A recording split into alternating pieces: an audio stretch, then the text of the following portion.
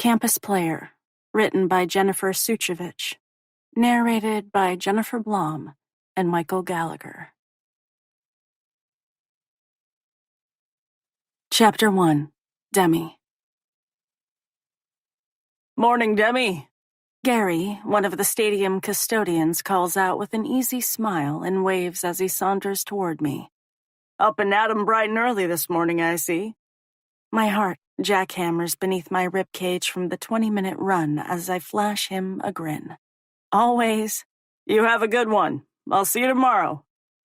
Since I've already moved past him, I holler over my shoulder. Same place, same time. Even with the killers pumping through my earbuds, I almost hear the deep chuckle that slides from his lips. Our morning greetings are a ritual 3 years in the making. I've been running through the wide corridor that leads to the stadium football field since I stepped foot on campus freshman year. This will be something I miss when I graduate in the spring. 5 days a week, I'm up at 6, logging in a 4-mile run before returning home, jumping in the shower, and heading off to class. At this time of the day, the stadium is still relatively quiet, with only a few people wandering the hallways. There's something both serene and eerie about it. I've been here on game days, when there are 30,000 fans packed shoulder to shoulder rooting on the Western Wildcats football team. 3/4 of the stadium filled with black and orange is an amazing sight to behold. Football is a religion at Western.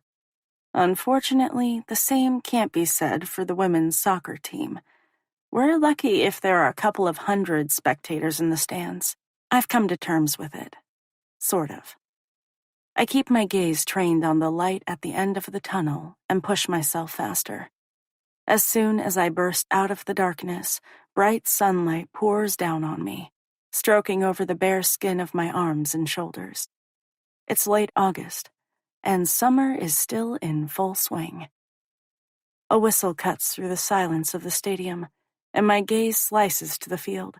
Nick Richards has been head coach of the Wildcats for the last decade. He also happens to be my father. 2 days a week, the guys are up at 6 in the morning for yoga. Dad is a big believer in flexibility. Even though I'm winded, a smirk lifts the corners of my lips. Watching 280-pound linebackers contort their bodies into downward-facing dog, the Warrior II pose, and the Cobra is enough to bring a chuckle to my lips. Some of the guys actually like it, but most grumble when they think Dad isn't paying attention. Little do they know that he sees and hears everything. My father catches sight of me and flashes a quick smile along with a wave in my direction. He has a black ball cap pulled low and aviators covering his eyes.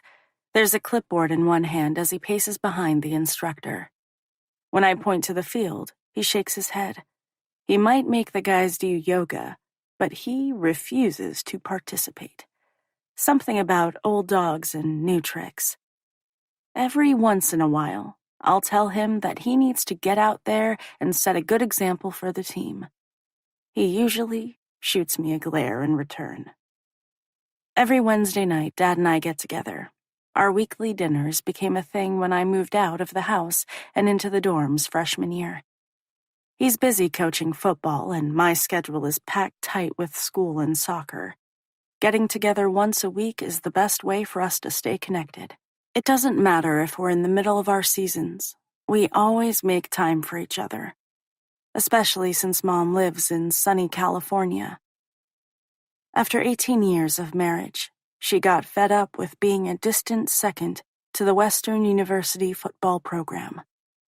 She packed up her bags and walked out. I hate to say it, but Dad didn't notice her absence for a couple of days, which only proved her point. Now she's remarried, learning to surf, and is a vegan. I visit for a couple of weeks during the summer before soccer training camp starts up at the end of June. Even though it's only the two of us, our weekly dinners are set for 3 people. I tell myself to stare straight ahead and not glance in his direction. Don't do it. Don't you dare do it. Damn. My gaze reluctantly zeroes in on him like a heat-seeking missile. Long blonde hair, bright blue eyes, sun-kissed skin, and muscles for miles. And he's tall, somewhere around 6'3". I'm describing none other than Rowan Michaels, otherwise known as the bane of my existence. My dad discovered the talented quarterback the summer before we entered high school and took him under his wing, which has been aggravating. In the 7 years since, Rowan has become an irritatingly permanent fixture in my life. He's the brother I never wanted or asked for. He's the gift I wish I could give back. He's the son my father never had, but secretly longed for. On a campus with over 30,000 students, one would think that avoidance would be easy to accomplish. That hasn't turned out to be the case. Somehow, we ended up in the same major, exercise science. I get stuck in at least one class with the guy each semester. This time, it's statistics, which is a requirement. 3 times a week, I'm forced to see him. And then there are the weekly dinners at Dad's house. Every Wednesday, Rowan shows up without fail.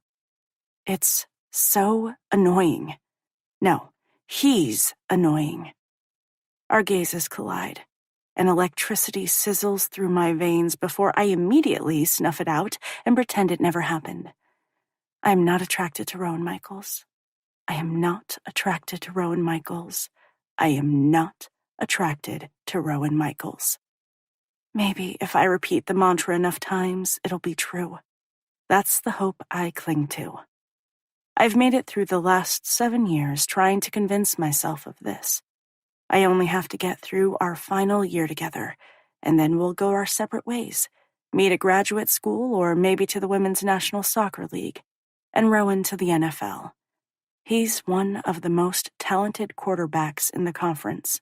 Hell, probably the country. There is little doubt in my mind that he'll be a first-round draft pick come next spring. Trust me when I say that Rowan Michaels' fever is alive and well at Western University. His fan base is legendary. The guy is a major player, both on and off the field. Girls fall all over themselves to be with him. They fill the stands at football practice, show up at parties he's rumored to be at, and basically stalk him around campus. It's a little nauseating. Don't these girls have any self-respect when it comes to a hot guy? I wince at that unchecked thought. Fine, I'll begrudgingly admit it. He's good-looking. I shake my head, as if that will banish the insidious thoughts currently invading my brain. Enough about Rowan. It's time to focus on the reason I'm at the stadium at this ungodly hour. I rip my gaze from him as I hit the cement staircase. After half a flight, all thoughts of the blonde quarterback vanish from my mind. How could they not when my quads, glutes, and calves are on fire? Screaming for mercy as I force myself to the nosebleed section. By the time I finish, my legs are jello, and I still have a 2-mile run back to the apartment I share with my best friend, off campus. I give Dad a half-hearted wave before leaving. It's the most I can muster. His lips quirk at the corners as he shakes his head. He thinks I'm crazy. At the moment, I can't argue with his assessment of the situation, although it's the extra training I put in that helps me run circles around the other team in the second half of the game. The jog home feels like it will last forever. By the time I unlock the apartment door, I'm ready to collapse. I beeline for the shower and jump in before it's fully warm. My skin prickles with goose flesh, but it feels so damn good. 20 minutes later, I'm dressed and ready to take on the day. My hair has been thrown up in a messy bun, and I'm making a protein smoothie that will fuel me for my morning classes. Just before taking off, I poke my head into Sydney's room. I know exactly how I'll find her, and that's buried beneath a small mountain of blankets. She doesn't disappoint. We met the summer before freshman year in training camp, and have been besties ever since. She's the yin to my yang, the peanut butter to my jelly, the Thelma to my Louise. Where I'm more introverted and cautious, she's loud and boisterous. She's been known to leap without necessarily looking at what she's jumping into. Every so often, it gets us into trouble. Sydney and I have lived together since sophomore year. I gave up trying to cajole her ass out of bed for a 6 o'clock run after the first week of us cohabitating, when she nearly took my head off with an alarm clock. "It's that time again," I sing-song obnoxiously. "Rise and shine." There's a grunt, and then some shifting from under the blankets that tells me she's alive.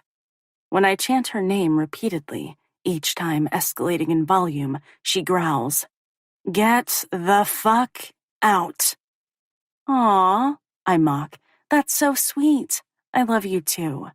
Sydney snorts before a hand snakes out from beneath the blankets to give me a one-fingered salute. Then she grabs a pillow and tosses it in my general vicinity. It falls about 5 feet short of its mark. I stare at the dismal attempt. "If you're trying to cause bodily harm, you'll have to do better than that. Piss off." "All right then," I shrug.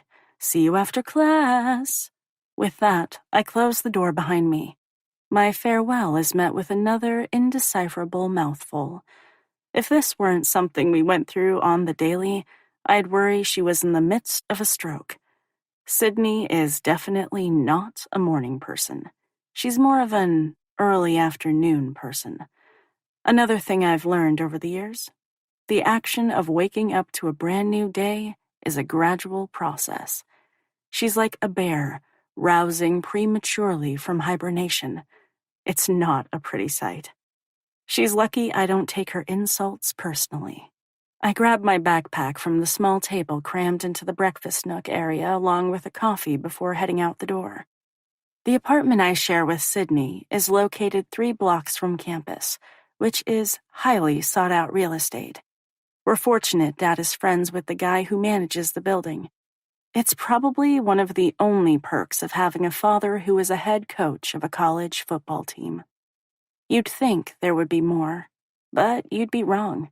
Honestly, being Nick Richards' daughter is more of a hindrance than anything else. People assume you receive special treatment on campus, from professors, or that you have an in with all the football players. Or worse. Much worse. After a bunch of ugly, not to mention untrue, rumors circulated freshman year, I've done my best to distance myself from the Wildcats football team. They're a great bunch of guys, but I don't need all the ugly gossip and speculation that comes along with being friends with them. As I reach Corbin Hall, the mathematics building for my stats class, my gaze is drawn to a clump of students standing around outside the 3-story red brick building. In the center of the crowd is Rowan. I don't have to see him physically to know that he's close. The muscles in my belly contract with awareness. It's like a sixth sense. One I wish would go away. He's the last person I want to be cognizant of. As I jog up the wide stone stairs to the entrance, my gaze fastens on him. A smirk twists the edges of his lips, and my eyes narrow before I drag them away and yank open the door to the building. Relief rushes through me as I step inside the air conditioning and disappear from sight. "Hey, Demi, wait up." I turn at the sound of my name before slowing my step. The dark-haired guy jogging to catch up smiles before falling in line with me. Justin Fisher. He's a baseball player and teammates with Sydney's boyfriend, Ethan. We've been seeing each other for about a month. It's still casual at this point. With school and soccer, I don't have a ton of time to invest in a relationship. He seems to understand that and isn't pushing to be more serious. When he leans in for a kiss, I angle my head. At the last moment, he tilts in the opposite direction, and we end up bumping teeth instead of locking lips. With a grunt, I pull away and chuckle. My fingers fly to my mouth to make sure I haven't chipped a tooth. Maybe I've been reluctant to admit it to myself, but that kiss sums up our relationship perfectly. Awkward and a step out of sync with each other.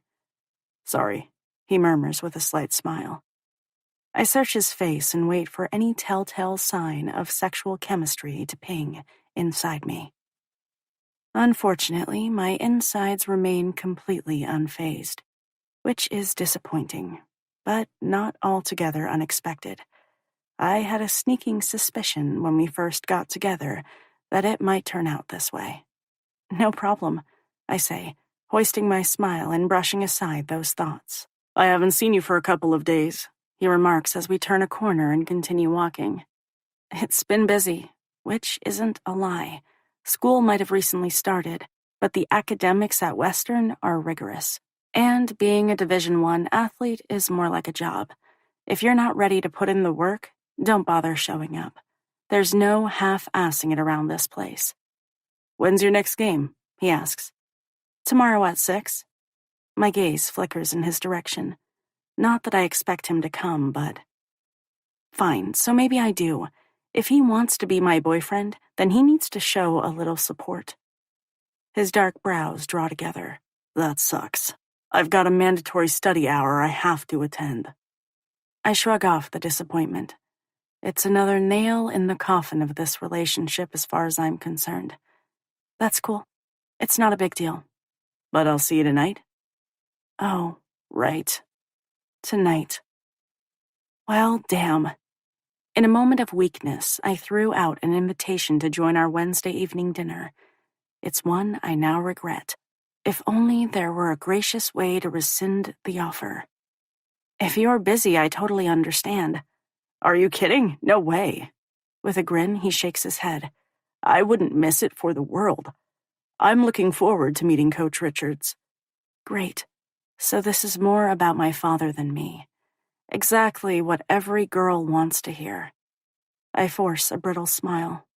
"Awesome. He's excited too." That might be something of an overstatement.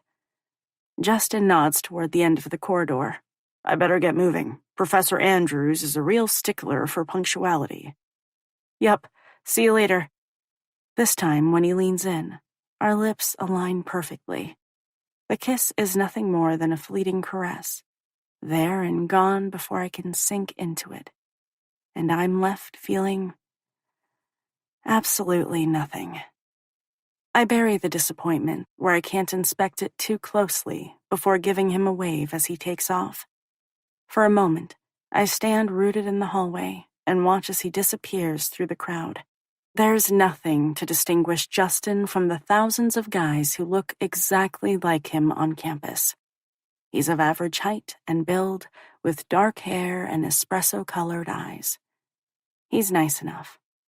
Although, if I'm completely honest, he's a little self-absorbed.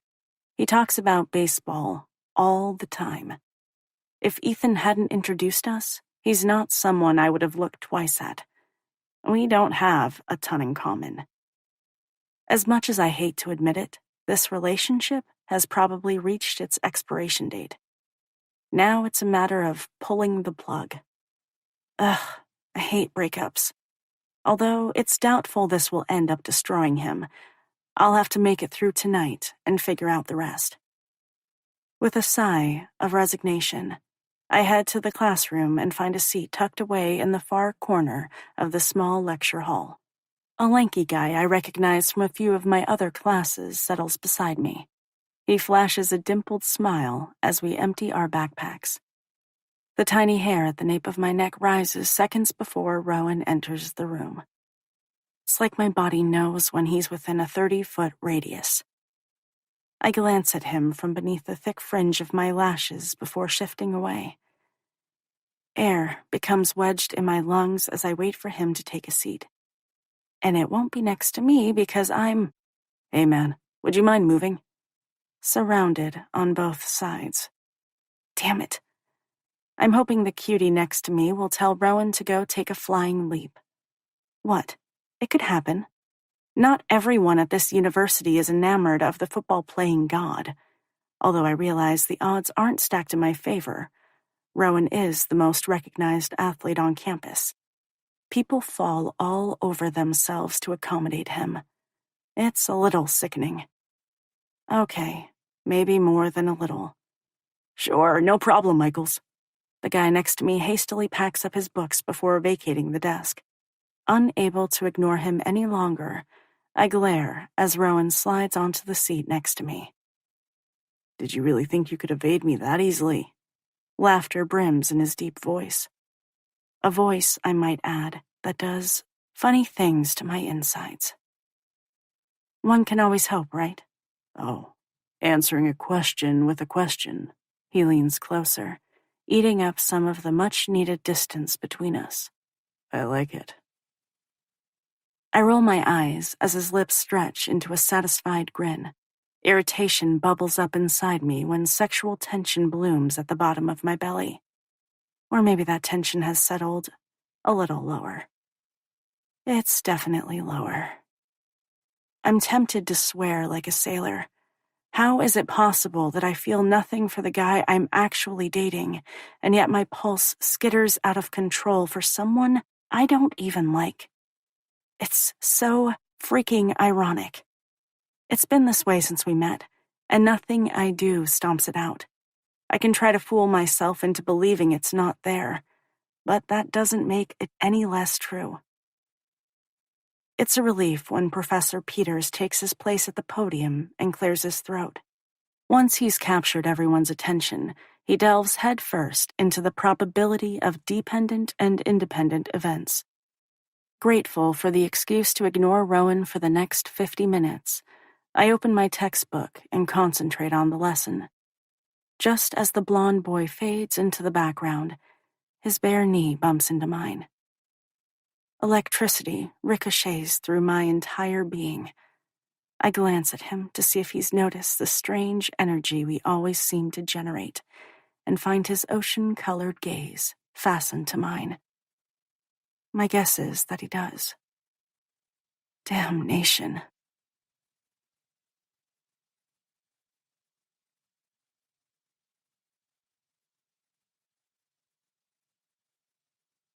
Chapter 2. Demi. All right, folks, I think I've imparted enough information on you for one morning. I can see that your brains are on the verge of exploding. Please remember that today's assignment needs to be turned in online by midnight. Late work will be downgraded 50%. A chorus of grumbles and groans follow that announcement. Professor Peters' lips twitch in amusement. It's no secret that he doesn't give a damn whether students pass or fail this course. Statistics is a requirement for all health science degrees. If you don't understand the material and refuse to seek out help, you're screwed and doomed to repeat it. Over and over and over again. And Professor P is the only instructor who teaches this specific course. I've heard tales of students having to retake his class 3 or 4 times to eke out a passing grade. That would be seriously soul-sucking. Luckily, I've always been advanced in mathematics and took statistics in high school. So far, we're a couple of weeks in, and I haven't found this class to be a challenge. I've got an A. By the time Professor Peters dismisses us for the day, I've packed up my belongings and am ready to bolt from the room. I need to escape from Rowan's presence. I was ridiculously aware of him the entire period. What makes no sense is that there's a group of girls in this class who constantly fight for his attention. If the guy is looking to get laid, he needs to explore other options. Instead, he ignores them and sits next to me every time. It's maddening. Without a word, I haul my backpack onto my shoulder and wiggle past him. As I make it to the aisle, a puff of relief escapes from my lungs, and I take the carpeted staircase 2 at a time. A few people say hello as I fly through the double doors and into the already crowded hallway. The more space I'm able to put between myself and Rowan, the sooner I can find my equilibrium. Rowan Michaels has the nasty habit of throwing it off every single time. I'm unwilling to examine the reason for that. The guy is totally annoying. Case closed. Midway down the corridor, my shoulders loosen from around my ears. The rest of the day should run smoothly from here on out. As soon as that thought pops into my head, a muscular arm is thrown around my shoulders, and I'm hauled against a hard body.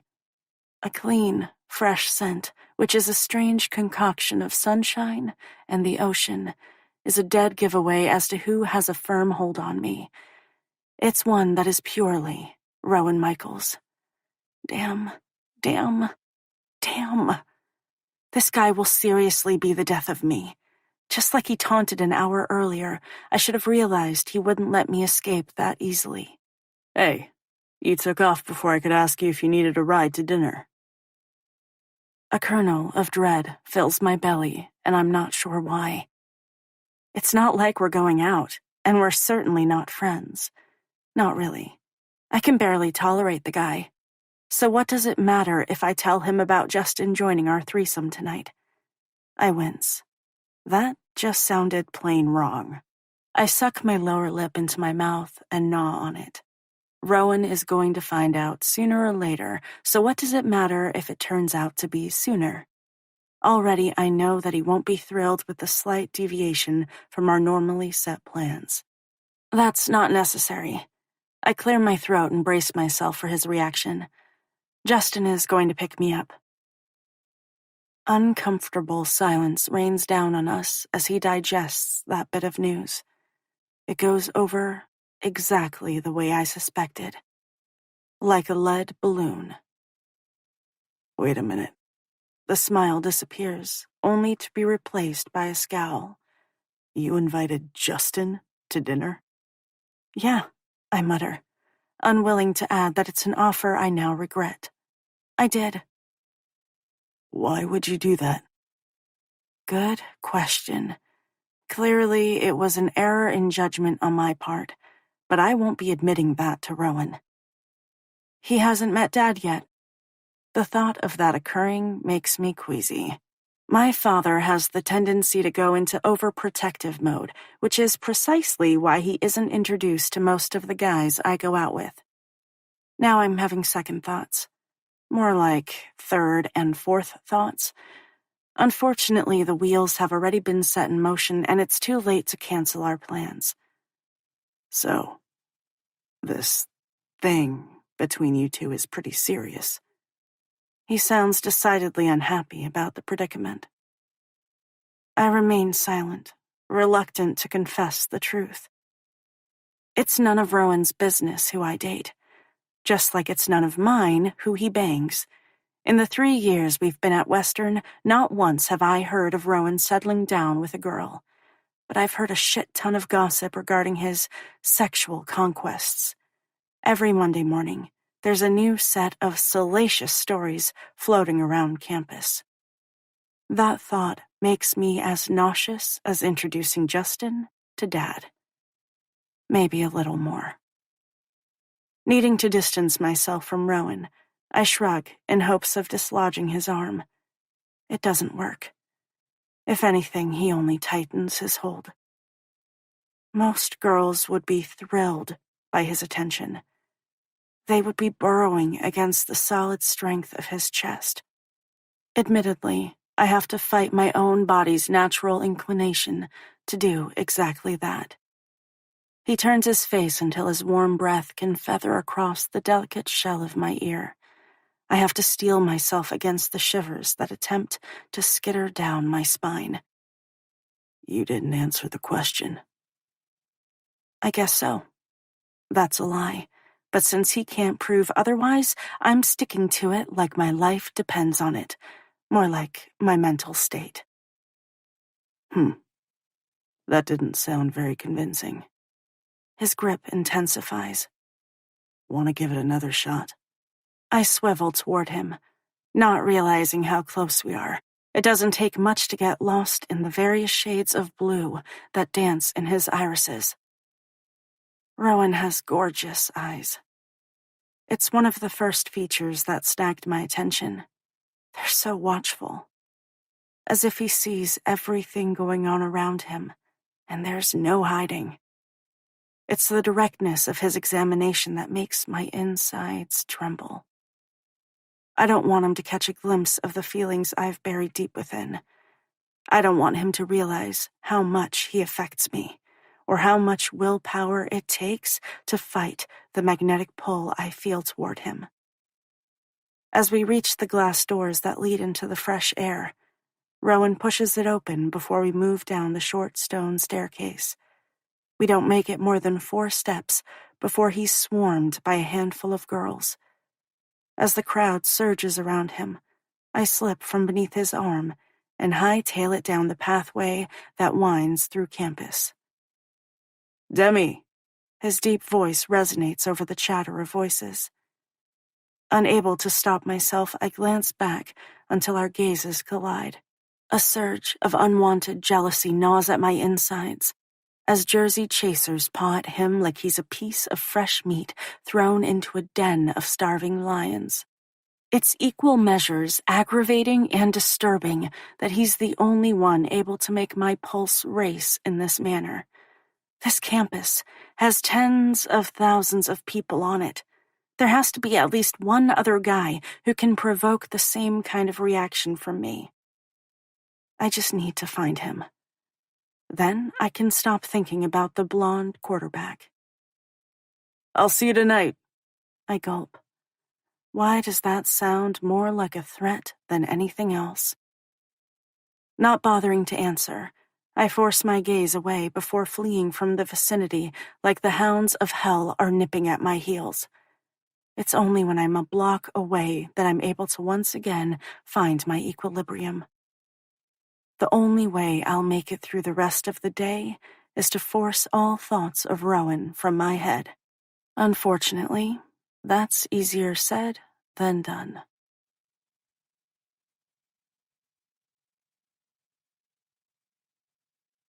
Chapter 3. Demi. A couple of hours later, I shove the key in the lock and push open the apartment door.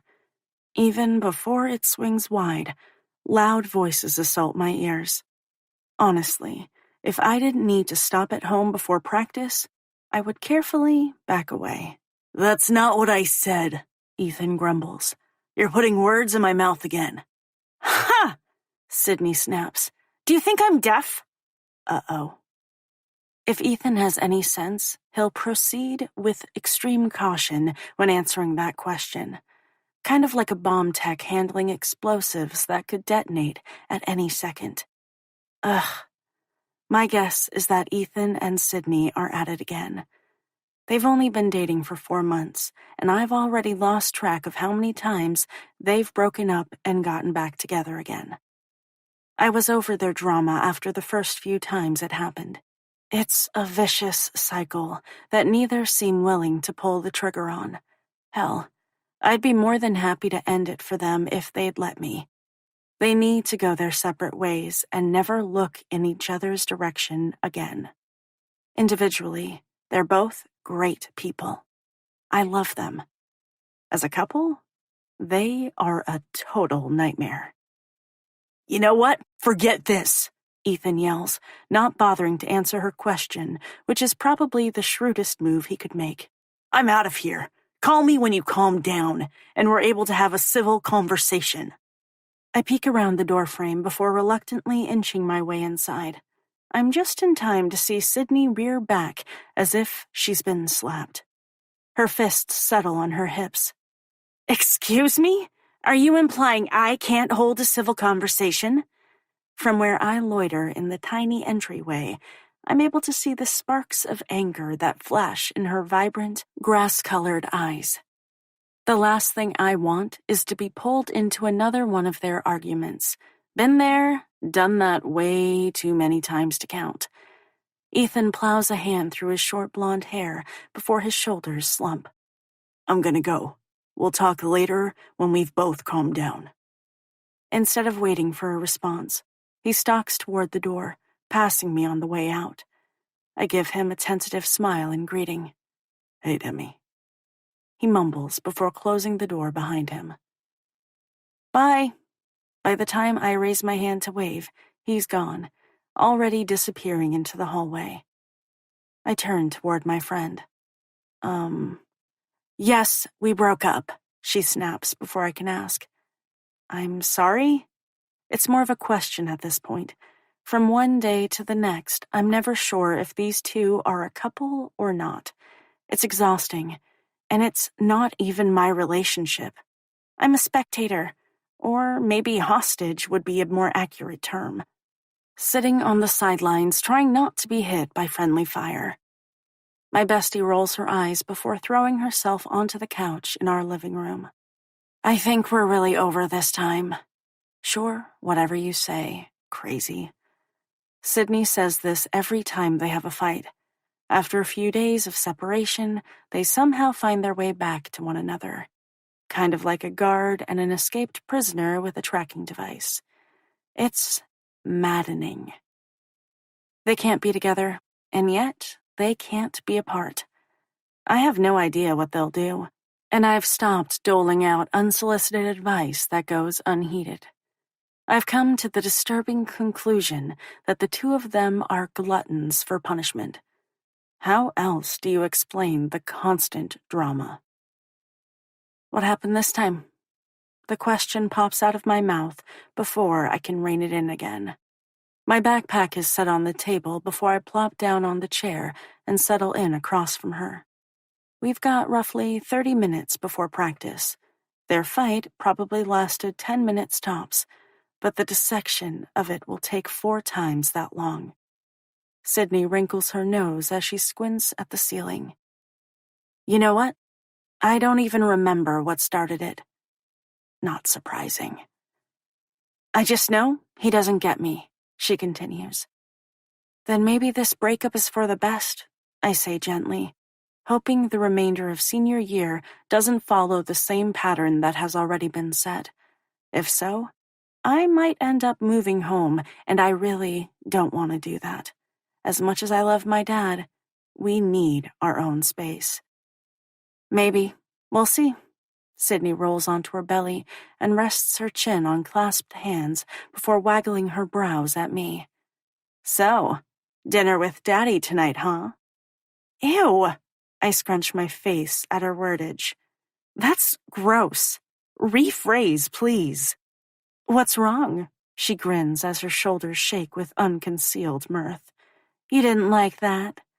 God, no. In fact, I just threw up a little bit in my mouth. I'm not kidding either. Every once in a while, Sydney likes to torment me by talking about how good-looking my father is. When that happens, I go into self-protective mode and tune out the conversation.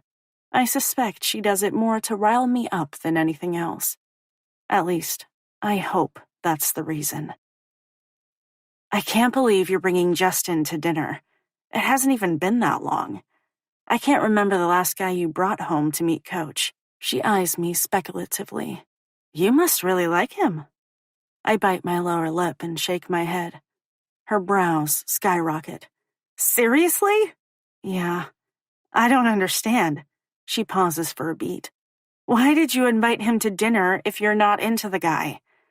It's an excellent question. One I don't have an answer for. I give her the best response I've got, even if it doesn't make sense. In the moment, it felt right, but now, not so much. Well, that'll be uncomfortable. I can just imagine it. Coach, Rowan, Justin, and you, all sitting around the dinner table, getting to know one another. Ugh, she's right. That sounds horrific.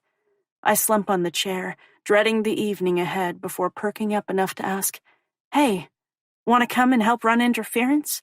You'll get a hot meal out of it. Hell no.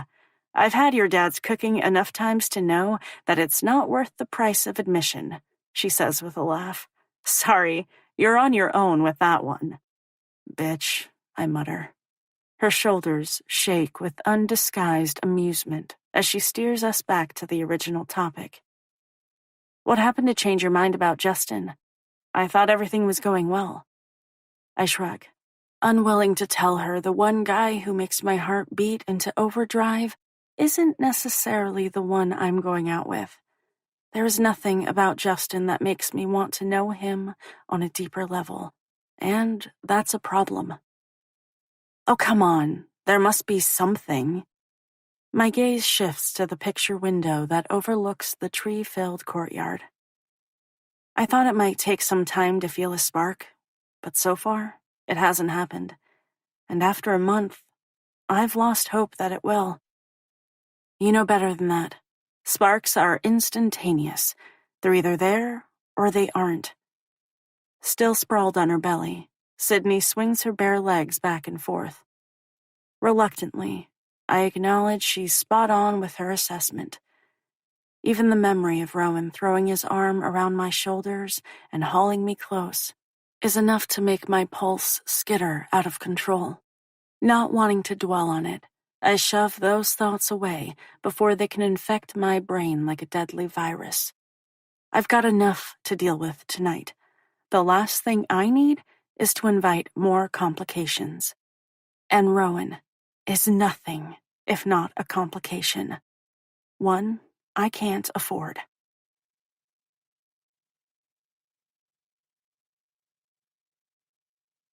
Chapter 4. Demi. Justin parks his Honda Civic in front of the 2-story brick residence I spent my childhood in. After the divorce, Dad considered downsizing, since it was only the two of us. But I begged him not to. There's something comforting about the knowledge that you can go back to the house you grew up in. Even though my parents are no longer together and the divorce was hard on all of us, our home was a happy one, and I have a ton of fond memories. Plus, I love the rectangle-shaped pool in the backyard. It's always nice to pop over in the summer and take a dip after soccer practice. Justin reaches over and lays his fingers across mine. I wait for a little buzz of sensation, any indication that will sway me into giving him one last shot. Other than the slight clamminess from his perspiring hand, there's nothing. You ready to do this? Nope, not at all. Instead of admitting that I've made an epic mistake, I nod and hoist my smile. After he releases my hand and exits the vehicle, I swipe my palm across my thigh before giving myself a quick pep talk and doing the same. As we meet on the sidewalk, I smooth down the navy-colored shorts I've paired with a cap-sleeved white floral wrap top. Butterflies wing their way to life within the confines of my belly. The nervousness crashing around inside me is ridiculous. This isn't the first boy I've brought home and introduced to my father, although, admittedly, it's been a while. Most of the guys I've gone out with get irritated when I'm not available to hang out at their whim. If they are athletes, then their schedule is as jam-packed as mine, and the relationship ends up fizzling out on its own. Sometimes it feels like a lose-lose situation. You look seriously hot, Justin says, interrupting the whirl of my thoughts. Thanks. I glance at my outfit. What I'm wearing isn't dressy. It's just not my usual athletic shorts paired with a t-shirt. He gives me a wink and a grin before clasping my hand again.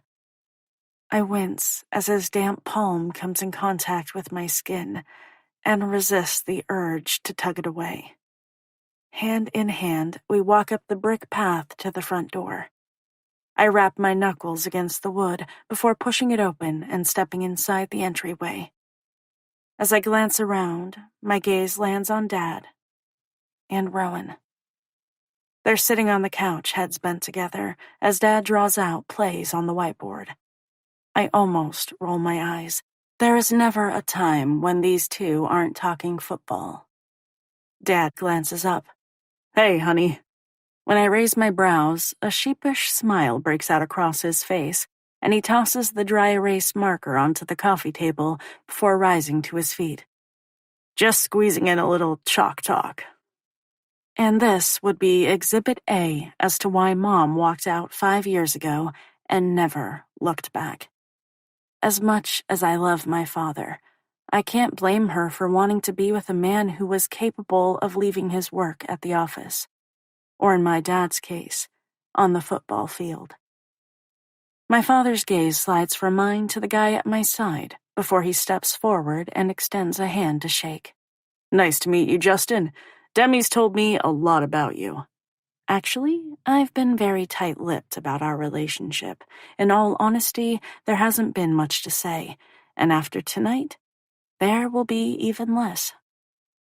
From the corner of my eye, Rowan rises to his feet before making his way over to us. It's a pleasure to meet you as well, sir. Thanks for inviting me to dinner. We're happy to have you. Dad lays a hand on Rowan's shoulder as if he's the proud papa. I'm sure you already know who this guy is. You would have to live under a rock not to realize who Rowan is. And even then, if you had access to the internet, you'd probably still recognize him. At Western, he's treated like a celebrity with all the perks that come with his fame. There are huge posters of him plastered everywhere on campus. You can't go anywhere without seeing his handsome face. I mean, ugly mug. Of course. Justin extends a hand to Rowan. Good to see you, man. The blonde football player gives him a chin lift in acknowledgement. I can't help but compare the two as they stand next to one another. Even though Justin is 4 or 5 inches taller than I am, he's still a handful of inches shorter than Rowan. And where Rowan has thick, chiseled muscles, Justin is leaner, almost boyish. Wait a minute, what the hell am I doing? The moment I realize that I'm comparing them, I shove those disturbing thoughts from my brain. There's no reason to do that. And I don't even want to acknowledge that Justin has come up sadly lacking in the evaluation. This evening can't be over with quickly enough. Dinner should be ready in about 20 minutes, Dad says, surprising me when he throws an arm around Justin's shoulders. I was thinking the two of us could have a little chat in the study and get to know one another better. What do you say, buddy? Buddy? That doesn't bode well. Oh. Unease flickers across Justin's face before his gaze settles on mine. I get the feeling he's looking for me to throw him a lifeline. Sure. Is that really necessary? I ask with a scowl. Of course it is, sweetie. I want to make sure Justin has the right intentions as far as my little girl is concerned. How is it possible this situation went from bad to worse in 2 seconds flat? Dad, I groan. If I'd known you were going to give Justin the 3rd degree, I wouldn't have brought him to dinner. I guess you'll know better next time. He chuckles before slapping Justin on the back. The dark-haired baseball player stumbles forward before quickly righting himself. Calm down, I'm kidding. I have no intention of hurting the boy. There's a pause. Yet. Silence descends before Dad barks out another laugh. I'm joking. Sheesh. Everyone is so serious. There's no reason for concern. The smile drops off his face as he narrows his eyes at the baseball player. There's no reason to be concerned, is there, Justin? Justin shakes his head. No, sir. Good. This was a mistake. Before I can offer up a protest, Dad steers my date from the living room into the study, sealing them inside his home office. I jump when the lock clicks into place and gape at the closed door for about 20 seconds. I'm tempted to stalk over and bang on the wood until Dad opens it so I can drag Justin out again. I never should have brought him home. This will definitely be the last time it happens. The only guy Dad doesn't mind having around is... I glance at the tall boy with the long blonde hair. Boy is probably the wrong term to use as a descriptor.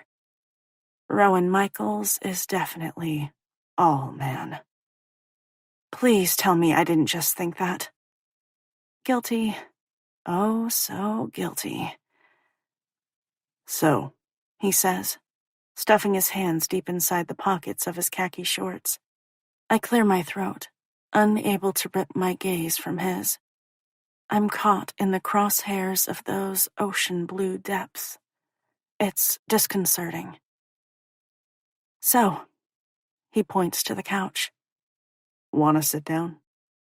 My brow furrows as I throw another concerned glance toward the study.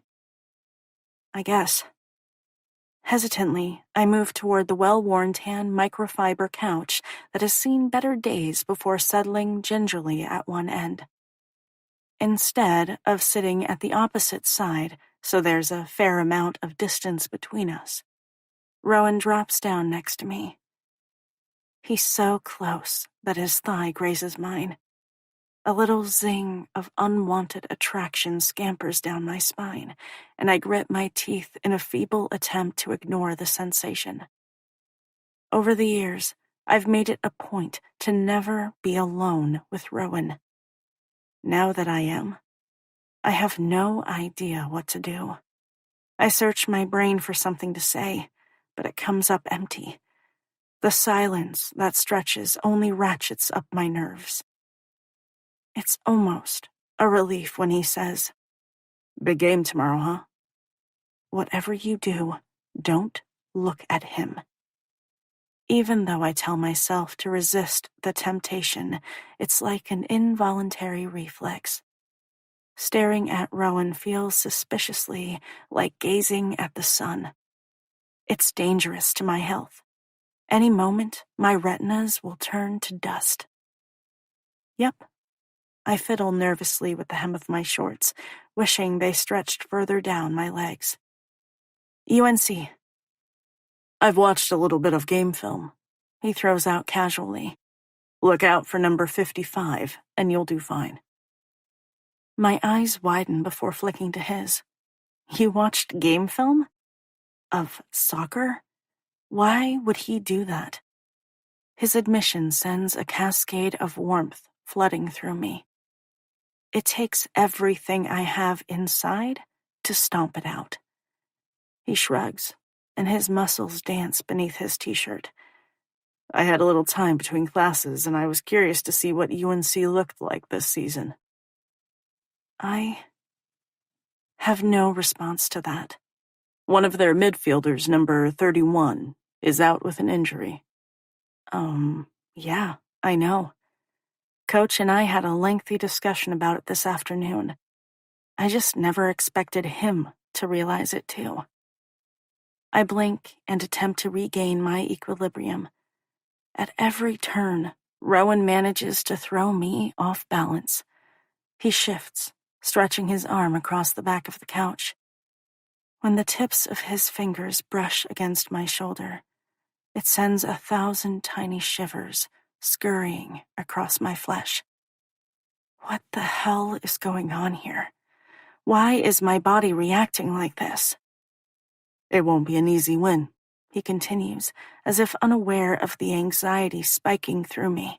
but I think you guys will pull it off in the end if you play with an offensive strategy in mind.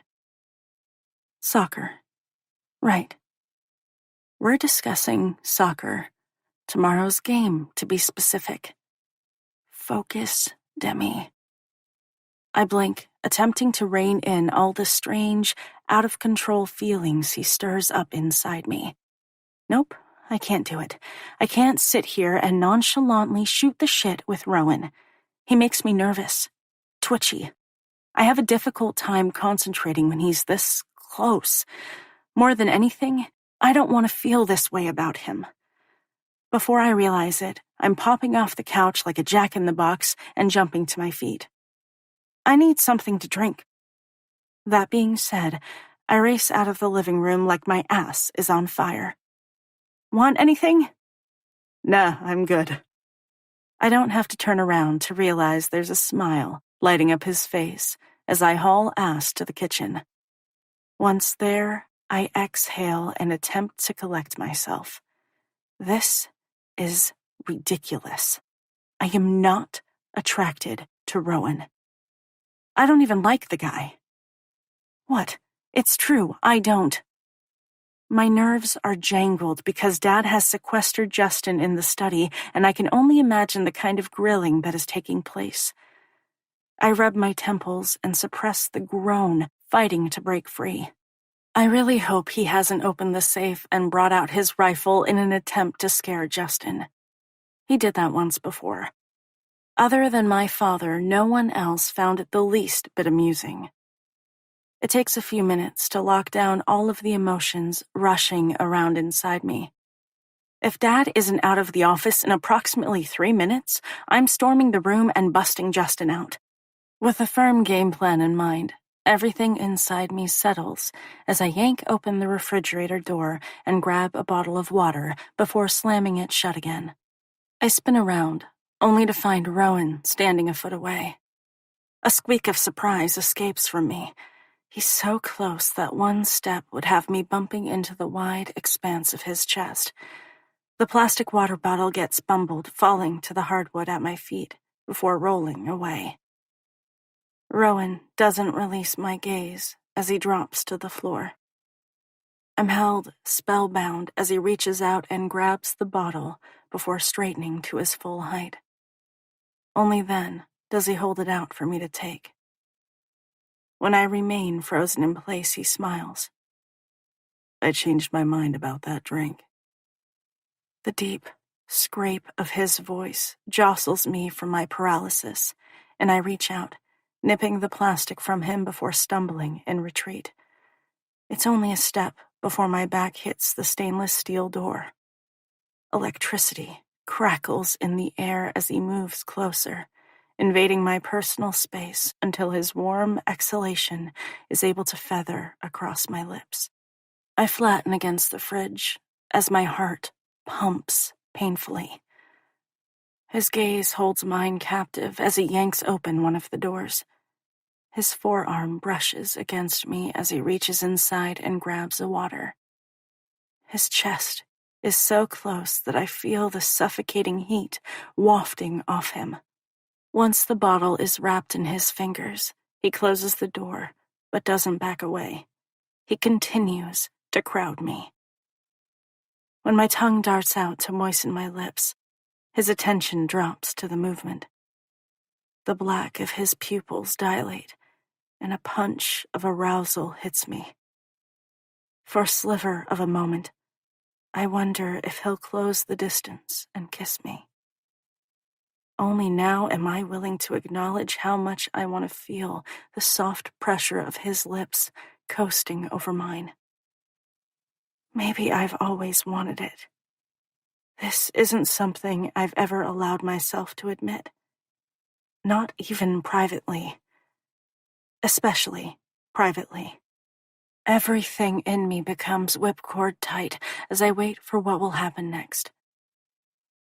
It's the opening of the study door that shatters the tension-filled silence that has fallen over us and knocks me out of the thick, Rowan-induced haze. Holy crap.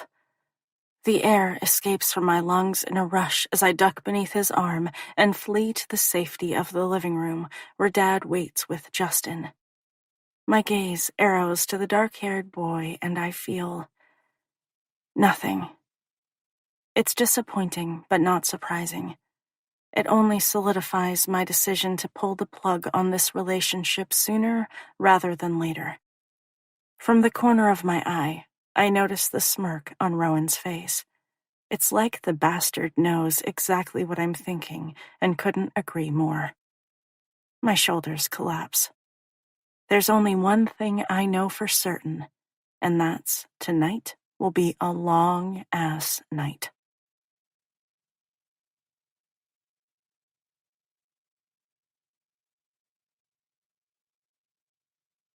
Chapter 5. Demi. Can you stop by the office when you get a chance? I glance at the text from Dad before pocketing my cell phone as I head for my last class for the afternoon and onto the cement walkway that winds through campus. It's 3 o'clock and I need to go home, grab something to eat, and get my butt to the field. Lucky for Dad, I pass by the stadium on my way home. Less than 10 minutes later, I'm strolling down the corridor. One left and then a right turn brings me to the guys' locker room where Dad's office is located. The moment I pull open the door, boisterous male voices greet my ears. That might deter some girls from stepping inside, but not me. A quick scan of the interior solidifies my suspicion that the team has just finished up practice. There are guys in various states of undress. Some already have underwear on, while others have small white towels draped around their waists. I catch sight of a few naked ass cheeks before jerking my gaze straight ahead. Hey, Demi! A few guys call out, unconcerned with their nudity. That just goes to show you the difference between males and females. Most girls I know wouldn't willingly parade around in front of the opposite sex. I throw up my hand in a quick wave, not bothering to glance in their direction. I've been in the locker room dozens of times. It's not really a big deal. I've known these guys since freshman year, so most of the players see me as one of the boys, coach's daughter. As I move past another set of lockers, that telltale tingle of awareness scampers down my spine. There's only one person capable of instilling that kind of sensation in me. I don't have to glance over to confirm my suspicions. Although that doesn't stop my eyes from snapping in his direction. What I find is the blonde quarterback lounging in front of his locker with a small towel wrapped across lean hips. His attention fastens on me, and I feel the connection straight down to my toes, almost as if it's a physical caress. Before I can stop myself, my gaze dips to his bare chest. Damn! Why does he have to be so gorgeous? The sculpted, sinewy strength that stands out in sharp relief is enough to make my mouth turn cottony. How is it possible that his muscles have muscles? All of the raucous laughter falls away as my focus drifts from perfect pectorals to tight, washboard abdominals. It's like I'm having my own, not-so-private moment with him. Even though I'm wearing shorts and a thin cotton t-shirt, my body is seconds away from bursting into flames. I'm tempted to pick up the collar of my shirt and pull it away from my chest in an attempt to cool myself. My attention sinks to the towel, and I narrow my eyes, wishing for the first time in my life I had X-ray vision. What the hell am I doing? Mortified by my shameless perusal, I rip my gaze away and race into my father's office before slamming the door and collapsing against it. My inhalations turn labored as I squeeze my eyes shut in an attempt to banish the nearly naked image of Rowan from my mind. It doesn't work. The last minute has been singed into my memory for all eternity.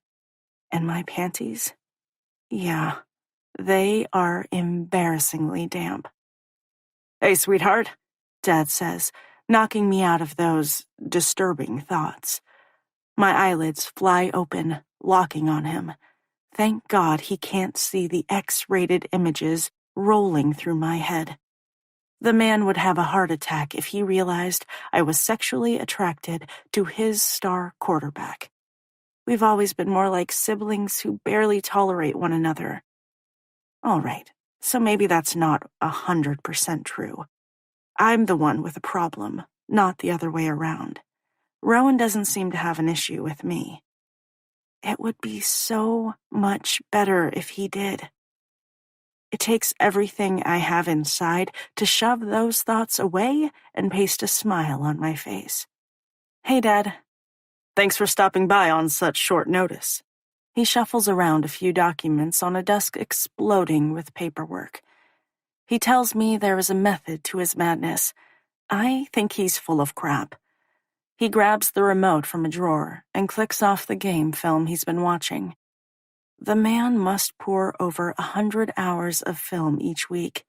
He's obsessed. It's what makes him one of the best coaches in Division I football. It's also what makes him a terrible husband, which is precisely why he's still single after being divorced for 5 years. Mom is now happily married to a man who caters to her every whim. It wasn't a problem. I've got a couple of hours before the game. Yup. He sits back on his swiveled chair and folds his hands behind his head. I'll be there. Should be a good one.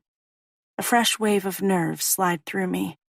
I always get ramped up before a match, especially when we're playing UNC. They are a Division I powerhouse who have had a number of players turn pro. Playing for a professional women's team has been my goal since I was a little girl. With scouts in the stands, there's a lot riding on today's game. As soon as the thought enters my mind, I shove it away. If I focus on it, I'll end up psyching myself out, and I can't allow the pressure to get to me. You'll be great, Dad says, voice filled with conviction, as if sensing my sudden burst of anxiety. Thanks. I've done everything possible to prepare myself for this evening's match. Now, I just have to get out there and let instinct take over. Why did you want to see me? Right. He drops his arms and sits forward, closing the distance between us as he sifts through a small mountain of paper before opening up a manila folder and glancing at the top sheet. I know you've got a lot going on this semester, but would you have time to work with one of the players? For which class? In the 3 years I've been at Western, I've tutored half a dozen guys. I'm a 4-point student. Academics have always come easy to me. Statistics.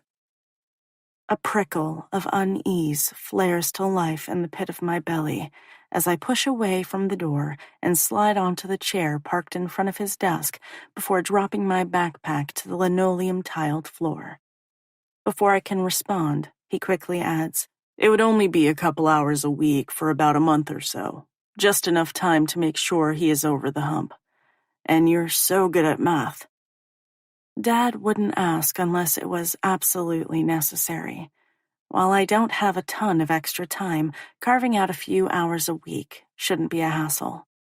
Sure, I can probably work something out. Great. A relieved smile breaks out across his face.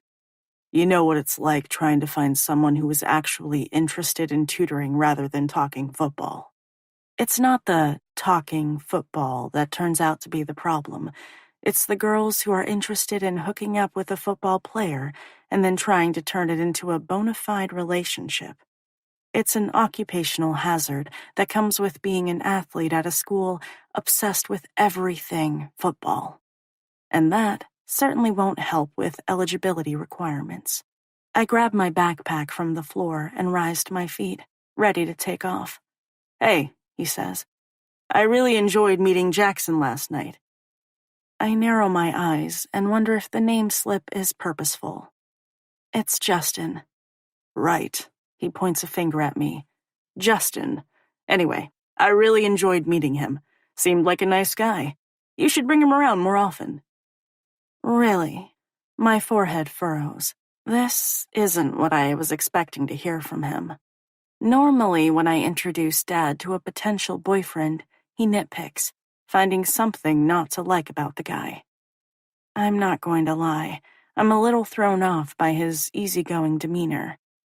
With a grin, he lounges back in his chair again. Yep, I really enjoyed our chat in the study. You did. With a frown, I drop my chin and search his face for any indication that he's messing with me. Sure. Innocence enters his dark eyes. Why wouldn't I? Something feels off about this conversation. I don't know. Normally, you don't like the guys I introduce you to, which is precisely why I don't do it unless I'm certain they'll be around long term. Most of the time, it's not worth the hassle. Last night's dinner went well enough. On the surface, everyone got along fine. It was the undercurrents that almost suffocated me. Specifically with Rowan. Even though I refused to make eye contact after what transpired in the kitchen, I could feel his gaze crawling over me the entire evening. It was a relief when 8 o'clock rolled around and we got the hell out of there. Will Jasper be at the game tonight? Justin, I correct automatically, blinking out of those thoughts and shifting my weight. I don't think so. He has a mandatory study hall for baseball. Dad shrugs before adding pleasantly, That's too bad. But don't worry, Rowan and I will be there to cheer you on. On the off chance Justin shows up, he can sit with us, and we can pick up where we left off last night. All right, it's official. The man is seriously frightening me. As I stare, trying to figure out what game he's playing at, a grin stretches across his face. Yep, he's definitely enjoying this. What? Is it a crime to want to get to know the guy my daughter is dating? Possibly. I should probably give him a status update so he can knock off this weird behavior. It's a little freaky. I thought it would be better to have that discussion with Justin before I tell my father. And since I didn't want to slide into the car and have that uncomfortable convo on the way back to campus last night, I kept my mouth shut. It's also not something I'm going to delve into before my game. So, tomorrow. I'm going to end it with Justin tomorrow. There's no point in letting this relationship limp along when my feelings aren't there. You can stop pretending to be nice, I finally grumble. I don't think it's going to work out with Justin. He straightens in the chair as his lips tug down at the corners. What? Are you serious? Before I can verify the information, the frown disappears, and he's throwing his arms in the air. Oh well, that's a shame. Please, I am totally onto him. Uh-huh, you seem heartbroken by the news. Trust me, I am. He taps his chest. On the inside, where you can't see it. With a shake of my head, I readjust the strap of my backpack on my shoulder and head to the office door. As I reach for the handle, it occurs to me that Dad never mentioned which player is in need of tutoring.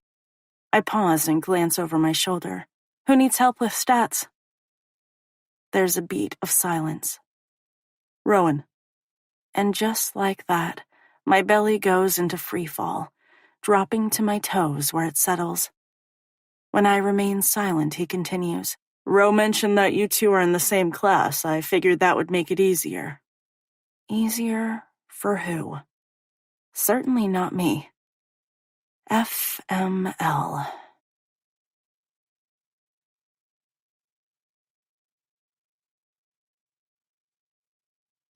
Chapter 6.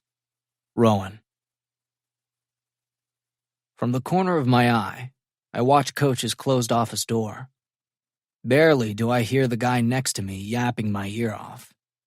Every once in a while, I grunt to let him know I'm paying attention, even though I have no idea what he's talking about. More than that, I don't care. What the hell is Demi doing sauntering into the locker room? She doesn't belong in here with a bunch of half-naked guys. Anger slides through me as I take in the scene. Some of them are full-on naked, standing around with their junk hanging out for all to see. For fuck's sake, she doesn't need to be looking at that. Dude, are you even listening to me? The question snaps me out of my demi-filled thoughts, and I reluctantly drag my gaze to Braden Hendricks. This is our 4th year playing together. He's the best wide receiver the Wildcats have. Like me, he's a senior who will enter the draft come the spring. He'll leave a huge gaping hole in the program when he graduates. Yeah, I heard you. He crosses his arms against his chest and jerks a brow. Really? What did I say? Busted. I drag a hand through my hair in annoyance and jerk my shoulders. Dunno. He flicks a glance toward Coach's office. Does your distractibility have anything to do with a certain dark-haired soccer player? Fuck. I don't make a habit of talking about my feelings for Demi.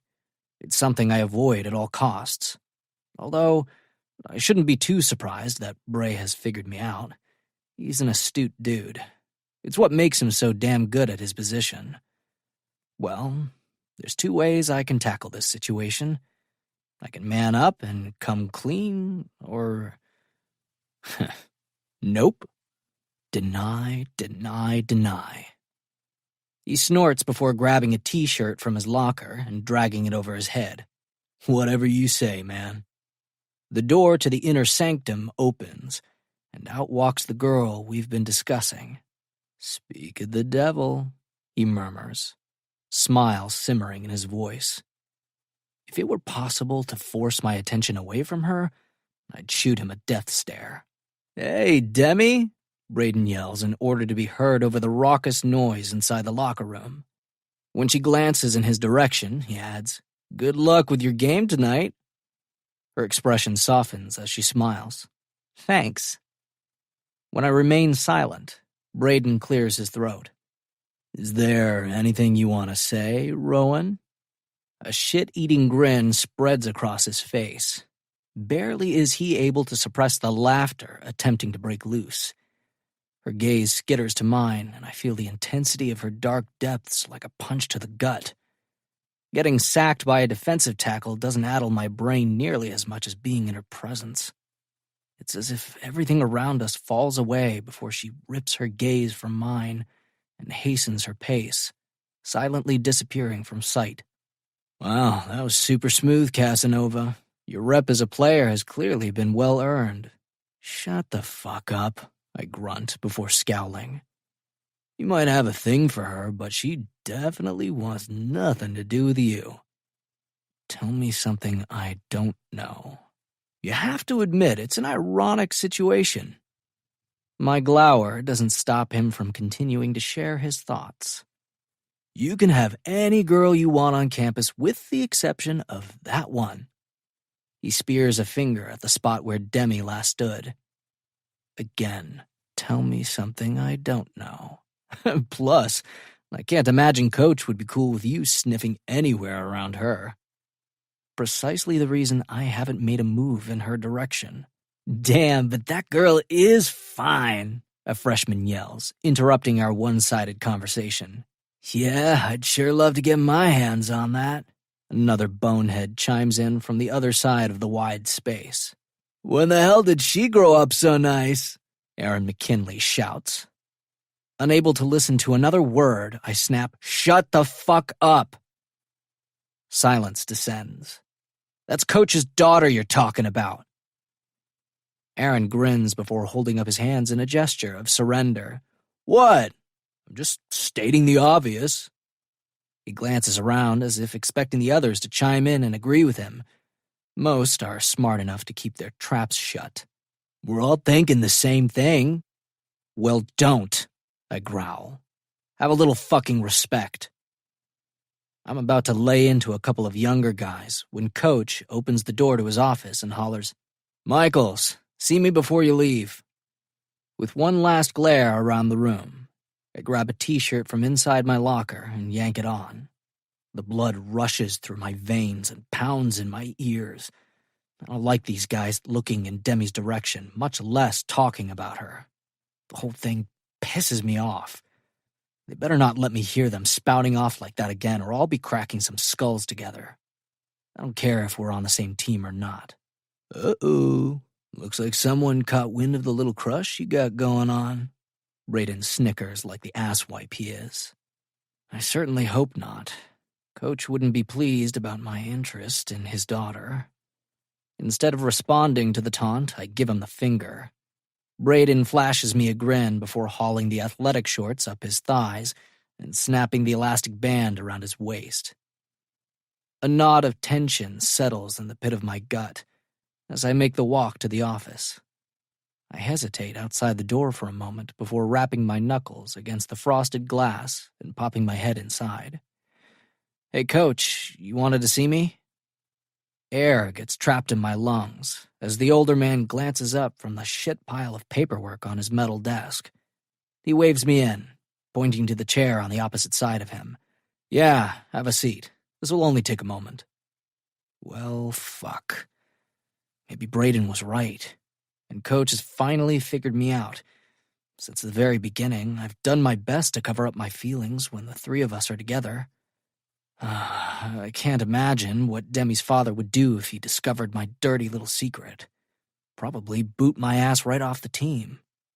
He would stop inviting me over for Wednesday night dinners and letting me hang around like I'm part of the family. I don't think I could stand that. It's not only about my need to be close to Demi, but because of Nick Richards. The man is like a father figure to me, more so than the sperm donor who spawned me. "Yeah, Coach?" I slide tentatively onto the chair. He glances up after studying the manila folder in his hand. "Your statistics grade is slipping. I spoke with Professor Peters this afternoon, and you're clinging to a C-." My shoulders loosen in relief. I should have realized that was the issue. Stats is a massive pain in my ass. I have no problem wrapping my head around most of my classes. That one, for whatever reason, evades me. All Professor P has to do is lecture about quantitative data, inferential statistics, and parameters, and I go a little lightheaded. It's like he's talking in a foreign tongue.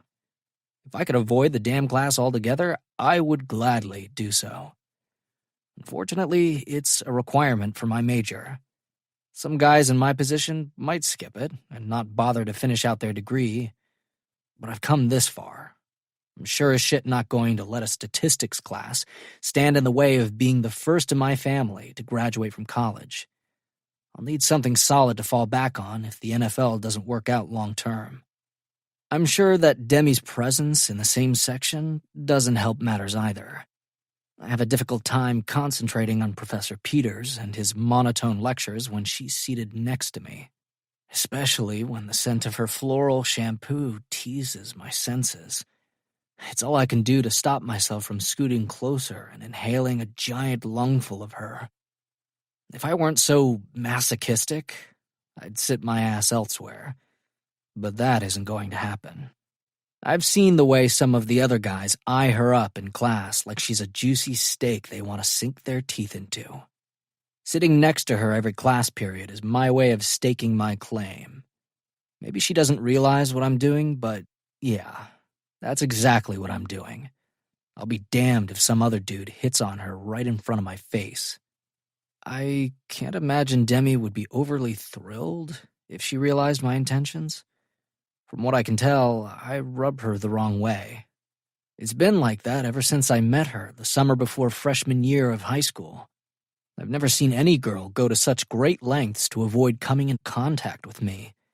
It would be funny if it weren't so damn sad. She's friendly enough with most of the other guys on the team, but with me, she's always careful to maintain a distance. Like I'm a leper fresh from the colony. I can't get most of the girls on this campus to leave me alone, and yet, like Braden said, she won't give me the time of day. As much as I hate talking about stats, I'd rather discuss that than the hard-on I sport any time his daughter is near. I drag a hand through my damp hair and shove it out of my eyes before shifting on the chair. Even thinking about her is enough to give me wood. Yeah, I need to put a little more time into that class. The last quiz didn't go so well. That's an understatement. Homework is the only thing saving my ass right now, and it's not by much. Coach shakes his head and points to my hair. You got a real mop going on there, Michaels. Maybe you should consider cutting it. A smile tugs at the corners of his lips. I got a razor around here somewhere. I'd be more than happy to buzz it off right now. All you have to do is say the word. The familiar conversation settles something inside me, and I smile. Nah, if I cut the hair, I'll lose all my power. You really want to be responsible for that? He snorts and pulls off his ball cap, plowing his fingers through his thinning strands. Must be what happened to me. He clears his throat and shuffles the papers in front of him. If you can't get this grade up, you won't have to worry about your power. You'll spend part of the season riding the bench. He raises a brow. I can't imagine you want that to happen. Nope. The thought is enough to have my blood curdling in my veins. With the upcoming draft, all eyes will be on me this season. I need to be stacking up those passing yards and lead the conference in touchdowns, which will help me win a Heisman. Good. Let's nip this in the bud before it gets any further out of hand. I tilt my head. How are we going to do that? With a grin, he stabs a finger at me from across the desk. I'm glad you asked. Uh-oh, that doesn't sound good. I found a tutor for you. Great. The last thing I want is to work with some starstruck fan who is more interested in riding my dick than improving my stats grade. Been there, done that. Not interested in a repeat performance. Before I can ask if there are other options we can consider, he continues. Demi has agreed to tutor you for the next month or so. With a little hard work, there's no reason you can't lift that grade. Fuck, that's even worse. Everything inside me goes whipcord tight. Demi? You two are in the same section, right? Yeah, she's in there. He tosses the folder onto the desk and claps his hands together like he solved both world peace and hunger in one fell swoop. Then it works out perfectly. I wouldn't go that far. Even though I'd like nothing more than to spend a little alone time with his daughter, it's a shit idea. I can barely keep it together when she's sitting next to me in class. Working one-on-one will probably kill me. Or I'll break the promise I made to myself long ago to keep my hands off her. My mind goes to what transpired in the kitchen last night. It took every ounce of my willpower not to haul her into my arms and kiss her. I'm walking a thin line here. I've done my best to bury my feelings for Demi, but it hasn't done a damn bit of good. If anything, they've only continued to grow and flourish. 7 years is a long time to hold a torch for a girl. At some point, the dam is going to burst and all hell will break loose. That's not something I want to happen. You can set up a schedule directly with her, he says, interrupting the whirl of my thoughts. Well, hell. Maybe I should suggest working with Professor Peters. Except, he bores the shit out of me. It's like my eyes are conditioned to glaze over as soon as he opens his mouth. Talk about being trapped between a rock and a hard place. I'm damned if I do, and damned if I don't.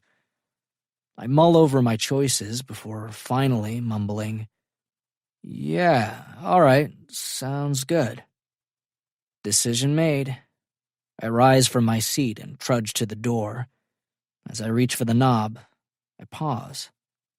Don't say anything, asshole. It's none of your damn business. Maybe not, but still. Before I can stop myself, the word is shooting out of my mouth. Coach?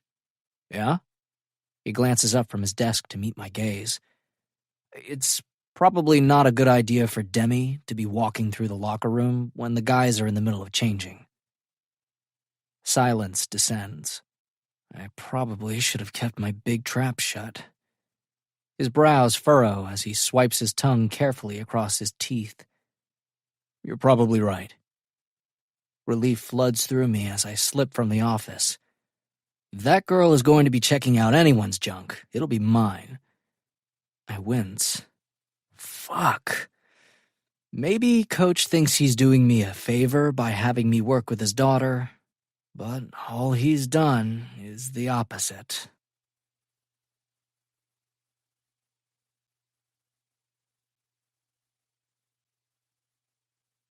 Chapter 7. Demi. 10 seconds remain on the clock.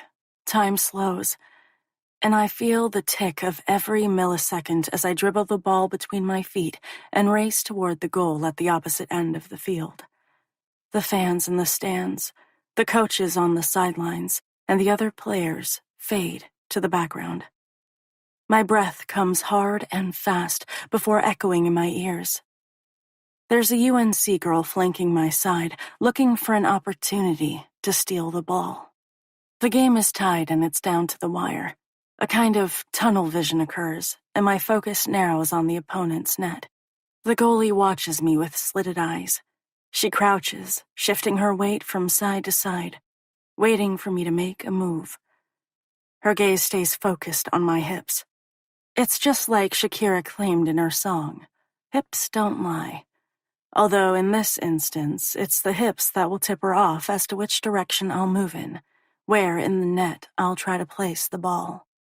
She knows it, and so do I. The player at my side pushes into me as she tries to take the ball. With a grunt, I elbow her away to get a little more room. It's not going to be that easy, girlfriend. You're good, but so am I. As I close in on the goal, she makes another attempt, and I decide that it's now or never. I'm running out of time. If the buzzer rings before I get a kickoff, the game will end in a tie, and that's no good. In a nanosecond, I assess the situation and try to place the ball where it has the best chance of going into the net. Time slows as I pull my foot back and send the ball flying. The girl keeping pace with me attempts to stop it with her head, but she's a tick off and it hurtles forward. The goalie springs into motion. With her arms outstretched, she sails gracefully through the air. My hands go to my head as I wait and watch. The goalie's fingers graze the ball, but it's not enough to stop the force of it from hitting the net. Time once again speeds up, and the cheers from my teammates and the fans fill my ears, overloading my senses. Yes! We did it! We pulled off a win. I glance at the stands. Dad is on his feet, clapping and whistling. There's a humongous grin stretched across his face. Rowan is next to him, also cheering. As our gazes lock and hold, something warm spreads unwantedly through my chest. I tell myself it has nothing to do with Rowan or the obvious pride on his face. But even I know it's a lie. Without fail, the football player has attended every home game since freshman year. And depending on where our away games are, he shows up for them as well. I'm sure he's there because it's another opportunity for him and Dad to discuss strategy on the football field. I don't want to believe it has anything to do with me. If I did, I'd have no other choice but to acknowledge there's something between us. And I'm nowhere near ready to do that. Eye contact is cut off as I'm swallowed up by my teammates, both the ones from the field and the ones from the bench. 25 girls swarm me, patting me on the back as they jump up and down with excitement. There's a jubilant feeling that permeates the air as we go through the line and shake hands with our opponents. A chorus of "good game" is repeated as we move down the field. Then we gather around Coach Adams for a brief talk before being released to the locker room to shower and change. With a whoop of excitement, Sydney jumps on my back and wraps her arms around my neck. "That last play was so awesome! You are so the freaking woman!" Giddiness bubbles up inside me. The adrenaline rush from a hard-fought win is like nothing else. Not even sex can top it. Did you notice that the campus hunk was in the stands? It would be impossible not to notice. There is an energy surrounding him that sets the fine hair on my arms on edge. Without searching him out, I would know he was there. That being said, there's no way in hell I'll admit that to Sydney. "I'm sorry, who are you talking about?" "Please, girl," she snickers, not fooled in the slightest by my nonchalant attitude. "Nice try." I snort as the edges of my lips curl upward. She cranes her head. "I guess Justin put the final nail in his coffin by not showing, huh?" The nail was already there. It's better this way. I don't want to feel bad about breaking things off. I scour the stands one last time to make sure he didn't show up late and notice that Ethan is sitting with a couple of other baseball guys. So much for study hours. It only reinforces my decision to cut him loose and move on. "You didn't tell me that you worked everything out with Ethan." "That's because I didn't." All of her previous excitement drains away. And yet he still showed up. See? Now that's a guy who is interested. one who takes the time out of his own busy schedule to support his girl. Sydney shrugs before glancing over her shoulder. Yeah, her voice softens. He did. That deserves a few brownie points in my book. I wince and slam my mouth shut. What the hell am I doing? I shouldn't be encouraging those two. They need to go their separate ways. Maybe. As I cart Sydney to the locker room, someone knocks into me from behind, and I stagger a couple of steps before righting myself. With my roommate clinging to my back like a baby rhesus monkey that could have ended disastrously. I stare at the leggy, auburn-haired girl as she strides past us. Her lips curl with scorn. Annika.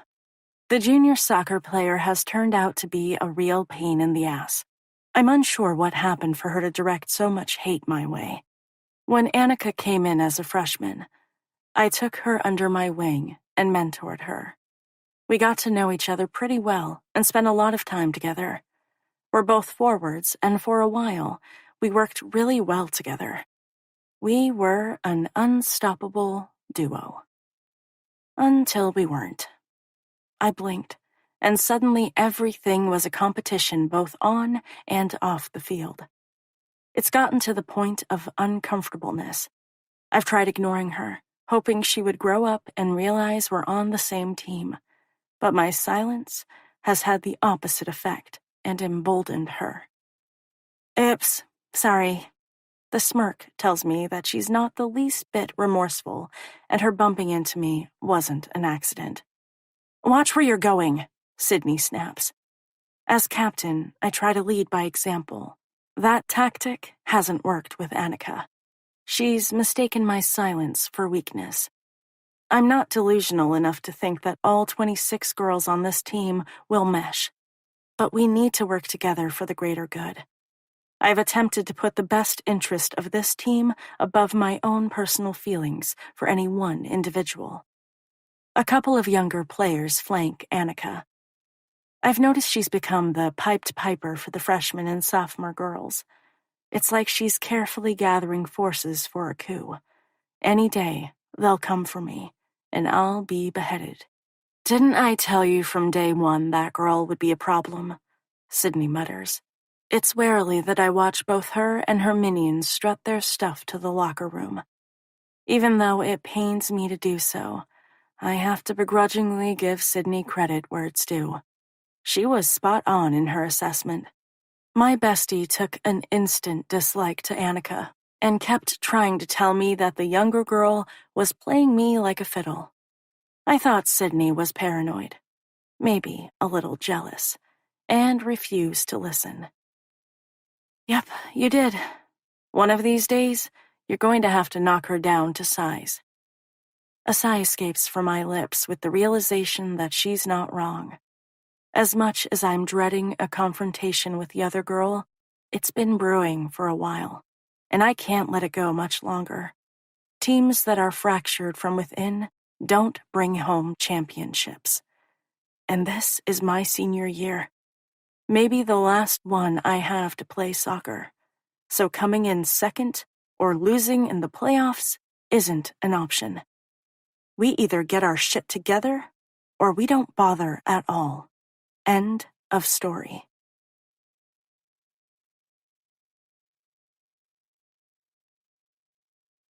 Chapter 8, Demi. Sydney throws open the front door to the house and yells over her shoulder, "Now this is what I'm talking about." There's a massive off-campus party in full swing on Spring Street. It's only one of many happening tonight. There are 6 players who live at this residence, including Rowan. This particular group of guys are well known for their out-of-control victory celebrations. I expect total craziness to ensue since the Wildcats football team crushed their opponents this afternoon on the field. It's 9 o'clock, and this place is already standing room only. Sydney throws her arm around my neck and pulls me close before blazing a trail through the thick crush of bodies. Music pumps reverberating off the walls and inside my skull. People are drinking and laughing, cutting loose after a long week of classes. Not only is Western University renowned for its rigorous academics, it's also known as one of the top party schools in the country. The students here like to blow off steam as much as they study. Maybe more so. I've never been much of a partier. As you might suspect, Sydney is more of a social butterfly than I am. She's the one dragging me out most weekends. It's not like I don't enjoy going out, but I'm just as content to order a pizza and watch a movie in my pajamas. Maybe I'm too aware that most of the student body knows who I am, and my behavior is a direct reflection of my father. I make it a point to never get trashed or out of control. Those are the last things I need making its way around campus or getting back to Dad.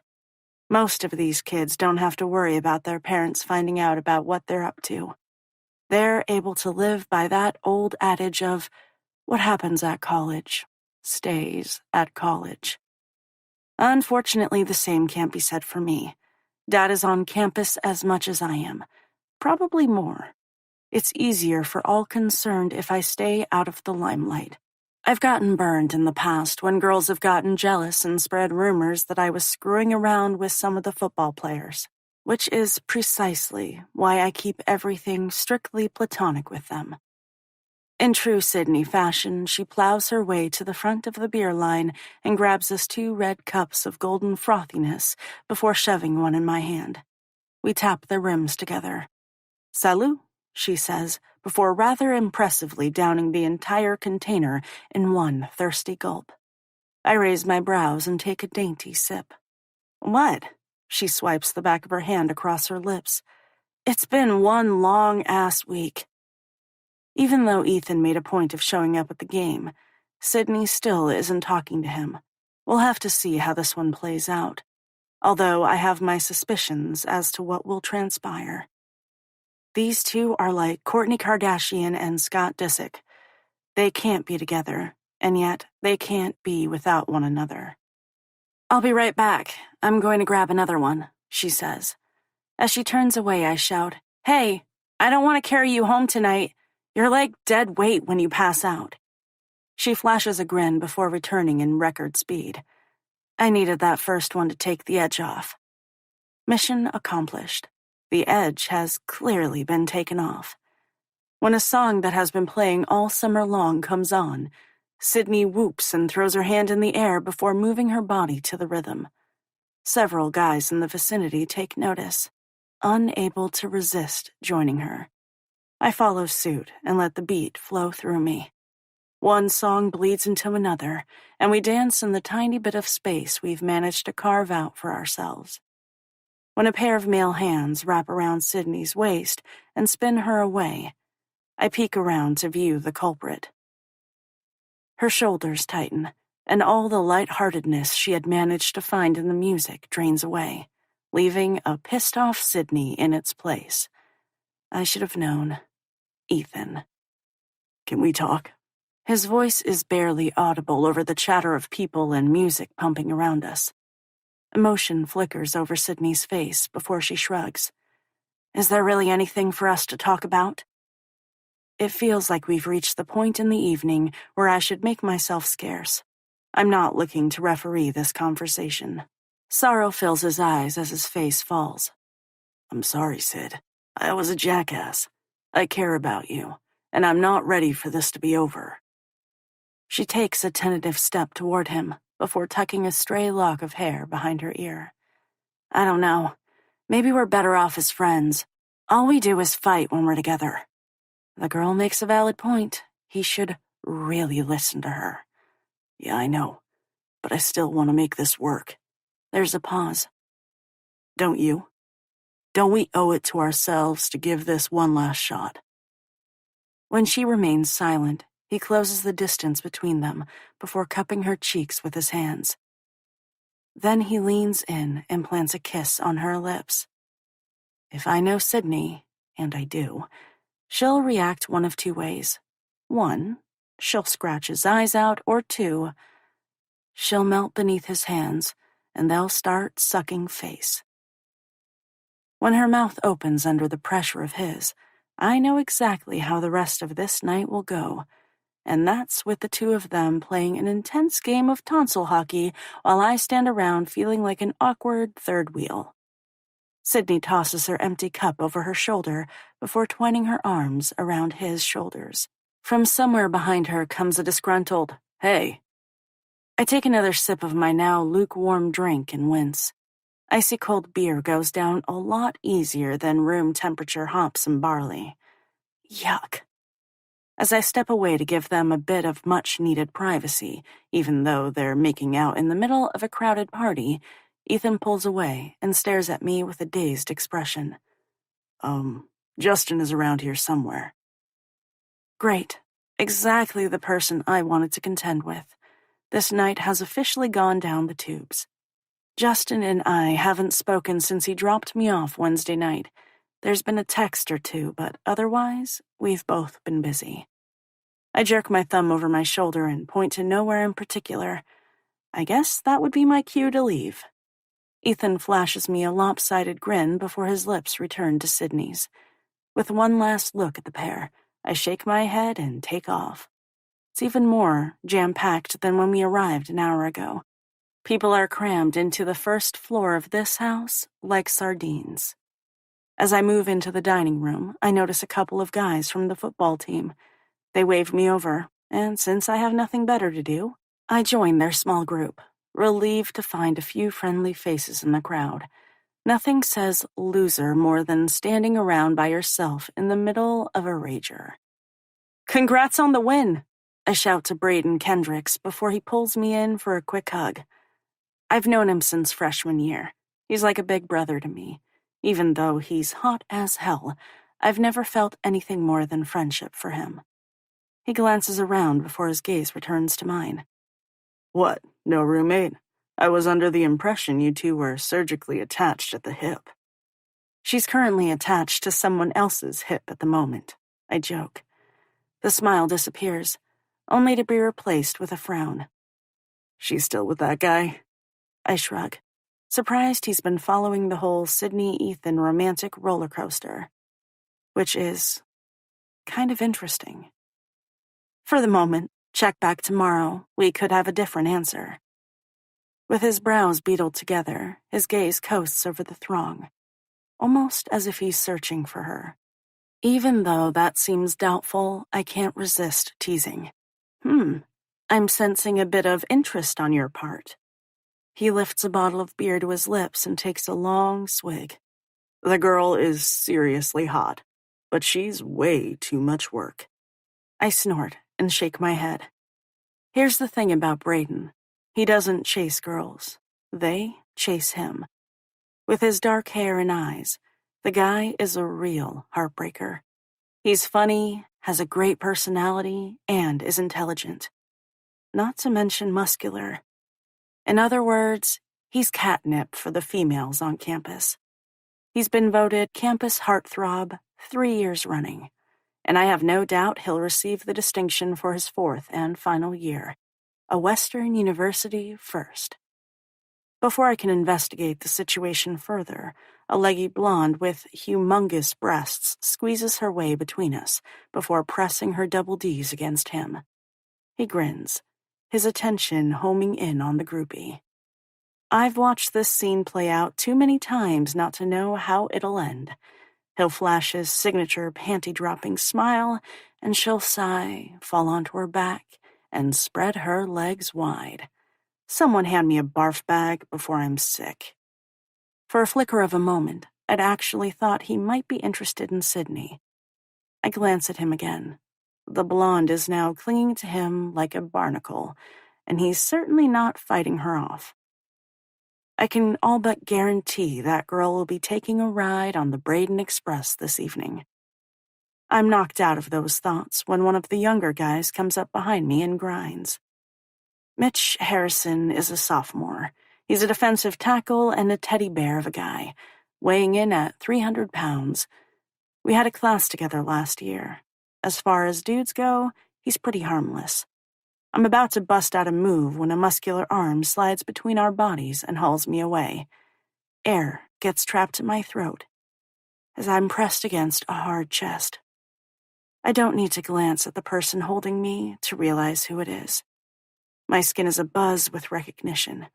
There's only one guy capable of producing that kind of sensation within me. Rowan. As if to solidify my suspicions, he growls, "Knock it off, Harrison." He pulls me so close that I'm able to feel every hard line of his body.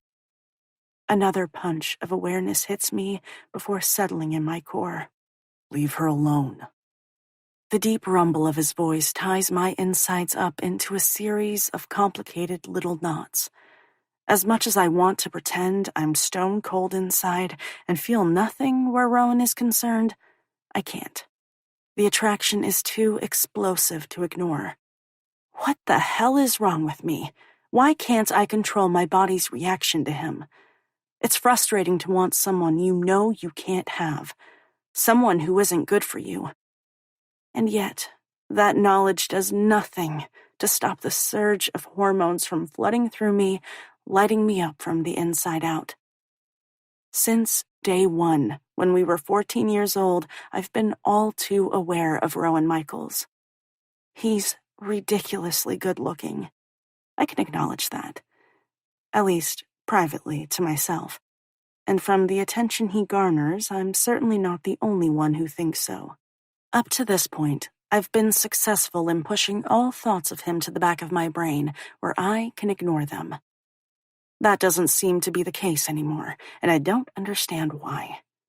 Something indelible has changed, but I'm not sure what it is. It's like we've reached a tipping point. What I need right now is for our relationship to go back to the way it's always been. Is that even possible?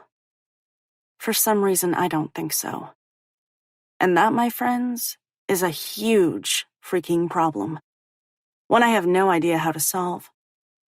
With no other choice but to confront the situation, I spin around in his arms before pressing my palms against his chest.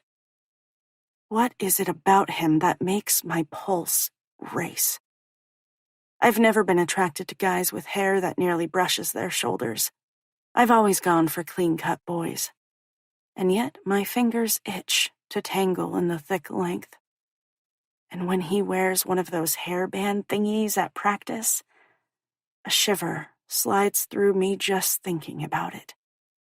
The intensity of his gaze burns into mine, and it takes a moment to find my voice. "You're kind of a buzzkill," I exhale as everything spinning gradually resettles inside me.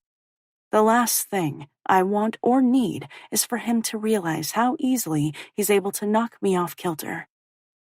Rowan quirks a brow. "Is that so?" "Yes. We were dancing. It wasn't a big deal."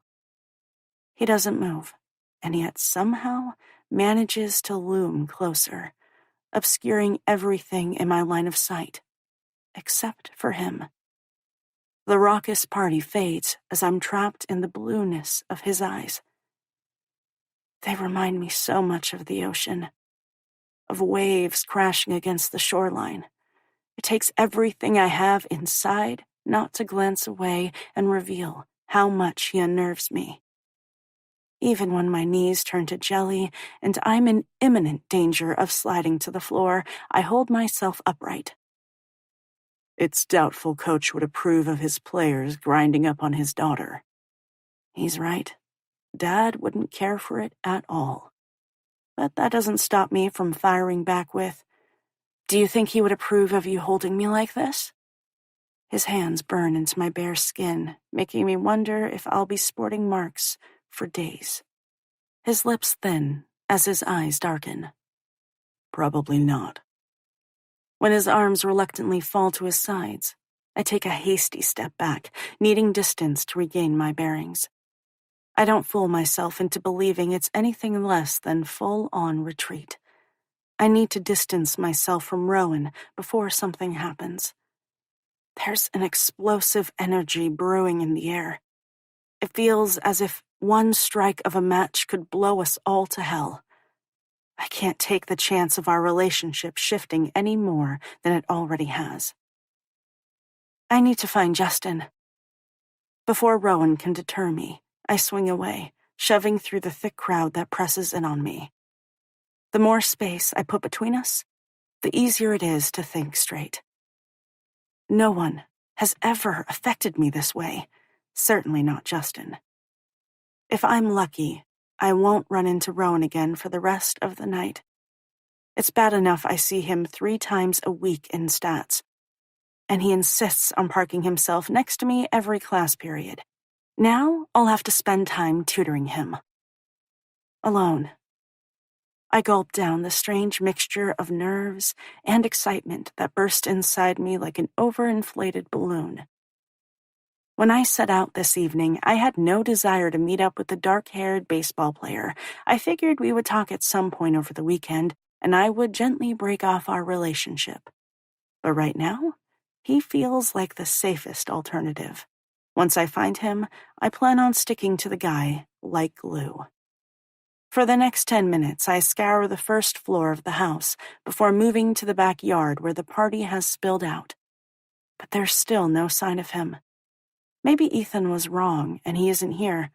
Or maybe he took off for a different party. There are enough of them happening around campus. I'm about to call off the mission and make my way back to Sydney when I spot Sasha, one of our goaltenders. I wave and we end up chatting for a few minutes. I didn't realize other girls from the team were here. I've combed the entire place and haven't come across another teammate. Sasha informs me that a group of them are party hopping, and they showed up 30 minutes ago. Most of the girls are like me. They like to go out and have a good time, but they don't need to get shit-faced in order for that to occur. A number of them have athletic scholarships that pay for a chunk of their tuition and don't want to jeopardize it. This may be a party school, but the sanctions for getting caught, especially if you're an athlete, are severe. You haven't seen Justin around, have you? I yell over the music to make myself heard. Why am I even bothering to ask? It's not like I really want to meet up with him. Now that I've found Sasha, I can hang with her for the rest of the night. Or I can try to find Sydney and hope they're done sucking face. That thought brings a snort to my lips. Sasha's brows draw together as confusion flickers across her expression. I didn't realize you two were still a thing. Yup. At this point, it's more of a technicality. I really need to talk to Justin before I tell anyone else that's no longer the case. Oh. A troubled look fills her eyes before she glances away. Yeah, she mumbles. I saw him about 10 minutes ago in one of the back rooms. Great, thanks. Her less than enthusiastic reaction has a prickle of unease blooming in the pit of my belly. Before it can take root, I shake it off. I've been looking for him, but I haven't had any luck. This place is a total madhouse, I shrug.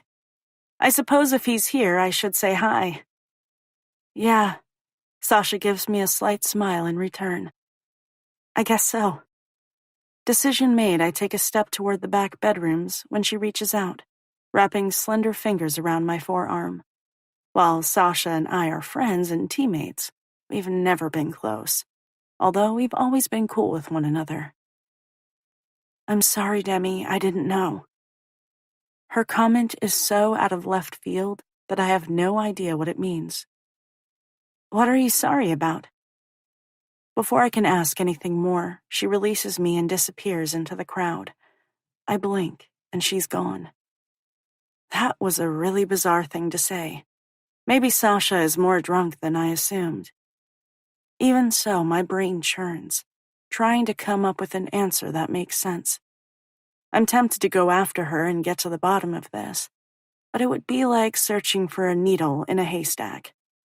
I'll pull her aside on Monday at practice and figure out what she meant.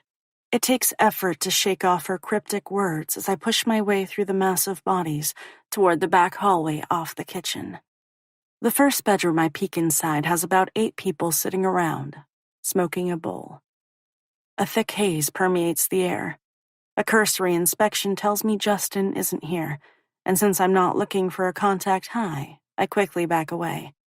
The last thing I need is to test positive for pot. All athletes at WU are drug tested throughout the year. They agree to random testing when they sign their NCAA eligibility paperwork before stepping foot on campus. Most of us have worked our entire lives to reach this level of play and aren't willing to throw it away over a couple of hours of mindless pleasure. I checked 2 more bedrooms, but Justin is nowhere to be found. It's always possible that Sasha was wrong about seeing him, and it was simply a case of mistaken identity. At this point, I'm not even sure it matters. I've had enough, and I'm more than ready to call it a night. I'm about to take off in the opposite direction down the hallway when a noise catches my attention. It's barely audible over the pumping beat of music that echoes off the paper-thin walls. I'm not sure what has me creeping around the corner. A sixth sense, maybe? Even though there are more shadows where the light from above doesn't reach, plunging the narrow area into darkness, there's enough illumination to make out the guy standing with his back pressed against the wall. A rough groan slides from his lips as my widened gaze drops to the girl on her knees in front of him. It's fairly obvious what's going on here. My lungs fill with air as the girl works him with her mouth, sucking him deep into her throat before sliding nearly to the tip and repeating the maneuver. I'll tell you what, this chick is a total pro. She knows how to give a BJ. The polite thing to do would be to carefully back away and disappear down the hall. But I'm unable to do that. My feet are rooted in place. I wish this were a faceless, nameless guy, but it's not. It's Justin. Unfortunately, the look on Sasha's face now makes perfect sense. She knew he was fooling around with someone else. The growl that escapes from my boyfriend is enough to have me blinking back to the present. His eyes are squeezed tight, and there's a slight gape to his parted lips. His fingers are tangled in thick hair. Auburn-colored hair, if I'm not mistaken. Annika. Why am I not surprised? Although this is an all-time low, even for her. As if realizing she has an audience, Annika cracks open her eyes and locks them on me. Instead of flaring with surprise, embarrassment, or even guilt, a victorious light fills them, as if this is what she wanted all along, for me to find them together. It might be dark and shadowy in the cramped hallway, but the look she sends me is blatant, much like the shove on the field after the game on Thursday. This was intentional. I'm sure if her mouth wasn't stuffed full of Justin's dick, she would be grinning ear to ear. What a bitch. She really has no shame. I've never met a girl like her, and to be clear, I've dealt with my fair share of bitchy mean girls throughout the years, but this one takes the cake. When Annika's movements become more frenzied, Justin's fingers tighten on her scalp before he pulls her closer. Even though I don't give a damn about him, it's not in my nature to skulk away with my tail tucked between my legs. I want the dark-haired boy to know that he's been caught with his pants around his ankles.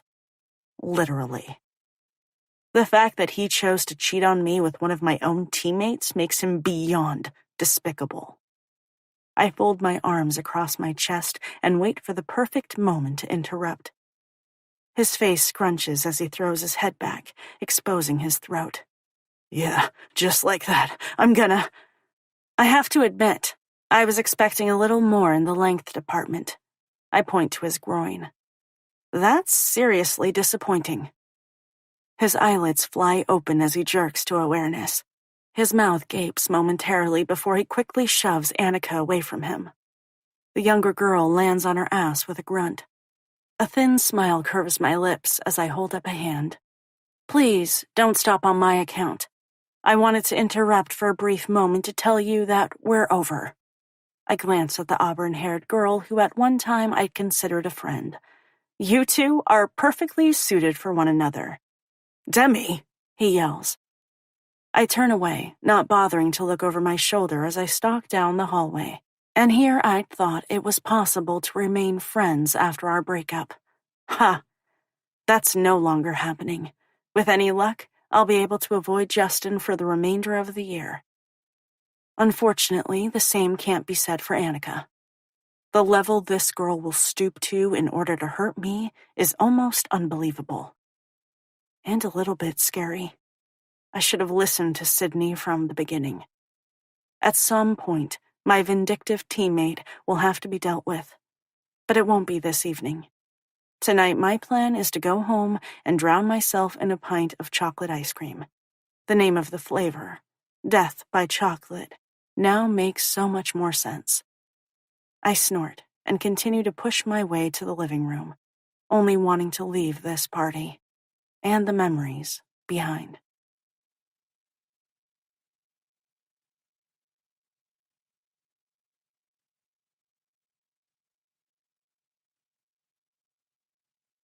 Chapter 9.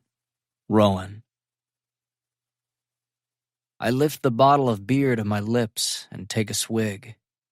It goes down smooth, but does nothing to alleviate the discontent that brews beneath the surface. There's only one person capable of that, and it's not the sad imitation currently hanging on me. We should get out of here. Her slim hands stroke over my chest as she stares up at me with dark eyes. We can go back to my place and talk. Right. I think we both realize that conversing is not this girl's end goal. The only thing she wants to better acquaint herself with is my cock. Why pretend otherwise? What I've come to learn over 3 years at WU is that most of these girls are a carbon copy of each other. The hair, eyes, and body size might be different, but beneath the exterior features, they're all the same. They want the notoriety that comes from being with a high-profile athlete on campus. Throw in someone who has a chance of turning pro and making millions, and you got yourself a stage 5 clinger. That's the last thing I want, or need. But this girl, if I squint hard enough and suck down a couple more drinks, bears a striking resemblance to a certain someone else. Thinking along those lines will be precisely what gets me into trouble. Rowan? When I don't answer, she presses closer, pushing her breasts against my chest. Did you hear me? Yeah, I heard. If I end up leaving with her, it'll be for all the wrong reasons. She might resemble Demi with her dark hair and eyes, but her body is a lot softer instead of being tight and athletic. I'm 5 seconds away from giving in when my skin prickles and I glance around, knowing that she's somewhere in the nearby vicinity. Call it fucked up spidey senses. I scan the thick crowd until my gaze homes in on her dark head. Her lips are a tight slash across her face, and there's a hollowed-out look in her eyes. Even from this distance, I realize something is wrong. Without thinking, I yell, Demi!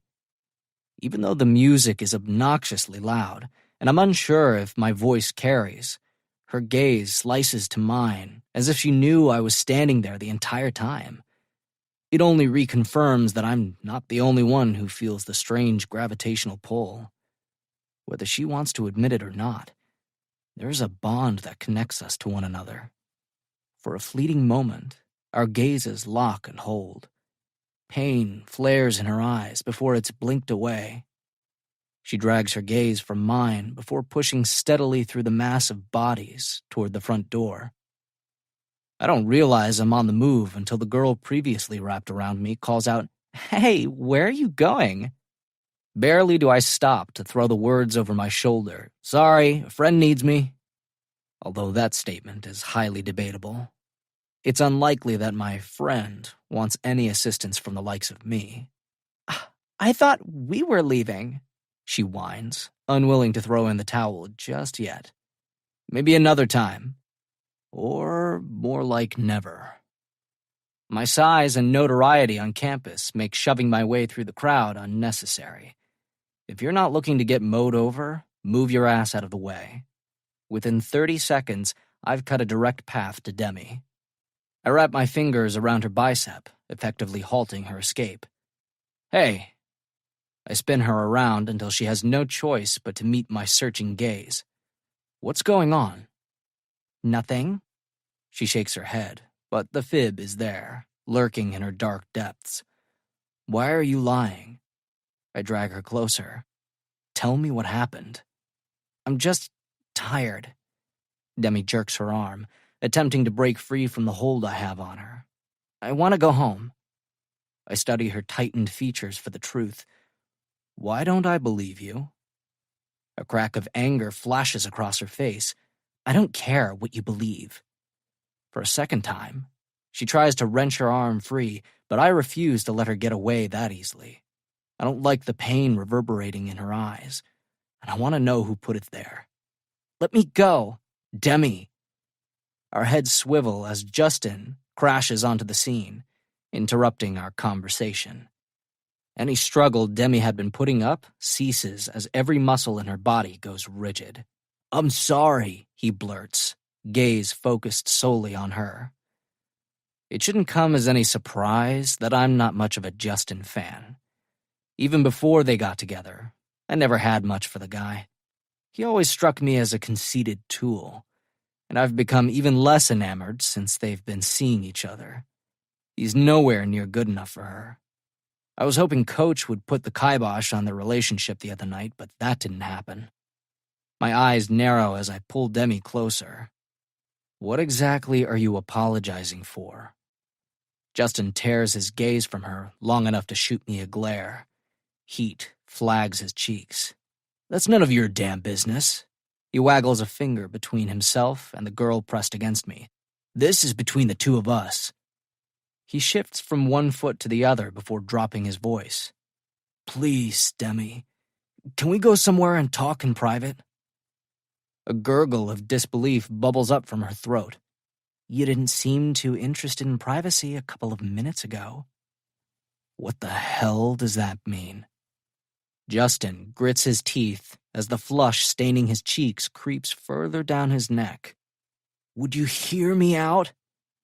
When she presses herself against me, I realize that whatever she's upset about has everything to do with him.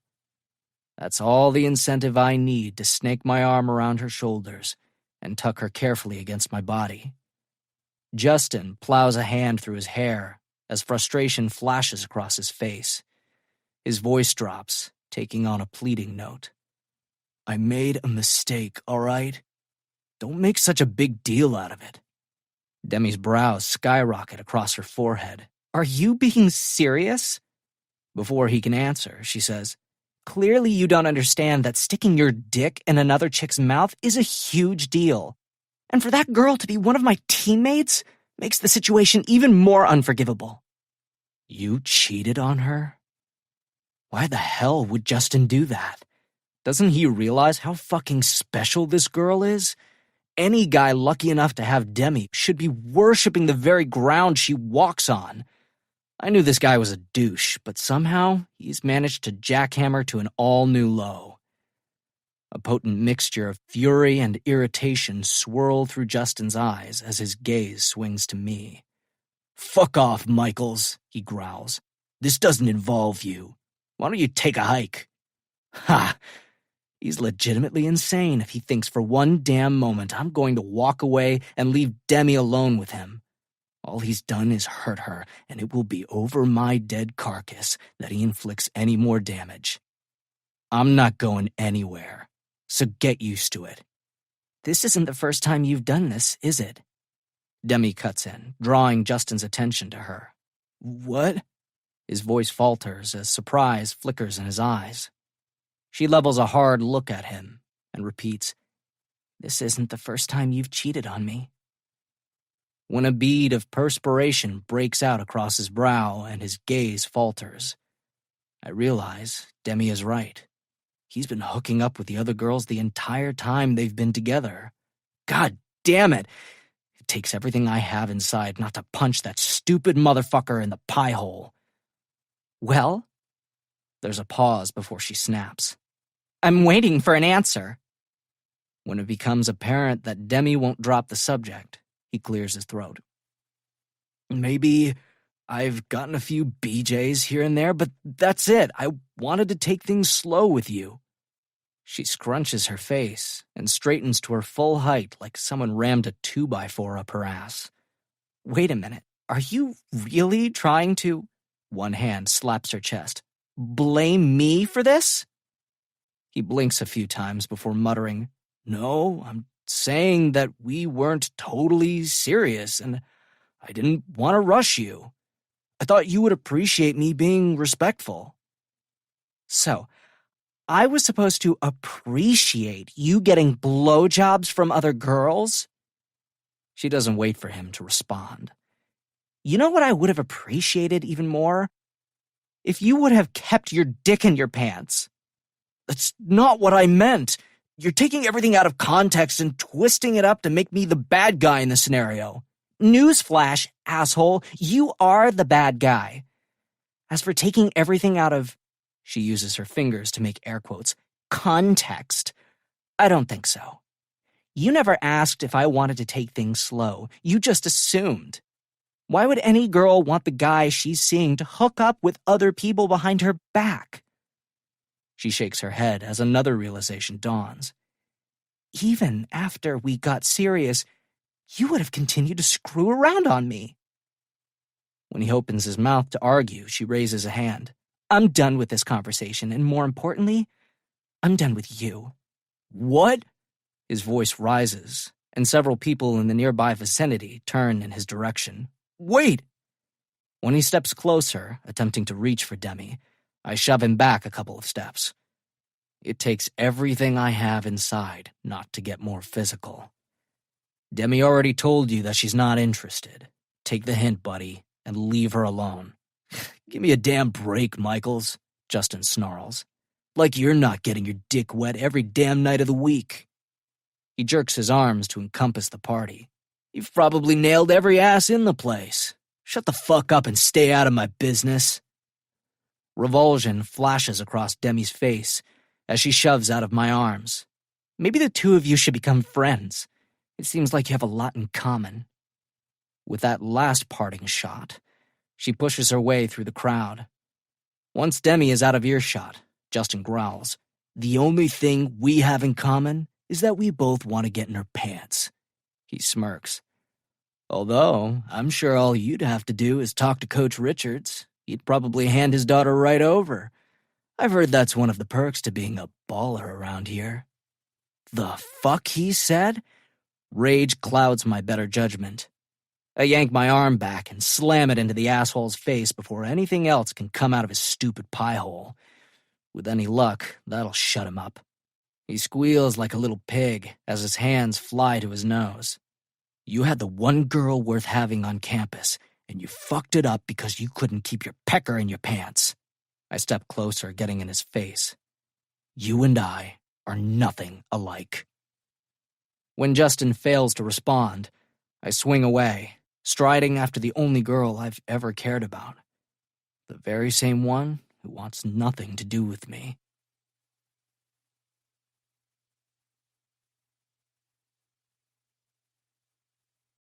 Chapter 10.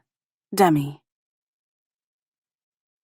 I'm still fuming as I stride down the sidewalk. It seems unimaginable that Justin would attempt to pin the blame for his cheating on me. On me. As if I had anything to do with him whipping out his dick and stuffing it in someone else's mouth. Nope, don't think so. The temperature might have dipped into the low 70s, but it does nothing to cool my temper. It's as if the conversation is playing on a constant loop in my head, and I can't make it stop. The nerve of that guy. Instead of apologizing, not that it would have done any good, he had actually tried to justify his cheating. I've never met two people who deserve one another more. Justin and Annika are a match made in hell. It's the heavy fall of footsteps from behind that snap me out of my thoughts. I swear to God, if it's Justin, I will totally lose my shit. I can't deal with any more of his asinine behavior. Had I been smart, I would have pulled the plug on our relationship on the way home from dinner Wednesday night. Instead, I waited. With my hands clenched, I swivel around. I'm not normally a violent person, but tonight, I've been pushed past my limit. Except it's not Justin.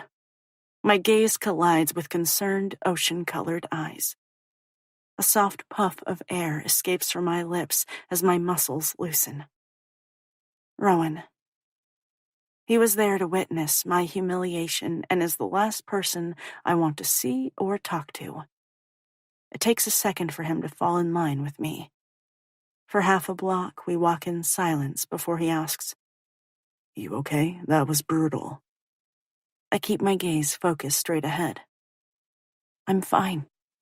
Lie.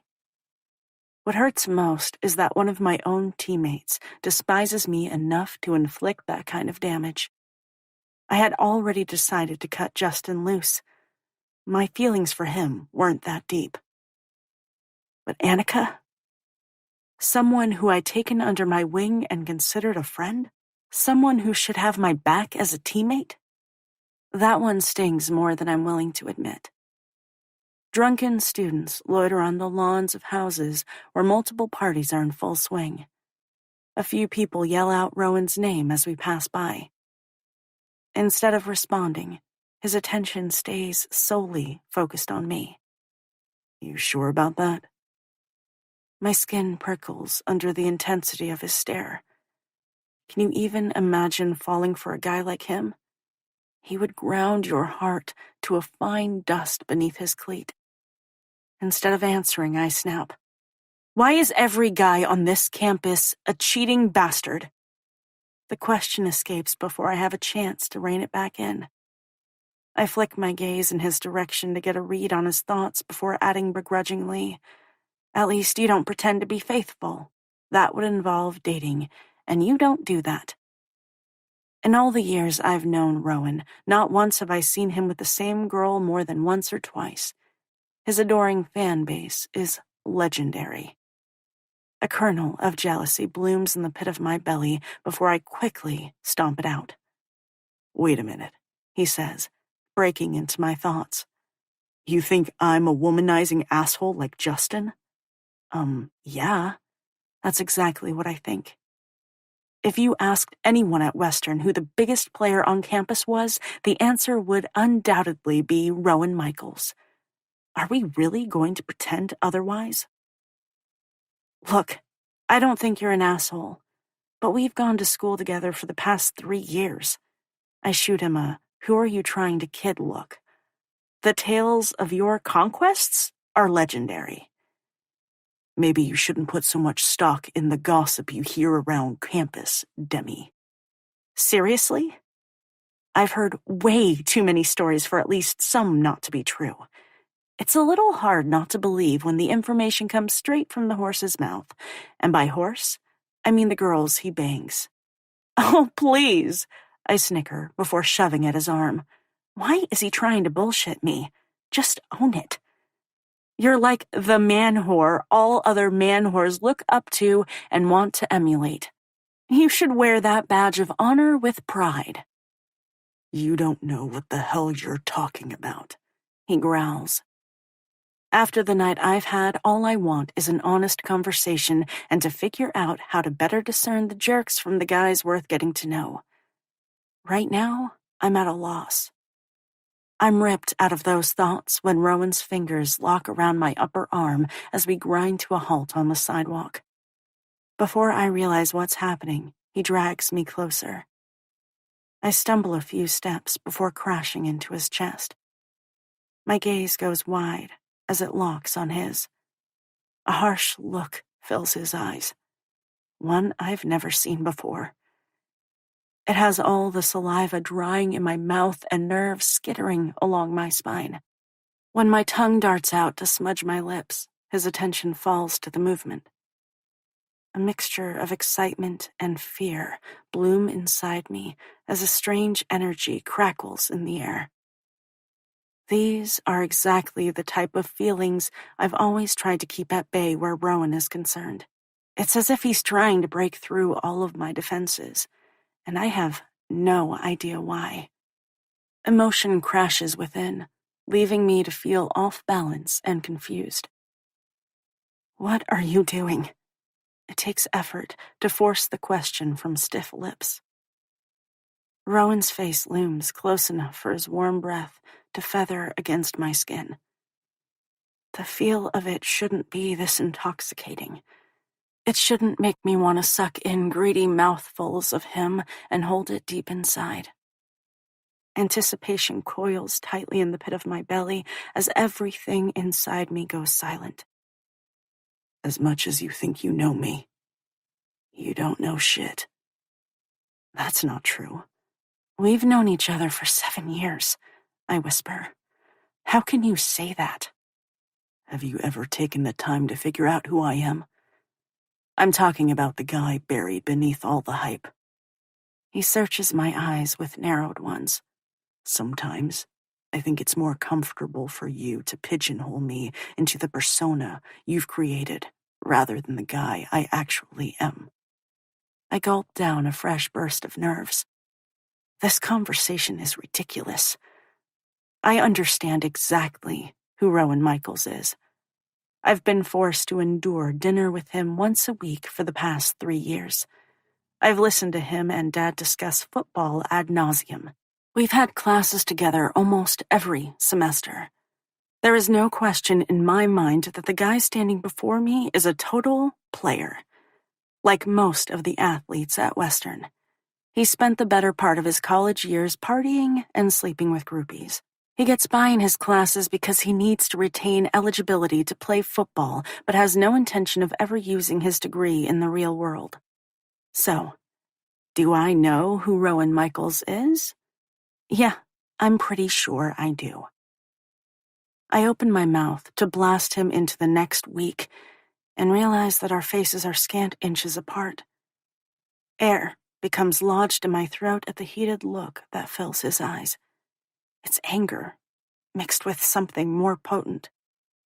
My gaze falls to his lips, and everything inside me coils tight.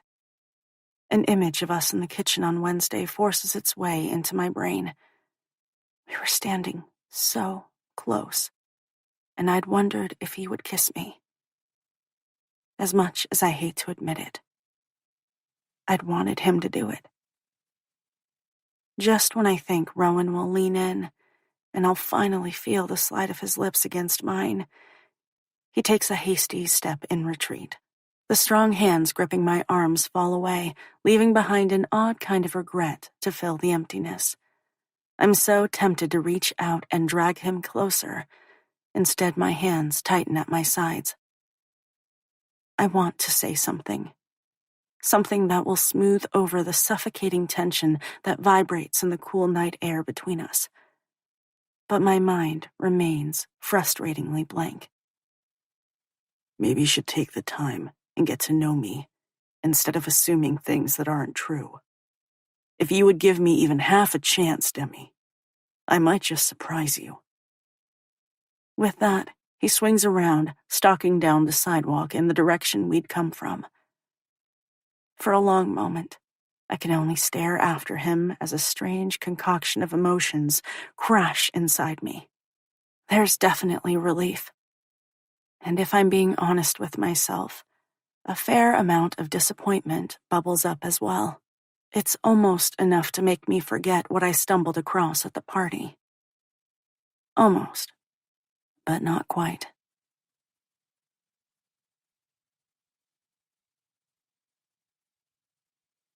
Chapter 11. Demi. I'm startled out of a sound sleep when something, or more likely, someone, lands on my chest. My eyelids fly open, and I stare groggily up at vibrant green eyes that are entirely too awake for. I glance at the digital clock on the nightstand. Good Lord, it's not even 7 in the morning. Sunday morning, I might add. One of 2 days I take off from running and allow myself the luxury of sleeping in. And Sydney ruined it. Why are you awake so early? I slur. Please, I could hardly sleep a wink last night. Ugh. I attempt to push her off my body and roll onto my side, but Sydney refuses to budge from her perched position on top of me. I really don't want to hear about your sexcapades. Please, girl, she rolls her eyes. You would have heard that loud and clear firsthand. She's right about that. Her and Ethan are loud as fuck. It's like they're shooting a porno every single time. I'm talking about what happened with you last night. Me. Any sleepiness I've been clinging to vanishes in the blink of an eye. Nothing happened. What are you talking about? She gives me a, exactly how drunk were you look. Hello. There are a shit ton of stories flying all over the place. I heard about them before I even left the party. Awesome. Exactly what I want to hear at the butt crack of dawn. When I remain silent, she pokes me in the chest with a pointy finger. Ow! I rub the spot. Damn, that hurt. She folds her arms across her chest. Oh, and thanks for letting me know you were taking off. Do you have any idea how worried I was about you? Please, I snort. The last time I checked, Ethan had his tongue shoved so far down your throat, it was like he was doing a strep test. A sly grin curves Sydney's lips. All right, so maybe we went at it a little hard. But still, you should have let me know. You're right. I should have sent you a text. I'd been so angry with Justin that it hadn't occurred to me to inform Sydney I was walking home by myself. Probably not the smartest decision I've ever made. Usually we stick together at parties. Girls are always safer when traveling in pairs. Apology accepted. Then she redirects the conversation back to the original topic. Want to hear the stories? Are you really giving me a choice in the matter? Nope. Sydney holds up a finger. The first one is that you walked in on Justin having a threesome. After last night, I wouldn't put anything past him, but that definitely didn't happen. 2, a second finger joins the first. Rowan beat the shit out of him, and Justin spent the night in the ICU and is now pressing charges. Seriously, people? That's pure lunacy. Neither of those things occurred. There wasn't even a fight, for goodness sake. This is a perfect example of the rumor mill at Western running amok. 3, another finger joins the first 2. Justin found you with another guy and went berserk. The corners of Sydney's lips tremble when I burst out laughing. Geez, who makes this shit up? Trust me, there's more, but those are the ones I thought could have a shred of truth to them. It's all a bunch of bullshit. Her shoulders fall. That's disappointing. Really? I quirk a brow. You were hoping Justin got beat up or one of us was caught up in a cheating scandal. Maybe. She shrugs unapologetically. You have to admit it's getting kind of lame around here. We need something to spice things up. There's no point in holding back what transpired last night. Then you'll be delighted to hear that I walked in on Justin getting a blowy. Her eyes widen. From a guy? No, not a dude. It was none other than our very own Annika Weber. No way. Yep. The whole sordid mess leaves a bad taste in my mouth, although not nearly as bad of a taste as Annika had in her mouth last night. God only knows where his you-know-what has been. Sydney collapses onto the mattress next to me before rolling onto her back. What a dirty little bitch. My thoughts exactly. There's a pause. Honestly, I don't give a crap about Justin or what he does. We weren't going anywhere as a couple, but if he felt the same way, he should have been straight with me instead of hooking up behind my back. More like right in front of my face. It's Annika's behavior that bothers me the most. I swivel my head to meet her gaze. You know what I mean? Yeah, that's some super shady shit right there. Tell me about it. An image of Annika on her knees forces its way into my head. You should have seen the way she looked at me, Sid. It was like she was thrilled that I'd stumbled upon them as if it had been her intent all along. She didn't even bother to stop blowing him. Kept right on going until he pushed her away. A shudder of disgust works its way through my body. Seriously? Sydney's brows rise, as if even she's shocked, which is saying something. She doesn't bat an eyelash over much. Yep, my voice softens. I don't understand what her problem is. My brain trips over the past 2 years. When Annika had come in as a freshman, she'd been so sweet and nice, eager to soak up everything she could learn on the soccer field. She had shadowed my every move around campus. She was like the little sister I'd never had but always wanted. Fast forward 2 years, and I could have never imagined our relationship would be so contentious. I've done nothing to her, certainly nothing to incite this kind of single-minded hatred. I'm at a loss as to how to change the path we're careening down. A contemplative expression settles over Sydney's face as she chews her lower lip. Do you want my honest opinion? Of course. I steel myself for what will come next. Sydney isn't the kind of girl who pulls punches. Ask her for the truth, and she'll give you the unvarnished version. Her unflinching honesty is one of the things I love about her. I think Annika has been eaten alive by the green-eyed monster. She wants your position on the team. When I remain silent, she continues. If that girl could skin you alive and wear you as a coat, she would. I scrunch my nose at the vivid image she paints. That's fairly disturbing. You know what? She doesn't bother waiting for a response. Her behavior has been pretty disturbing. Sydney's right about that. The situation with Annika has spun out of control. I'd hoped that if I gave it enough time and didn't give her the reaction she was looking for, the girl would get bored and move on. But that has yet to happen. If anything, her behavior has only become more spiteful and ruthless. Dem, she says, cutting into my thoughts. You can't let this slide anymore.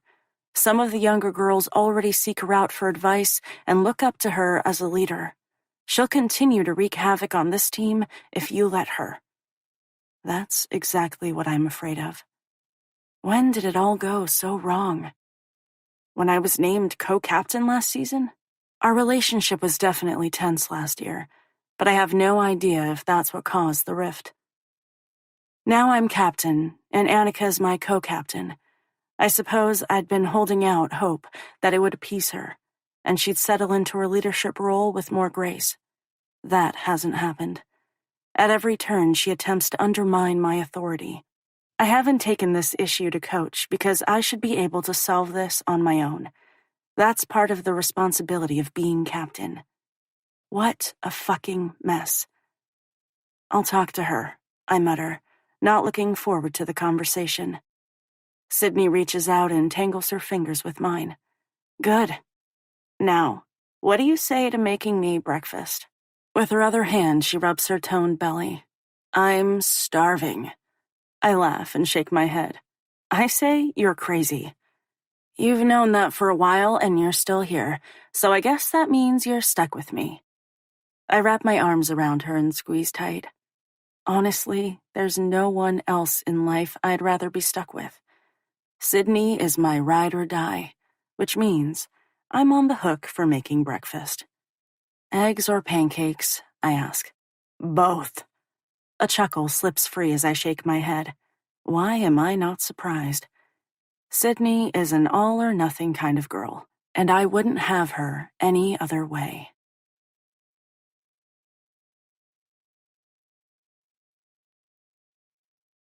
Chapter 12. Demi. Hey, Demi, wait up. I stiffen immediately, recognizing the voice. Instead of slowing down, I tuck my chin against my chest and haul ass, hoping to lose him in the herd of students moving across campus like cattle. I'm not usually one to run and hide, but I'll make an exception in this case. Demi! The voice grows louder, and I realize he's closer than I had originally suspected. Crappity crap crap crap. When a heavy hand lands on my shoulder, I silently acknowledge that escape isn't in the cards for me this morning. A potent concoction of disbelief and anger shoots through me as I attempt to shrug him off. After finding Justin and Annika together Saturday night, he's the last person I want touching me. Honestly, I'm a little surprised he has the nerve to seek me out in the first place. I had assumed by unspoken agreement we would avoid each other for the rest of the year. Justin? Reluctantly, I flick my gaze in his direction, only to discover that his nose is bruised and swollen. That's new. It certainly wasn't like that when I left the party. My brain whirls silently, trying to figure out what happened. Is there any truth to the rumors Sydney heard? Did Rowan get into a fight with Justin after I took off Saturday night? He must notice where my attention is focused, because his fingers brush self-consciously over the battered flesh. Instead of acknowledging the injury, he asks instead, "Do you have a minute to talk?" "Not really." I hasten my pace. "I have to get to class." Not taking no for an answer, he quickly says, "I'll walk with you, and we can talk on the way." Awesome. Thankfully, Corbin Hall looms on the horizon. If I speed walk, I can be there in 5 minutes, tops. The less interaction I have with Justin, the better off we'll both be. After discovering his extracurricular activities, there's nothing left to discuss. "So," he clears his throat when I remain stoically silent. "I wanted to apologize again for the other night." The guy is delusional if he thinks we're going to brush this neatly under the carpet and move on. What happened wasn't an accident. Any hope of us remaining friends has been obliterated. I don't even want to look at him. "You mean when I stumbled on you getting a blowy from Annika?" He has the good grace to flinch at my blunt description. "Yeah, I'm sorry. It shouldn't have happened." "No shit, Sherlock." "I'm over it," I shrug, only wanting to move on with my morning and my life. You know what the definition of insanity is? Doing the same thing over and over and expecting a different outcome. The lesson I've learned from this experience is to steer clear of the athletes on campus. Maybe it's unfair to paint them all with the same broad brush stroke, but I've been burned too many times in the past. The guys around here have too many options available. Every men's team at Western has their own set of jersey chasers, cleat sniffers, or puck bunnies.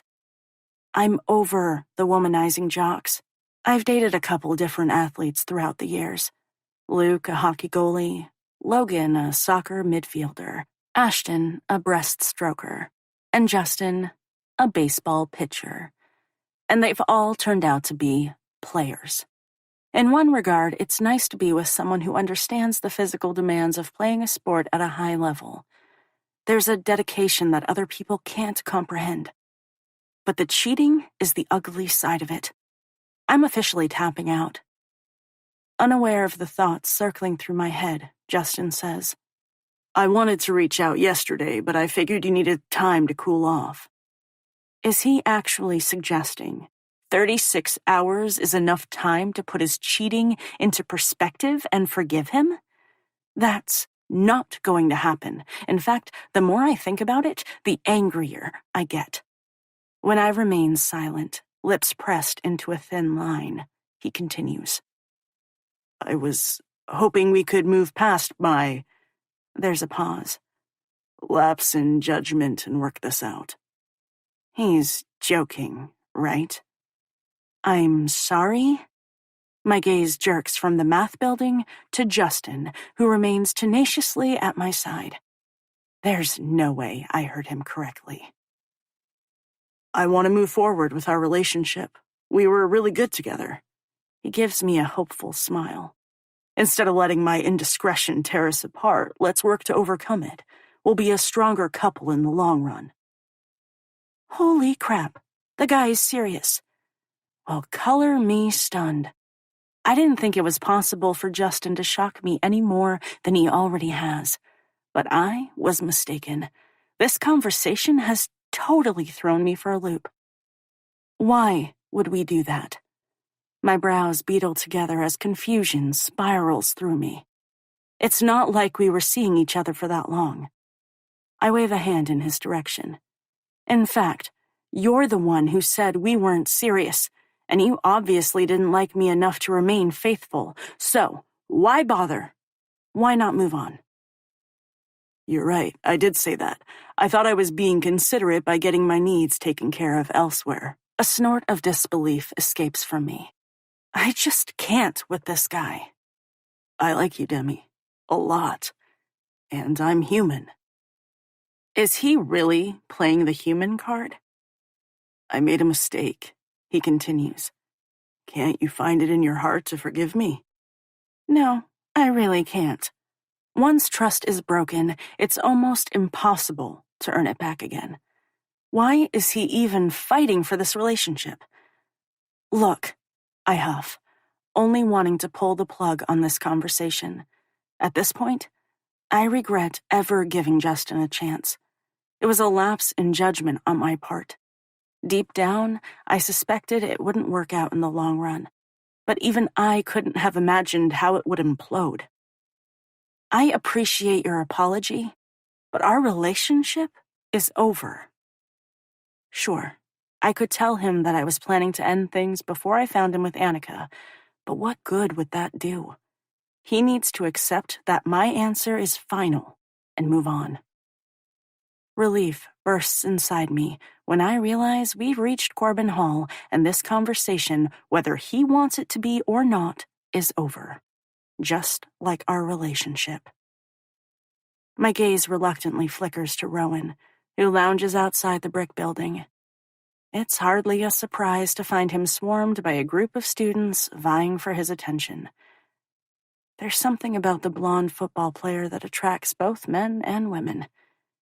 He's like the sun, and they want to be in his orbit, even if it's for a moment.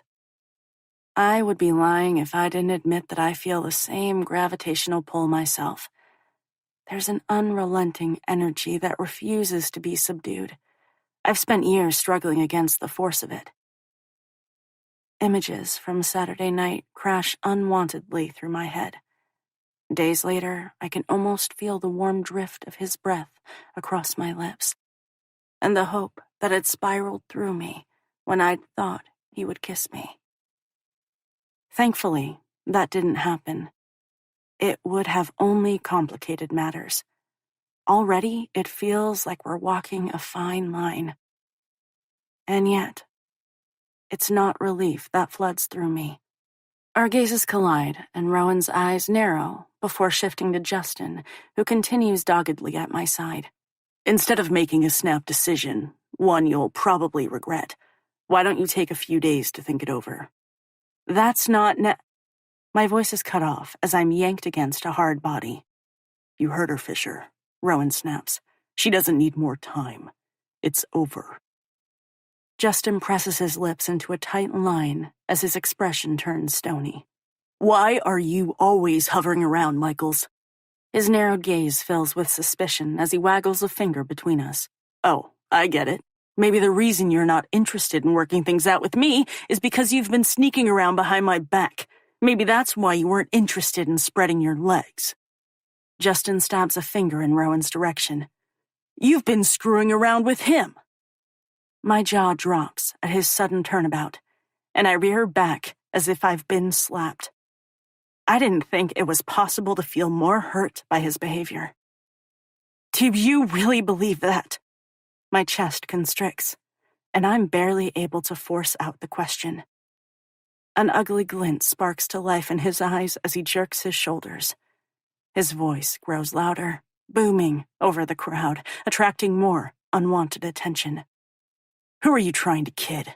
Everyone knows you've been making your way through the football roster for years. Even though Justin doesn't mean a damn thing to me, hurt and humiliation flood through me. Those rumors have always floated around campus. Every once in a while, they rear their ugly head. It's the reason I don't date football players. As I glance self-consciously at the people gathered around us, a dull heat creeps into my cheeks. You know that's not true. It takes effort to keep my voice from trembling. I straighten to my full height, refusing to give Justin the satisfaction of seeing how much damage he's inflicting. Fuck him. And fuck all these people who think they know me or the truth. Justin's voice escalates, as if he sees the writing on the wall and wants to alter the demise of our relationship. Rowan's hands fall from my shoulders as he takes a step in Justin's direction. Keep running your mouth, Fisher, and I'll give you a shiner to go along with your busted nose. I grab hold of Rowan's arm to keep him from advancing any further. The two of them getting into a fight will only draw more unwelcome attention to the situation, and I don't want Rowan suffering any consequences on my behalf. I'm more than capable of handling my own problems, and Justin has turned out to be one hell of a problem. One who wasn't worth nearly the trouble he's set on causing. Don't, I whisper, attempting to keep my voice devoid of emotion. He's not worth it. Rowan's gaze snaps in my direction. You're right. He's not. But you are. Justin snorts, reluctantly drawing my focus to him. Maybe if I were a football player, you would be more willing to spread those pretty thighs. That ugly comment is all it takes to snap the last of Rowan's control. Without warning, he leaps forward. Before he can get his hands on Justin, the baseball player retreats, disappearing through the throng of onlookers.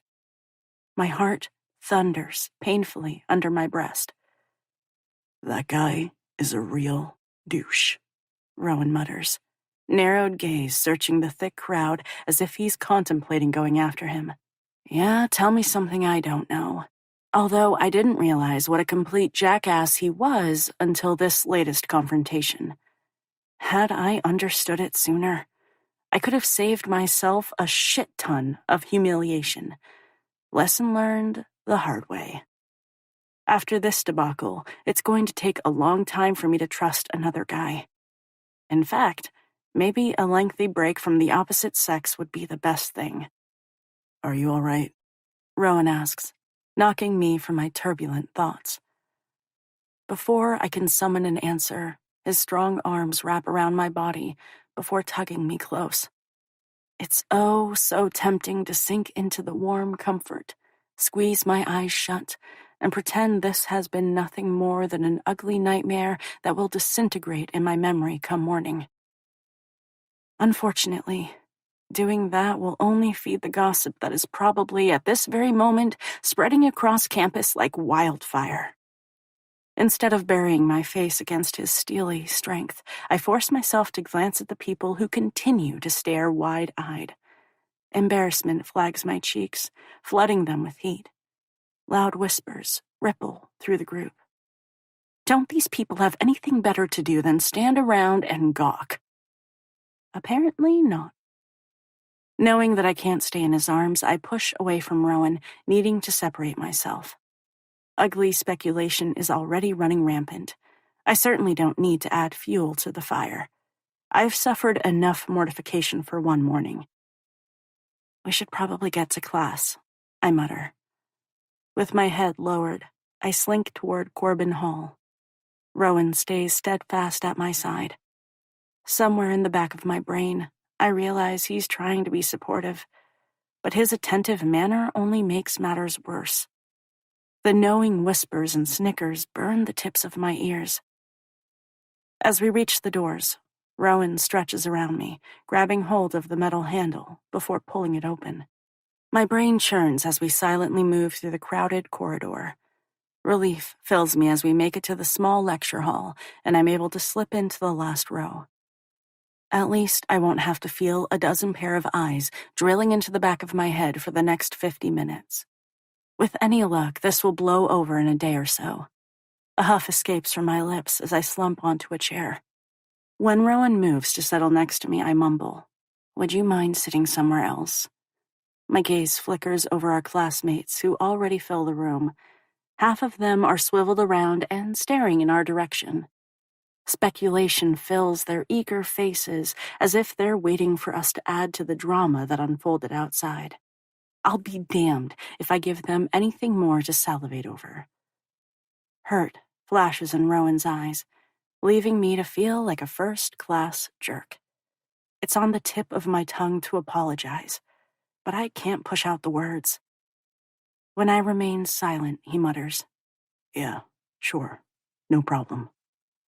From the corner of my eye, I watch as he slides to the end of the row before walking down the carpeted staircase. A few girls wave, trying to capture his attention before calling him over to an unoccupied desk. My belly pinches with unwanted jealousy. His expression transforms and he smiles, focusing on the trio of girls. It should be a relief that he's taken the hint and is no longer at my side. Without us putting on a show, people have already lost interest and are turning away. Whether Rowan understands it or not, I did what needed to be done. Neither of us want the rumor mill churning at our expense. And yet, that knowledge only makes me feel worse.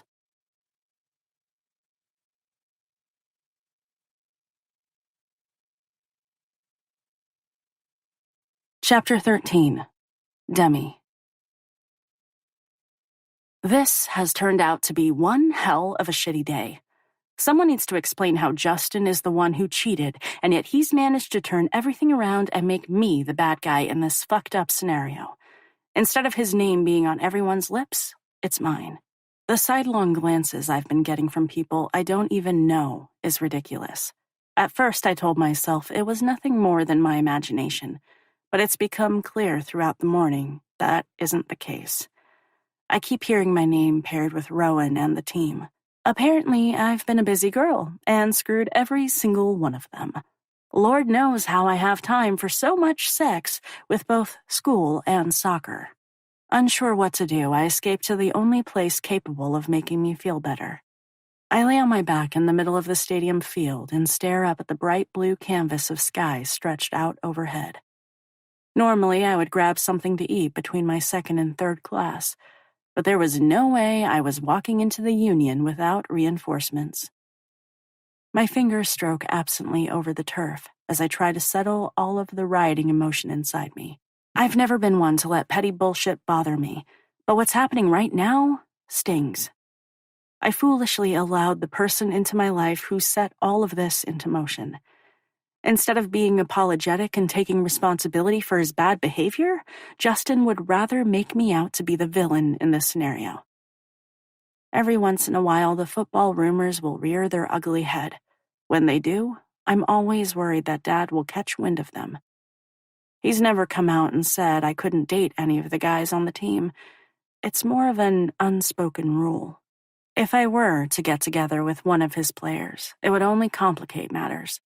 Not only between me and my dad, but him and the guys. So I've always done what's best for everyone and steered clear. And yet, here we are, again. A heavy sigh escapes from my lips. Is it really that bad? Rowan's deep voice knocks me from my thoughts. I blink against the harsh sunlight, shielding my eyes as he drops down beside me. An uncomfortable silence settles over us. One I'm unsure how to break. I'm embarrassed by my earlier behavior. I know he was only trying to help. Why are you here? Practice is never scheduled for this time of day. His voice softens. Because I know you're upset about what that jackass said, and I wanted to make sure you were all right. The concern filling his voice only makes me feel worse. Rowan is being so damn nice, and I don't deserve it after the way I treated him. The guilt nearly swallows me whole, and I force myself to say, sorry for asking you to move in stats. I shouldn't have done that. Rowan stretches out beside me. His head is only a few inches from mine. The tips of our fingers touch but don't entwine. And yet, I'm acutely aware of them. Of him. All it would take is a slight movement, and we would be holding hands. The temptation that crashes over me only serves to confuse me more. If I'm being completely honest with myself, I'm ridiculously aware of Rowan on every level. I'm hyper-aware of the way his chest rises and falls with each deep inhalation. No one has ever made me feel like this, and I'm uncertain what to do with it. It wasn't a big deal. His voice drops, becoming rough and low. I understand why you did it. And yet, the hurt that had flashed across his face tells a different story. I shouldn't have. You were only trying to help. The rumors have circulated before, and I'm sure they'll make the rounds again before I graduate. I've enjoyed going to school here and playing soccer, but the gossip is one thing I won't miss. Justin is an asshole for turning everything around on you. True story. Yep, he is. For the upteenth time, regret flickers through me. I wish I'd realized it sooner. Don't say I didn't try to warn you. I rotate my head until our gazes can lock. A small smile simmers on his face. Please, you've never liked any of the guys I've dated. Can I help it if you have terrible taste in men? Oh, really? My brows shoot up across my forehead. I'm about to argue when I slam my mouth shut. He's right. I have shitty taste in men, which is exactly why none of my previous relationships have worked out. Fine. If there comes a time when I'm ready to date, I'll let you pick out the next victim. You couldn't possibly do any worse than me. I'll hold you to it. He shoots back, although you might be surprised by who I choose. The scrape of his deep voice sends a fresh wave of nerves cascading down my spine. The way his blue eyes sharpen on me has the bottom of my belly hollowing out. A heavy silence descends. He raises a brow in challenge. Not going to ask who I have in mind? It's a loaded question, and we both realize it. I'm not quite ready to go there.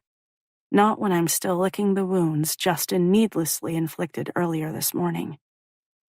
When neither of us takes the conversation further, the thick tension permeating the air gradually recedes, leaving behind a surprising tranquility as we lay stretched out in the middle of the football field. It feels as if something unidentifiable has shifted, but I'm not sure what, or even how it happened. After about 5 minutes, I clear my throat and force out the rest. I also wanted to thank you for coming to my defense. You didn't need to get involved. When he turns his head, I do the same until our gazes collide. Confusion furrows his brow. Why wouldn't I? I jerk my shoulders and try to come up with a plausible explanation before finally admitting the truth. I guess we've never really been friends.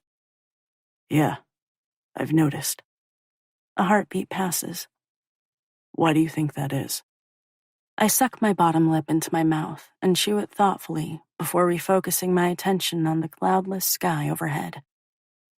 It feels as if I'm walking through a minefield. One wrong answer could blow me to smithereens. When I remain silent, he says, Demi. A strange urgency fills his voice, one that brings the tension that always seems to simmer beneath the surface back, full force. He rolls onto his side so that his head is propped up by his palm, and he's able to stare down at me. My tongue darts out to moisten my lips. I don't know. How can I explain that I'm frightened by the intense energy we always generate? That I've never experienced this level of attraction with anyone else? Maybe it's one-sided, and he's unaware of it. Somehow, it would be worse if he did feel it because there's not a damn thing that can happen. Rowan is Dad's star quarterback, and I'm the coach's daughter. I'm not the type of person who believes rules are in place to be broken. I think you do, and I want you to tell me, he urges. When I fail to respond, he continues. You've always kept me at arm's length. Are you finally going to tell me why? That's not true, I whisper. But Rowan is right. That's exactly what I do. A knowing smile settles on his lips. Yeah, it is. And I get the feeling it's purposeful. It's shocking to realize how much he's noticed throughout the years. Too scared to reveal the truth, I scramble to come up with an alternative that's believable. I'm not sure you'll understand. The intensity of his stare never wavers. Try me. I inhale before carefully expelling it from my lungs.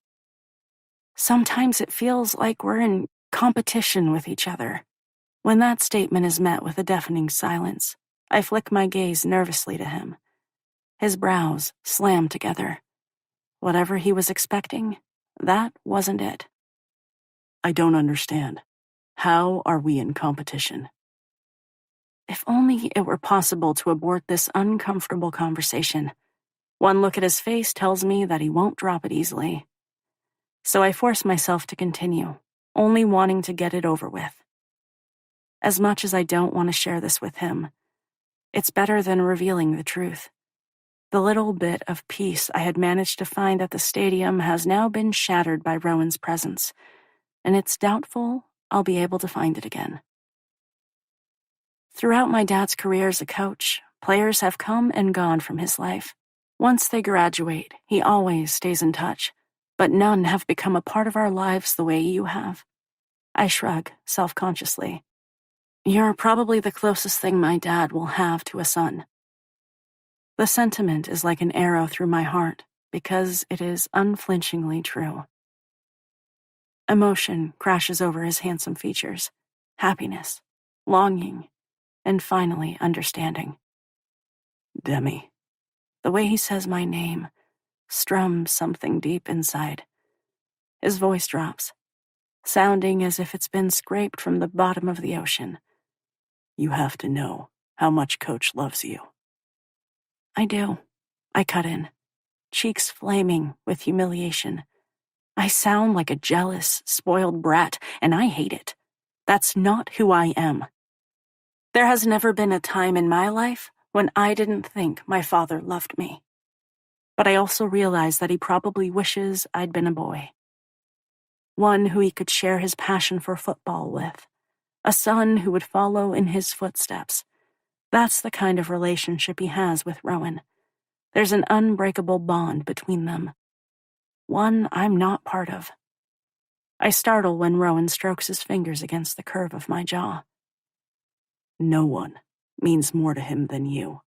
He's always talking about what an amazing soccer player you are, and that you might try out for the National Women's Soccer League, or how smart you are, and that you have a near 4-point GPA. Before I can interrupt, he continues.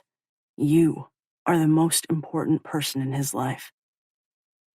My heart swells, and a thick lump settles in my throat, making it impossible to suck in oxygen. I know my dad loves me, but to hear everything Rowan is saying is like a balm for my soul, especially after the morning I've had. You might not realize this, but I owe everything to your father.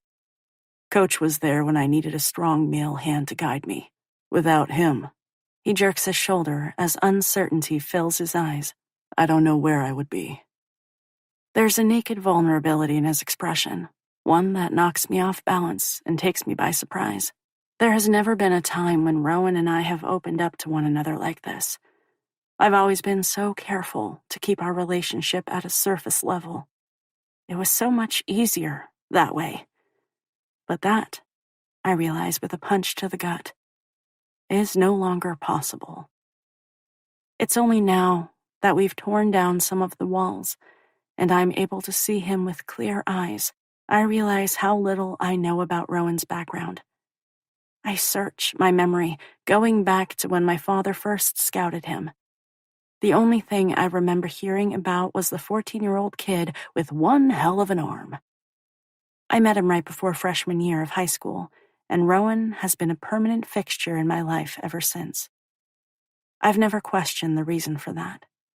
Is his family in the picture? Does he even have one? If you asked me about his football stats, I could rattle them off because I've heard him and my father discuss them ad nauseum. But personal information? I don't have a clue. It's a giant void. What about your parents? He mentioned needing a strong male hand. Does that mean his father wasn't in the picture? All of a sudden, curiosity eats away at me, and I'm hungry for more information. A dark shadow flickers across his face before his expression turns guarded. What about them? I blink, surprised by his reaction. Now that we're finally digging deep and sharing personal information, I wasn't expecting him to clam up. I don't know, do you see them often? Nope. He bites out the word and shifts, as if uncomfortable with the direction our conversation has swerved in. Why not? I'm slammed with a thought, and my eyes widen. Barely can I force out the question. Are they dead? No. He shakes his head as his voice softens. They're both still very much alive. From his expression, I can't tell if that's a good thing or not. But you don't have much contact with them? What I really want is for Rowan to open up on his own and explain to me why my father is a surrogate to him when it's obvious he has his own family. Instead, he says, "It's a complicated situation." Oh. What has become clear from our brief conversation is that Rowan isn't comfortable when it comes to discussing his past. I suppose I should respect that. It only proves that Rowan and I aren't friends. If we were, opening up wouldn't be so difficult. And maybe that's for the best. The two of us becoming all buddy-buddy, or more, would only complicate matters, and that's the last thing I need. Another silence descends, and I allow my eyelids to drift closed. The heat of the sun strokes over my cheeks. There's something soothing about the warmth. It's like getting a straight shot of vitamin D. I'm startled out of my drowsy state when he sighs quietly. "If you don't want me to come to dinner anymore, or hang around with your dad, I get it." There's a pause. "I don't have a problem backing away. I didn't realize it bothered you so much." When my eyelids feather open, it's to find Rowan staring down at me. There's an intensity filling his eyes that leaves me feeling slightly winded. It blows open the door I was attempting to slam shut. "I don't want to cause a problem between you two," he adds when I remain silent. The possibility of him withdrawing from our lives, from my life, is enough to send a sliver of fear scampering down my spine. That's not what I want. He searches my gaze carefully, as if it's possible to sift through my thoughts and discover the truth for himself. "Are you sure?" Yes. A sigh of relief escapes from my lips when he changes the subject. "Can we meet up at the library tonight and work on the stats assignment?" Right. Tutoring. Yeah. Mentally, I go over my schedule for the remainder of the day. Does 7 o'clock work? When he nods, I add, east wing of the second floor near the curriculum collection. He gives me a bemused look, and I shrug self-consciously. What? I've studied there enough times to know it's quiet. I spend a lot of time at the library. There's something about the peacefulness and being surrounded by all those books that helps me focus. When Dad asks me to tutor some of the guys, that's my go-to place. "All right," he says. "It's a date." My eyes widen and I shake my head. What? No, we're just studying. "Relax, Richards." A grin flashes across his face. It was a figure of speech. Oh, I force out a nervous chuckle. Right, I knew that. Rowan pops easily to his feet. The way he stares down at me makes my skin buzz. Our gazes lock and hold. Some unidentifiable emotion flickers in his deep blue depths before disappearing, and he stretches out a hand for me to take hold of. The moment I place my fingers in his, a zip of electricity sizzles through me. With barely any effort at all, he pulls me to my feet. My hand stays enveloped in his larger one, as my gaze searches his. Does he feel the connection humming between us? Or is it only in my imagination? Then again, does it really matter? Nothing can happen. Those thoughts are like a bucket of cold water dumped over my head, and I take a hasty step in retreat. As I do, our hands drift apart before falling back to our sides. I have a strict, no footballer rule in place, and it's more important than ever I stick to it.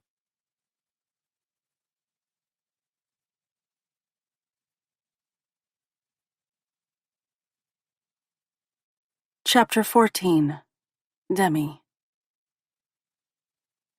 Can you believe that girl? Sydney mutters as we sit on the turf and stretch before practice. I don't bother to ask who she's talking about. I already know.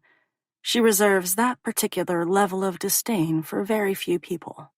Unable to help myself, I glance toward the sideline, only to see Annika talking with Coach Adams. Every once in a while, the auburn-haired girl will reach out to touch his bare forearm. It's a harmless caress, barely perceptible. Except, I know it's not. The way she smiles, tucking a stray lock of hair behind her ear and laughing, tells me it's anything but innocent. When I remain silent, Sydney continues to seethe next to me. Any moment she'll begin to foam at the mouth. Does she seriously think that if she flirts hard enough with Coach, he'll make her a starter? Yeah, that's exactly what she thinks. I only hope our coach isn't gullible enough to fall for her doe-eyed behavior. It's not in my nature to see the worst in people, but over the last year, Annika has proven herself to be manipulative. I would be an idiot not to keep a close eye on her. Maybe Sydney is right, and I can be too trusting where my friends are concerned, but she's burned me enough times to warrant my caution. Ignore her. It takes effort to drag my gaze away and focus on stretching out my quads. I've got enough to worry about without adding Annika to the mess. Rumors are still swirling through campus. Coach blows his whistle, and we get to work. For the next 2 hours, we run through drills and then scrimmage. Even though Annika and I are on the same team, she continuously knocks into me, trying to steal the ball before I have a chance to get off a good kick. The last one I send toward the net is easily caught by Sasha. God damn it. My placement would be better if I hadn't been trying to fight off the redhead. You need to work together, ladies, Coach bellows from the sidelines. Teamwork makes the dream work.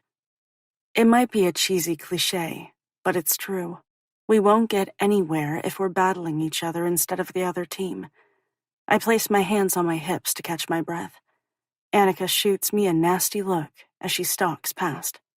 We scrimmage for another 20 minutes before Coach blows his whistle. That's enough for today. Hit the showers. A few of the younger girls gather around Annika as we walk to the locker room. I've had enough of her antics. Instead of being one team, there are factions. We have Team Annika and Team Demi. This behavior is so immature. If Annika and I can't come together and find a way to coexist, I'm not sure we'll make it to the playoffs, let alone championship. As much as I hate the idea of a confrontation, there's no longer a way around it. I'll meet you in the locker room, I tell Sydney. When she raises her brows, I add, there's something I need to take care of. It's about damn time. Are you sure you don't want me to stay? I can be the muscle. She makes a show of cracking her knuckles. Your intimidation factor. I snort at the image she makes. Sydney can definitely be daunting. As much as I appreciate the offer, I shake my head. No, it would be better if Annika and I had a private combo. All right, she mutters, as if unsure that's a wise choice. Before Sydney is able to talk me out of my decision, I seek the other girl out on the field and raise my voice. Annika. My auburn-haired teammate turns and glares. The icy look is full of hatred. A shiver of unease scuttles down my spine. For the umpteenth time, I can't help but wonder what I did to have all this loathing aimed in my direction. I've never been anything but nice to her and all the girls. I dealt with enough cliquey behavior in high school and never wanted it to be like that on this team. I jerk my head toward the empty field. Let's talk. It's not a question. We're too far beyond that. Annika purses her lips, as if she wants to give me the finger and tell me to get bent. One glance at our coaches has her stomping over to me. When she's 5 feet away, she grinds to a halt and folds her arms across her chest. What do you want? All right then. If I were under the delusion that she might actually apologize for sucking my boyfriend off last weekend, that notion is thrown right out the window. There's not a trace of regret or embarrassment in her expression. If anything, It's like I'm the one who has done something wrong. I really don't know what to make of this girl. I've never dealt with anyone like her before. Well, I clear my throat, momentarily thrown off by the sparks of anger flying from her eyes. I wanted to talk to you about what happened on the field. She shifts her weight as boredom settles over her expression. Okay, what happened? Seriously? Is it really too much to expect that we act like the grown-ass adults we're supposed to be? I draw in a steady inhalation and fight for patience. I'm not someone who easily loses my temper, but Annika pushes every single one of my buttons. In a perfect world, I would simply avoid the girl, but that's not possible when we play for the same team. She won't be the reason I quit soccer. Once the season is over, we can part ways. Until then, we have to peacefully coexist. Maybe Annika likes to play games, but that's not how I operate. I refuse to be dragged into any more of them.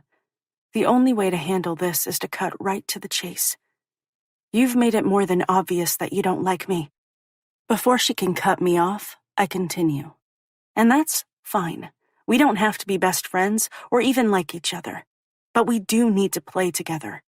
I think we both want the same thing, and that's to win as many games as possible this season and take home a championship. I pause, allowing the sentiment to sink in. Is it possible for us to put aside our differences and work together as a team from here on out? Not that Annika deserves it. But I'm trying to be a good leader and extend an olive branch. Unfortunately, I can't do it alone. Annika needs to let go of her anger and meet me halfway. Thick tension crackles in the air as a myriad of expressions flicker across her face. I have no idea if anything I've said has resonated with her. A tiny burst of hope rises in me as she takes a step forward, closing some of the distance that separates us. Instead of giving me a tentative smile, the edges of her lips sink into an ugly scowl as her eyes narrow. Any hope I'd been harboring bursts like an overinflated balloon. I don't need to hear her response to realize my words have fallen on deaf ears. I should have known that sorting out our issues wouldn't be that easy. Nothing with this girl is simple. By the furious expression twisting her normally pretty features, it becomes clear that I underestimated how deep her loathing goes. I would be lying if I didn't admit I'm a little taken aback by the hatred. My muscles stiffen as she takes another quick step in my direction until we're practically standing toe-to-toe. I'm tempted to retreat, but refuse to give her the satisfaction of thinking she can intimidate me. You're right, I don't like you. I've never liked you. A nasty smile flits across her face. Guess what?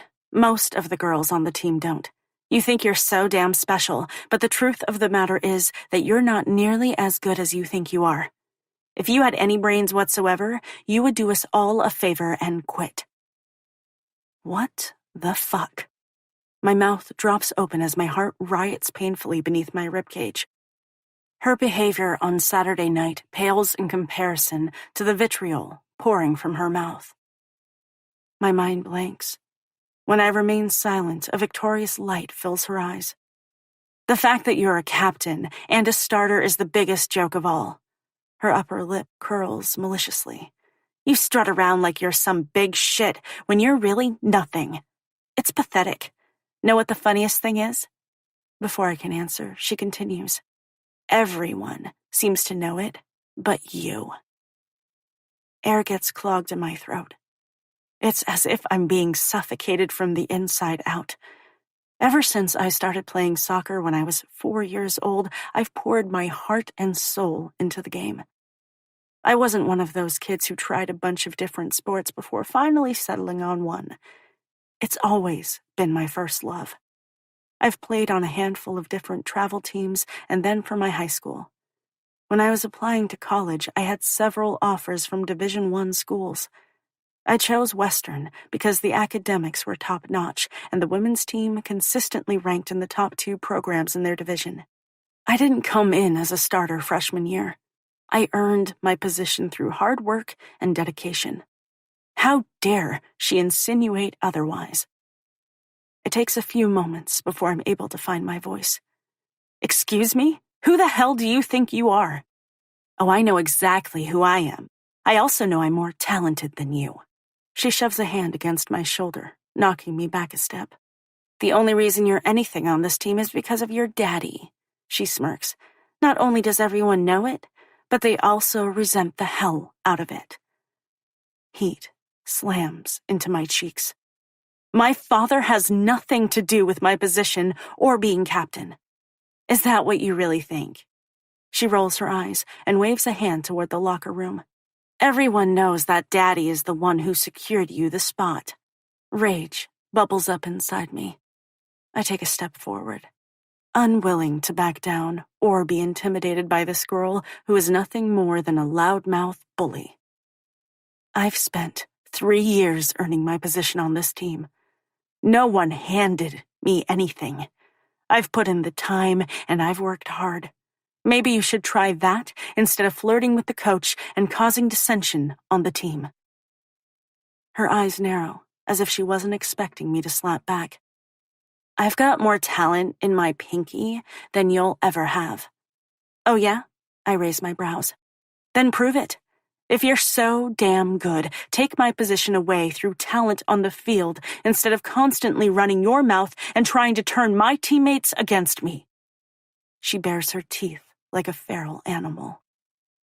When I'm done with you, you'll wish you never picked up a soccer ball in the first place. Good luck with that, Annika. Right now, the only thing I wish I'd never done is befriend you. Unwilling to argue with her anymore, I stride away, leaving her to stand alone on the field. It's only after I distance myself that I realize my hands are shaking. Even though it needed to happen, I hate confrontations. The only good thing to come out of this conversation is that we know exactly where we stand with each other. For better or worse, it's all out in the open. If I'd hoped we could put our differences aside and finish out this season as a united team, that notion has been blown to shit. Annika won't be happy until she wipes me off the face of the earth, and I refuse to go down quietly without a fight.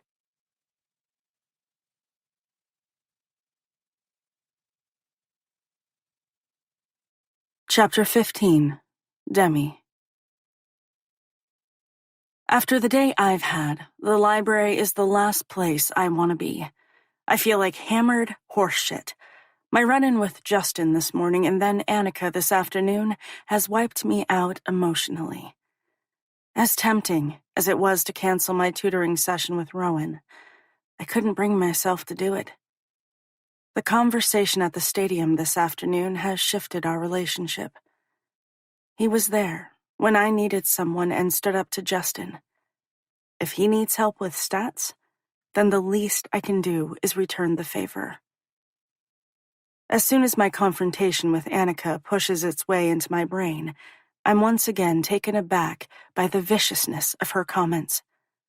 Over the last year, I've become increasingly aware that there was a problem between us. Never in my wildest dreams did I realize she harbored so much hatred for me. It's a little disturbing. All right, maybe more than a little. Even though I know exactly how hard I've worked to get where I am, and that I've earned my position on the team as both a starter and a captain, the ugliness she hurled earlier gnaws at my insides. Doubt mushrooms up inside me. It's stupid. I've never questioned myself before, so why am I listening to anything she has to say now? And yet, the vitriol she spewed circles viciously at the back of my brain, refusing to be banished. Hey. The deep voice has me blinking out of my thoughts as Rowan slides onto the chair situated next to me. For the first time in my life, it's a relief to see him. His presence forces me out of my own head, and right now, I need that more than ever. Hi. I hoist my smile and attempt to shove everything to the outer recesses of my brain. Rowan settles on the chair and pulls out his book and notebook from his backpack, before carefully searching my eyes. His brow furrows. It's as if he's able to pick through all of the private thoughts I'm trying to shove deep down inside. He doesn't know me that well. He shouldn't be able to read me so easily. Are you all right? His unexpected concern throws me off kilter. Yeah. Rather than tell him the truth, I say, I'm fine. A hard glint enters his eyes, and the easygoing expression he had been wearing vanishes. You didn't have another run-in with Justin, did you? No. What then? His jaw tightens as stubbornness settles over his features. It's obvious something happened. Even though some of the barriers standing between us have been chipped away, that doesn't necessarily mean I want to spill my guts. Maybe, deep down, I'm afraid that Annika is right, and my father has something to do with the success I've found at Western. Not once have I ever considered the possibility. Now that she's breathed life into the idea, I can't stop from worrying there could be a kernel of truth to it. Demi, answer me. His voice drops, becoming more commanding. My teeth sink into my lower lip as I glance away. It's nothing. His fingers wrap around my thigh before giving it a gentle squeeze. Electricity sizzles through me at the innocuous contact.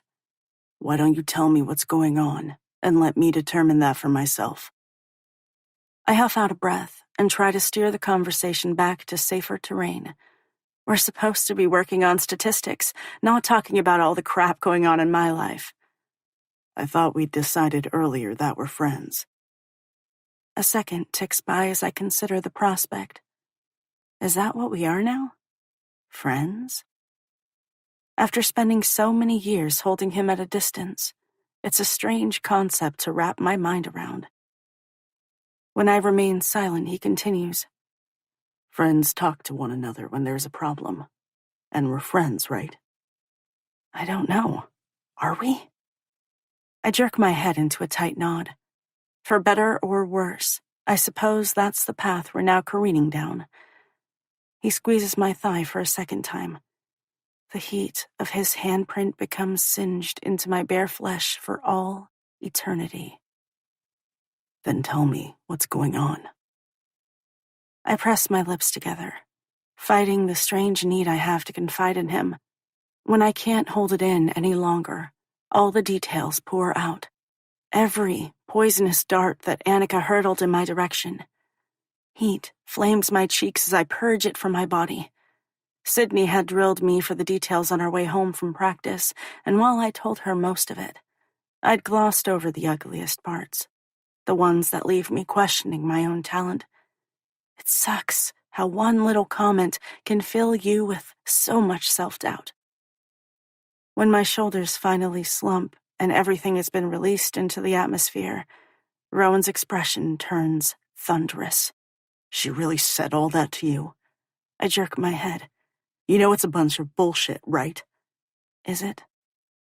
Dad is the highest paid coach in the conference. Every 2 years, the university renews his contract. It's important they keep him happy. The football team brings in a lot of money for Western, money that allows professors to continue with their research.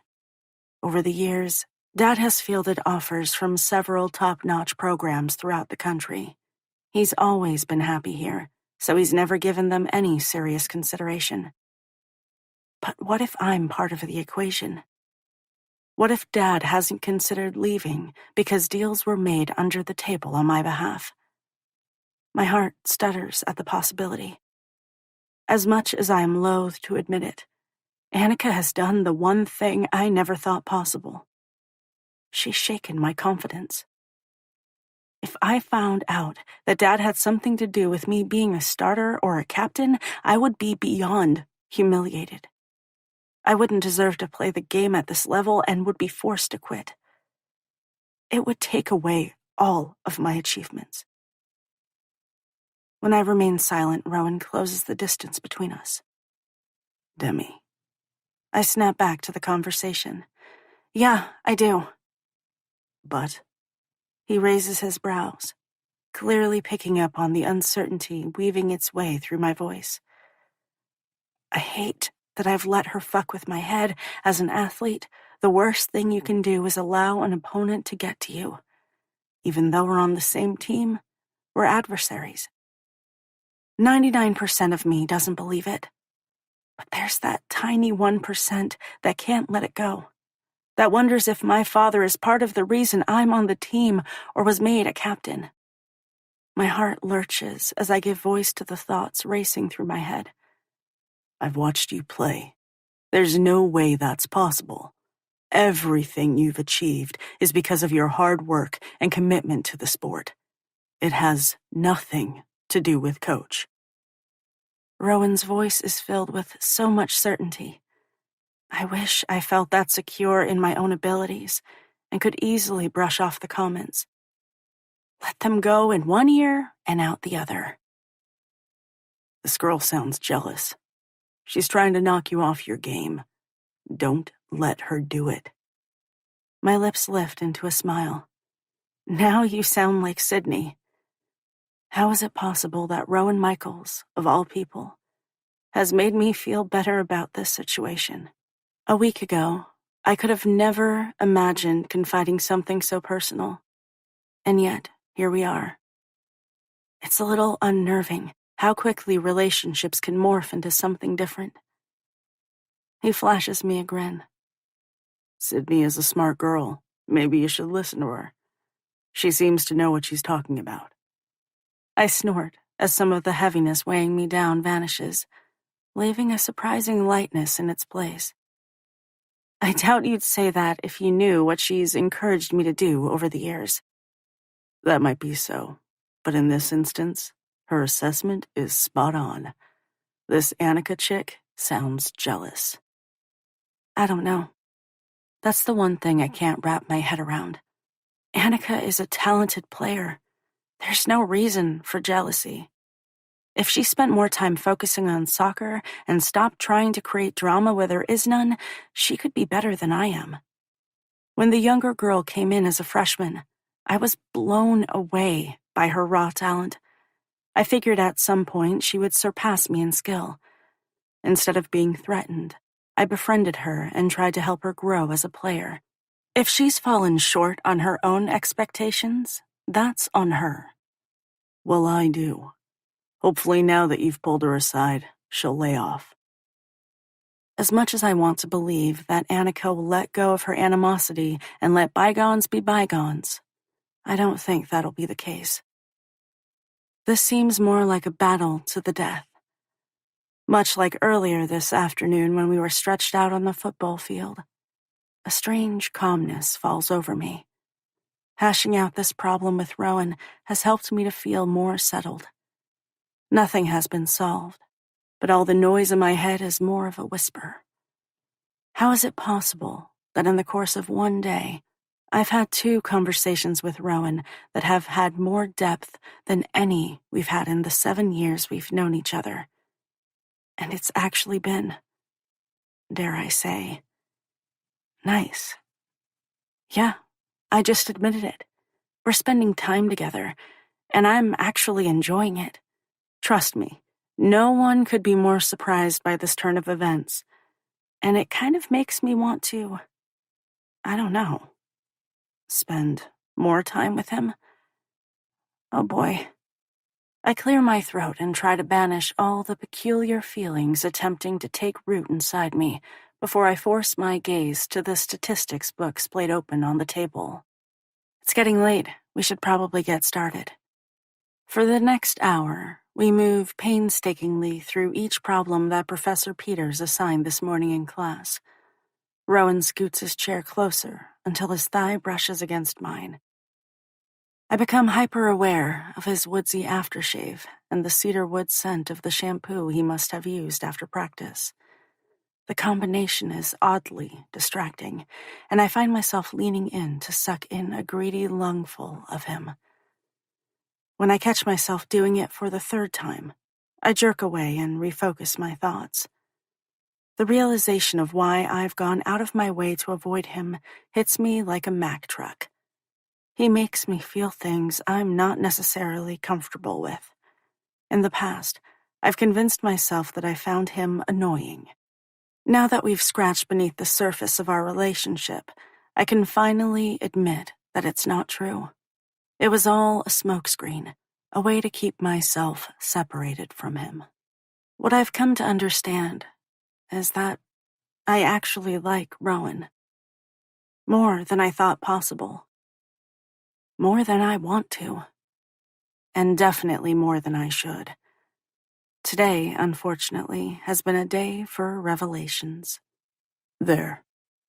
Unaware of the disturbing thoughts crashing around inside my head, Rowan slides the notebook toward me to check his work.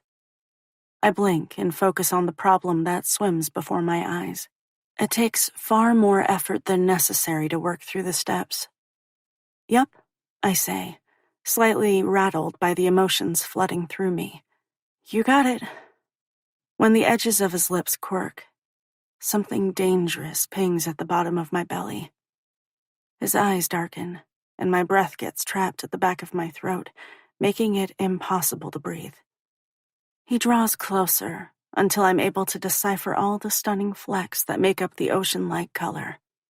Saturday night slams into my consciousness, and I recall what it felt like to be pressed against the steely strength of his body.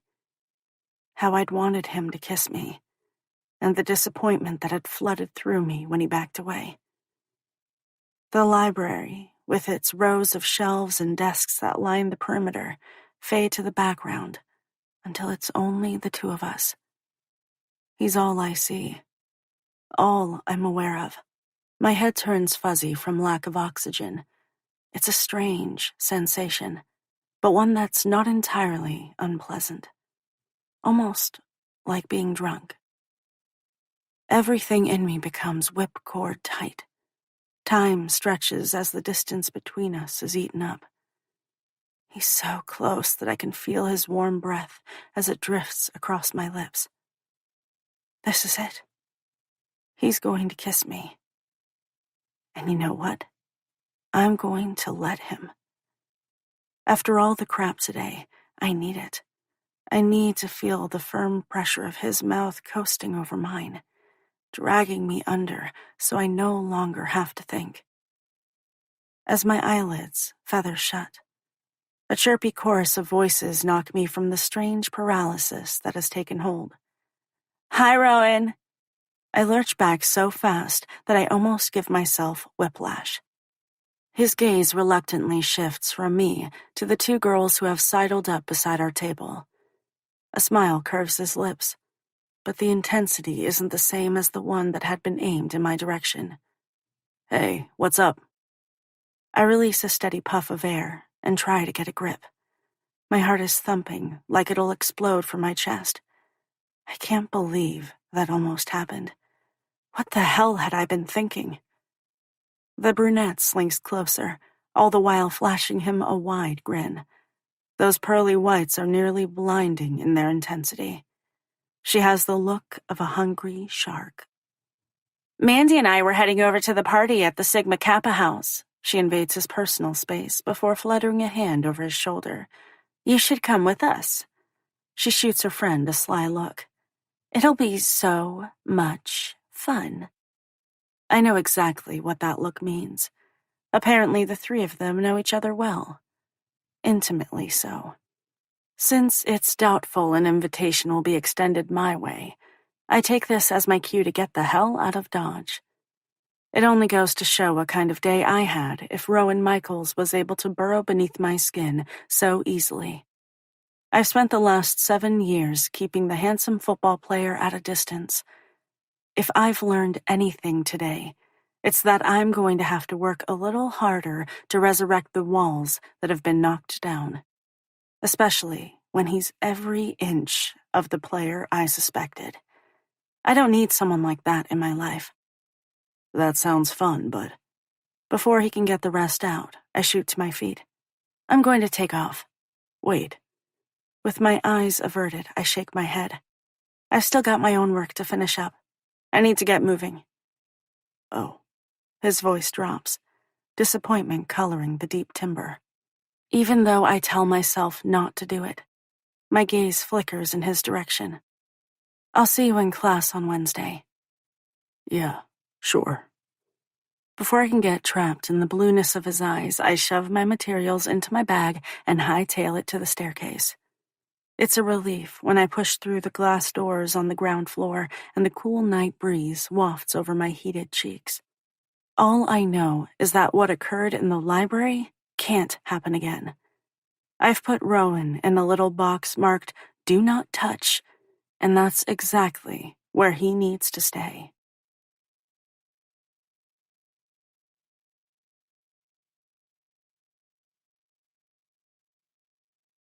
Chapter 16, Demi. There are so many parties happening tonight, and girl, I need it. I plan to cut way loose.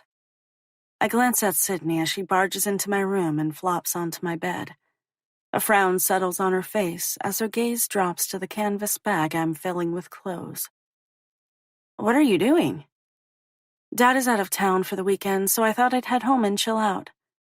What? She jerks upright from her prone position. You're leaving? Yeah, I sigh. It's been a tough week. Instead of the rumors dying down after a couple of days, they're flying all over school. When I'm on campus, people point and whisper. It makes me feel like a bug under a microscope. None of the stories I've heard are accurate. Some are plain outlandish. It's like the headlines of my life have been ripped straight from the storyline of Gossip Girl. I need to get out of here for a while. If I'm lucky, someone else's life will implode this weekend, and when I return to Western on Monday, everything will magically be back to normal. Dinner on Wednesday with Dad and Rowan was awkward. I spent most of the time worrying that my father had not only caught wind of the rumors, but might actually believe them. If he had, he never mentioned them. The rest of the time I spent avoiding Rowan, which is difficult to do when there are only 3 people in attendance. I stuck to Dad's side like glue before taking off as soon as the dishes were done. Running away won't solve anything. That's not what I'm doing. Okay, so that's exactly what I'm doing. I deserve a break. This whole week, I held my head high and ignored all the sly comments and knowing looks sent my way. I can't do it any longer. Want to come with me? We can chill and catch some rays by the pool. Can't, she shakes her head. I told Ethan that we would have dinner and hash out some stuff. And then we were going to meet up with a few girls from the team. I figured you'd need a drink as much as I do. I think what will help the most is to get away from this place. I don't mention that I need to put a little distance between Rowan and myself. Sydney stretches out on the bed and stares at the ceiling. Annika better hope I don't run into her tonight. I know that little bitch is behind all this. Her and Justin are running their mouths all over campus. The dynamic duo. What's hilarious, not to mention ironic, is that I'm not the one who cheated. It was the 2 of them, and yet I'm the one being talked about. It's my name being dragged through the mud. I toss a black bikini into the bag.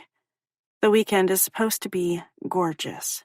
I plan to spend at least part of Saturday and Sunday laying out by the pool, relaxing. With any luck, I'll forget all about this mess, at least for a few days.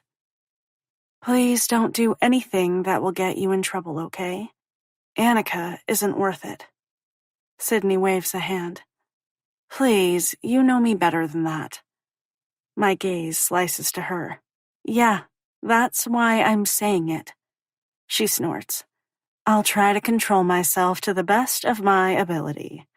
And don't drink too much. I won't be around to talk you off the ledge.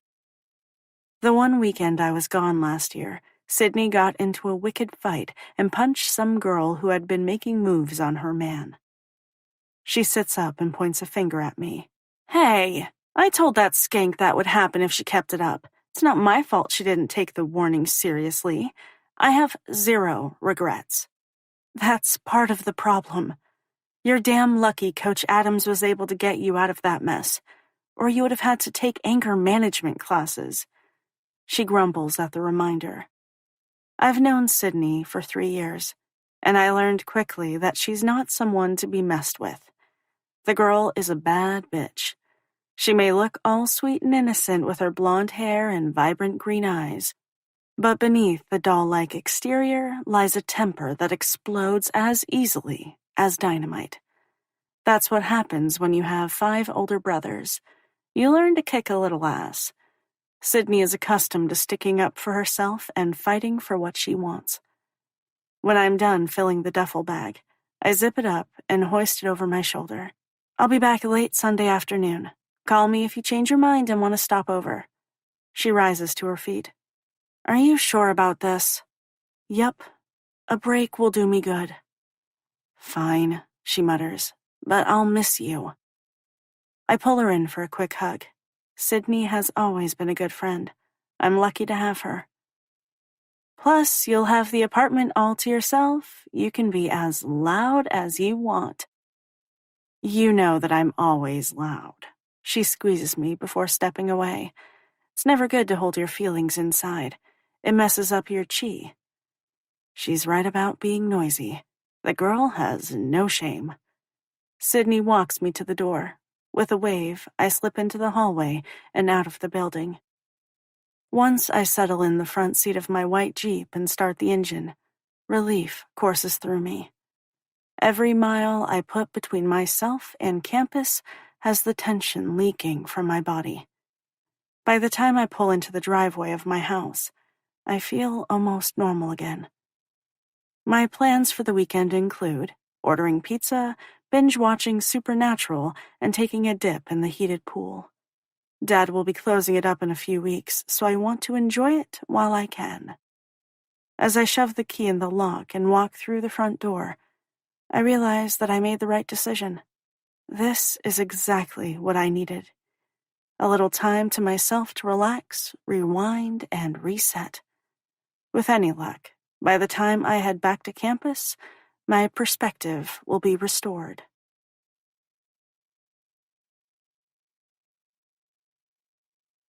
Chapter 17. Rowan.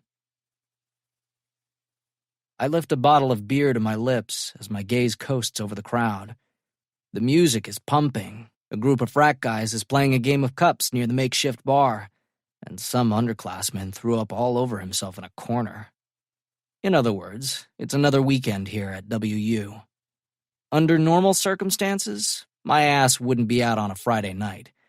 I would have eaten a carb-loaded dinner to give me energy and hit the sheets early.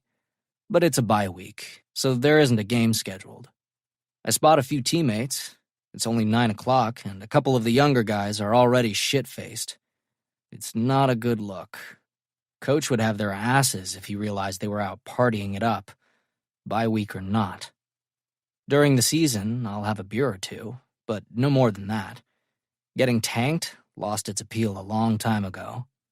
Maybe when I first stepped foot on campus, I went a little crazy and enjoyed the freedom, but it didn't last long. I have too much riding on the line to throw it away on partying.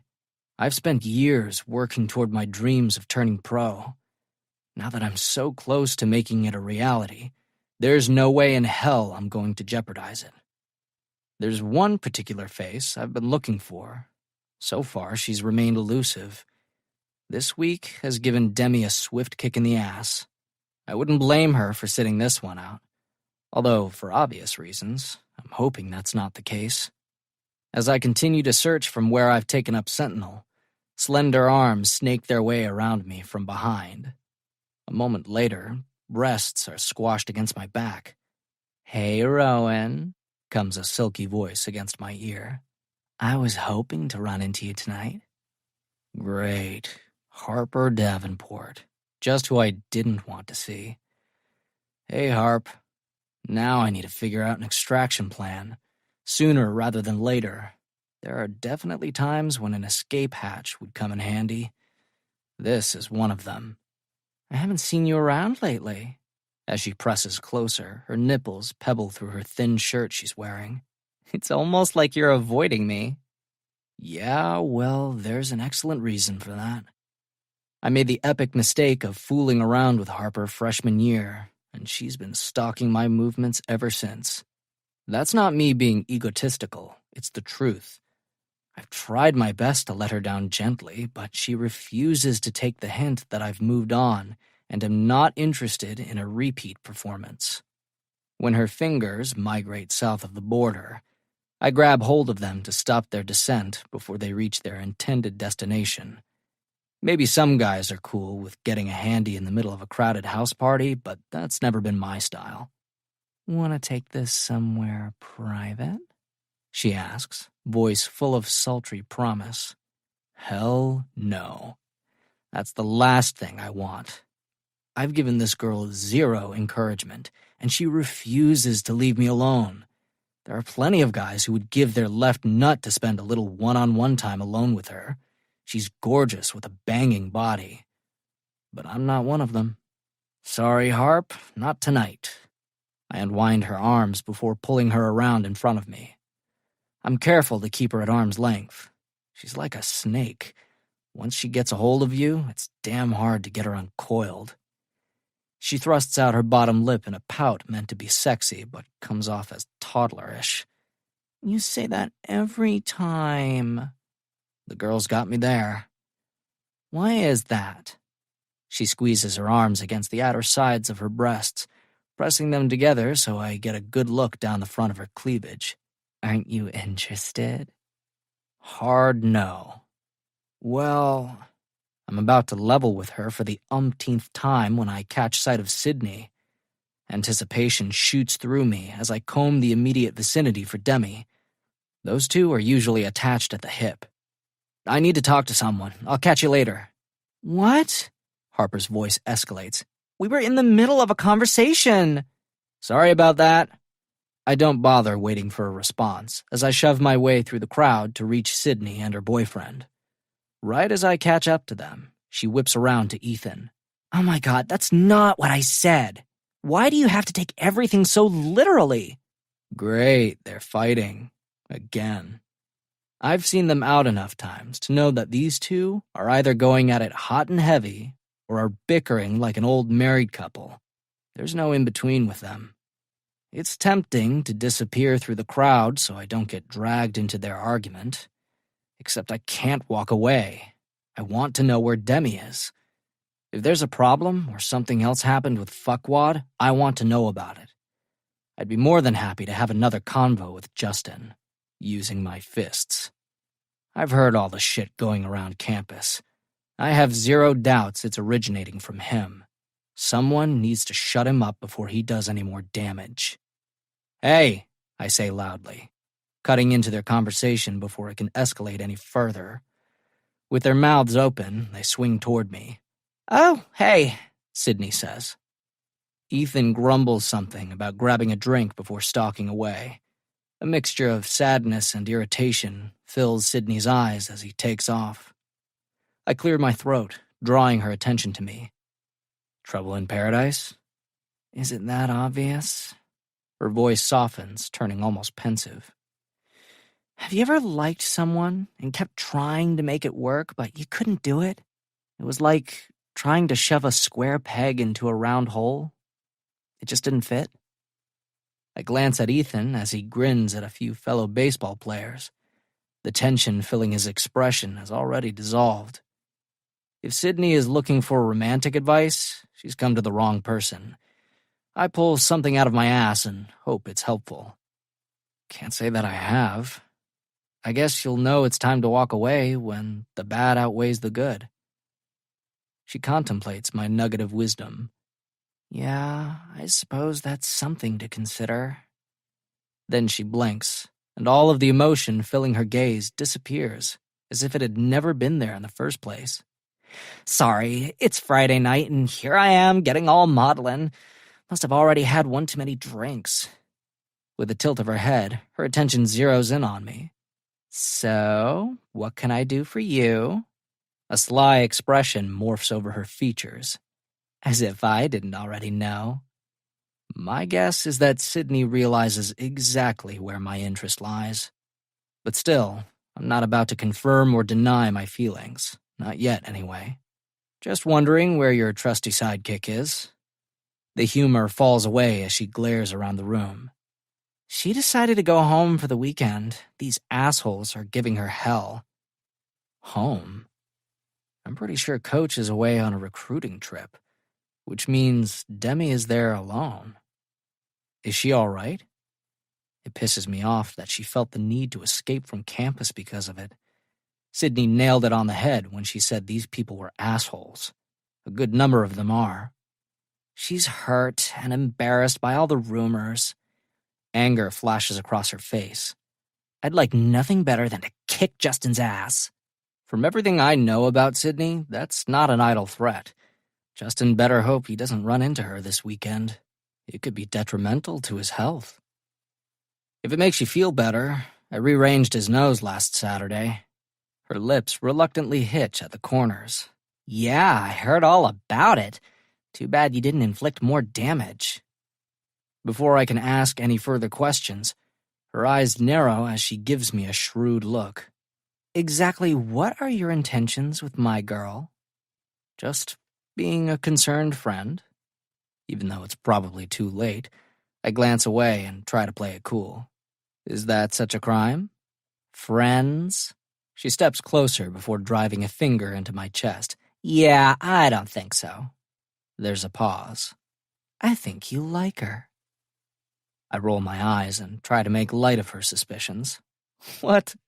Are we in middle school now? You want to know if I like her or like her? Oh, sweetheart. A knowing look settles across her face as she pats my cheek none too gently. Don't be ridiculous. I think you like her. I was just curious if you had enough balls to admit it. Sydney's got enough on her plate with Ethan. She doesn't need to worry about me. Maybe you should... Well, look who it is. Just the girl I was hoping to see. My voice trails off as Brayden sidles up beside us. He's got eyes for one person, and it isn't me. Sydney straightens to her full height, which is still 9 or 10 inches shorter than Bray. The teasing expression vanishes from her face. Whatever information-gathering mission she had been on is now forgotten. My gaze flickers to my teammate as I assess the situation. His attention is solely focused on the blonde. Interesting. Great, she snaps. Just who I was hoping not to run into. His smile stretches into a full-on grin, as if her less-than-enthusiastic greeting is exactly what he was hoping for. He makes a show of glancing around. What, no boyfriend tonight? Her cheeks pinken. Not that it's any of your business, but he's here. You run him off already? She gnashes her teeth before baring them like a rabid animal. He went to grab a drink. He'll be back any minute. What's it to you?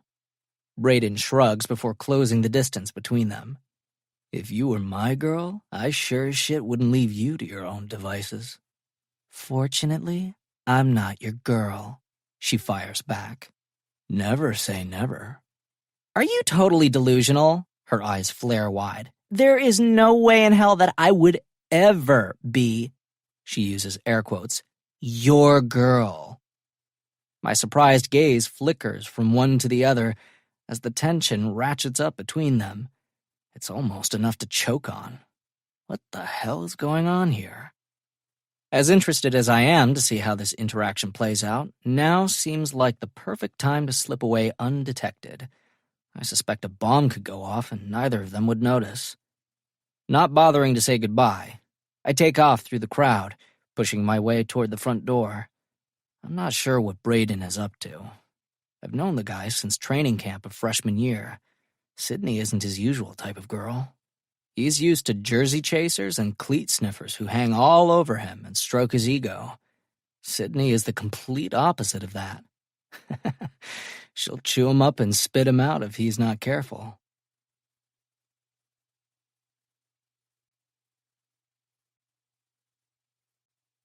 Chapter 18. Demi. The doorbell chimes and I pause the movie before jumping off the couch and grabbing the money from the credenza by the front door. Looks like the pizza has arrived. Thank God. I'm starving.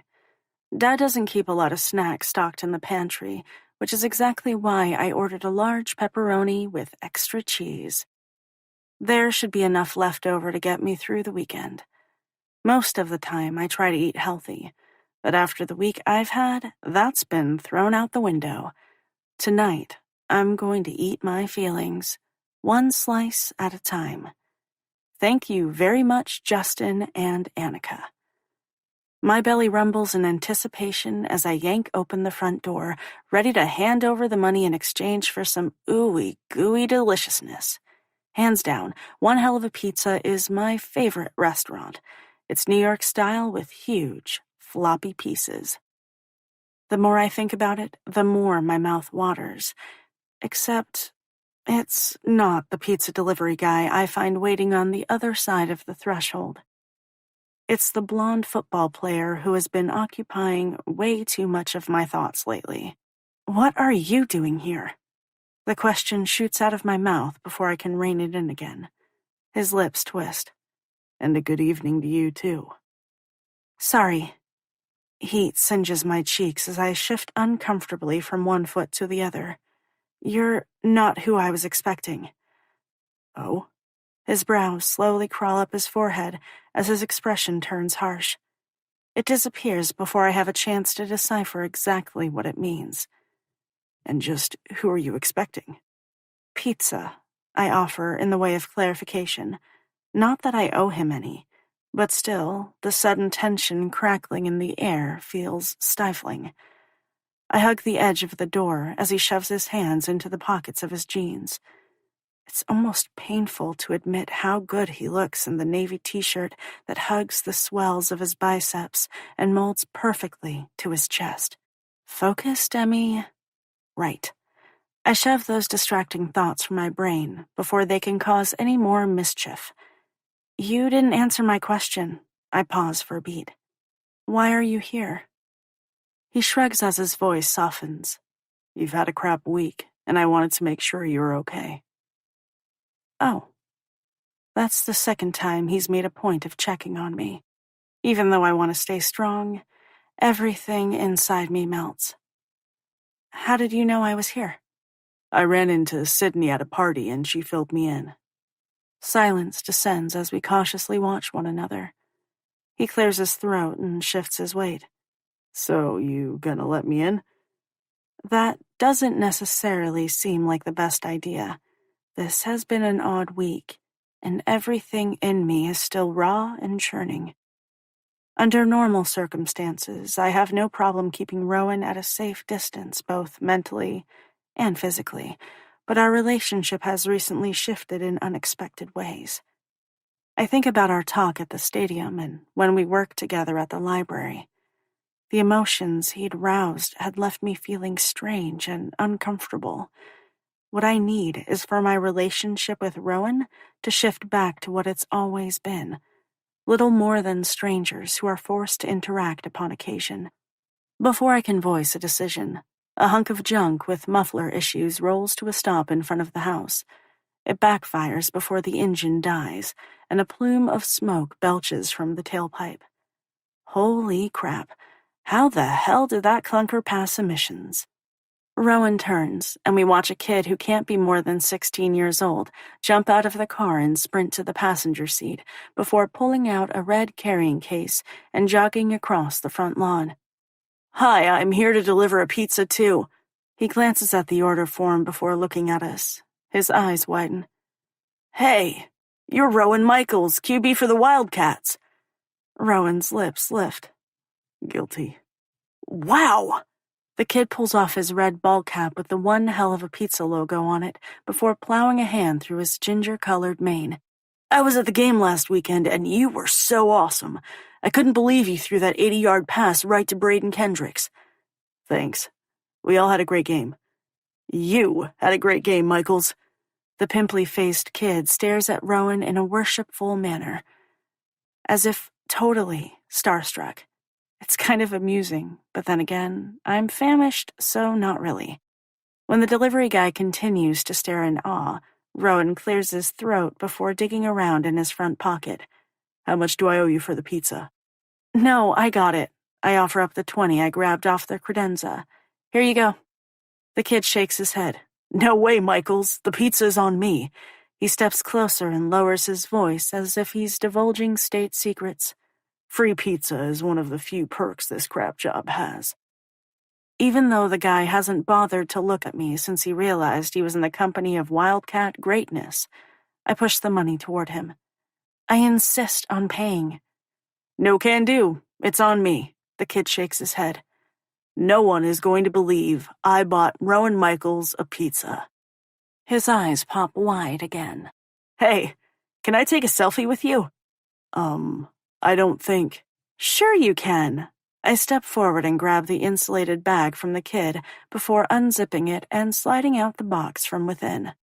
Awesome, the delivery guy gushes. Rowan shoots me a pleading look, which I promptly ignore before stepping inside the house with my large pepperoni pizza and slamming the door closed. That's what he gets for showing up on my doorstep unannounced and sending my hormones into further chaos. 5 minutes later, I've got a plate and have opened the box on the dining room table. I'm about to lift a massive piece of deliciousness to my mouth when the front door swings open and Rowan steps inside. He glances around until his narrowed gaze lands on me before jerking a thumb over his shoulder. Thanks for leaving me out there. I barely escaped with my life intact. When I say nothing in response, he continues.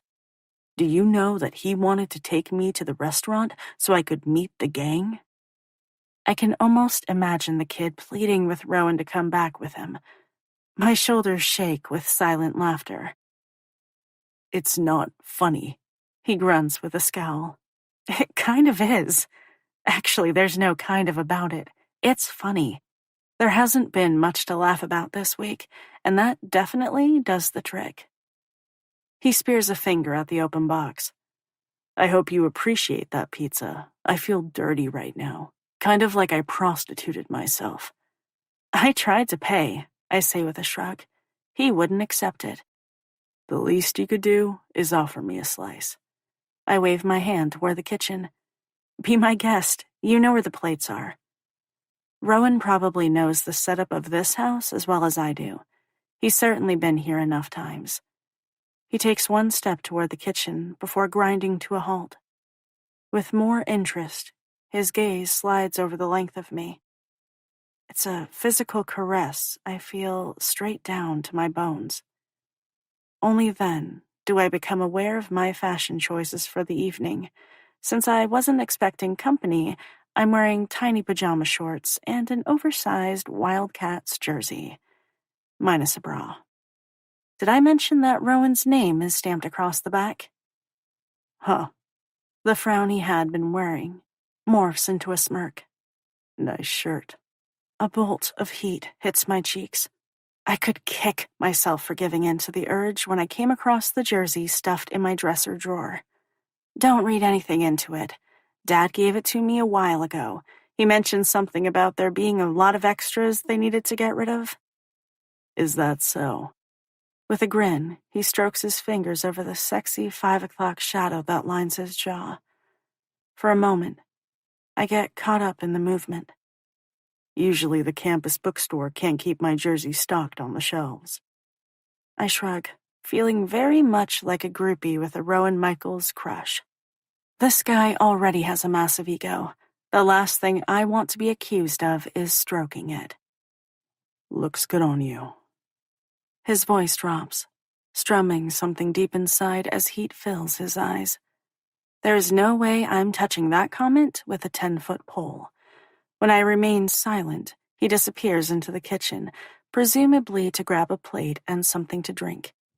An army of butterflies wing their way to life in the pit of my belly as I migrate to the couch, settling at the far end to give him enough room in case he decides to bypass the armchair.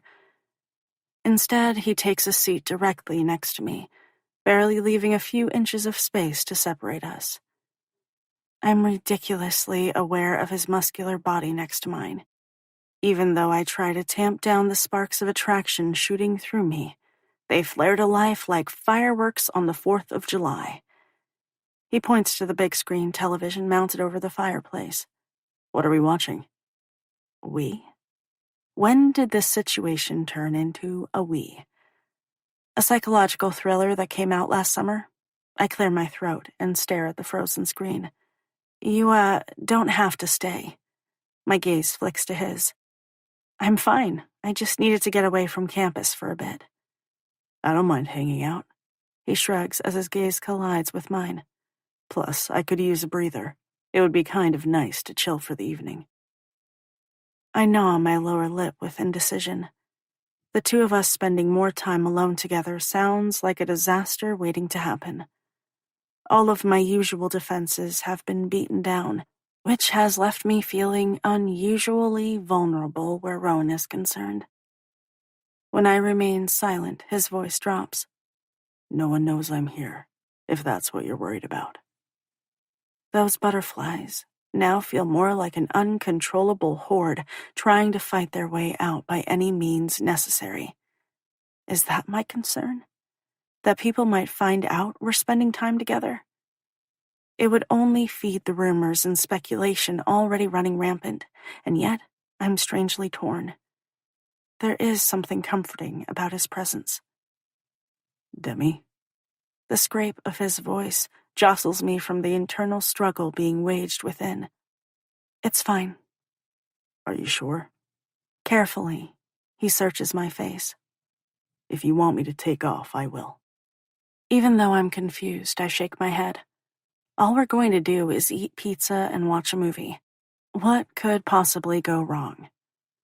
It's probably best not to answer that question. In no time at all, we polish off the pizza. Apparently, Rowan is as hungry as I am. While he runs the plates to the kitchen, I restart the movie. It takes about 15 minutes to lose myself in the plot and forget about the handsome football player sitting next to me. When he shifts, slinging an arm across the back of the couch, I don't pay much attention to it. My focus remains on the screen. My muscles coil when the violins of the musical score grow more pronounced. I shutter my eyes before peeking through the cracks between my fingers. Something's about to. I yelp when the villain jumps out. How did you not see that coming? Rowan chuckles, stroking my shoulder with his fingers. I knew something was going to happen, I mumble as my heart beats into overdrive. Just not that. The arm wrapped around me tugs me close until I'm pressed against the steely strength of his chest. My body molds to his as I inhale a greedy lungful of him. He smells so damn good that my eyes nearly cross. Wait a minute. I jerk to awareness. What the hell am I doing? Please tell me that I did not sniff Rowan Michaels. Again. This is exactly why I shouldn't have allowed him to stay. My emotions are a little too raw, a little too exposed. I'm not acting like myself. This was a mistake, one I need to rectify before it spirals any further out of control. Even though it's the last thing I want to do. I jump to my feet in order to put some much-needed distance between us before pointing toward the kitchen. I'm going to make popcorn. As I scramble back a step, he reaches out, snagging my fingers with his own. The unexpected touch has my eyes widening and my pulse skittering. He leans forward, and a bolt of nervousness slices through me. When I try to slip free, his fingers tighten around mine. Why are you always running away from me? I gulp and force out the lie. That's not what I'm doing. Even as I release the words into the atmosphere, I know he won't believe them. The way Rowan's brow arches tells me that he's all too aware of the truth. No good will come out of this forced conversation. It's like a capsizing ship. Someone needs to save us. When I make a second attempt at freeing myself, he tows me toward him until I have no choice but to tumble onto his lap. Air rushes from my lungs as his arms band around me, anchoring me securely in place. Come on, Demi, he says softly, warm exhalation feathering against my lips. Be honest. Part of me is scared to death to admit the truth. He's done the unexpected and found a chink in my armor. If he continues, the crack will turn into more of a gaping chasm. I can't afford for him to wedge his way in there any more than he already has. I am being honest. The lie sits on my tongue like bitter ashes. I'm not someone who tells falsehoods. Life seems less complicated when you stick to the truth. And yet, I can't bring myself to do that with Rowan. I am always running away from, or at the very least, trying to avoid him. If he comes into a room, I promptly leave. If there's a choice in where to sit, it's as far from him as I can get. Distance is my best defense against him.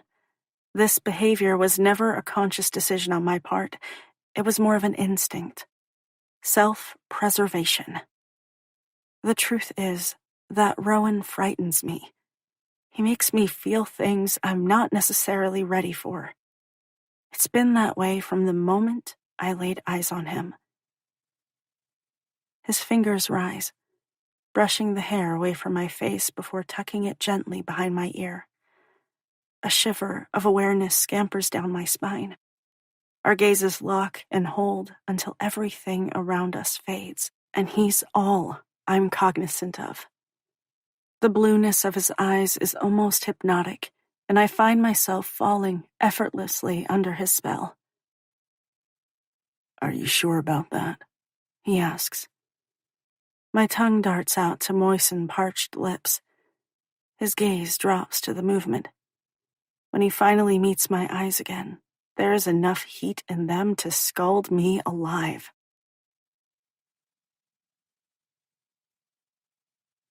You're always holding me at a distance. What are you so afraid of? I have to gulp down the nerves bubbling up in my throat, threatening to choke the life out of me. He's right. I am afraid. I've always assumed that if I held the mask firmly in place, he would never figure out my secret. But he sees right through me. Tell me, Demi. The world around us falls away. Tell me what you're so afraid of. You.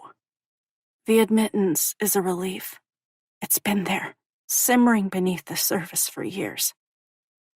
I never realized until now how much effort it took to keep it buried deep inside where it couldn't see the light of day. His lips quirk as if he doesn't believe me. You can't possibly be afraid of me. You're the most fearless person I know. Laughter gurgles up in my throat.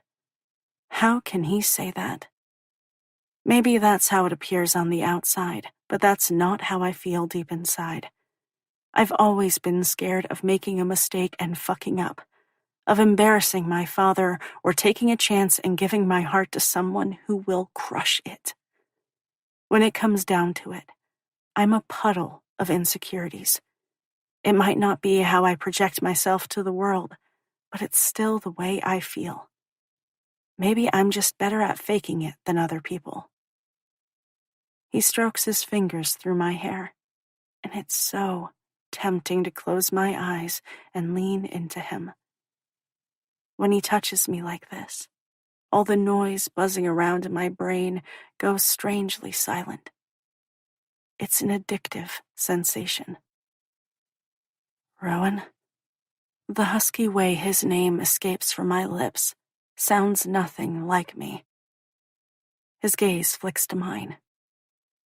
Yeah. What's happening here? Tension ratchets up until it reaches a fever pitch and becomes almost too much to withstand. Something I've wanted for a long time. Before I can suck in a lungful of air, his hand slides from my face to the back of my head. His fingers splay wide across my skull, cradling it in his palm. As if in slow motion, he drags me forward. My heartbeat stalls as his lips slant across mine. First one way, before tilting his head the other. We fit perfectly.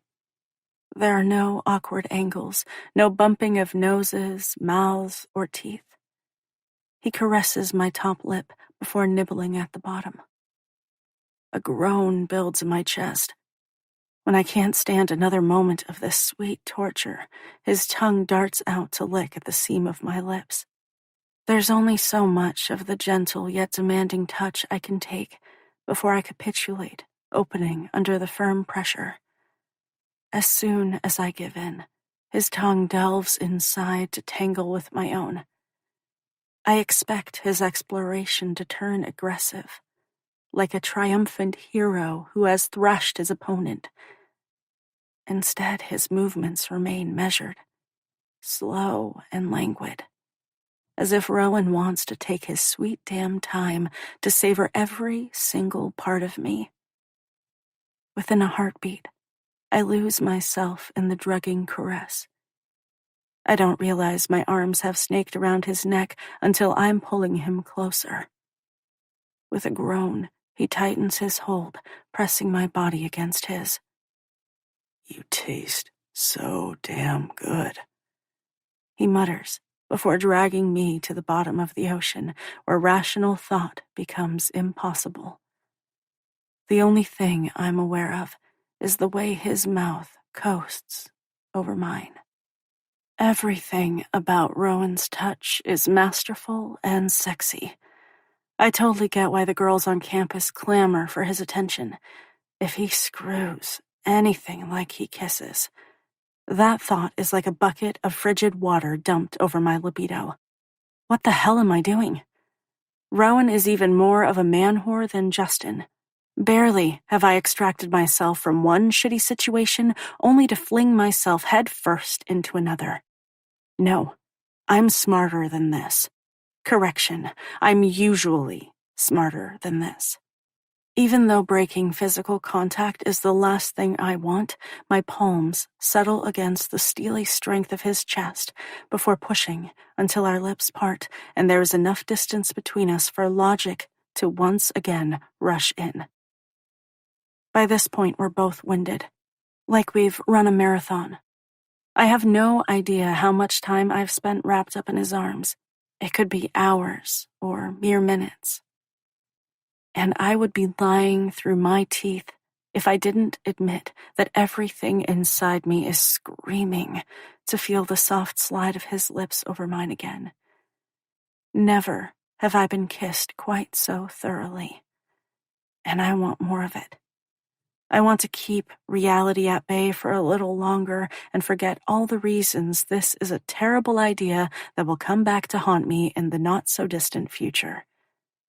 But I can't do that, no matter how tempted I am. Why did you stop?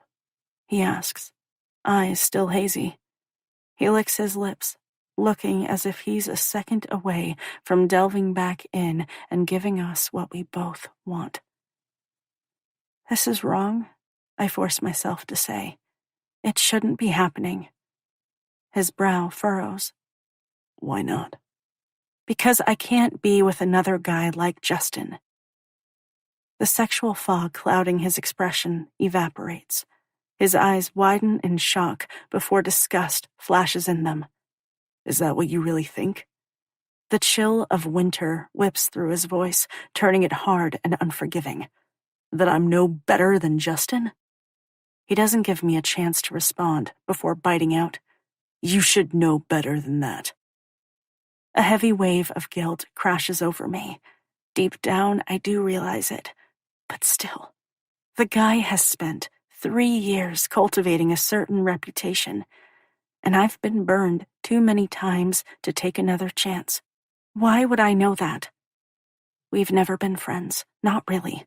It's the reason why I've been able to hold him at a distance with such ease and pretend we're nothing more than strangers. Hurt flickers across his features. Even though doubt creeps in at the edges, I straighten my shoulders. There's too much evidence for there not to be a shred of truth to it.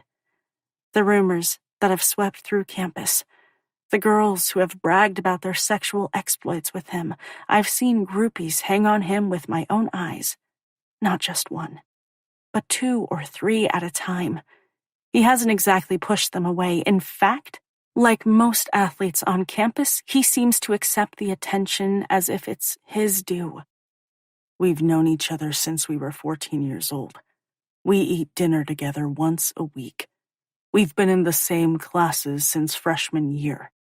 I attend all of your home games. How can you not know me better than that? Thick tension swirls through the air. How can you not know who I really am? For reasons I don't quite understand, I'm loath to see him in a different light.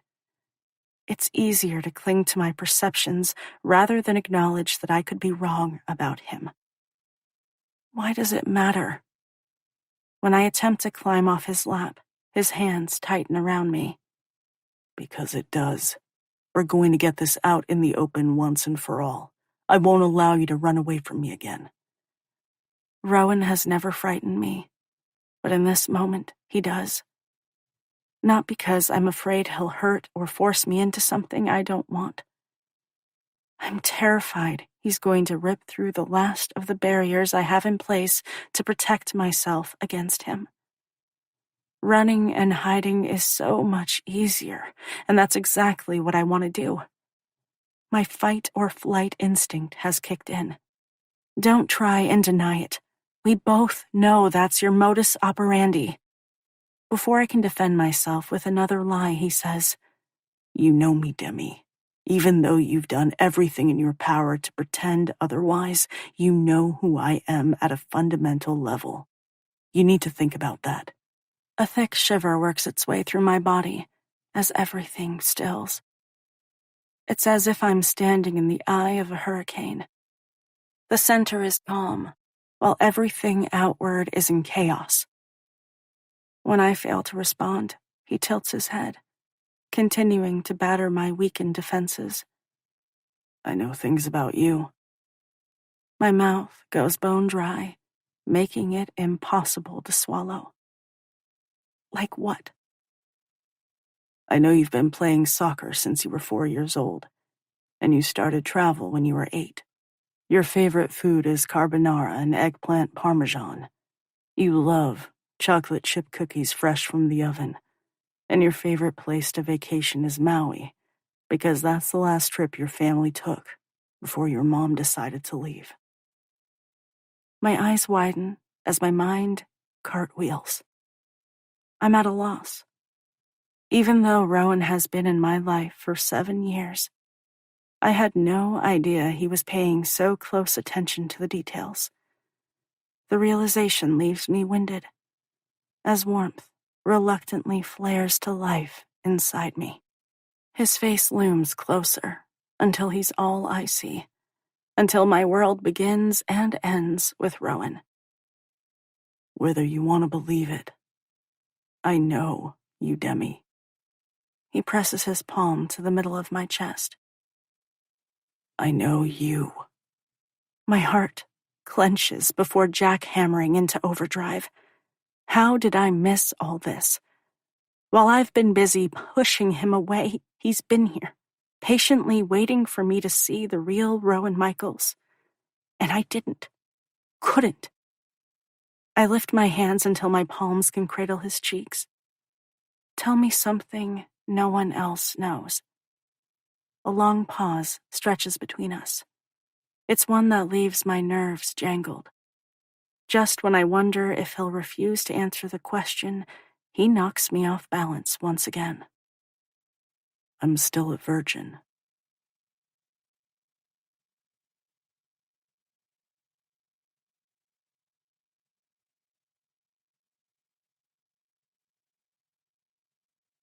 Chapter 19. Rowan. Heavy silence descends as her hands fall away from my cheeks, and her eyes widen to the point of being comical. Except there's nothing amusing about this moment. Far from it. I definitely made an error in judgment. One of epic proportions that I can't take back. For better or worse, my secret is out there. Fuck. Why the hell did I think it was a good idea to tell her the truth? It takes a few heartbeats before her expression morphs into one of confusion. A frown settles on her face as she hesitantly shakes her head. No, you're not. Relief floods through me as I consider lying. Almost got you. Ha ha ha. I've banged more girls than I could possibly keep track of. Just listen to all of the gossip on campus. My stats with the ladies are legendary. But I can't do that. I'm tired of pretending to be something I'm not. More than that, I'm sick of the way Demi looks at me. Like a man whore who is no better than that fucko Justin. The reality is that I am nothing like him. And it's important she understands that. I want her to know me, the real me. Not the one everyone whispers about. Not the one girls make up stories about to make themselves look better.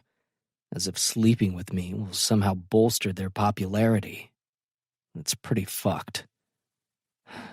It's true, Demi. I'm a virgin. Emotion crashes over her pretty face as she digests that bit of information, gradually coming to terms with it. Disbelief, doubt, astonishment, and finally, acceptance. Demi may not realize it, but her face is so damn expressive. Her thoughts are there for all to see. I always know what she's thinking. She would hate it if I told her that. She would hate that I could read her so easily. I don't understand.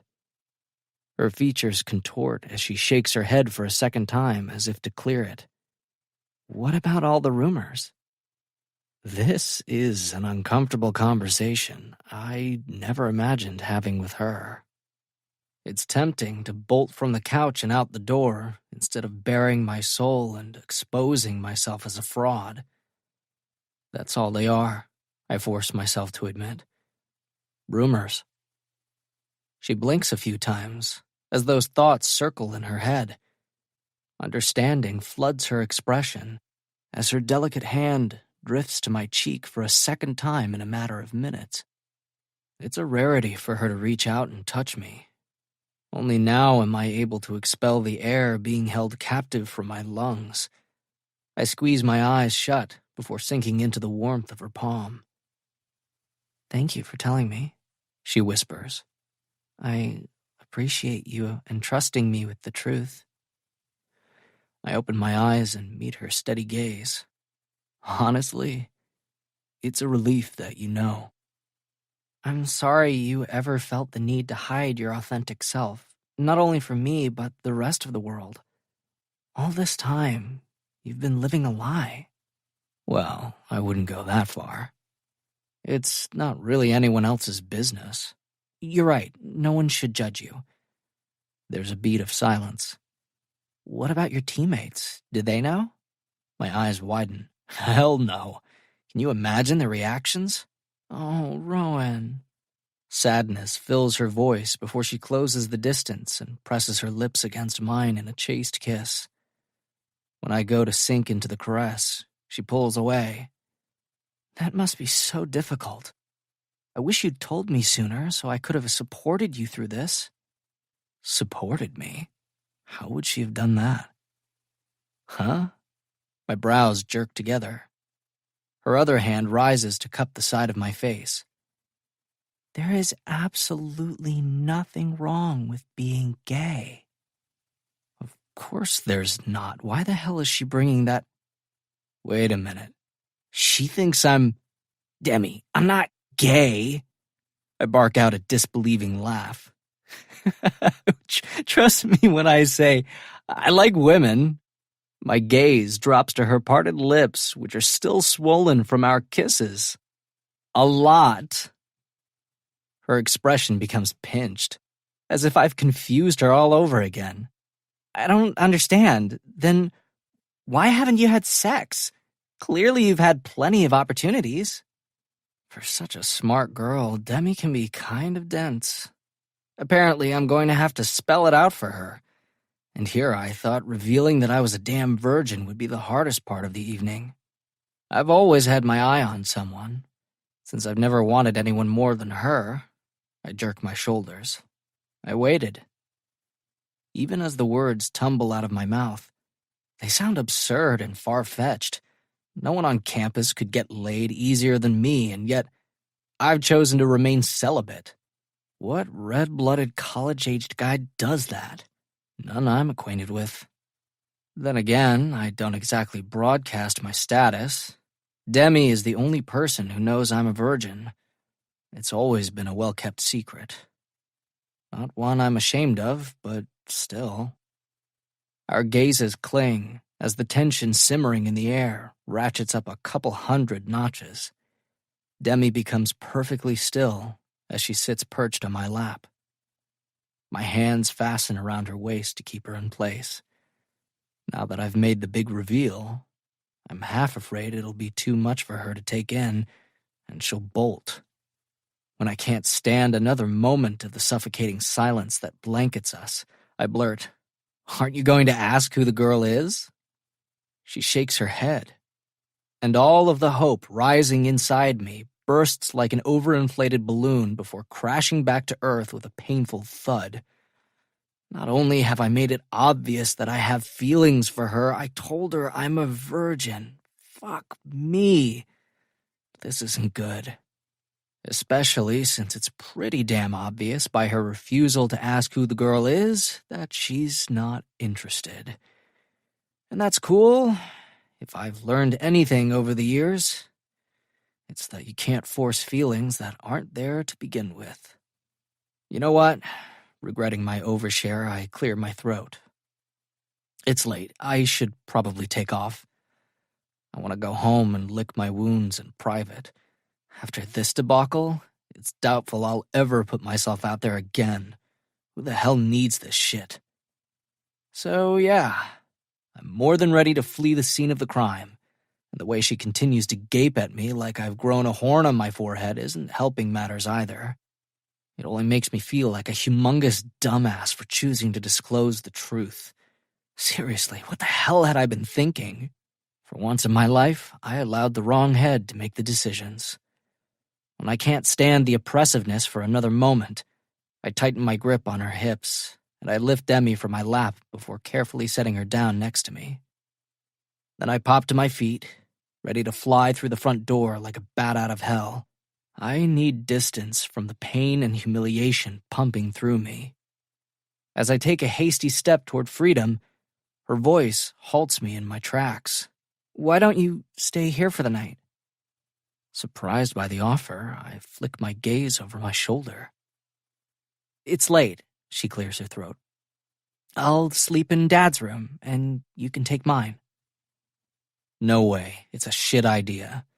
The best course of action is to return home and drink enough to forget this incident ever transpired.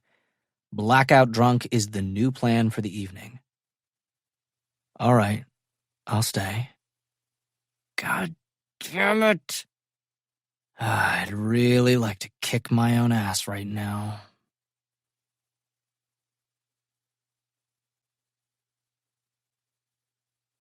Chapter 20. Demi. I stare sightlessly at the ceiling as the conversation from earlier plays through my head, as if it's on a constant loop. There's no way that Rowan Michaels is a virgin. How is it possible that I've slept with more people than the campus player? And to be clear, I've had sex with a whopping 5 guys. 5. That's it. No matter how many times I squeeze my eyes closed and try to turn off my thoughts, they refuse to be banished. They circle through my head like hungry sharks. Aren't you going to ask me who the girl is? Instead of having the balls to hear the truth, I'd shaken my head, too frightened to take the conversation any further. Deep down, I had known what it would be. Once everything was out in the open, there would be no going back. We would only be able to move forward, and I'm unsure how to do that. In the hour since I left Rowan at the threshold of my childhood room, I've come to realize that I need to hear him say the name. I need to hear him say my name. Before I can reconsider the wisdom of my actions, I throw off the comforter and pad into the darkened hallway before arriving at my bedroom. I stumble to a halt, when I find the door slightly ajar. I pause tentatively, laying a hand on the wood as my heart riots painfully under my breast. If I push the door open and step inside, everything will change. I'll be forced to acknowledge that my feelings for Rowan have always been smoldering beneath the surface, waiting for the chance to break free. Am I ready for that? The tiny voice at the back of my brain tells me to run before it's too late, but I can't do that. This feels much too important to back away from. With trembling fingers, I reach out and push the heavy wood door wider before stepping over the threshold and into the dark space. A fresh wave of nerves crashes over me, threatening to drag me under. It takes everything I have inside to force out the question. Are you awake? Yup.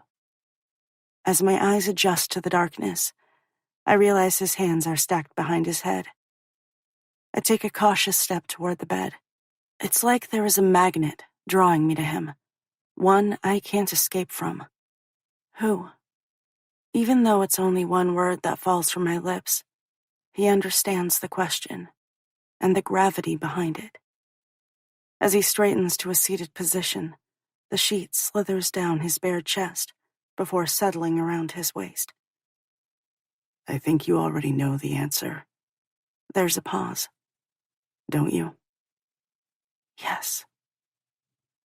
When he extends his hand, it never occurs to me not to close the distance. I find myself gravitating toward him before carefully placing my fingers in his. As soon as his hand fastens around mine, he tugs me toward the bed until I'm settled on the mattress next to him. In case there was ever an ounce of doubt, it's always been you, Demi. My heart melts. As much as I've tried ignoring him, thick tension has always smoldered in the air between us. It's the reason I was so intent on keeping my distance. I was afraid to open up and let someone in. Especially a guy like Rowan.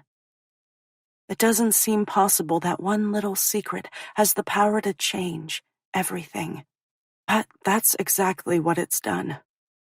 Rowan draws back the sheet, and without hesitation I slide beneath it, curling up beside him until my head can rest against his chest. I don't understand how you could wait for something. I glance at him. Or someone, if you weren't sure it would ever happen. Silence descends as he wraps his arm around me and tugs me closer. I never set out to wait. It just kind of happened. I've always had feelings for you, and even though there's been plenty of other girls, they never held my interest. It seemed pointless to be with another girl when you were the one I couldn't stop thinking about. Emotion explodes inside me as I shift, maneuvering until my face can hover over his. I'm not sure what to say. You don't have to say anything. As embarrassing as it is to admit I'm still a virgin at 21, it was more important you understand that I'm nothing like Justin. Guilt slices through me like a burning arrow. I don't think that. How did I get it so wrong? Why didn't I see through to the truth? He raises his brows. Yeah, you did. You're right, I did. There have always been so many rumors floating around. How could I not believe them? They never came from me. That's the ironic part. It's the girls who spread the lies far and wide, as if there was prestige to be had if you'd slept with Rowan. An exclusive club that drives up popularity. When I was a freshman and even a sophomore, my older teammates would brag about hooking up with him. My chest would tighten as I was forced to listen to a blow-by-blow of the encounter. It made me sick to my stomach to think about him messing around with other girls. Instead of admitting I liked him, I convinced myself that I was disgusted by his sexual antics, that he was nothing more than a man-whore coasting through college on his athletic prowess and good looks. Every time he tried to get close, I pushed him away. Guys get a bad rap for bragging about sexual encounters, but sometimes it's the girls who make stuff up to look better. Until now, I didn't realize it could go both ways. I've heard so many girls boast about hooking up with you. Yeah, I know. When he doesn't say anything more, I prompt, "Doesn't that bother you?" A sigh escapes from him. I guess the answer to that would be yes and no. I don't understand. There have been plenty of times when people have spread rumors about me. Not only does it suck, it's humiliating. It's the reason I decided to leave campus for the weekend. I couldn't take the scrutiny for another moment. It's not like I wanted people to talk about me. But if girls were bragging that we'd hooked up, then no one was speculating as to the reason I wasn't sleeping around like most of the guys on the team. Wow, I never considered that. Look at your reaction. He pauses for a heartbeat. The moment I told you that I was a virgin, you immediately thought I was gay. Heat slams into my cheeks. He's right. That's exactly what I'd thought. I couldn't understand why a perfectly healthy and attractive male wouldn't want to sleep with as many girls as he could, especially when they were throwing themselves at him left and right. From a young age, males are told that in order to be a man, they need to have sex with as many women as possible. If a guy doesn't adhere to that, then there's an assumption something is wrong with him. As painful as it is to admit, I'm as guilty of perpetrating the notion as everyone else. I'm sorry. Now I feel even more like an asshole for jumping to conclusions. No wonder Rowan didn't bother to correct the gossip. I shouldn't have assumed that. He brushes a kiss against the crown of my head. You don't have anything to apologize for. In our society, that's the way people are conditioned to think. There must be something wrong with a guy if he decides to wait, no matter what the reason might be. He adds with a touch of humor. I'm probably the only virgin on campus. His comment lightens the mood. Nah, there might be a freshman or two. Thanks, he says with a snort. I feel much better now. Maybe we can start a club or support group. I twist in his arms until my mouth can drift over his. As soon as it does, his lips part, and my tongue slips inside. He pulls me close and rearranges my body until I'm stretched out on top of him and able to feel all of his hard lines pressed against me. It's all too easy to lose myself in him.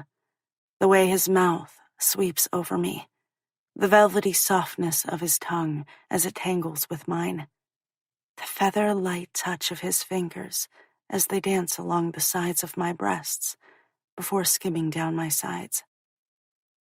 Almost reluctantly, he pulls away. You feel so damn good. When I swoop in for more, he gently pulls away until his gaze can fasten on mine. You realize that I'm not looking for a quick fuck, right? How could I not? But what does that necessarily mean? That we can't have sex? Like, right now? Because I'm more turned on than I have been in a long time. Maybe ever. His lips twist as if he has mind-reading capabilities. Carefully, he repositions me until I'm snuggled up against him instead of draped across his body. I guess that answers the question now, doesn't it? You're kind of a tease, I grumble, even though a chuckle rumbles up from his chest. It's scraped raw, as if he's as tortured as I am. That wasn't my intention. Doesn't matter. At this very moment, hormones are raging through my body, singeing me from the inside out. He drops a kiss against the top of my head as his arms tighten around me. Go to sleep, Demi. A snort escapes. Like that's going to happen anytime soon. I don't think so.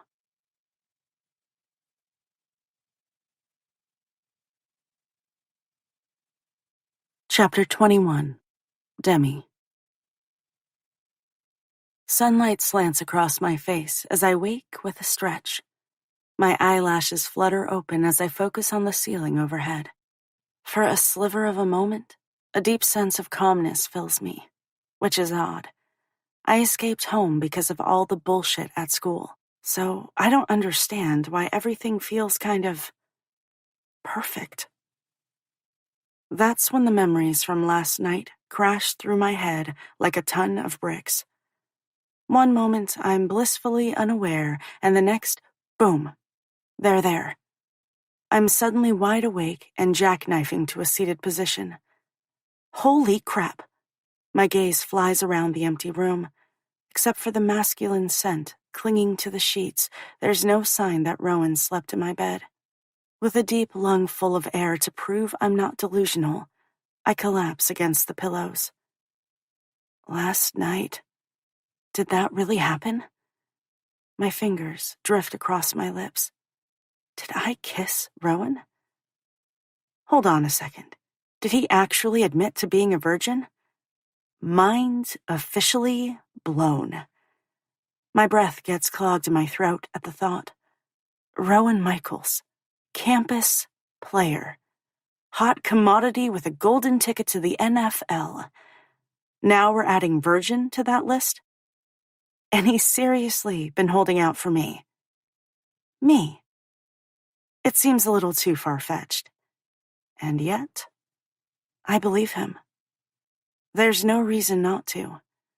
I've known Rowan for a long time, and the one thing I can unequivocally say is that he's never lied to me. I trail my fingers over the cold sheets. We talked. And kissed. Then fell asleep wrapped up in each other's arms. And now he's gone. Does Rowan think he can dump all that on me and then take off at the crack of dawn? Are we supposed to pretend it never happened? Rowan could have allowed me to finish out senior year blissfully unaware of his true feelings, but he didn't. He took a chance and disclosed everything, at the same time forcing me to acknowledge what I've always kept bottled up inside. Now, knowing what I do, how can I pretend it doesn't exist? With a huff of frustration, I throw off the covers and pad over to the window before drawing back the gauzy curtain to peer outside. It might be early September, but it's absolutely gorgeous out. My gaze lands on the now empty spot where Rowan's pickup truck had been parked last night. I draw my lower lip between my teeth before chewing on it, dropping the sheer material back into place, and taking a step in retreat. I'm confused as to what his absence means. Is the ball now in my court? Am I supposed to make the next move? What is my next move? Do I even have one? Not really.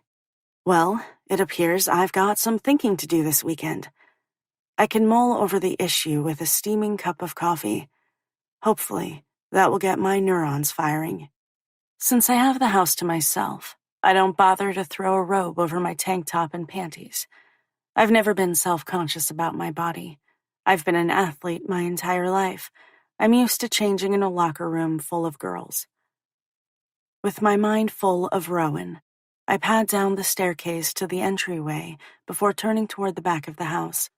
Sunshine pours in through the eastern-facing windows as I pull open the refrigerator door and peer inside. Yep, it's like I suspected, a barren wasteland. Since Dad lives alone, he doesn't keep up on domestic chores like cooking, cleaning, and shopping. After the divorce, he hired Mrs. Granger, an older woman in the neighborhood, to stock the fridge once a week, tidy up the house, do the laundry, and prepare a few quick meals for when he's running late. Otherwise, the guy would probably camp out at the stadium and subsist on cafeteria food. What he needs is a girlfriend. Every once in a while, I make noises about him dying alone. With a roll of his eyes, he'll remind me that he's perfectly content living a bachelor lifestyle. His excuse is that he doesn't have enough time to devote to a girlfriend, and no woman wants to be a distant second to football. He's not wrong about that, but maybe if the right woman came along, it would change his mind and his priorities. What? It could happen. although I won't be holding my breath. It takes seconds to scour the entire contents of the fridge. There's not even a single slice of pizza to be found because Rowan and I polished it off last night. Had I known he would be making an unannounced appearance, I would have ordered 2 larges. My plan had been to nibble on it throughout the weekend. Guess that idea has been shot to hell. As I slam the fridge closed, the front door opens, which is odd. There's no way Dad is home. He shouldn't return until late Sunday evening, and if by chance his plans changed, he would have called or texted to let me know. My muscles tense as I cautiously move to the middle of the room, giving me clear sight lines to the entryway. A puff of air escapes from my lungs when I find Rowan. As our gazes lock and hold, something pings unwantedly at the bottom of my belly. For so many years, I ignored the physical attraction, doing my best to convince myself it didn't exist. His confession last night makes that impossible. The floodgates have been opened, and there's no chance of resurrecting them again. Only now do I realize how disappointed I was to find him missing this morning. His lips quirk into a lopsided smile as he holds up a paper bag with a familiar logo stamped across the front. I ran out for bagels and coffee. Fresh bagels are my absolute favorite. Before his admission last night, I would have assumed it was nothing more than a coincidence. Now I know differently. It only proves that Rowan has always been there, hovering at the edges, paying attention to the details. It's such an insignificant gesture, and yet it means so much. No other guy has ever bothered to run out and grab breakfast in the morning. My heart lurches, and it takes effort to clear away the emotion struggling to take root deep inside. I'm not ready for that yet. Instead, I clear my throat and lift my lips into a smile. I thought you took off. Nope. Warmth blooms inside me as I drag a hand through my disheveled hair. Unsure what to do or say, I shift my weight and point toward the patio. He makes me feel emotions I'm not entirely comfortable with. Want to eat outside? Sure. His easy response makes the tension vibrating in the air dissipate. Needing a moment to collect my scattered thoughts, I turn away, grabbing napkins and plates before carrying them out through the slider to the stamped cement patio that surrounds the pool. We settle at the iron table beneath an oversized navy-colored umbrella. Rowan sets an extra-large travel container of coffee in front of me before opening the bag. As soon as he does, I catch a whiff of fresh bagels. Yum. In silence, we arrange our breakfast on our plates. A burst of nerves explodes in my belly, and my gaze skitters across the backyard. Rowan's confession last night has changed everything. Nerves hum beneath my skin as I focus on slathering cream cheese onto my bagel. When he clears his throat, I nearly jump out of my chair. What are your plans for the day? My brain blanks. Plans. Oh, right. I have a couple of assignments to finish up. I glance at him. Otherwise, chill out. There's a brief pause before he asks, Mind if I hang with you? A thrill shoots through me, and it takes effort to tamp down my excitement at the notion of spending more time together. Not at all. The edges of his lips curl before he reaches out and snags my fingers, pulling me to my feet and onto his lap. His arms wrap around me, anchoring me securely in place. Barely am I able to find my bearings before his mouth slants over mine. My brain clicks off as my arms wind around his neck. Much like last night, it's a slow exploration of lips, teeth, and tongues. Most of the guys I've been with are in a hurry to reach the finish line, which is apparently in my pants. This couldn't be more different. As his wide palms stroke over my back, his fingers leave an explosion of delicate shivers in their wake. When I whimper, He swallows down the sound as if starving for it. You're so fucking sexy. He growls, the low vibration rumbling in his chest. Before I realize what's happening, Rowan rises to his feet. His arms are locked around me, securing me in place as he turns and sets me down on the chair he had been occupying. I blink as his fingers go to the hem of his navy t-shirt, yanking it up his body and over his head before tossing it to the concrete.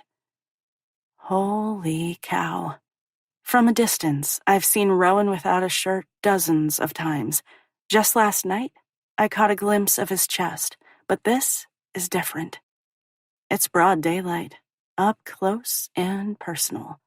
With the bright light beaming down on him, he looks very much like a Greek god, which is corny as hell, but nonetheless true. We're talking sun-kissed flesh and ripped muscles. At this point, I'm pretty sure I'm drooling. When my eyes finally meander to his, a knowing light fills them. Like what you see? It takes everything I have inside to swallow past the thick lump that has settled in the middle of my throat. What's not to like? No, I'm serious. What's not to like? The man is utterly gorgeous. He should be advertising expensive underwear on a billboard somewhere. This is exactly why girls come out of the woodwork and offer up phony stories about him. His fingers drop to the button of his jeans, where they hesitate long enough to send my heart pounding into overdrive before a metal snap breaks the silence of the morning. Only then do I become aware of the air trapped in my lungs and have to make a conscious effort to force it out again. With a ridiculous amount of leisure, he lowers the metal teeth of his fly. Rowan Michaels is giving me my very own private striptease.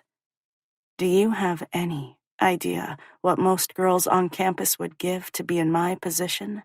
We're talking firstborn sons. The denim material is shoved down muscular thighs before it puddles around his ankles, and he's standing in nothing more than a pair of form-fitting black boxer briefs. My mouth turns cottony as a knowing smirk curls around the edges of his lips. And you know what? I couldn't give a crap. He deserves every ounce of ego where his body is concerned. It's a thing of beauty. I get a few moments to eat him up with my eyes before he stalks toward me. Once he closes the distance, he places a hand on each armrest of the chair, effectively caging me in. His lips hover over mine, stroking back and forth. When he finally draws away, it feels as if I'm burning up inside. My panties have dampened. I don't have to wait long for his next move. He slides his arms around my body and scoops me up. It's an effortless movement, as if I weigh nothing at all. My legs tangle around his lean waist as my arms do the same with his neck. Awareness sizzles through me as my core is pressed against his tight abdominals. When he hoists me higher, the grinding motion nearly sends my eyes rolling to the back of my head. Are you ready for this? He asks, his voice barely penetrating the loud rush of the ocean that fills my ears. Oh my God. Is he talking about sex? Instead of walking toward the sliding door and inside the house like I expect, he swings in the opposite direction. I don't understand. Are we going to do it outside? It's not like I'm opposed to the idea, but I thought, hang on, he murmurs. Hang on. Too late do I realize his intent. With me secured tightly in his arms, Rowan jumps into the deep end of the pool. Not that it does any good, but a protest bursts from my lips as we hit the water.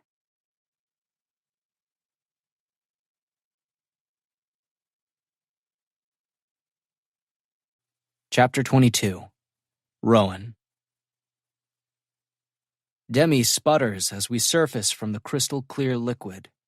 Tiny waves lap at our bodies. Eyes wide with shock, she stares at me with a slack-jawed expression. My shoulders shake with silent laughter.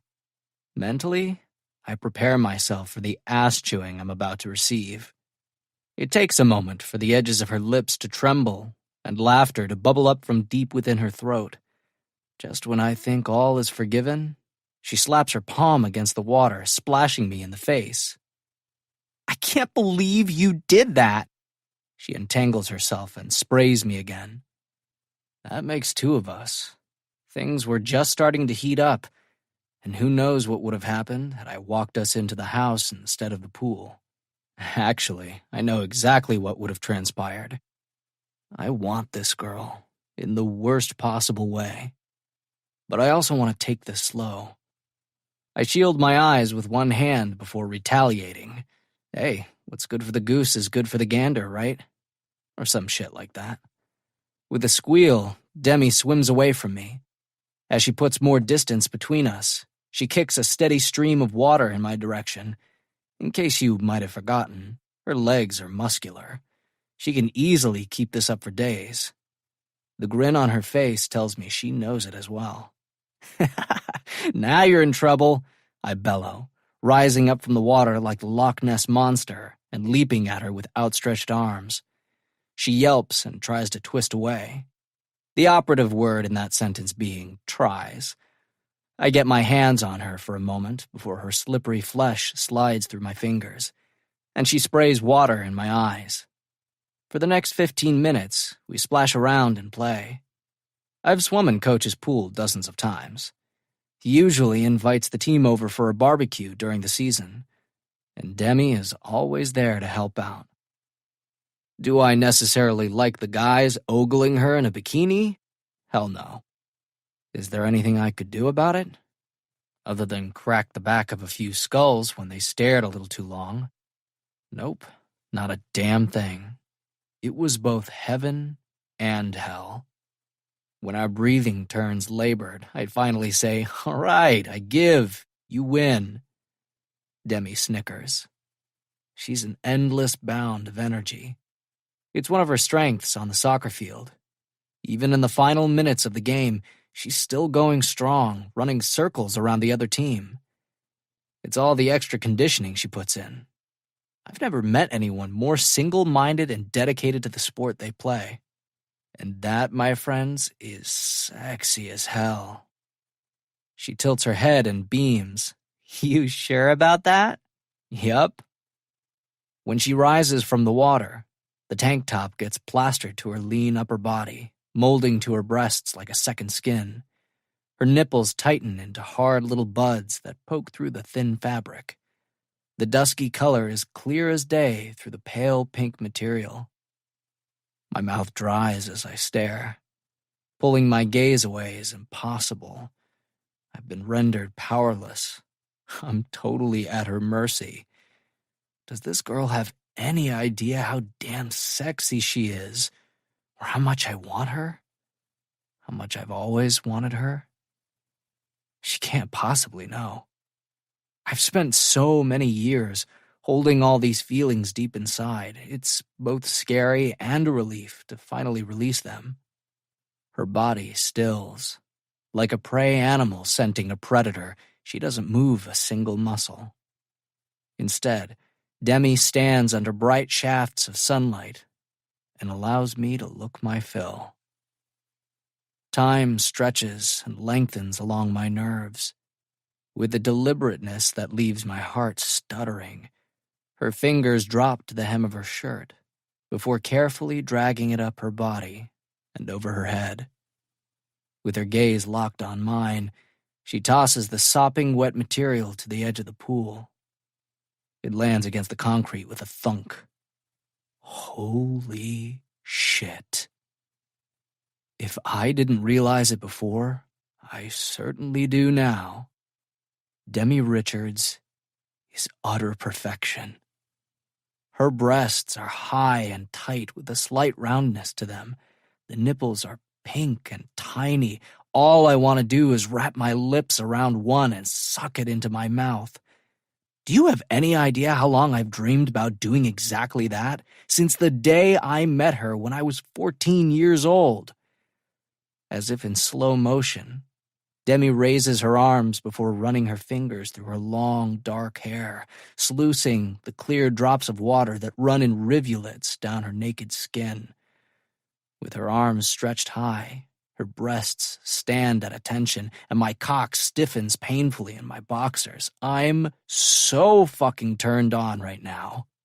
Don't you want to touch me? Her voice drops to a husky whisper that strums the need buried deep inside.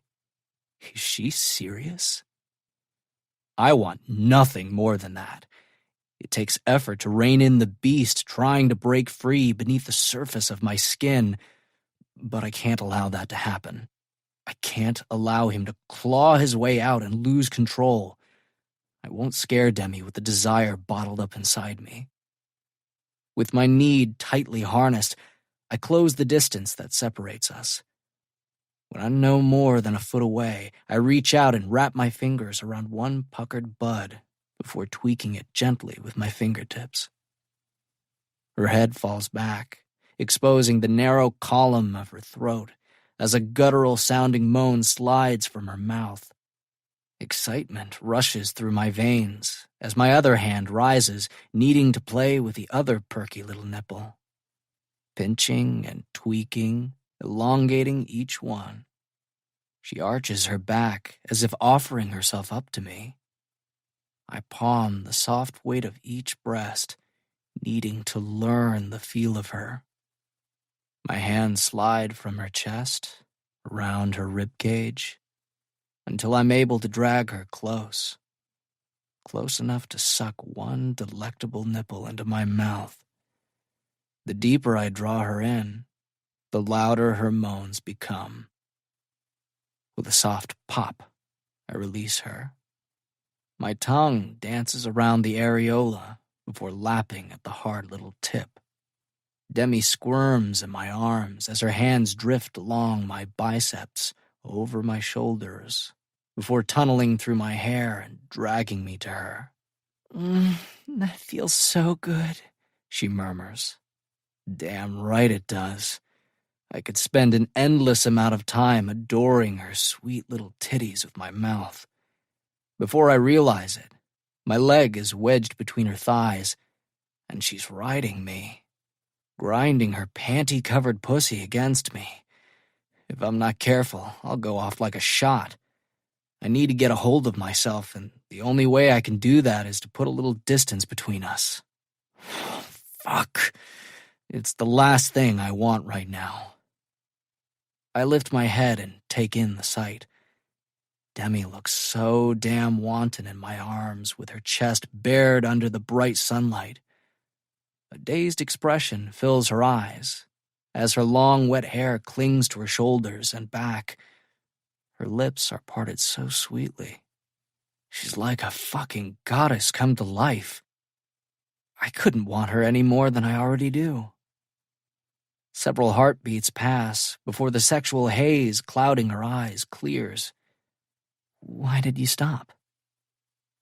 Does she have any idea what that question does to me? How it forces my control to the breaking point? If I had my way, I'd take her like a fucking animal. I want to bury my cock so deep inside her that I have no idea where she begins and I end. But I can't do that. Demi means too much to me. She always has. My fingers tunnel through her hair until I'm able to cup the sides of her head. I wait until her gaze fastens onto mine and I have her complete attention. When I have you, it won't be a quick fuck in some damn pool. It'll be long and slow and perfect. Her dark eyes turn smoky with need. Yeah, it's gonna be exactly like that. It's important that Demi understands what she's getting herself into. It can't be an impulsive decision that means nothing, an itch that needs to be scratched. You have to know that once I have you, You'll be mine, and I won't let you go anytime soon." I pause for a beat, allowing everything I've said to sink in. Carefully, I search her eyes. "Do you understand?" She jerks her head. The tightly coiled tension sitting in the pit of my gut gradually dissipates. "Good. I want to take my time with this. With you." She releases a steady breath as her shoulders loosen. "Okay." Now that we're both on the same page, I drag her body closer until her breasts are pressed against my chest. It takes a moment for her muscles to relax. With a deliberateness that belies the harsh need running rampant through me, I trail my fingers up and down the length of her spine. And for the first time in my life, I realize what contentment feels like. It's both strange and unexpected, foreign in nature. There have only been a few times I've experienced it. The first was when Coach came into my life and took me under his wing. The second was when I realized that my dreams of playing in the NFL were more than a pipe dream, like my old man had beat into my head. And the third was when my father pleaded guilty and was sent away. Hands down, that was the best fucking day of my life, because it meant that Mom and I didn't have to deal with him or his constant bullshit any longer. He wouldn't be coming home drunk at 2 a.m, knocking Mom around and stealing her hard-earned cash. Other than booze, I have no idea what he spent her rent and food money on, but I have my suspicions. "Rowan?" It's a relief when Demi's husky voice pulls me out of those unpleasant thoughts. "Yeah? My past is ugly and dark. I don't want it to ever touch Demi. She's everything that is light and happy. Maybe that's why I've always been so attracted to her. She's the opposite of everything I grew up with. She's like the vibrant store window I had my face smashed against as a kid, always looking in from the outside, not quite good enough, always dirty and hungry and left wanting." A groan slides from me when her teeth sink into her lower lip. I'm so fucking tempted to nip the plump flesh and suck the fullness into my mouth. With her topless in my arms, I want to rewind our conversation and tell her that I have no intention of taking this relationship at a leisurely pace. I want fast. I want to delve in head first and take it all. I'm like a kid in a candy store who intends to gorge himself on all the sweetness laid out before him. "Were you serious last night?" she whispers. Those thoughts buzz around in my brain, making it difficult to focus. When she remains silent, I force my gaze to hers and realize there's a deep flush staining her cheeks. Some of the sexual haze clouding my better judgment evaporates. "Serious about what?" Her gaze darts away. "Don't do that," I growl. No longer will I allow her to hide from me or what's unfolding between us. Her wide gaze snaps to mine before she blurts, "Were you serious when you said that you've liked me for years?" My hands tighten around the sides of her head. "Don't you understand?" A second or two tick by. "Where you're concerned, I'm as serious as a fucking heart attack." She gulps. "And I'm the reason you've held off on sex?" I draw her closer, resting my forehead against hers. "Since the moment you came into my life, you've been my reason for everything." Not once do I break eye contact. Does that freak you out? She remains silent for a long stretch of time, and I panic. Fuck, I probably shouldn't have dumped all that on her last night. It was too much, too soon. Unfortunately, there's no way to backpedal. For some stupid reason, I decided it was a good idea to be honest and totally strip myself bare. When she shakes her head, the tension filling my muscles evaporates. The last thing I want to do is scare you, I mutter, feeling self-conscious. I'm not scared. She presses her lips together before admitting, I like that you waited because you wanted to be with me. It only makes me want you more. Heat fills her eyes, and it is so damn sexy. A groan rumbles up from deep in my throat as my cock stiffens. All I want to do is sink deep inside her. You have... Her tongue darts out to moisten her lips. Done stuff, right? Yeah, I'm not a total noob, I mutter. Like what? Her eyes light with undisguised interest. Tell me. Heat floods my cheeks as I shrug, embarrassment swamping me, threatening to drag me under. This is a humiliating conversation to have with the one girl I've always fantasized about. I don't want Demi to think I'm not man enough to please her because I haven't screwed a ton of girls. Or, in my case, any. With my hands cupping the sides of her skull and our foreheads touching, she tilts her head until her mouth can slide over mine. As soon as her tongue brushes across the seam of my lips, I open until they can tangle. I'm about to lose myself in the caress when she pulls away. Her breath comes out in short, sharp pants that drift across my lips. It's almost drugging. There's no reason we can't have an open conversation about this, right? The sexual haze surrounding me disintegrates. Yeah, I guess. Like I want her to realize just how inexperienced I am? I've already put that out there. Is there any reason to rub it in? Don't be embarrassed. It's much too late for that. Somewhere deep inside, I'm dying. Slowly. I want to be upfront about everything. Quickly, she adds, you can ask me questions too. With our bodies fused together, she pulls away until there's a bit of distance between our chests. Mentally, I steel myself for the oncoming humiliation. If this is what it will take to make this girl mine, then I'll do it. All right, fire away. And that's exactly how it feels, like I'm standing in front of a firing squad with no chance of escaping unscathed. She's either going to find my inexperience a turn-on or not. I can't help but wonder for the umpteenth time why the hell I blurted out my virginal status. That wasn't something she needed to know. Have you ever had a blowjob? I jerk my head into a nod.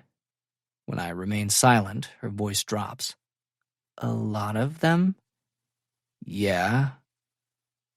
It's not something I've ever kept track of, but there has been a good amount. The first time a girl went down on me was sophomore year of high school. She bore an uncanny resemblance to Demi. I'm not proud of it, but with the girl's head buried in my lap, I could stroke my fingers through her long, dark hair and pretend she was someone else. I remember exploding in her mouth and her sucking me down until every muscle turned limp. Best fucking feeling in the world. Maybe I wasn't out boning every girl I could get my hands on, but when I needed a release, that did the trick. Carefully, I pick through the thoughts that flicker across her face. Does that change the way you feel about me? She shakes her head. Of course not. Time to turn the tables. What about you? How many guys have you blown? Her gaze darts away as heat rises in her cheeks. Hey. My hand settles on the curve of her jaw. It goes both ways, remember? There's no reason to be embarrassed. We can be honest with each other. A couple. When I raise a brow, wanting specifics, she adds. 3. Her shoulders jerk.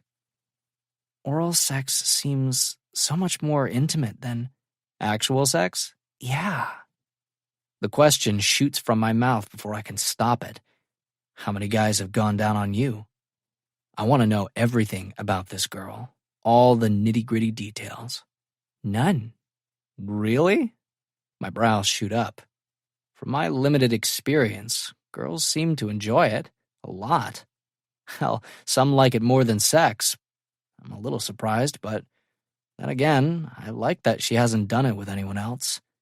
It's something new we can explore together. A blush hits her cheeks as she shakes her head. I've slept with 5 guys, and the relationships never lasted more than 3 or 4 months. Most of my boyfriends were more interested in getting off rather than making sure it was good for me.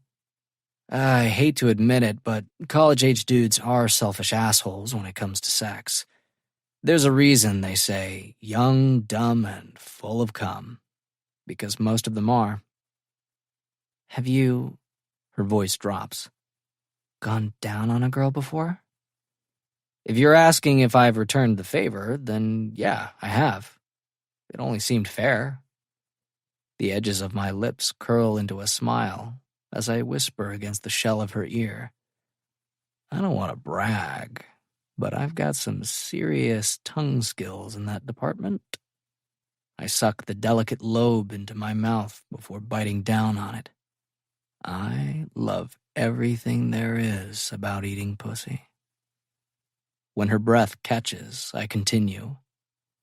I love thrusting my tongue deep inside and hitting that little spot that drives girls crazy. Demi moans, grinding her pelvis against mine. Her response only ramps me up even more. That's exactly what I'm going to do to you. I'm going to spread your lips wide and lick your pussy until you cream all over the place. Then I'm going to suck that little clit into my mouth until you scream my name over and over again. Oh, God. You know what else I like? With a shake of her head, she whimpers. I love talking dirty. I've barely touched this girl, and she's on the cusp of splintering apart. So damn responsive. How did Justin let her slip through his fingers? How did any of the guys she's been with allow her to get away? Didn't they realize what they had? Too fucking bad for them. Their loss is my gain. And once I make her mine, I won't ever let go. I squeeze her ass in the palms of my hands. So damn muscular. And that's a huge turn on. Some guys like their women to be soft and curvy. That's never done it for me. Maybe it's because this girl has always dominated my thoughts. I've never been able to see past her. Even though her body is tight and athletic, Demi has curves where it counts. I can't wait to strip her bare and learn every inch of her body. I want you so much right now. Her eyelashes flutter open and need fills her eyes. Are you sure about waiting? Hell, no.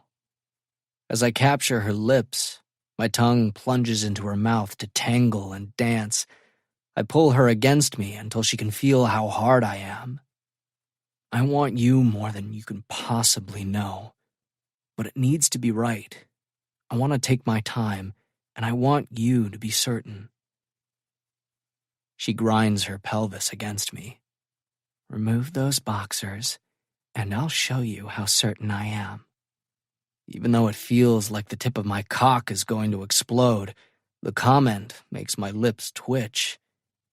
Did I ever think there would come a time when Demi Richards would practically beg me to fuck her?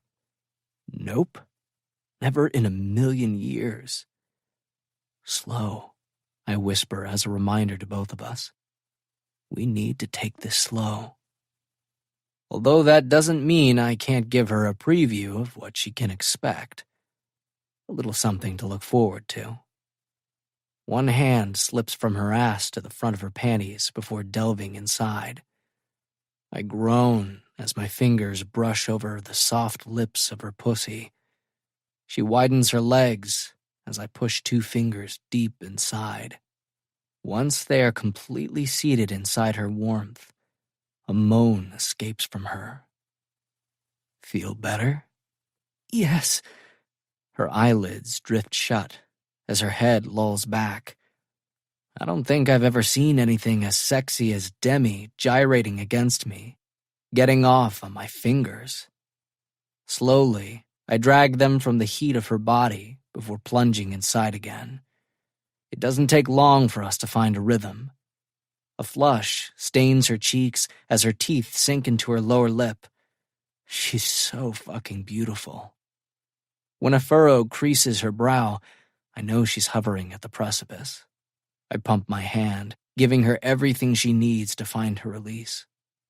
Her body tightens as her movements become frenzied. As she opens her mouth to scream, I seal my lips over hers and swallow down her pleasure. I continue thrusting my fingers inside her until her muscles turn lax. Only then does satisfaction fill me as I slip free from her body. If I have my way, that will be the first of many orgasms I give this girl.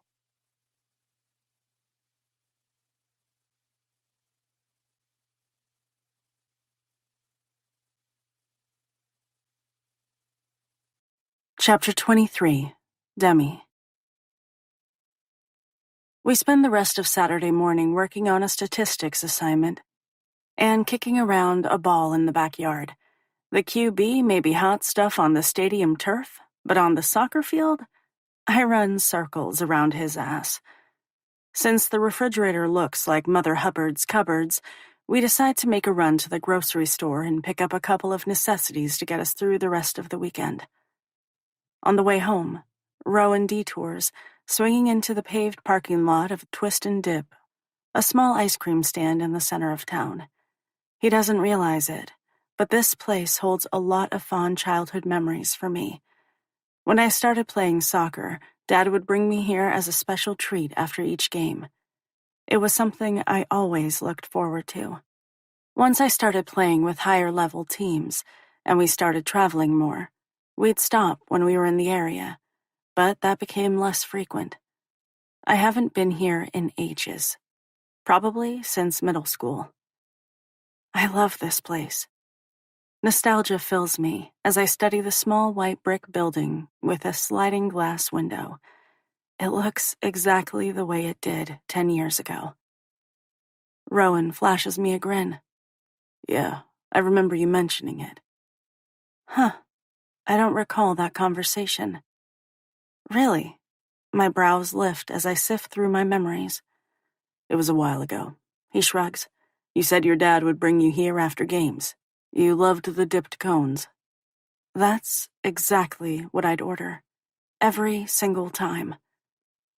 My heart flutters beneath my ribcage at the realization that he tucked away such an insignificant piece of information. It's another reminder that Rowan has been quietly hovering at the edges of my life, paying attention to the minute details, while I was intent on creating walls to keep him at a distance. I pegged him as a player who would only end up hurting me. How did I not see him for the person he truly is? Why was I so stubborn about giving him a chance? I don't realize I've become trapped in a web of my thoughts until Rowan reaches over and gently strokes his fingers along the curve of my cheek. Does it weird you out that I know so much? Concern and embarrassment weave their way through his deep voice. If it were anyone else, yeah, I might find it creepy or stalkerish. But how can I possibly feel that way when this is Rowan we're talking about? Someone who has been part of my life for so long. He and my dad have formed such a strong bond. We sit down for dinner every Wednesday night. We've had at least one class together every semester. Had I paid more attention, I'd probably know as much about him as he does about me. No, if I'm being honest, I like that he knows me so well. Rowan understands what's important to me. I've been with enough self-absorbed guys who didn't ask one thing about me, Some couldn't even be bothered to discover what position I play on the field. They talk about themselves ad nauseum and barely ask any questions. They don't care about my thoughts or feelings. Sometimes I think they would prefer I didn't have any. It doesn't. Good. The pat of his thumb grazes my bottom lip. The last thing I want to do is scare you away. I'm not scared, which is strange. I've spent so many years keeping him at a firm distance, and now all I want to do is pull him close. I want to rip away the last of the barriers that keep me from him. I wish I hadn't been so stubborn, I admit. Guilt slices through me as my gaze drops to my fingers as they twist together in my lap. I wasted so much time. I think we went through everything we needed to in order to get to this place. Our relationship deepened when it was meant to. His response sends a little shiver scuttling through me, and the fine hair on my arms prickle. Do you really believe that? My gaze locks on his as interest careens through me. That everything happens for a reason? Emotion flashes in his blue eyes. For a split second, they deepen with a vibrant color before vanishing. It's there and gone like a crack of lightning before I can decipher what it meant. For the most part, I do. His fingers strum my cheek, and I'm tempted to sink into his touch. His take on life surprises me. I wasn't expecting it. Fate? Kismet? Destiny? Whatever you want to call it. It all means the same thing. I tilt my head and study him, intrigued by the notion. This isn't the kind of conversation I expected to have with Rowan while sitting in the Twist and Dip parking lot. All thoughts of ice cream flee as I delve headfirst into the topic. Isn't that more of a yes or no question? You either believe everything happens for a reason, or you don't. A slight chuckle escapes from him. Is anything in life ever that black and white? The emotion I'd caught sight of moments ago comes back full force. And it feels like we're drilling a little deeper beneath the surface of our relationship. He's revealing a tiny piece of himself that not everyone else gets to see. Is your life that black and white? Good question. I've never thought about it before in such simple terms. As the words tumble off my tongue, I realize there's never been a need for me to examine such an existential question. Even though my parents are divorced and our family has gone through some challenging times, my life has been stable and fairly easy. My parents have good jobs. We've had plenty of money and have always had a nice place to live. And I was loved. Most of the girls I grew up playing soccer with came from the same kind of upper-middle-class background. Travel soccer is surprisingly expensive. You have to have a disposable income to practice, train, and travel. This little bit of introspection makes me realize how blessed I am. Perhaps if my life hadn't been so cushy, those are questions I would have reflected upon at an earlier age. For Rowan to have already formed an opinion about the topic makes me wonder about his upbringing. I had assumed he grew up much like I did, in a solid middle-class neighborhood in suburbia with two loving parents who supported his dream of playing football. My mind tumbles back to the conversation at the stadium and how guarded he'd become when I asked about his family. Only now do I realize that maybe I jumped to the wrong conclusion.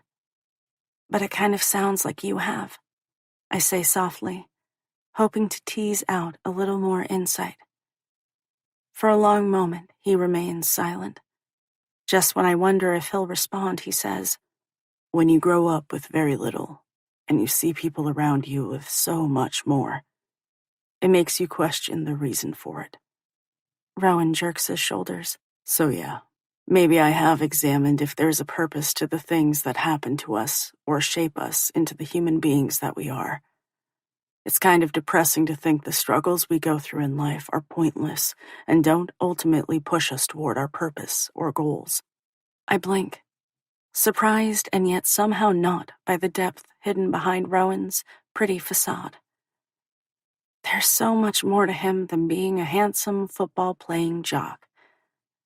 It's doubtful most people take the time to get to know him on this level, or that it gives them the opportunity to see him in this light. I guess I never thought about it like that. He strokes my face. Maybe that's why it took so long for you to open your eyes and see me standing in front of you.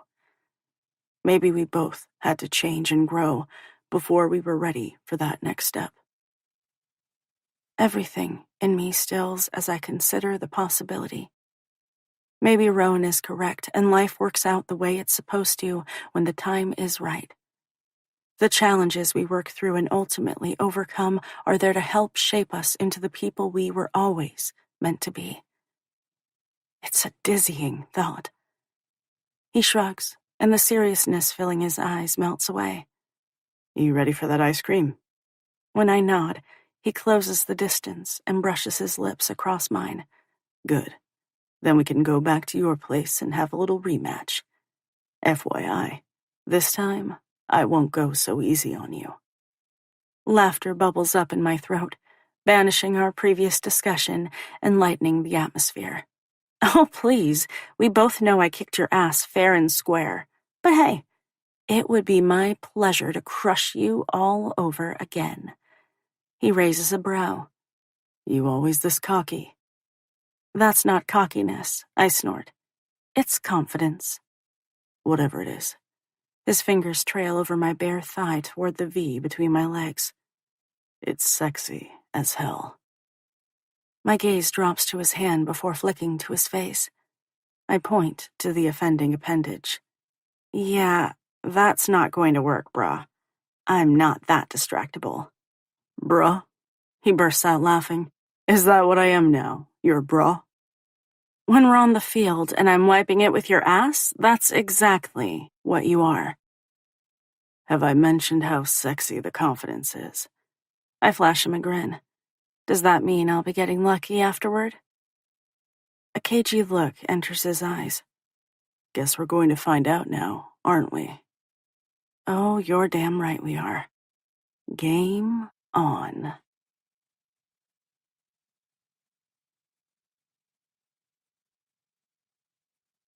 Chapter 24. Demi. My eyelids flutter and I blink, focusing on the guy stretched out next to me. His bare chest rises and falls with every deep inhalation. I glance at the window and realize the sun is peeking over the horizon, painting the sky in splashes of pink and purple hues. As beautiful as the sight is, it's not nearly enough to hold my attention, and my gaze returns to Rowan. His blonde hair is spread out across the pillow. His skin's sun-kissed hue glows against the snowy white sheets, giving him a deep, dark color.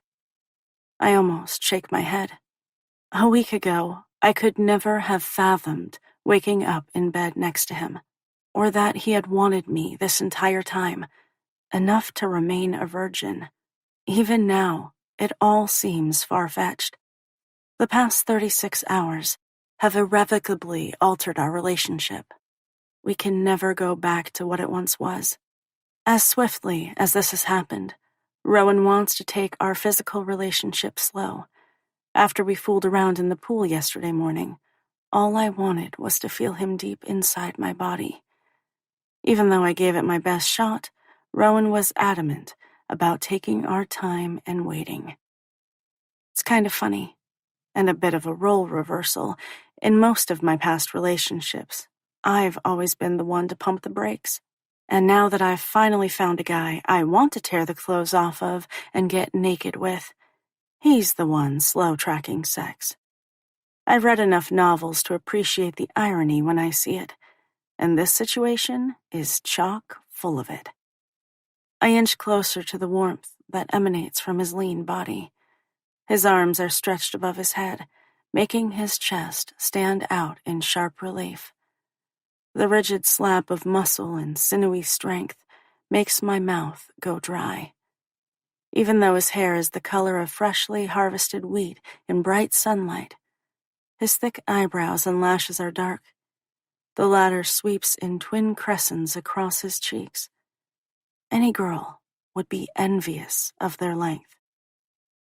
His softly parted lips draw me closer. I'm tempted to press my mouth against his.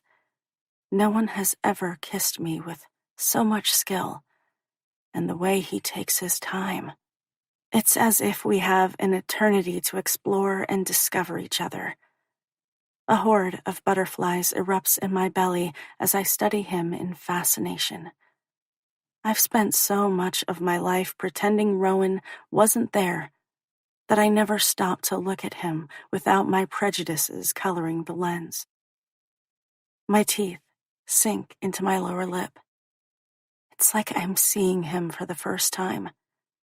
I'm totally bowled over by the man I find in front of me. And make no mistake, Rowan Michaels is all man. Deliciously so. There's something about him that captivates me and draws me like a bee to honey. Maybe this is why I went to such great lengths to avoid him in the first place. Deep down, I knew this was the one guy who could wreck me, and I wasn't ready. His admission Friday night has peeled away every protective layer of my resistance. I now find myself strangely powerless where he's concerned. It's as frightening as it is freeing, almost as if I've shed all of the constraints that have kept me firmly in check all these years. I can only liken it to jumping out of an airplane and not knowing if your parachute will open before you smack into the ground. Here's hoping my parachute opens. My gaze scours the chiseled lines of his face. He's all hard angles with sharp cheekbones, pouty lips, and a strong chin. For a second time in a handful of minutes, his good looks hit me like a sly sucker punch to the gut. What I've learned in the past 36 hours is that Rowan is so much more than a hot football-playing jock. There's a hidden depth I never imagined existed. I'm having a difficult time reconciling the guy I thought I knew with the one he actually is. Ever since I stepped foot on campus freshman year, I've been inundated with the whispered rumors of his sexual conquests. Stories swirl through the hallowed corridors and lurk around every corner. Pictures of him surrounded by busty sorority girls flood Insta after every weekend. Over the years, I've heard dozens of girls brag about hooking up with him, and they were all a bunch of lies. It blows my mind that these chicks would fib about having sex with Rowan. For 3 years, I steered clear because of those lies. It turned my stomach to hear about his sexual exploits, like he was somehow incapable of keeping his dick in his pants. Only now do I realize that I've never heard him talk about a girl or even flirt with one. They were the ones always running their mouths. He has a reputation as a man whore, and the guy has never had sex before. How messed up is that? I almost snort, but bite back the sound at the last minute, not wanting to wake him. I'm enjoying my silent perusal with the light that streams through the windows and across the bed. My room faces the eastern sky and gets a ton of sunshine in the morning. I used to hate it and would drag a pillow over my face so I could sleep. At the moment, though, I'm loving it. My gaze travels from the planes and angles of his face before sliding to the powerful lines of his chest. Even in repose, his musculature is a sight to behold. Rowan works hard to look the way he does. This is not simply a case of good genetics. This kind of muscle tone and hard, sinewy strength takes years of rigorous weightlifting to achieve. As a fellow athlete, I can totally appreciate the dedication.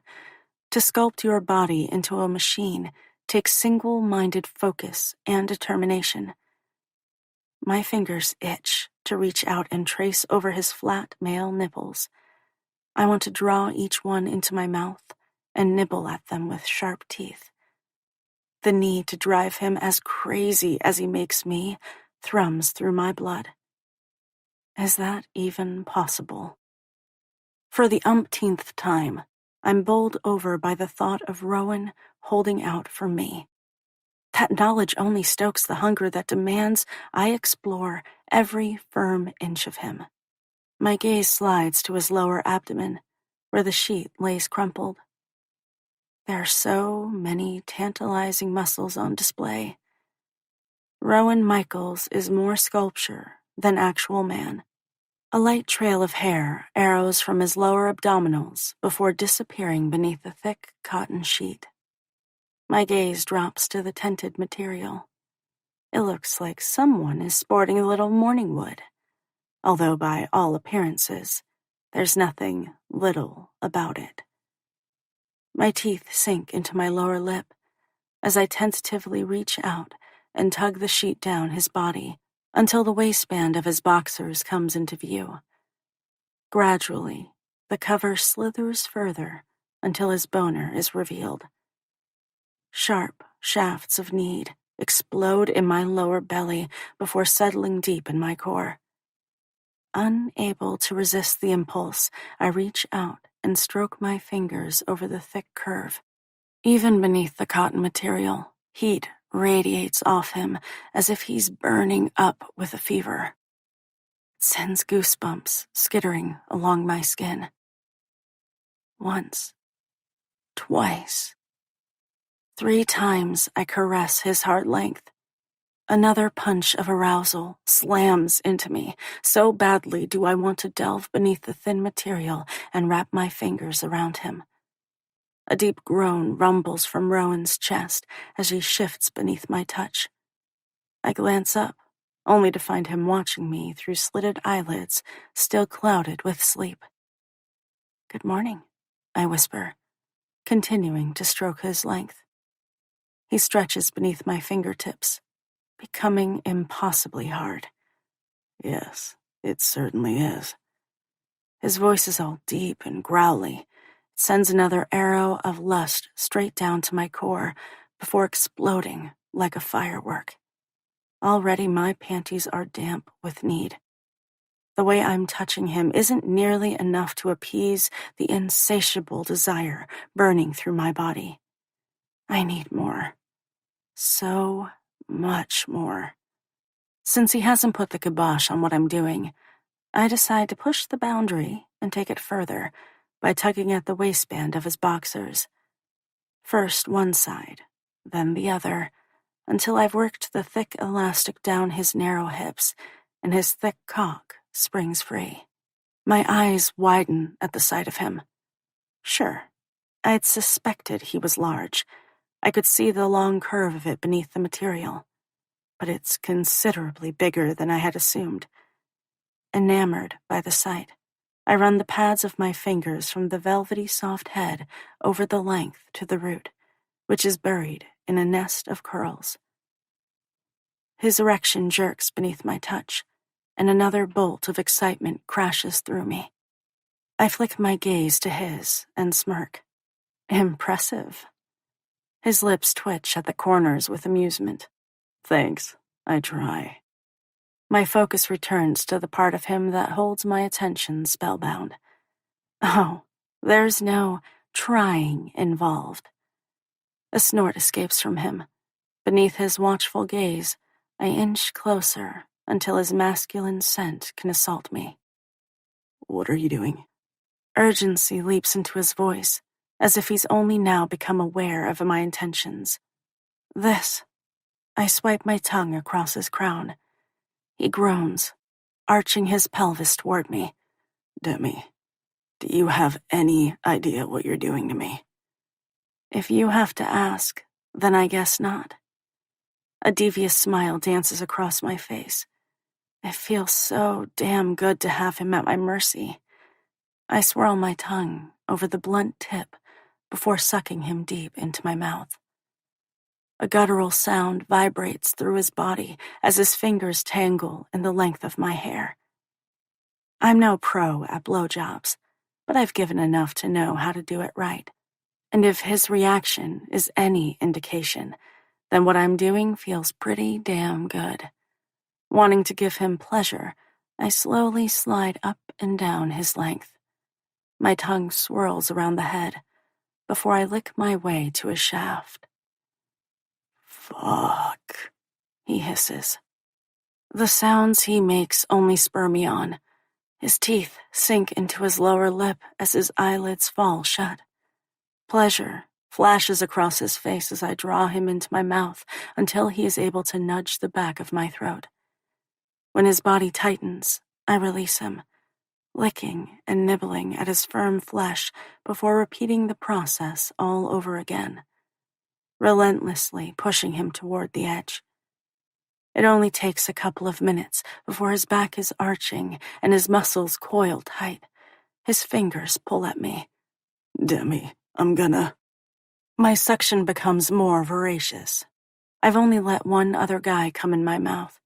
It's not something I normally enjoy, but I want to experience this closeness with him. More than anything, I want to be the one who snaps his control. Oh, fuck.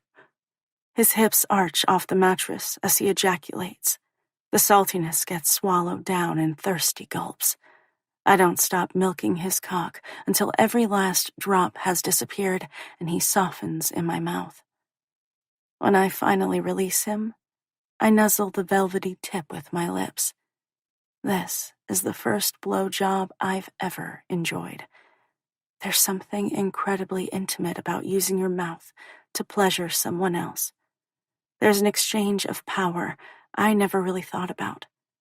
Like everything else with Rowan, this too feels different. A good kind of different. An addictive kind of different. The best kind of different.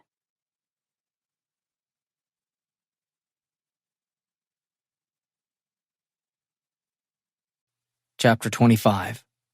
Rowan. Holy fuck. My mind spins out of control. I'm barely able to focus on one thought. That felt amazing. No, better than amazing. Fan-fucking-tastic. I've had girls blow me before, but it was never anything more than a release. This experience couldn't be more different. It was somehow deeper, more meaningful, and that has everything to do with the girl I'm sharing this moment with. The one I've spent years pining for, the one I never thought I'd actually have. Fuck, would you listen to me? I don't care if I sound like a lovesick pussy. As my mind clears, my gaze stays pinned to her. Looking away isn't an option.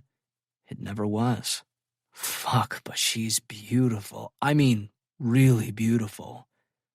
All that messy dark hair falling over her shoulders and cascading down her back. It's spread across my thigh as she stares up at me. Her mouth is so damn close to my cock that every soft inhalation stirs my arousal. As our eyes lock and hold, all I can think about is returning the favor. I want to press my face against her heat and taste every gorgeous inch. I want to learn every dip and curve of her body. My new mission in life is to discover what gives her pleasure and drives her over the edge. What will make her scream and see stars? Does she like having her lips stroked, her clit sucked, her pussy spread wide? I have no idea, but I'm going to damn well find out. I want to wreck this girl for all other guys, like she's ruined me. Fuck, baby. I gasp when I'm finally able to get a handle on myself. She grins, her chin resting against my thigh, as her tongue darts out to swipe over my softened cock like it's a lollipop. If she keeps that up, it'll be stiffening again in no time. This girl turns me on like no other. Before she can get any more ideas in that pretty little head of hers, I slide my hands beneath her arms and drag her up my body until she's draped over me. My lips slant across hers before plunging inside. The fact that she tastes like me is such a turn-on. I sink into the caress, licking at the inside of her mouth. I could spend days exploring her, our tongues twisted together, teeth scraping. But the need to discover other parts pounds through me like that of a steady drumbeat. I need to taste her. With one smooth movement, I flip us over until she's flat on her back. Then, I drag her arms above her head and pin her wrists near the headboard. The delicate pulse in her throat flutters like the wings of a hummingbird as she watches me with wide eyes. Oh, baby, you have no idea what kind of hungry beast you've unleashed inside me. But you're about to find out. I lower my face to hers before nipping at that plump lower lip. And now, I get to discover what you taste like. My fingers loosen around her wrists before grabbing the hem of her tank top and dragging it up her torso. The material is pulled over her head and tossed to the floor. Excitement rushes through me as I move to the side and stare down at her. A topless demi is a glorious sight to behold, but a naked demi? Yeah, I've waited too damn long for this moment. My fingers itch to rip the panties away so that she's completely bared to my sight. I don't want anything standing between us, not even a thin scrap of fabric. Instead of doing that, I will myself to slow my roll. As impatient as I am, I want to savor the moment. It's one I've waited years for. I take a couple of seconds to beat back the raging beast inside of me. Once firmly under control, I slip my index fingers beneath the slender elastic band before carefully drawing the material down her body. Anticipation bubbles up inside me. My whole life has been built around control. There was a time when I didn't have any. I was at the mercy of my father and his whims. It was complete chaos. I never knew from one day to the next if we would have the essentials. Money, food, a roof over our heads. None of it was assured. All that changed once he was locked up. Little by little, I took control back. It's not something I'll ever relinquish. One of the reasons I've worked out and gotten big is so that no one could ever waltz in and take advantage of my mom and me again. I wanted to go to college and play football for a Division I school, and I made sure it happened. The first time I saw Demi, I wanted her. It might have taken years, but I made that happen as well. I could have been getting laid since I was a sophomore in high school. Instead, I exercised that same control, knowing it was all about the long game. You don't think it takes willpower to turn down every girl who has offered to spread her legs? It takes a monstrous amount. Especially when they're crawling buck naked into bed with you, rubbing their hot little pussies against you. It would have been all too easy to bury myself in their tight heat and fuck some of my need for Demi out of me. But I couldn't do it. I couldn't sleep with one girl, all the while fantasizing that I was screwing another. It was bad enough I did it when they were blowing me. When Demi whimpers, I blink back to the present and the girl I've always wanted. Did I ever think I'd actually see her like this, ready and willing, crying out for my touch? I shake those thoughts away and focus on the girl writhing beneath me. Damn, but she's sexy. Way more than I dared to imagine. My tongue darts out to moisten my parched lips as her mound is revealed. The top of her slit comes into view. Holy fuck, she's completely bare. Unable to resist the gorgeous sight, I lean down and press a kiss against the delicate folds. She moans, arching against my mouth, as if offering herself up to taste. I continue to peel the material down her hips and thighs before untangling them from around her legs and tossing the little scrap of cotton over my shoulder. Then, I settle between her parted thighs, taking in what has been unveiled. Damn, Demi. Barely am I cognizant of the husky words sliding from my lips as I look my fill. It's like staring at the sun. It's almost blinding in its intensity, and yet I can't rip my eyes away. I'm afraid if I do, she'll shimmer and disappear like a mirage. I've fantasized about this moment for so long, imagining what she looked like beneath her clothes, but nothing could prepare me for the reality of the situation. Her long, dark hair is draped across the pillowcase, and her sun-kissed flesh is a sharp contrast to the pale sheets. Her breasts are slightly rounded, topped with pink-tipped nipples that beg to be sucked between my lips. Her waist is narrow, and there's a slight flare to her hips. Tucked between the V of her thighs is a perfectly bare and silky smooth pussy. Her mound is plump, and her lips swollen. With my hands splayed wide against her inner thighs, I push them further apart so I can see each soft pink fold. "You're so fucking pretty," I whisper, more to myself than to her. She twitches as I widen her legs. Carefully, I swipe my thumb over her sensitive center. Demi moans, thrusting her hips toward me. All I want to do is spread her wide and lick every delicious inch. I've spent years jerking off to thoughts of her, but nothing compares to reality. My imagination didn't do her justice. You're the first girl I've been able to take my time with and really look at. The admission slips free before I can think better of it. "I am?" Surprise laces her voice. "Yeah."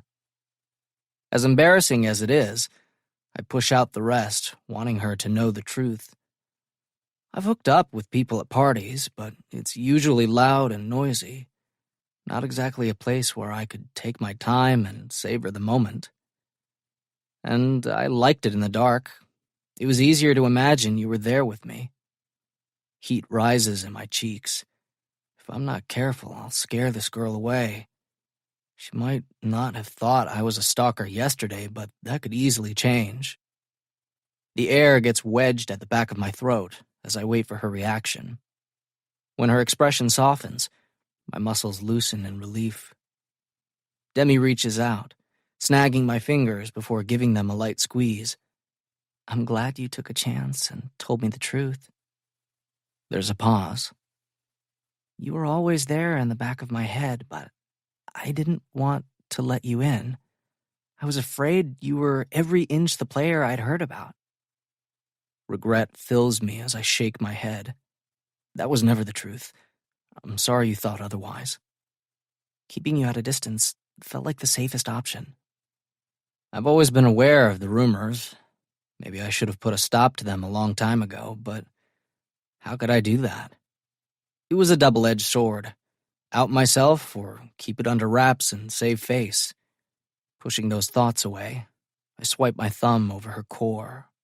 Slowly, so slowly, that she shudders under my touch as need reignites in her eyes. My voice drops, becoming rough. "Do you still feel the need to keep your distance?" Her tongue peeks out to moisten her lips as she shakes her head. "No." "Good." I'm done holding back and pretending she isn't the reason I draw breath every damn day. Now that I've had a taste of her, there's no going back. Demi is mine, whether she realizes it or not. My hand slips free from hers, so I can place my thumbs on the side of each pouty lower lip before gently pulling them apart until her pretty little clit is exposed. She gasps as I bury my face against the top of her slit. A whimper escapes as I run the flat of my tongue over her. Once, twice, 3 times. Her fingers tunnel through my hair, as if to lock me in place. Doesn't this girl realize that's not necessary? There's no way in hell I'll willingly leave. Whatever she wants, I'll give her. The moment I swipe my tongue over her, sweetness explodes in my mouth. Fuck, she tastes so damn good. I'm not sure I'll ever get enough. Need throbs through my veins as my tongue dips between her silken folds. I thrust in and out a few times before lapping at her with the flat of my tongue. My hands drift from her inner thighs to her waist as she writhes beneath me. The more I torture her, the creamier she becomes. I'm so greedy to learn every part of her. My mouth glides upward until I can nibble at her clit. The moment I suck the tiny bundle of nerves into my mouth, her hips jerk, and her back arches off the mattress. When her muscles become impossibly tight and her breathing picks up speed, I realize that she's close to coming.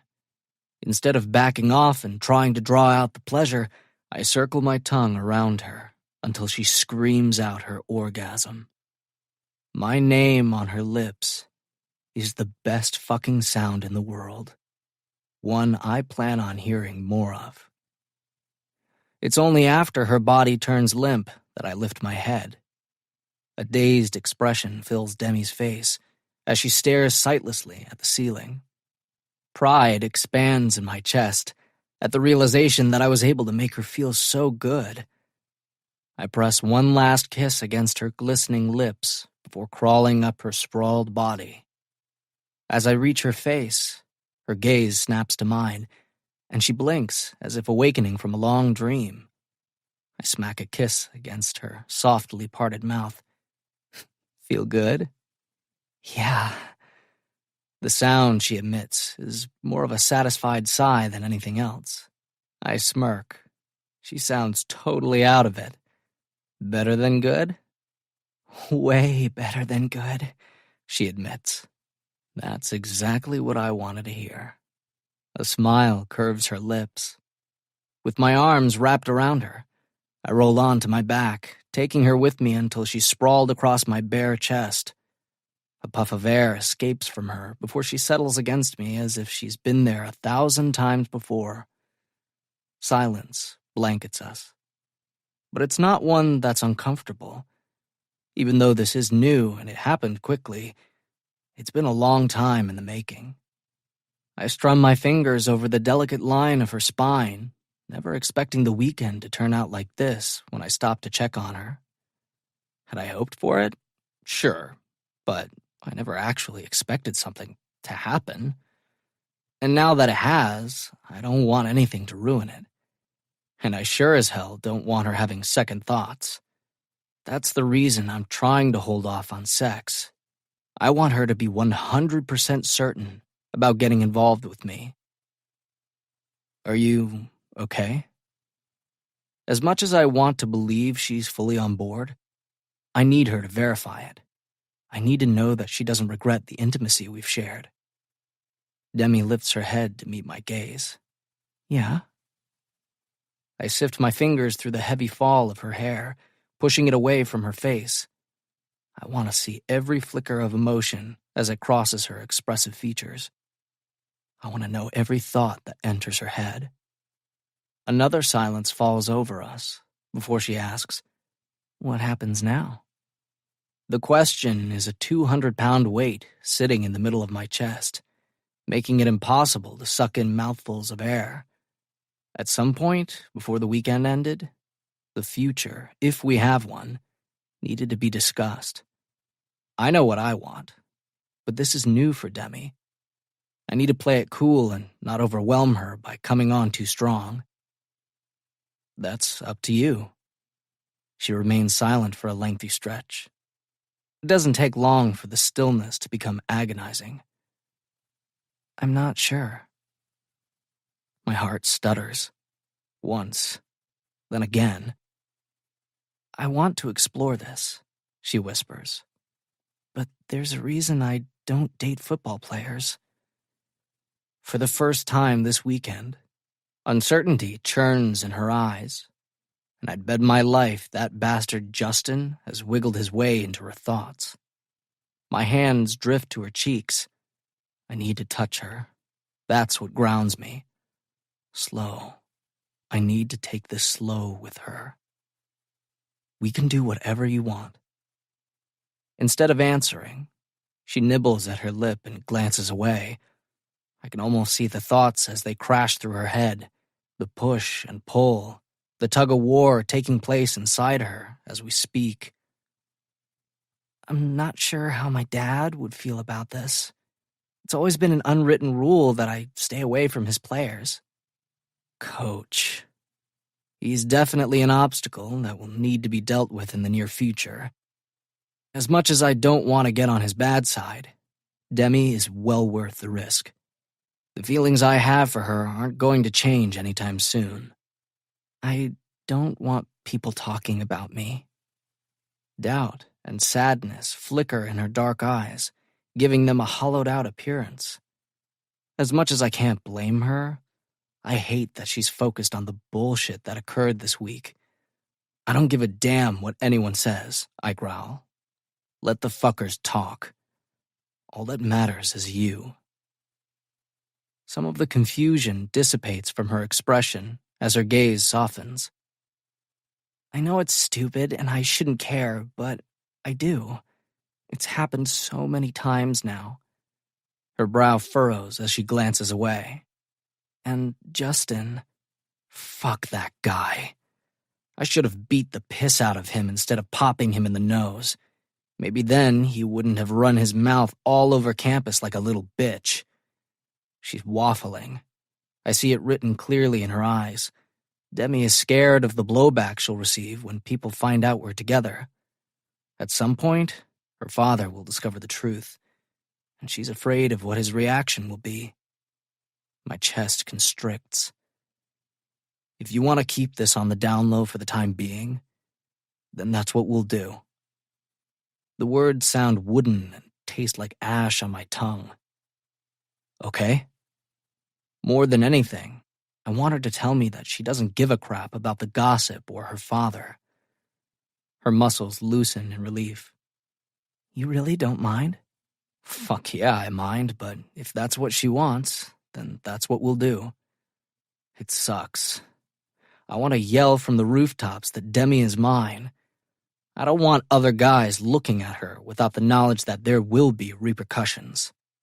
And I want the jersey chasers to stop throwing themselves at me. I'm a taken man. There's only one woman I want. Unfortunately, it looks like I'll have to wait a little longer for her to claim me the way I need her to. Yeah, I lie. It's fine. Now that the future has been settled, she relaxes, stretching her lithe body until she's able to brush her lips against mine. Thank you. Even though the situation is far from perfect, a sigh of contentment fills me.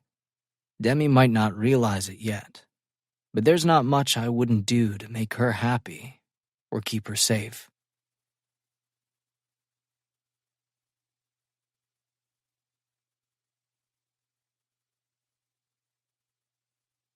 Chapter 26. Demi. If we look at this outcome variable, instead of paying attention to the textbooks splayed open on the table, Rowan's gaze is fixated on his fingers as they graze my inner thigh. A trail of goose flesh forms in their wake, and I have to stop myself from visibly shuddering. It would only encourage him to keep up his antics. Rowan, I growl. Any moment, I'm going to self-combust, and I can't afford to fall apart in the library. We're already drawing enough unwanted attention. All right, Rowan is the one drawing all the attention. Half a dozen girls have already sauntered past, giving him little waves and bright smiles. He acknowledges them without encouraging their behavior. Am I jealous? Ha! Maybe a teensy bit. I'd like nothing better than to claim him publicly so these girls would back the hell off, but we agreed to keep our relationship quiet for the time being. When Rowan flicks his eyes at me, I know that I'm in trouble. A smirk simmers across his lips, and I find myself gravitating toward him before snapping to attention with a scowl. Even in the middle of the library, he's able to make me forget myself and the reason we're here. He cocks a brow and asks innocently, "Is there a problem?" My attention becomes ensnared by his lips. You have no idea what the man is capable of with that mouth. So much pleasure. It's enough to make my eyes cross. He wasn't kidding when he said he loves to play south of the border. I'll be completely honest, it's not something I ever thought I'd enjoy. Of course, I've heard girls talk about it, but come on, it seems so intimate to let someone touch you like that. And now, I can't get enough of it. I can't get enough of Rowan. Want to hear something crazy? I've all but begged him to sleep with me, and he refuses. He keeps telling me that we need to wait. He wants me to be sure. I am sure, damn it. I want him. Now. All right, maybe not this second. Oh, who am I kidding? If he gave me even the slightest indication he was ready, I'd pack these books up so fast his head would spin. Geez, I'm worse than a guy. I totally have sex on the brain. It takes effort to clear away those unruly thoughts and focus on the task at hand. What were we working on again? I'm like a walking hormone. You need to focus so we can get through this, I grumble, ignoring his question. We've been at it for almost an hour and only have a couple more problems to plow through. Then we can get out of here. Maybe go back to my place. If Sydney isn't home, I can try to. Trust me. His voice drops so low that it strums something deep inside me. I'm focused. The calloused pads of his fingers continue to dance across my inner thigh, inching closer to the V between my legs. Laser focused. There shouldn't be anything sexy about the slide of rough skin against mine, but damn if there isn't. These running shorts were a bad idea. I should have covered myself from head to toe. At this rate, Rowan will end up flunking statistics. Unfortunately, that laser focus isn't where it belongs. I point to the book. On stats. Nope. He leans so close that his warm breath feathers over the outer shell of my ear. Another delicate shiver works its way down my spine. At the moment, there's something else on my mind. When his fingers brush against my core, I shift in my seat before cautiously glancing around. We're certainly not alone. Students surround us as they study at nearby tables. Apparently, everyone and their grandmother decided they needed to work at the library this evening. The place is surprisingly packed for a Monday night. When we arrived on the second floor, people were already camped out at our usual table. Rowan, I mutter, simultaneously loving and hating the way he drives me crazy. We've plowed through most of the assignment. We deserve a break. He waggles his brows. I'm sure we could find a dark corner to make out in. I hate to admit how tempting the offer is. It's reluctantly that I pull away until there's a safe distance between us. You shouldn't touch me like that. I clear my throat and attempt to stomp out the arousal that has flared to life between my legs. There are too many people watching us. Does it really matter? He toys with my fingers under the table, where they're partially hidden. My teeth sink into my lower lip. We've been sneaking around for a week, stealing time together when no one is looking.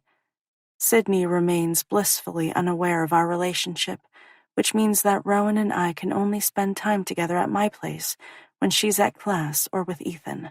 Luckily, they're on again this week, so it's worked out perfectly. We can't go to the house Rowan rents off campus because he lives with a bunch of football players. It's only been within the last couple of days that the rumors Justin spread around campus have started to die down. The last thing I want is to resurrect them again, especially when the gossip would be true. I need a little more time. Guilt slices through me as I drop my voice to a whisper. That's all. Emotion flares to life in Rowan's eyes, and for a moment, I steel myself for an argument. I can't blame him for wanting our relationship out in the open. It's not like I'm embarrassed to be with him. It's more the fact that I'm the head coach's daughter, and these rumors about me screwing the football team always seem to pop up at the most inopportune times. I don't want people to think that. Rowan doesn't get to fuck me as some kind of bonus for being the star player. Even the thought makes me sick to my stomach. Fine. As the tension drains from him, his broad shoulders loosen. I've waited this long. It won't kill me to wait a little longer. A burst of relief explodes inside me. I hate that I'm doing this to him, but I'm not ready to out our relationship yet. Thank you. He shrugs as a glimmer of mischief leaps into his eyes. I'll let you make it up to me later. My brows rise with interest as a smile simmers around the edges of my lips. That's one thing I like about Rowan. He's never bent out of shape for long. It's like a quickly passing summer storm. There and gone before you know it. And how exactly will I do that? I'm sure you'll. Hi, Rowan. A chorus of soft female voices has me jerking away. I grit my teeth, tired of this happening. We can't go anywhere without him being bombarded by groupies. My gaze flies from Rowan to the trio of girls who hover next to us. 2 are brunettes and 1 is blonde. All 3 are soft and curvy. The dark-haired girls look suspiciously similar. Maybe they're twins, although it's difficult to tell because they're all wearing matching t-shirts with sorority letters stamped across their oversized chests and tiny white shorts. Now that I'm scrutinizing them more closely, I realize their hair and makeup look the same, as if there's a strict dress code that needs to be adhered to, or they'll get kicked out of their exclusive club. I wince at the snarky thought. That's not who I am. I don't hate other girls for being different. I have my priorities and they have theirs. Neither is right or wrong. The lack of sex is definitely getting to me. Hey. Even though Rowan leans back against the chair, he keeps my fingers firmly ensconced in his beneath the table. They don't seem to notice. Or maybe they don't care. Since Rowan has never dated one girl specifically, he's been claimed as public property. And these chicks apparently don't mind sharing. I, however, am quite territorial. As far as boyfriends are concerned, I don't play well with others. In a blatant bid to get his attention, one of the girls tucks a strand of hair behind her ear. We missed you Saturday night at the house. She inches closer to him. I thought you were going to stop by. Her voice drops, becoming low and sultry. It's been a while since we partied together. My brows rise. Partied together? I get the feeling she means something else entirely. Yeah, sorry. Rowan clears his throat. I was busy. This is the downside to dating athletes. They're usually a hot commodity on campus and have a shit ton of options available to them. When I attempt to pull my hand from his, he squeezes my fingers, refusing to relinquish them. Do you girls know Demi? I'm treated to a chorus of unenthusiastic greetings before their attention returns to Rowan. In approximately 3 seconds flat, I'm sized up and found lacking. Quite honestly, these are precisely the type of girls I imagined Rowan spending time with. I look nothing like them. They probably consider it sacrilegious to leave their sorority house without being fully made up with every hair in place. Hell, they probably have glam squads. I, on the other hand, consider myself ahead of the game if I've thrown my hair up into a ponytail or messy bun.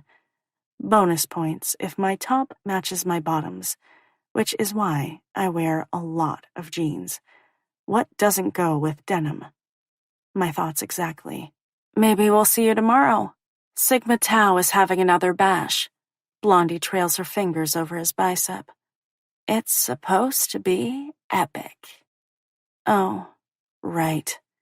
These girls. They're still here, cooing at Rowan. And there's not a damn thing I can do about it because I told him that I want to keep everything on the down low. I can't stake a claim just because I'm feeling strangely insecure. The air catches at the back of my throat as I'm struck with the realization. That's exactly what this ugly emotion coursing through me is. Jealousy. It takes everything I have inside to bite back the moan of displeasure. I've never liked anyone enough to feel this strongly. Not even when I found Annika with Justin's dick stuffed in her mouth did I feel one iota of possessiveness. Honestly, I didn't care. Probably not, Rowan says, knocking me out of those disturbing thoughts. One of the brunettes thrusts out her lower lip into a pout, making her look like a child on the verge of a tantrum. If she's going for sexy, she's completely missed the mark. But then again, maybe this is the kind of behavior guys find attractive. How would I know? It's not like I've ever tried to be alluring. I'm not into acting coy, fluttering my lashes or sticking my chest out in a bid for attention. That kind of behavior is ridiculous and, quite frankly, beneath me. That's too bad. Parties are always more fun when you're there, one of the twins says. I almost roll my eyes. These girls need to move it along. As if sensing my annoyance, Rowan clears his throat and points to the textbook on the table. Sorry, ladies. I hate to cut this short, but we still have a lot of work to plow through. Instead of taking the hint, one of the girls peers down at the book. Oh, is that statistics? Her eyes light up as she bounces on the tips of her toes. I could help with that. There's no reason for you to pay a tutor. Yeah, the other two girls chime in with excitement. We'll all help. Oh, Lord. Why do I get the feeling it would be like the blind leading the blind? Rowan quickly shakes his head. No, Demi's a great tutor, but thanks. Are you sure? One wheedles. Yup, 100% sure. All right, if you change your mind, let us know. Will do. Rowan presses his lips together and waits for them to leave. It takes another 5 minutes before the trio vacates the area, and even then, they settle at a neighboring table and continue to shoot seductive looks at Rowan. He squeezes my fingers, drawing my attention to him. You ready to get out of here? Yeah. Rowan glances at the girls who perk up and wave before his gaze slides back to mine. You know I have zero interest in them, right? That's the thing. Why wouldn't he be drawn to them? They're all beautiful in that airbrushed sort of way, and clearly, they're sisters who enjoy sharing. Most guys would be all over that. Literally. Demi. His voice deepens, and I blink the errant thoughts away. You know, you're the only girl I want, right? It's always been you, and that won't change anytime soon. All of the jealousy eating me up from the inside out dissolves. When it comes down to it, I do know that. Rowan has been nothing if not straightforward and totally honest with me. Unflinchingly so. I nod, feeling like a jackass. I'm the one who wants to keep this relationship under wraps. All you have to do is say the word, and this won't be a secret any longer. As if reading my thoughts, he jerks his head toward his admirers. They'll be the first ones I tell. A slight smile tugs at the corners of my lips. Soon, I promise. Fine, he shrugs. Whenever you're ready. As tempting as it is to take his face in my hands and smack a kiss against his lips in front of everyone, I hold back. What I've come to realize is that it's getting more and more difficult to keep these feelings to myself. I want them out in the open. I want us out in the open. It's only a matter of time before my need for Rowan overtakes the fear I have of going public.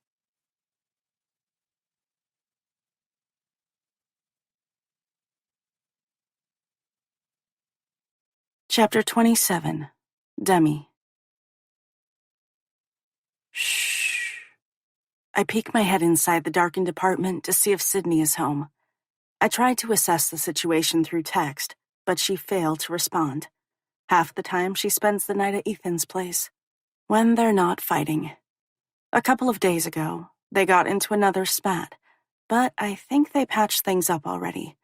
Their relationship gives me whiplash. You have to be quiet.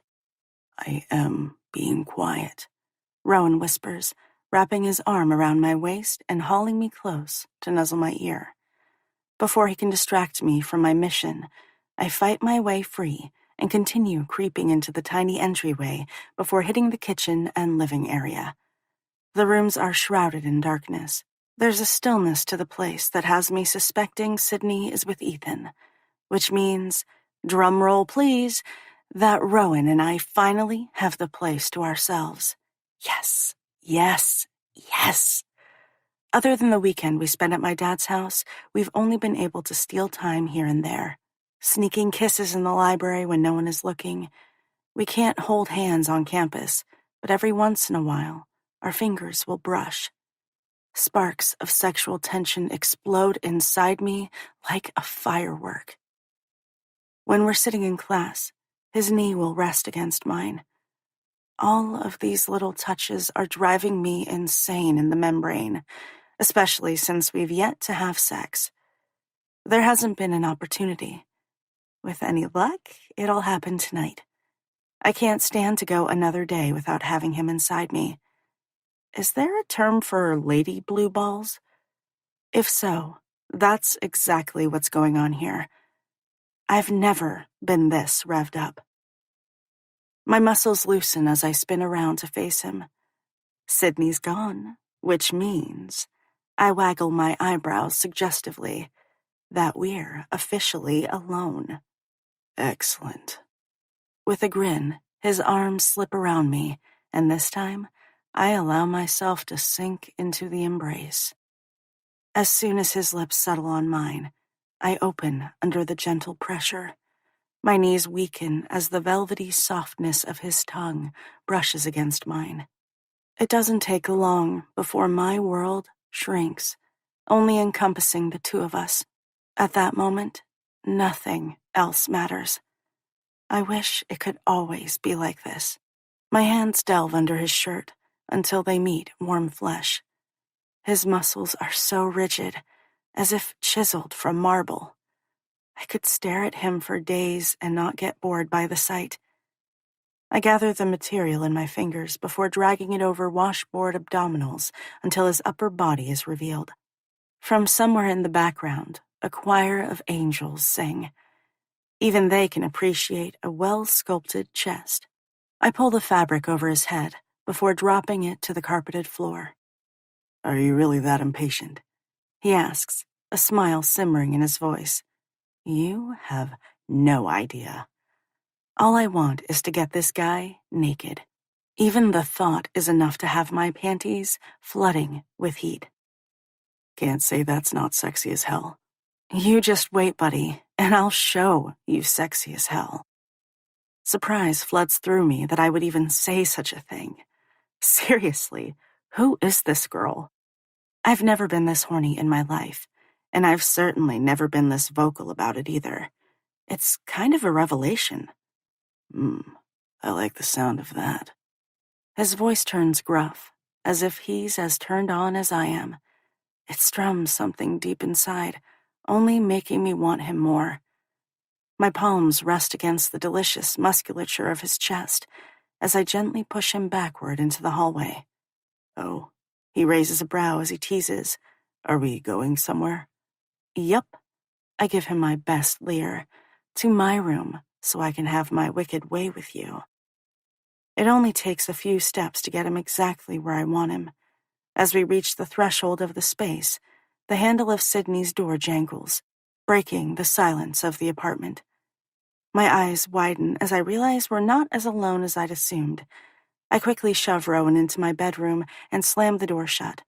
My heart races as a groggy-looking Sydney steps into the darkened hallway and blinks at me. She has the look of an animal on the verge of waking from a long hibernation. Hey, she drags a hand through her disheveled blonde hair. What time is it?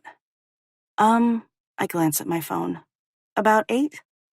Really? She rubs her eyes. I was studying and then decided to take a short nap. That was 2 hours ago. Guess I was more tired than I realized. Oh, sorry about waking you. I figured you weren't home. She shrugs before stifling a yawn. It's fine. I have a paper to finish up. It's probably good that it happened. She gives me a slight smile before shifting her weight and glancing around the apartment with curiosity. Is someone else here? I could have sworn I heard voices. Nope. Well, hell, I really hate lying. Although that doesn't stop me from sliding my cell from my jeans back pocket and waving it around like evidence. I was talking on the phone. Huh. Her brows draw together in confusion. That's so weird. I thought I heard a male voice. It was my father. There's a pause as my mind whirls, and I add with a bit of a nervous chuckle. You know how loud he is. Must be all that shouting from the sidelines. Yeah, she shrugs. I guess. The air gets clogged in my throat. I can't tell if she's buying my story or not. It would probably be for the best if I changed the subject rather than dig my hole any deeper. I figured you would be with Ethan. Her lips sink into a frown. We're on another break. Oh, I've lost count of how many breaks they've taken in the 4+ months they've been together. But it's a lot. Too many. She rolls her eyes before crossing her arms over her chest and leaning against the doorframe. Yeah, I know. Something has to change. I can't keep doing this anymore. I hate to say it, but I've heard this song and dance from Sydney before. Inevitably, she'll get back together with Ethan, and the ugly cycle will begin all over again. She never does anything to break the pattern. When I remain silent, she straightens and switches gears. I'm starving. I slept right through dinner. Did you eat already? Not yet. I point to the kitchen and improvise. I was about to make a PB&J. She scrunches her nose. What are you, like 5? Let's go out and grab something. Oh. Ignoring the jab at my favorite sandwich, I glance at my closed bedroom door. There's no way I can tell Sydney that Rowan is standing on the other side. I mean, I could, but I'm not ready to do that yet. Please, she steeples her hands in front of her. I need you to talk me out of this relationship. That's not possible. Please, please, please. I need your wisdom now more than ever. My shoulders collapse. Fine. Sydney has always been there when I've needed her. How can I not do the same? A big smile lights up her face. Yay! I miss spending time with you. It feels like you've been so busy this past week, and I don't even know what you've been up to. Remorse pricks at my conscience. I've been spending all my free time sneaking around with Rowan. Honestly, I didn't think Sydney would notice my absence. Let me change and we can go. Before I can respond, she swings away, closing the bedroom door behind her. There's a beat of silence before mine is cracked open and Rowan peers out. Is the coast clear? Yeah. Disappointment floods through me. I was really looking forward to spending a little one-on-one time with him. As if reading my thoughts, his lips twitch. Guess we'll have to take a rain check. It looks that way, I say with a pout. I'm going to self-combust if I don't get laid soon. He points to the wadded-up shirt on the living room floor. I'm gonna need that before I take off. I like you better without it on, I tell him. You mean like this? With a grin, he flexes his biceps, and I go a little weak in the knees. I could stare at him for hours. Unfortunately, now's not the time to get caught up in his body. I scramble to grab the shirt from the floor and toss it to him. He tugs it over his head and covers his chest. Then he smacks a kiss against my lips. Call me later? As soon as I get back. it's a date. And then he's gone, disappearing almost soundlessly through the apartment door. As if on cue, Sydney strolls out of her room with her purse in hand. Ready to go? Yep. Want to grab Chinese? I could really go for chicken fried rice. My belly rumbles in agreement. I guess if I can't satiate one appetite, I can at least satisfy the other. That sounds good. As we leave the apartment, she throws an arm around my shoulders and tugs me close. I guess if it doesn't work out with Ethan, we can be single and ready to mingle together. I hoist my smile. Yeah, except I'm not as single as she thinks I am. And sooner, rather than later, I need to come clean about that.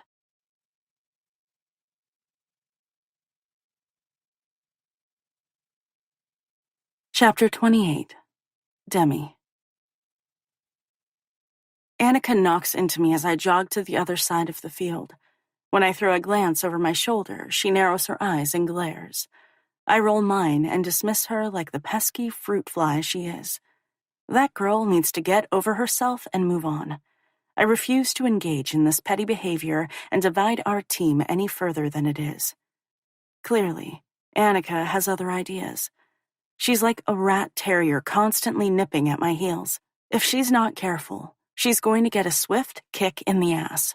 When she doesn't get the expected rise out of me, she swings away. Her cronies flank her as they head off in the opposite direction. Maybe you should tell Coach what's going on, Sydney grumbles before pursing her lips and shooting the auburn-haired girl a death glare. He's aware of the situation and wants us to act like the adults we're supposed to be and handle it on our own. She plants her fists on her hips. Punch her in the face. Boom. Then it's handled. A chuckle gurgles up in my throat. As much as I like the idea, that would probably make matters worse. After another 30 minutes of scrimmaging, Coach blows his whistle. We huddle up before going over a few plays that need work, and then he releases us for the afternoon.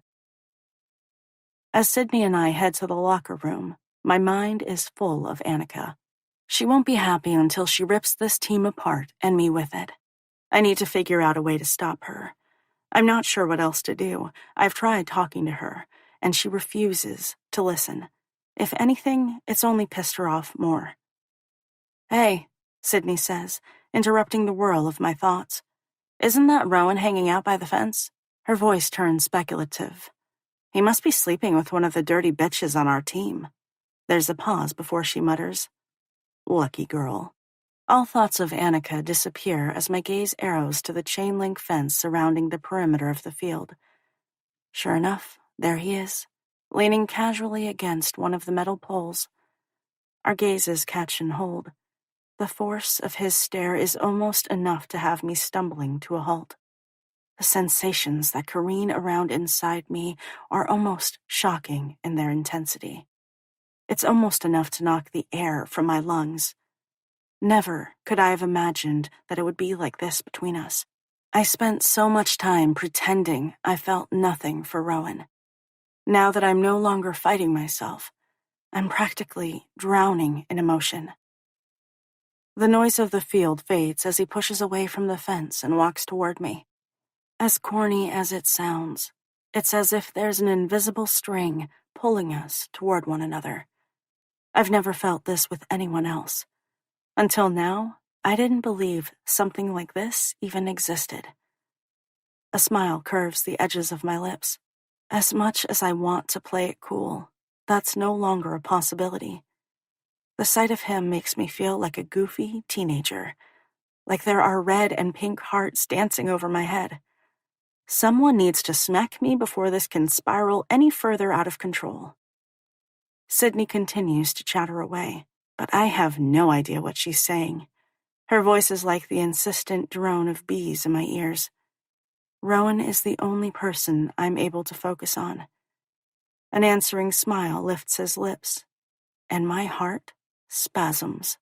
He looks so damn good in a maroon-colored t-shirt that hugs every delicious inch of his chest and biceps. His jeans sit low on his waist and mold to his muscular thighs.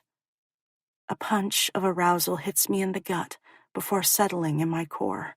Why am I holding all this in and pretending we're not together? I've been so insistent that we keep this on the down low and sneak around like we're doing something wrong when nothing could be further from the truth. I'm not ashamed to be seen with him. Why do I care what a bunch of gossips have to say? It takes less than 30 seconds to close the distance between us. When he's about 5 feet away, Rowan's footsteps slow. He glances at Sydney before raising a tentative hand in my direction. Only now do I realize that he stopped because he's unsure how to greet me in front of my teammates. He's trying to do as I've asked. All of a sudden, I feel like a jerk for forcing him to keep our relationship a secret. 3 strides bring me to him, and I slide my arms around his neck. His brows shoot up when he realizes my intent. From my periphery, I catch Sydney's reaction. Her mouth drops open and her eyes pop wide. A choking sound escapes from her. Instead of admitting my attraction for Rowan, I've always gone out of my way to insist that I didn't like him. It was as if, by repeating it enough times, I could convince myself it was the truth. Clearly, that plan backfired. Sydney has never been able to understand my intense disdain for the quarterback. Little does she realize that I was lying to both of us. As soon as his lips collide with mine, I open under the firm pressure. His tongue sweeps inside my mouth and tangles with my own. His arms band around me, pulling me close. I've never been one for PDA, but at the moment, I don't give a damn who sees us together. Oh my freaking God. You're the dirty bitch, Sydney screeches at a decibel that hurts my ears. I think I'm losing my ever-loving mind.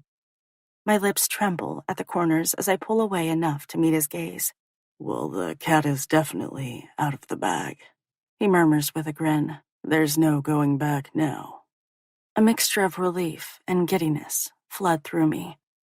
It'll spread across campus like wildfire. He pauses, carefully searching my eyes for remorse. Are you ready for that? Yeah, let them talk, I don't care. I have no idea when that changed, and I started feeling differently. All I know is that the shift has everything to do with Rowan.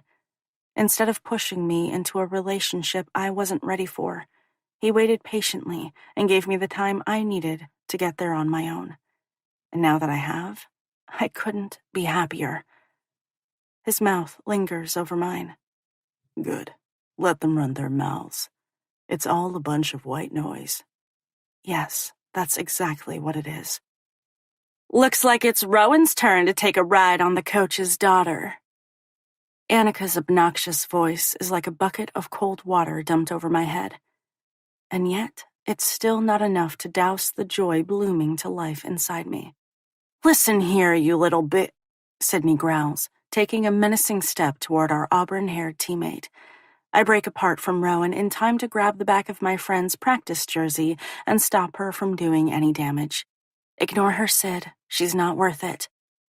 Annika smirks, as if this is yet another battle she's won. I'm really tired of this girl's antics.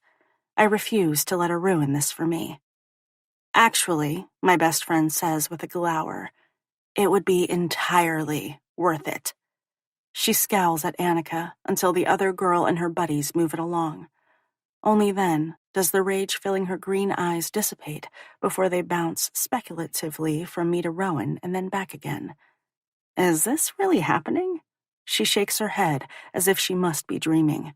Someone needs to pinch me. Before I can respond, she throws her arms wide. How could you keep a juicy morsel like this from me? She pauses long enough to draw in a sharp breath before firing off another question. Exactly how long has this been going on for? Rowan tilts his head as if giving the question serious consideration. 2 weeks. What? Her brows skyrocket into her hairline, and I can almost see the wheels spinning in her head. Wait a minute. Last Thursday when I found you in the hallway and thought you were talking to someone? She straightens to her full height and drills a painful finger into my chest. I knew it! I knew someone was there. My spidey senses were tingling like crazy. And you totally lied to me. I wince as guilt creeps in at the edges.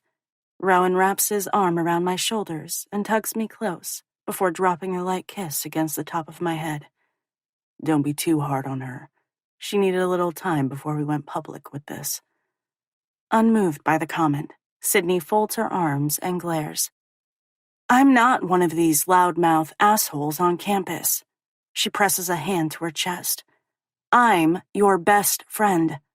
I've always been there for you. She stabs a finger toward the locker room. I have zero problem kicking any of their asses if I have to. I'm sorry, Sid. It was never my intention to keep this from you. I pause for a beat. My gaze drifts to Rowan before glancing back at my best friend.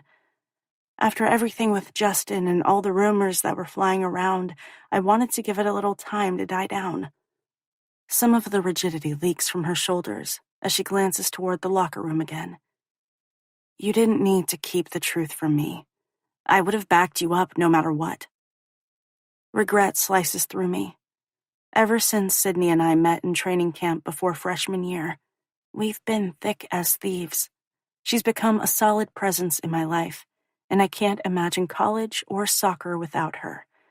She's my sister from another mister, and nothing will ever change that, no matter where life takes us next year. Instead of sneaking around behind her back, I should have been honest with her. Needing to make this right, I slip from Rowan's arms before wrapping mine around my bestie and tugging her close. Sorry, girl. You're the last person I should have been worried about. I forgive you. Sydney squeezes me in a bone-crushing embrace. As she releases me and steps away, her gaze returns to the handsome football player. This must be the real deal if you decided to break your own rules. I glance at him. Yeah, it is. Even though it's still early. The feelings I have for Rowan are deeper than anything I've ever experienced before. Maybe that's because he's been a steady presence in my life for so many years. With her arm wrapped around my waist, Sydney's gaze narrows at him before her expression turns threatening. I'm warning you up front that I'll kick your ass if you do anything to hurt my girl. His lips hitch as he raises his palms in a gesture of surrender. You don't have anything to worry about from me.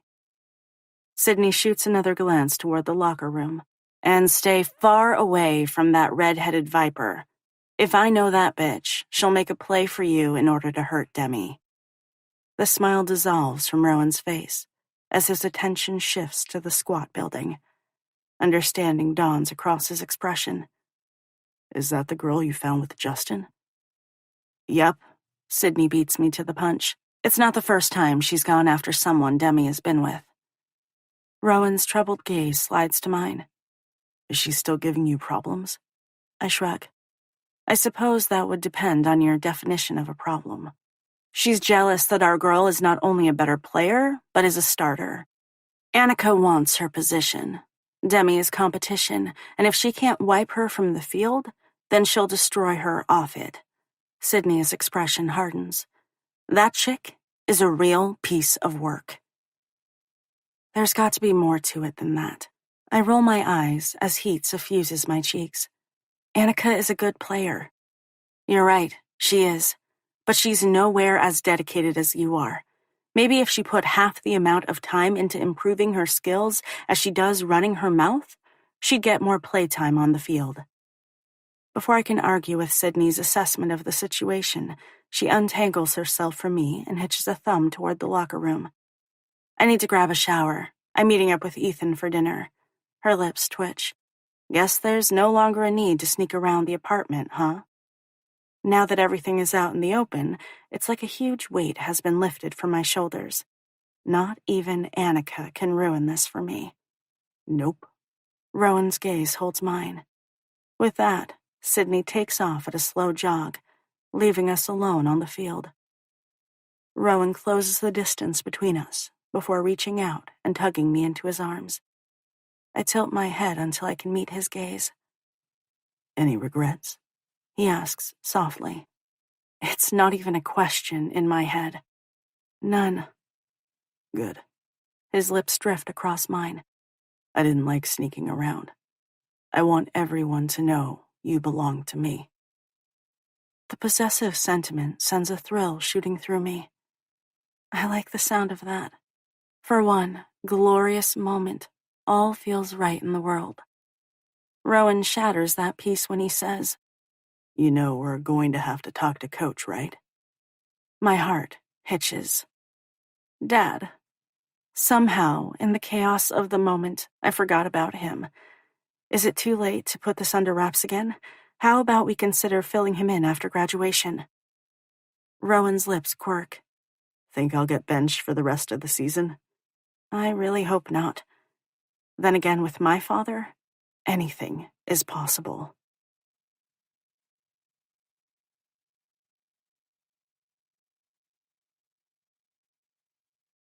Chapter 29.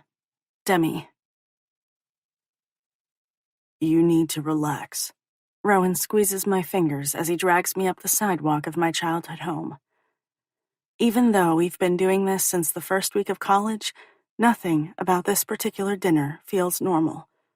I'm a ball of pent-up anxiety. "Everything will be fine." I press my other hand to my lower abdomen, as if that will calm the sickness roiling inside me. Are you sure about that? "Yep." He lifts our entwined hands to his mouth before brushing a soft kiss against my knuckles. "Pretty sure." I don't know. Dad and I have an unspoken arrangement regarding the Wildcat players. It makes it easier for everyone involved. Not once in all these years have I been tempted to cross that line. Rowan has turned out to be the exception.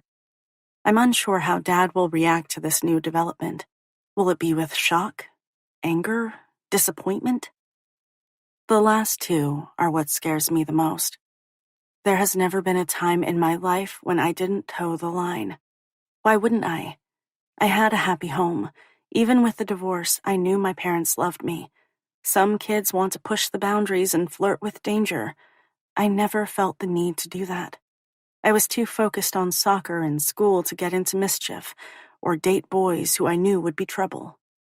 Even though I have no idea what to expect from him, I can't see Dad being hunky-dory with his one and only daughter dating his star quarterback. The very same guy he took under his wing, welcomed into our house, and treated as if he was part of the family. The only good thing that will come out of this evening is that I can finally come clean and get everything out in the open. My father and I have always been close. I don't like sneaking around and keeping secrets from him.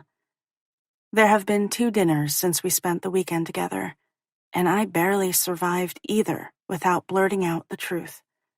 I laughed a little too loudly and kept jumping up, fluttering nervously around the kitchen and living room. Dad jokingly asked if I had ants in my pants. Little does he know that it's Rowan who is in my pants. Well, not literally. We still haven't slept together, and it's driving me bonkers. As Rowan reaches for the door handle, I slip my hand from his to smooth down my outfit. I'm not a girl who usually wears skirts, but I wanted to look nice this evening. All right, so maybe Sydney got her hands on me before I could walk out the door. I was informed that athletic shorts and a t-shirt are not considered dress code appropriate when you're announcing a new relationship to your father. I'm wearing a pale blue-colored skirt that hits mid-thigh and a tan light V-neck sweater that hugs my curves. As much as I fought Sydney on the outfit change, I'm kind of glad she strong-armed me into it. Rowan's expression was well worth the hassle. His eyes nearly popped out of his head when he caught sight of me. Who knows? Maybe tonight will be the lucky night. I almost snort. A girl can dream, right? He pauses before pushing open the front door. "Did I tell you how amazing you look?" My lips bow up at the corners. Only about a dozen times. "Just wanted to make sure." He gives me a wink along with a quick kiss before swinging the door wide. Barely do I have enough time to collect myself before Dad peeks into the entryway from around the kitchen corner. "Hey, guys." He holds up an overflowing platter of uncooked hamburgers and hot dogs. "It's so nice out that I thought we could grill for dinner." Sounds good, Dad. I respond in an overly enthusiastic voice. Geez, I really need to settle down and play this cool. Hey, Coach. Rowan lifts a hand to wave. Need any help? Nope, it's all good. The corn is ready to boil and the fries are in the oven. He glances between the pair of us. Did you two ride over together? Shoot. Maybe we should have taken separate vehicles. Does he already suspect that we've been seeing each other? Is he going to stomp into his home office and take out his gun in an attempt to scare Rowan away? I have to swallow down the nerves attempting to fight their way out. Before I can wrap my lips around an answer, Rowan says in an offhanded manner, Yep. There didn't seem to be any point in wasting gas when we're both going to the same place. Dad nods, as if that makes perfect sense, and I release the pent-up air from my lungs in a rush. I've only been here for 2 minutes, and already I know that I won't make it through an hour without blurting out the truth. My father's gaze returns to me. Wow, hon, you look nice. His lips sink into a frown. Is tonight a special occasion? It's not your birthday, is it? No. Good. I'd feel terrible if I forgot. He studies me a little more closely. Well, you certainly look beautiful. Rowan is a lucky guy. My muscles tense and my eyes widen. What do you mean? Damn Sydney and her meddling ways. I knew I should have stuck with athletic shorts and a t-shirt. He points to my outfit. Just that Rowan is fortunate to be escorting such a beautiful girl this evening. Rowan's lips tremble at the corners. That's exactly what I told her, Coach. I don't think you've worn a skirt in years. Silently, he racks his brain. Maybe for high school graduation? I force out a laugh. Oh, come on, that can't be true. Although, now that I'm thinking about it, it probably is. It was Sydney's idea, I grumble. You can blame her for this. Dad gives me a questioning look. Why would I do that? I like it. You should wear them more often. Right, Ro? Yup. Barely contained laughter simmers in his deep voice. She looks great. Unaware of the stress practically choking the life out of me, Dad waves a hand. Let's get this meat on the grill so we can eat. I'm starving. With that, he heads out the slider door and onto the patio. You really need to chill out. Rowan whispers in my ear when we're alone. Yeah, that's not going to happen. Not until the air is cleared. If you're not ready, we don't have to do this tonight. There's no hurry. As tempting as the offer is, I shake my head. Even though there's nothing in his expression or voice to give away his true feelings, I know he would be hurt if I chickened out and didn't fill my father in. I don't want Rowan to think I'm embarrassed to be with him. I'm nervous, I admit. I'm not sure how Dad will react. I've never dated one of his players before. In the end, everything will be fine. He shrugs as if unconcerned with how the evening will turn out. And if it's not, then we'll deal with it. There's no reason to get worked up before we know how everything will play out. It's a waste of energy. Under normal circumstances, I would wholeheartedly agree with the statement. But these aren't exactly normal circumstances now, are they? I release another steady exhalation and try to settle my jangled nerves. When I don't budge from the entryway, Rowan's hand settles on my lower back before giving me a little nudge toward the kitchen. It feels very much like I'm walking to my death. 30 minutes later, the hamburgers and hot dogs are ready, and the three of us are sitting at the patio table outside. The oversized umbrella is up, shading us from the evening sun that peeks over the tree line. I grab a hamburger and load it with the works. Rowan and Dad strategize nonstop about the upcoming game. If Rowan weren't an all but surefire draft pick, I think Dad would love to bring him on as an assistant coach. It's kind of funny. In the past, their banter and closeness annoyed me. Their relationship is easy. Maybe I was even a little jealous of it. Dad and Rowan can talk about football until the cows come home. Then they can talk about it some more. Sure, I love the sport. I grew up with a football in my hands before it was swapped out for a soccer ball. That being said, There's only so much I can talk about it before my eyes glaze over. Is something wrong? Dad cuts into my thoughts when he points to my untouched plate. You've barely eaten a bite. Oh, I suck my lower lip between my teeth and shrug. It's on the tip of my tongue to blurt out the truth, but the words refuse to budge. I guess I'm not very hungry. With a frown, he studies me more closely. Are you feeling okay? Burgers are one of your favorites. I shake my head, feeling like the world's biggest chicken for wimping out. I ate a big lunch. Huh. He takes a bite of his burger before chewing and swallowing it. I pick up my water and guzzle down half the glass. My throat is parched. If I'm lucky, it'll wash away all of the anxiety eating me alive, and I'll find the nerve to tell him what's really going on. So, Dad says conversationally, you've been here for more than an hour. When were you two planning on spilling the beans about your relationship?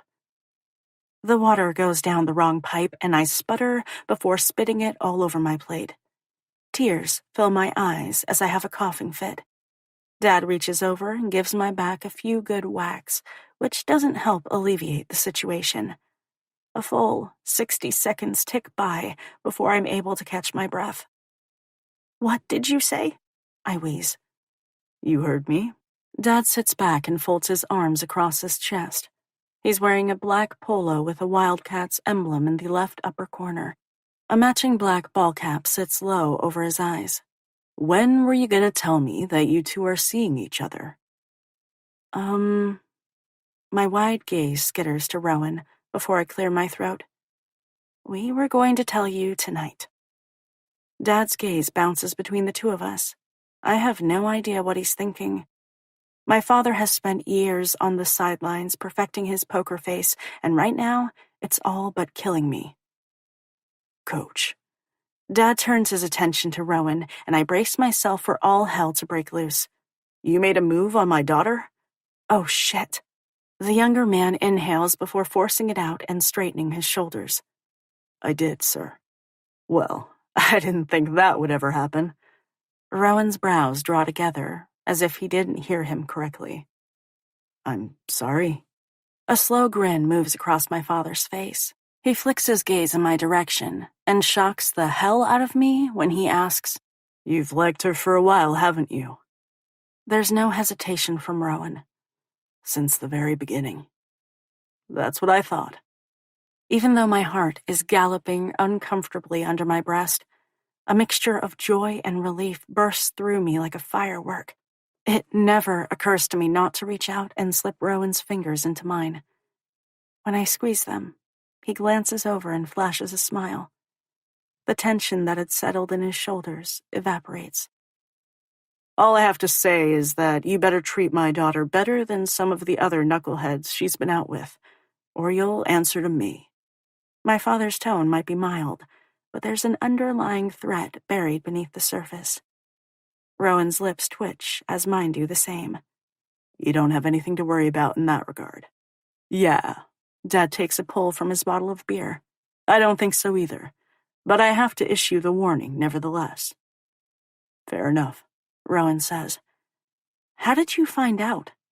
It's only been a few days since we went public, and we've tried to be so careful.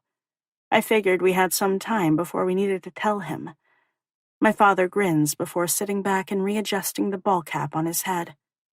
Haven't you learned over the years that not much gets past me? I roll my eyes to show him exactly what I think about that statement. Give me a break. I could have easily snuck around when I was a teenager, and I didn't. He's always been so preoccupied with football or at the field with the guys. Hell, Mom was gone for a couple of days before he finally noticed and asked where she was. And that was only because he ran out of clean clothes to wear. If he had more of a wardrobe, it might have taken longer. I'm serious. Now that my father knows and is apparently okay with our relationship, my appetite comes back full force, and I pick up a fry to nibble on. How did you figure it out? A cagey look enters his eyes as a grin simmers around the corners of his lips.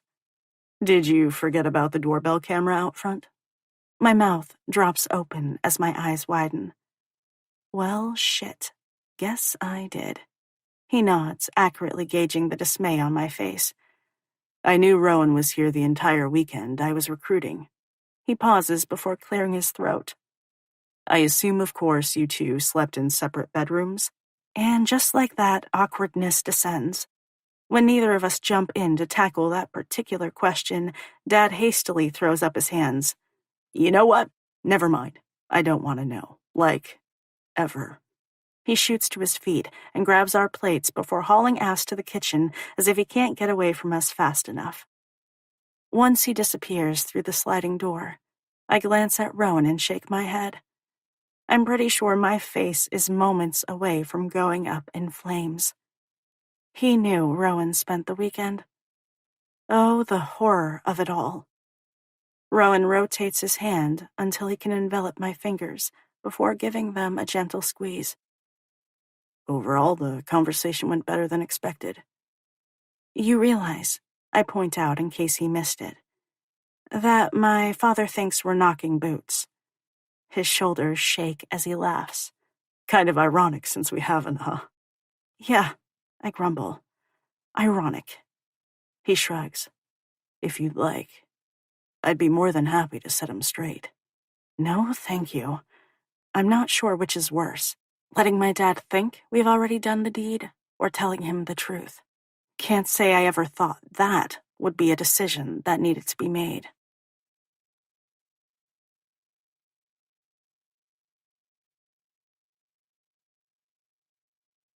Chapter 30. Rowan. I push open the front door to the house I share off campus with 5 players from the football team. As soon as I step inside, laughter and good-natured ribbing greet my ears. There are about a dozen or so people crammed into the living room. A few of the guys are playing Madden on the Xbox. Girls are draped over them, staking out their prospects for the evening. It's Monday night, and everyone wants to chill out, play some video games, and have a few beers. If the chicks in various states of undress are any indication, getting laid will probably be high on the agenda. For obvious reasons, that's never been my thing, but I'm certainly not going to hold it against my friends if that's what they choose to do. To each their own.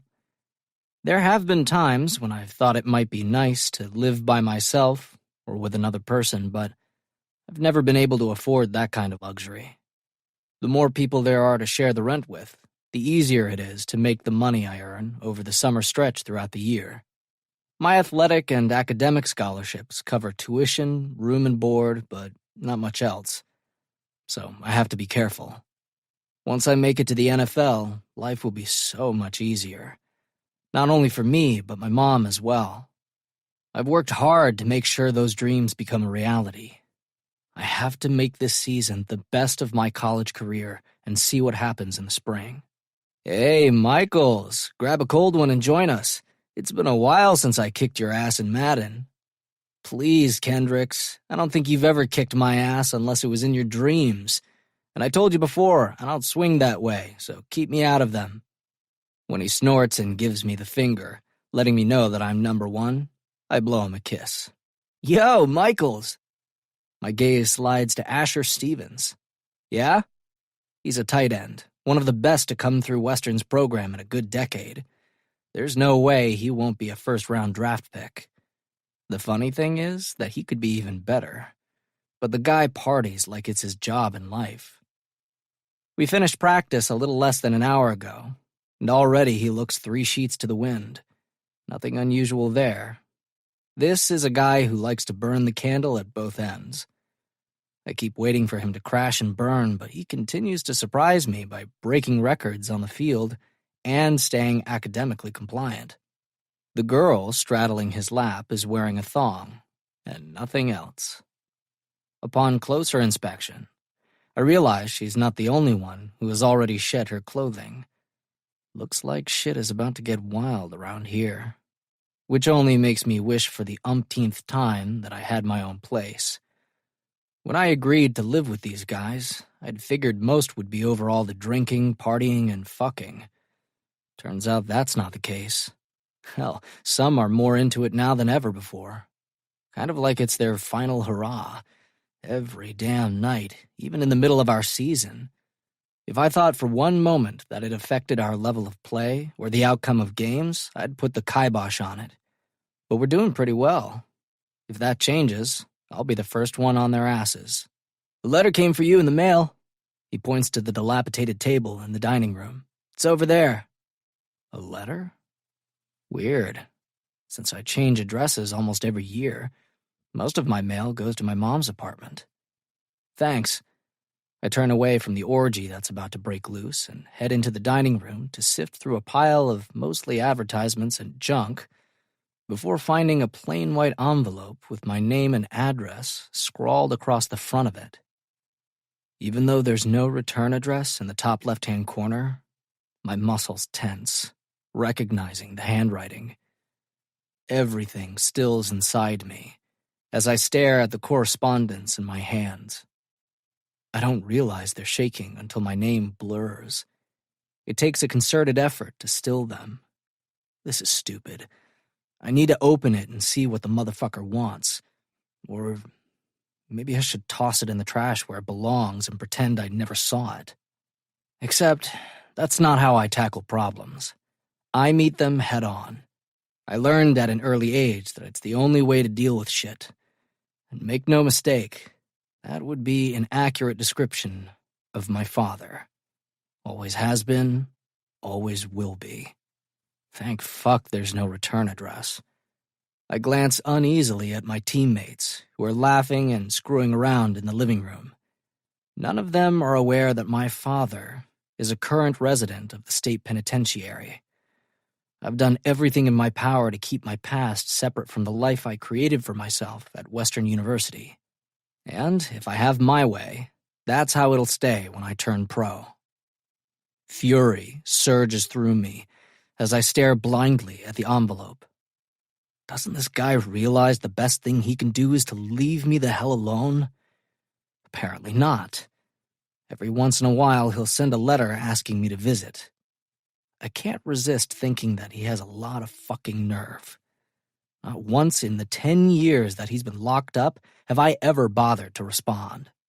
After reading it, I'll rip the letter to shreds and toss it in the garbage. It usually takes a couple of days for the unease that settles in the pit of my belly to dissipate, as I do my best to forget the man who spawned me until another unmarked letter arrives in the mail months later. Thankfully, they're far and few in between. Instead of tossing it directly into the garbage, I carefully open the envelope like it's a bomb seconds away from detonation and unfold the paper from inside. My heart jackhammers a painful staccato as I glance at the sparse lines that are painstakingly written. My father has never been a verbose man. Honestly, I'm not sure if he graduated from high school. He's been a petty thief for most of his life before he got wrapped up in someone else's bigger operation. And he paid the price for it. The first line knocks the breath from my lungs. It's as if I've been kicked in the chest by a horse. Wanted you to know that I've been released. What the ever-loving fuck? My head spins at this unexpected news. The prosecutor who put my father away said he would spend 20 years in prison. The guy murdered someone in cold blood. He belongs behind bars, locked up like the animal he is. Where society is safe from him. Where Mom is safe from him. I'd like to see you. Yeah, there's not a chance in hell of that happening. Unwilling to read the rest, I crumple the letter in my fist until it's a tightly wadded-up ball. I'm tempted to hurtle it across the room, but fight back the impulse. That's the difference between me and my old man. I have control and exert it at all times. I never allow myself to be driven by impulse. If I do something rash, it's only because I've given it thought and decided it's worth the risk of consequences. Like hitting Justin. Totally worth it. Don't regret it for a second. And furthermore, I'd do it again. I nearly jump out of my skin when delicate hands slide their way around my rib cage. For a heartbeat, I relax, assuming it's Demi. After that fucked up letter, she's exactly what I need. That girl is a balm for the soul. She's the only person capable of making me forget the bullshit trying to press in at the edges. Except, when the hands snaked around me come into view, the fingernails are painted bright pink. There is no way Demi would be caught dead wearing that color polish. Hell, I don't think I've ever seen her wear polish. Whoever this girl is, her nails are long and lethal, like talons. Demi's are short and blunt, kind of like mine. It's difficult to play sports with long-ass claws, especially soccer. Since I'm not sure who I'm dealing with, I carefully wrap my fingers around slender wrists and pry them from my ribcage before turning around. What I find is a toothy brunette smiling coyly at me. She's wearing a low-cut top that displays a ton of cleavage. Not wanting her to get the wrong impression, I take a hasty step and retreat. She's got a hungry look about her, as if she'll devour me whole if I give her the green light to proceed. I'm half afraid she'll do it regardless. "Hi, Rowan." She flutters her fingers in a wave. "I was hoping I'd run into you." Since I live here, the odds of that happening were stacked in her favor.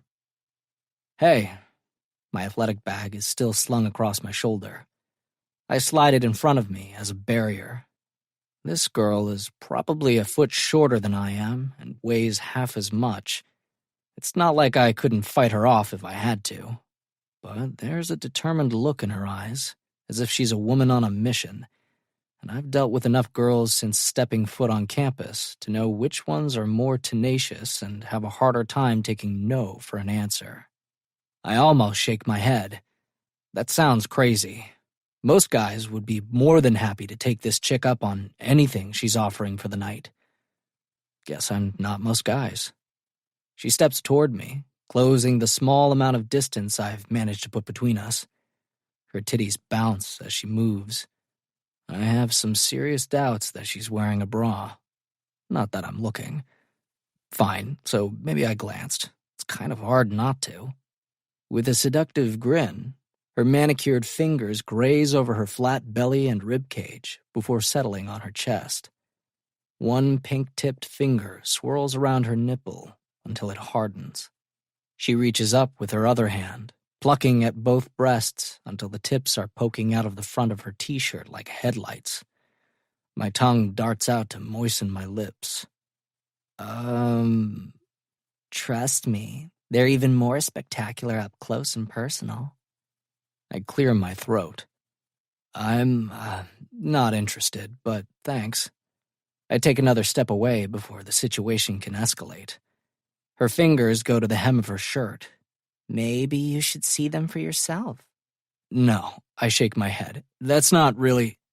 Or maybe you could pretend to have a little bit of self-respect and take the hint. He's already told you that he's not interested. Oh, fuck. Well, this isn't good. Even though I'm relieved to see Demi, the last thing I want is for her to jump to the wrong conclusion. She plasters a smile on her face before turning to the busty brunette, who has thankfully released the bottom of her shirt.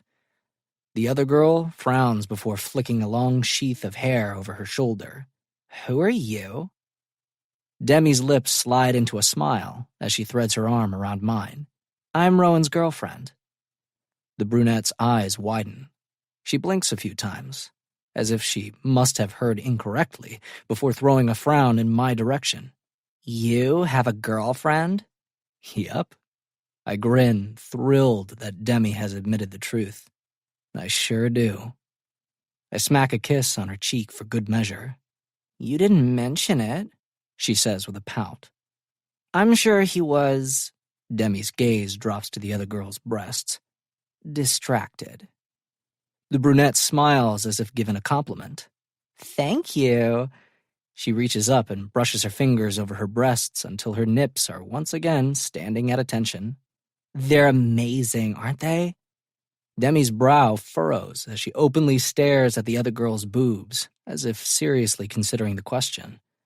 I'm going to be totally honest here. I'm not sure what's going on. I'm a little uncomfortable and turned on. This is so wrong. Yeah, they are, she finally admits. The other girl drops her voice as she sidles closer to her.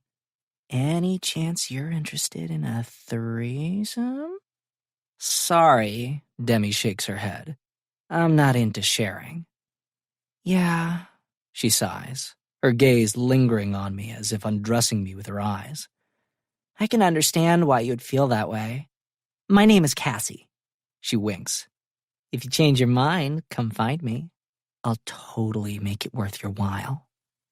With that proposal thrown out there, she saunters off toward the living room. It takes a moment to realize my eyebrows are somewhere in the vicinity of my hairline as I meet Demi's widened gaze. I don't even know what to say to that, she murmurs with a slight frown. Her reaction makes my lips twitch. It takes a lot to knock Demi off balance. Sorry. Genuine confusion laces her voice as she waves a hand toward the living room. How did you ever hang on to your virginity? I shrug. Guess the right girl never came along and propositioned me. Oh, really? Now it's her turn to hike a brow.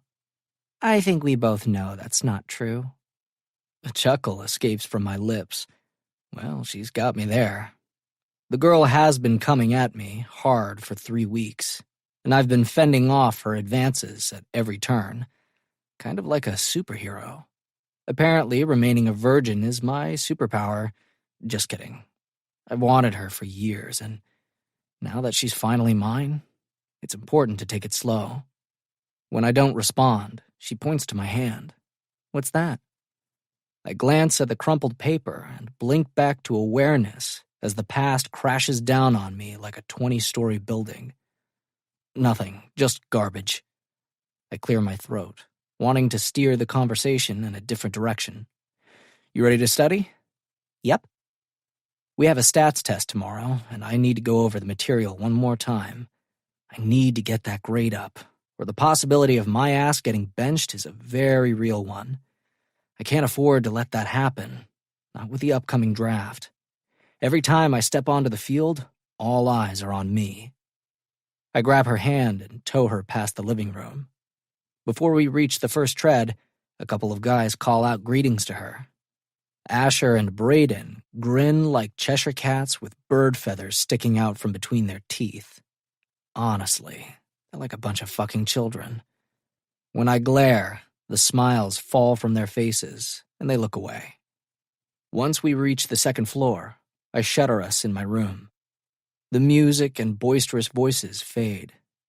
Instead of mentioning the orgy that's about to go down, Demi glances around the undecorated space. There's a queen-sized bed that dominates the room, a tall dresser, and a matching desk that I picked up at the Salvation Army last year when I moved off campus. Both have seen better days, but they'll get me through the rest of this year, and that's what matters. She glances at the mattress. Well, I suppose this is one way to get you into bed. Maybe it would be better if we worked at the library. I'm not sure if you're going to be able to keep your hands to yourself. A slow smile spreads across her face, and it hits me like a punch to the gut. I guess that's a chance you're gonna have to take. I suppose it is. I've been holding Demi off, but I don't have the strength to keep it up for much longer. It's not only her that I'm battling, but myself as well. An hour later, we're settled in the middle of the bed with the statistics book splayed open in front of us. Demi pelts me non-stop with questions. The girl is relentless. It's only one of the things I like about her. I rack my brain for an answer. When one doesn't immediately come to mind, I pull something from my ass and hope for the best. I'll take simple conditional probabilities for $500, Alex? Demi narrows her eyes. Wrong. It's the at least one rule. I drag a hand over my face. My brain is fried. I can't do this anymore. Her expression softens as she reaches out and strokes a hand over my cheek. You're doing great. You'll pull off a B for sure. Hello? There's no pulling off involved here. You've crammed all this useless information into my head. It has nowhere else to go but onto that test. She glances at the sports watch adorning her wrist. We should study for at least another hour. It's always better to be overprepared. I really hope she's joking. That sounds fairly hellish. There's only so much statistics I can take, and I've already reached my quota for the day. Probably the week. One look at her face tells me this girl is as serious as a heart attack. A groan leaves my lips as I steeple my hands. I'm begging you. No more. This is torture. Whatever you want to know, I'll tell you. Please, no more statistics. She grows silent, almost contemplative, before offering an alternative. Fine. How about we make this interesting? Ha!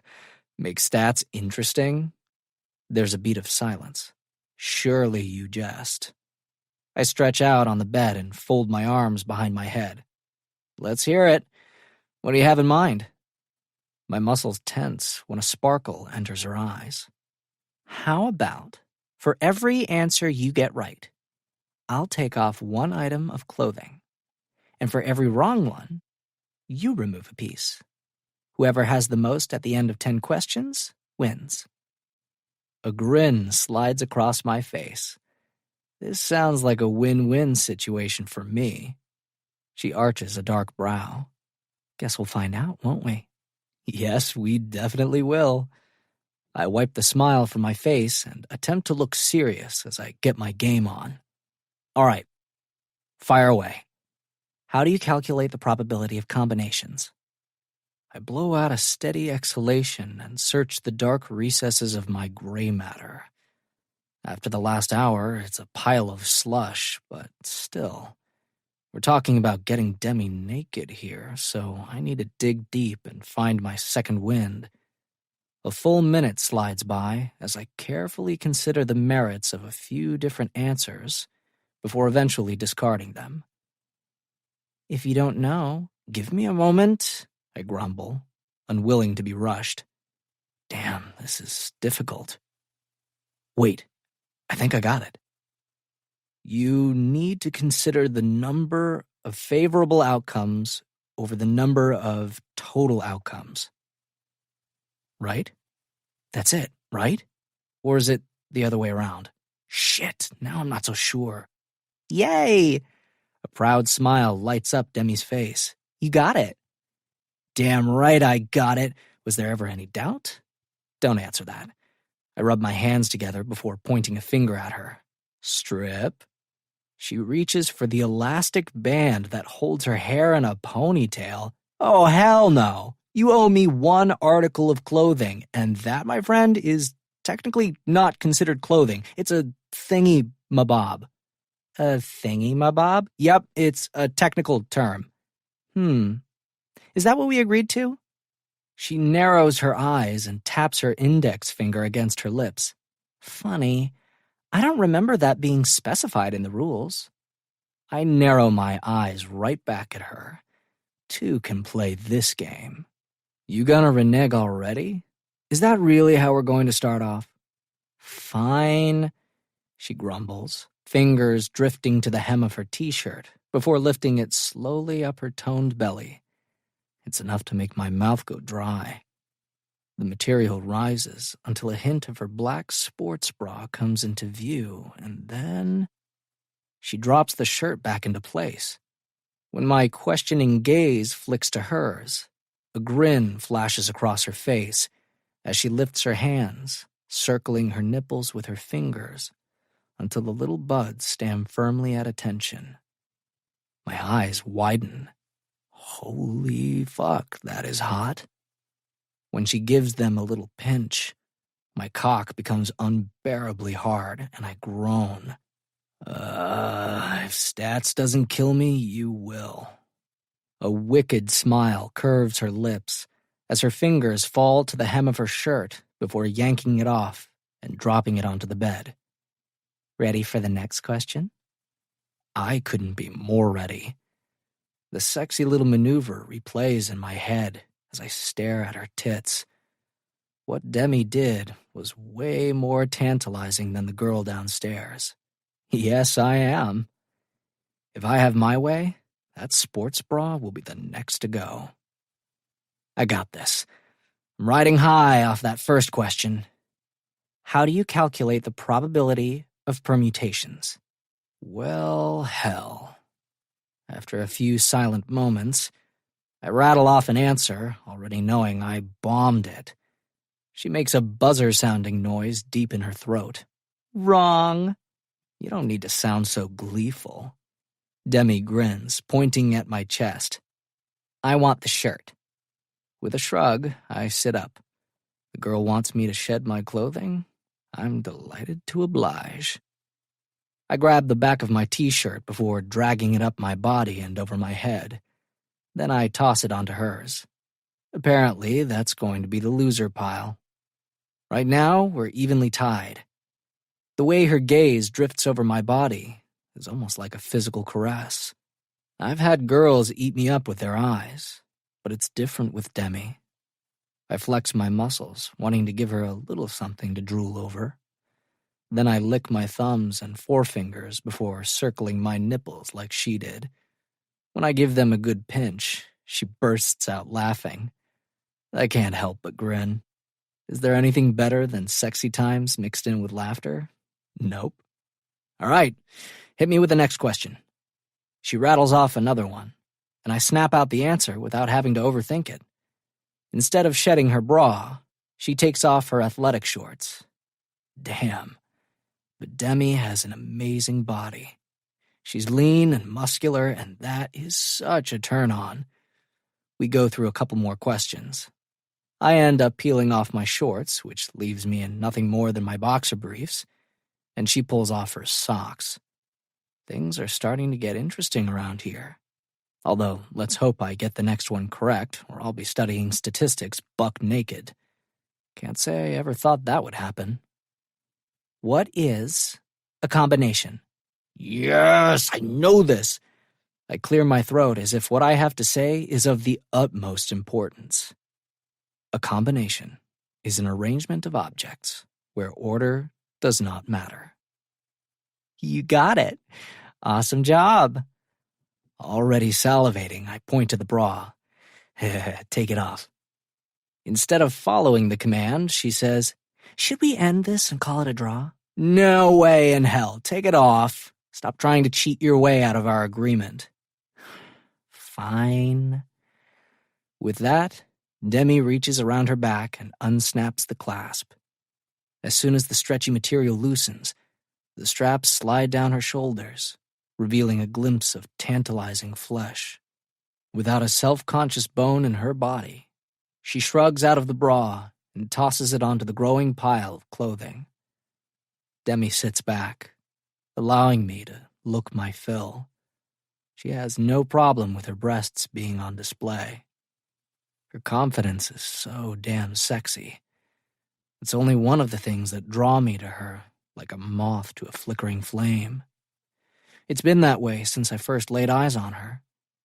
It might have taken me time to capture her interest the same way she caught mine, but now that I have it, I won't be letting it go anytime soon.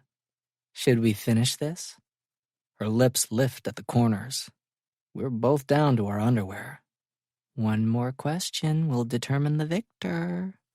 Oh, you bet your sweet ass we're finishing this. All right. Final question for the win. My muscles coil tight as she pauses. What is statistics the study and interpretation of? She's joking, right? That can't be the question. This has to be some kind of sly bit of trickery on her part. I narrow my eyes, but her expression remains inscrutable. All right, I'm going for it. Data? I mumble out the answer. Surely it can't be that straightforward. Her lips lift. Ding, ding, ding, we have a winner. No frickin' way. That was way too easy. Without me asking, Demi slides her thumbs into the elastic band of her panties, and slips them over narrow hips and muscular thighs before kicking them off. And then she's gloriously bare. A wicked glint enters her eyes as she stretches out on the bed. Hot damn. My gaze drops to the part of her I've become obsessed with. So fucking gorgeous. Be straight with me. Did you throw the last question? Instead of answering, she spreads her thighs wide before trailing her fingers over the lips of her splayed pussy. Now, why would I do a thing like that? My mouth turns cottony as my eyes widen. What's wrong? She smirks. See something you like? Yeah. Barely is the word able to escape. Then get over here and do something about it. She doesn't need to tell me twice. I tossed the statistics book off the bed. The heavy tome lands on the carpeted floor with a loud thud. Then I'm crawling across the mattress and squeezing my shoulders between her thighs. With heavy lidded eyes, I stare up at her before lowering my mouth. A whimper slides from her as I make contact with her delicate flesh. The way she's stretched out on the bed with her elbows propping her up, head thrown back and lips softly parted, makes my cock throb with painful awareness.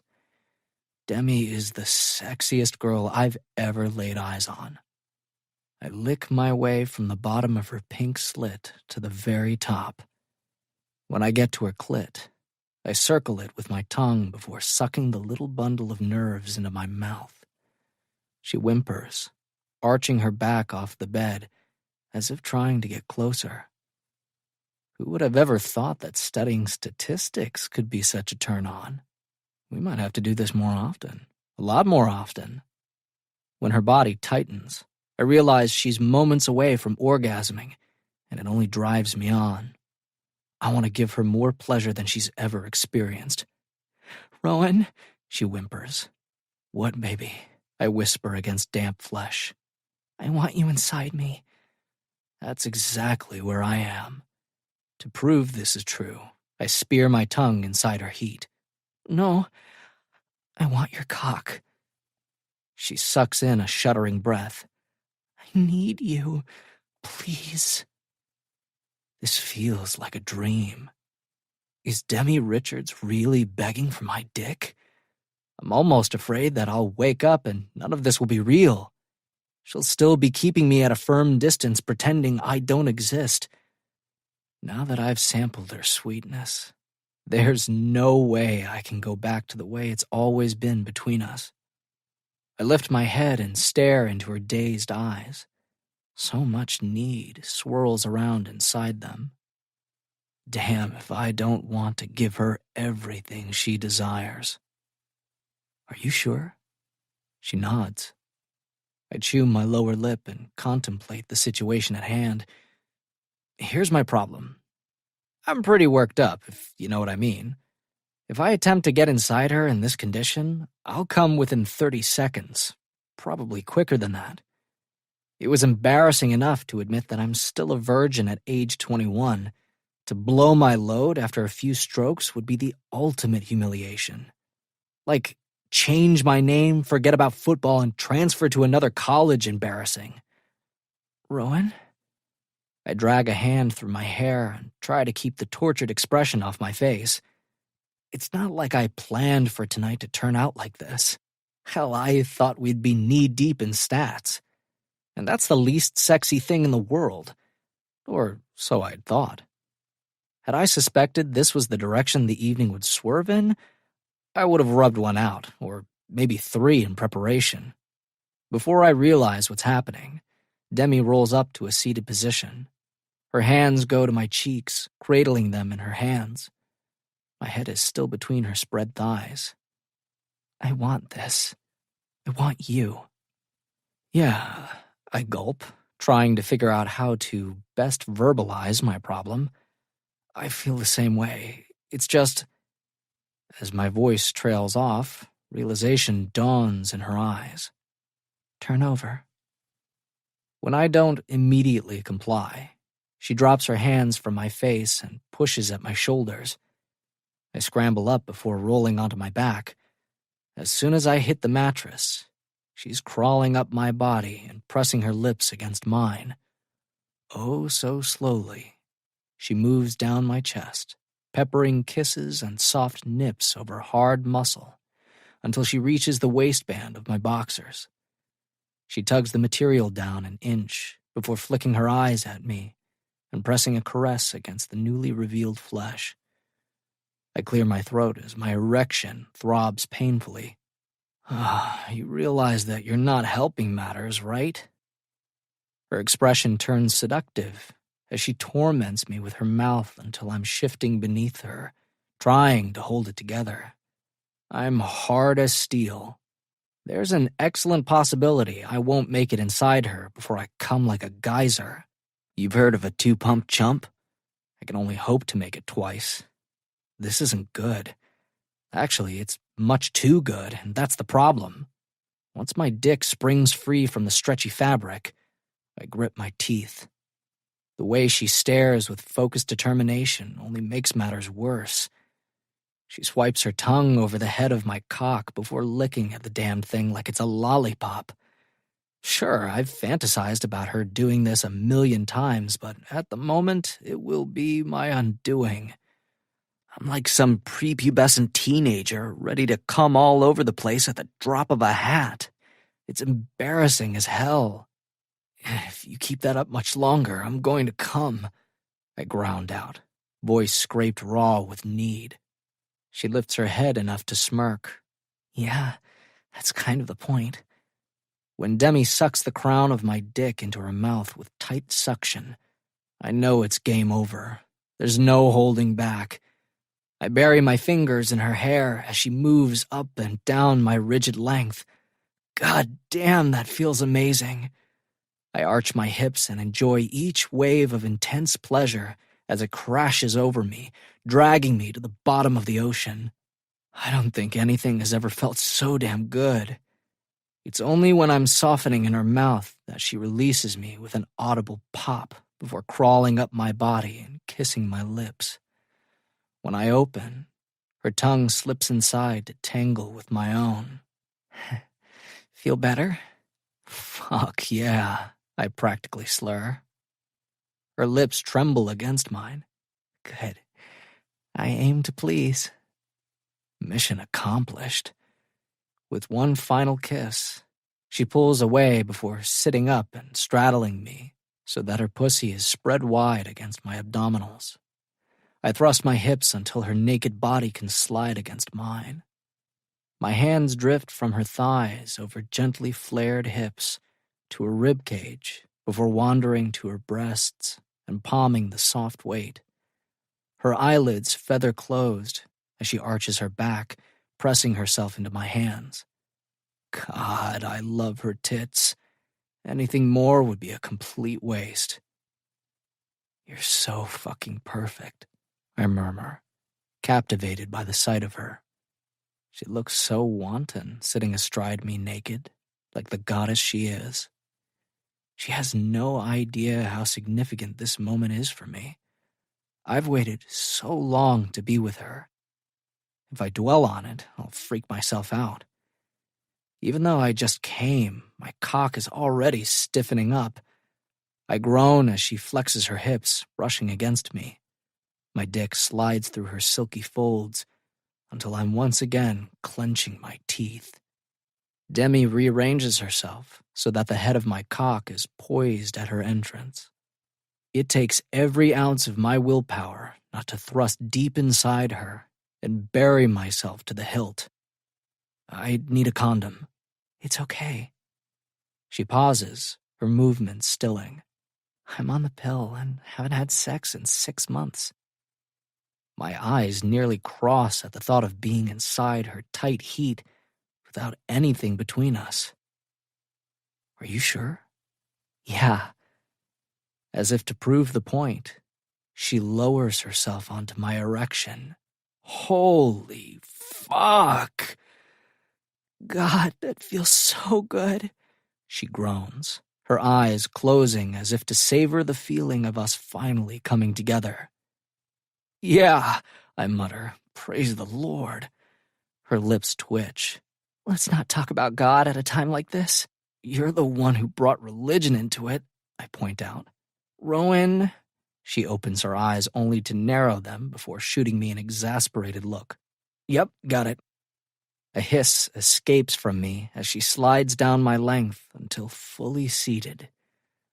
My gaze shifts to where we are now connected in the most intimate way possible. I can't envision anything more erotic. Sure, I've seen porn, who hasn't? And I've whacked off to the images, but nothing compares to the sight of Demi riding my dick. My hands fall from her pebbled nipples to her hips before wrapping around them, as if to anchor her to me. Maybe that's exactly what I'm trying to do. This is the best damn feeling in the world, and I want it to last forever. Although, I think we all know that's not going to happen. Unable to stand another moment of this stillness, I flex my hips, sliding from her tight heat before thrusting deep inside. As I do, a heavy wave of pleasure crashes over me.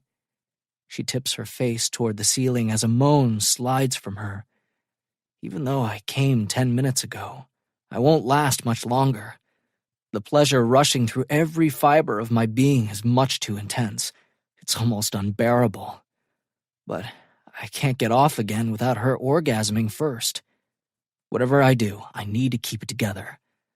I lock my jaw and focus on the upcoming game and how challenging it will be.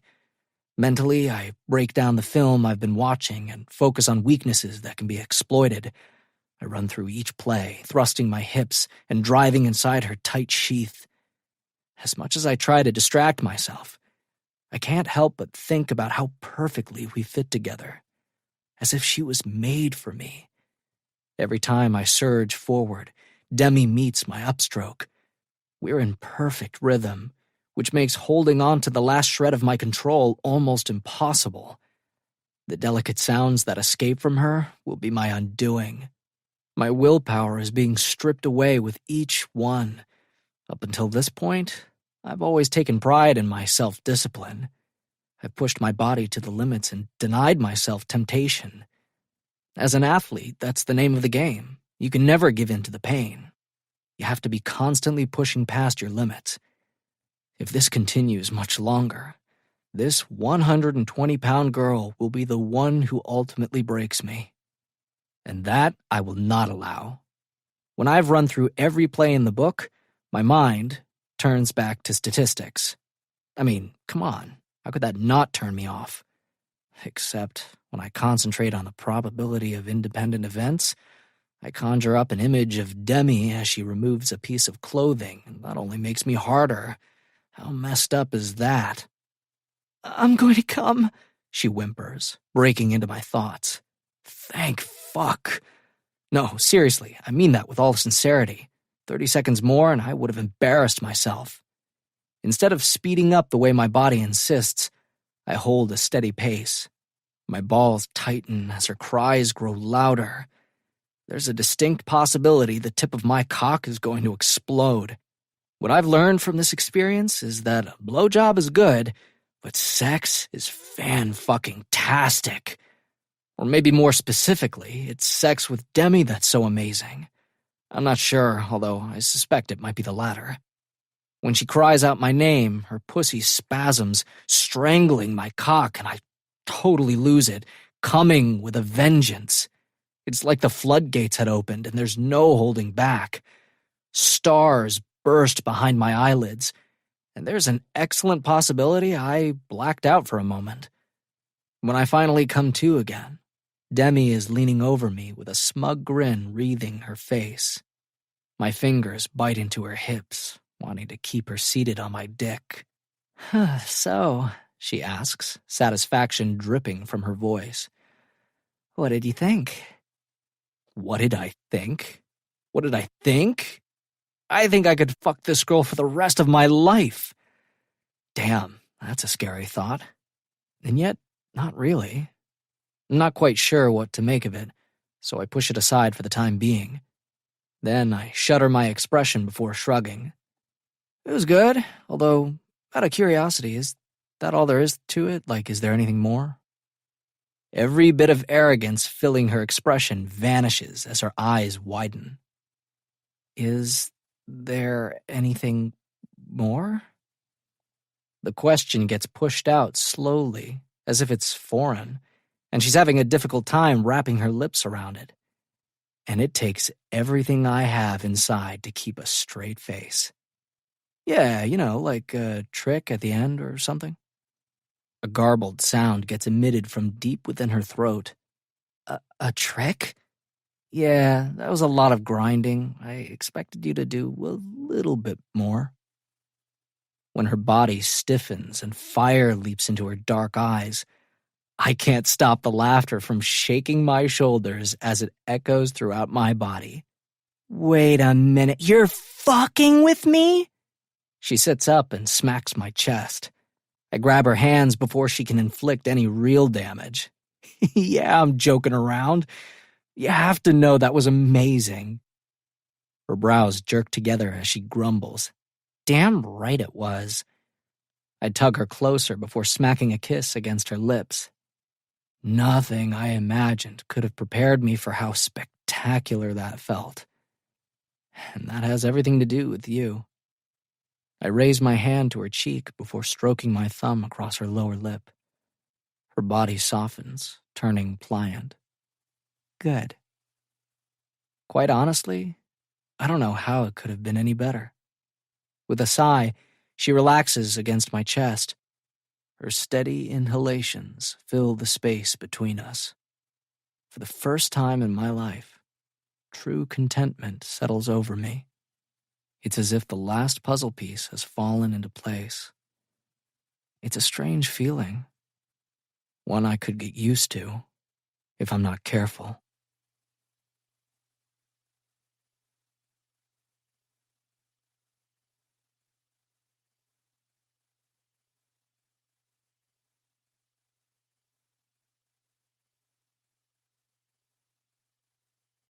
Chapter 31. Rowan. As I hustle my way across campus to meet Demi for lunch, my phone breaks into the whirl of my thoughts. In case you're wondering, those thoughts have everything to do with the dark-haired soccer player. I'm in so fucking deep with that girl, I don't think I'll ever get out. At this point, I don't even want to. We've been public with our relationship for more than a week, and the talk around campus has finally died down. People are getting used to seeing us together. I'd wondered if the guys on the team would give me a hard time, but other than a few harmless comments, no one has said boo. Now, does that necessarily mean shit isn't being said behind my back? I'm sure it is. Those dudes gossip like a bunch of old ladies standing around in a church parking lot. At least they're smart enough to keep it out of earshot. They'd get their asses handed to them by yours truly if they didn't. Plus, most of these guys think of Demi as a little sister. They're protective of her and will shut down any bullshit they hear floating around campus. So, yeah, life is pretty damn good at the moment. I don't have any complaints. I slip the phone from my pocket and stare at the screen. Mom. Guilt slices through me. I've been so wrapped up in Demi that I haven't checked in to see how everything is going. Normally, we talk a couple of times a week. I should probably stop at home and see how she's doing. Maybe we can grab dinner. I hit the green button and put the phone to my ear. Hey, Mom, how's it going? There's a slight pause, and I frown, wondering if the connection is bad. Every once in a while, you'll hit a dead spot on campus. Hello, son. Thrown off by the deep male voice that bursts over the line, my footsteps falter before stuttering to a halt. What the fuck? I shake my head, clinging to the irrational hope that my brain is playing a trick on me. Hello? He says again before asking. You there? Instead of answering, I rasp. Why do you have Mom's phone? A chill slithers down my spine before settling uncomfortably at the base. Where the hell is she?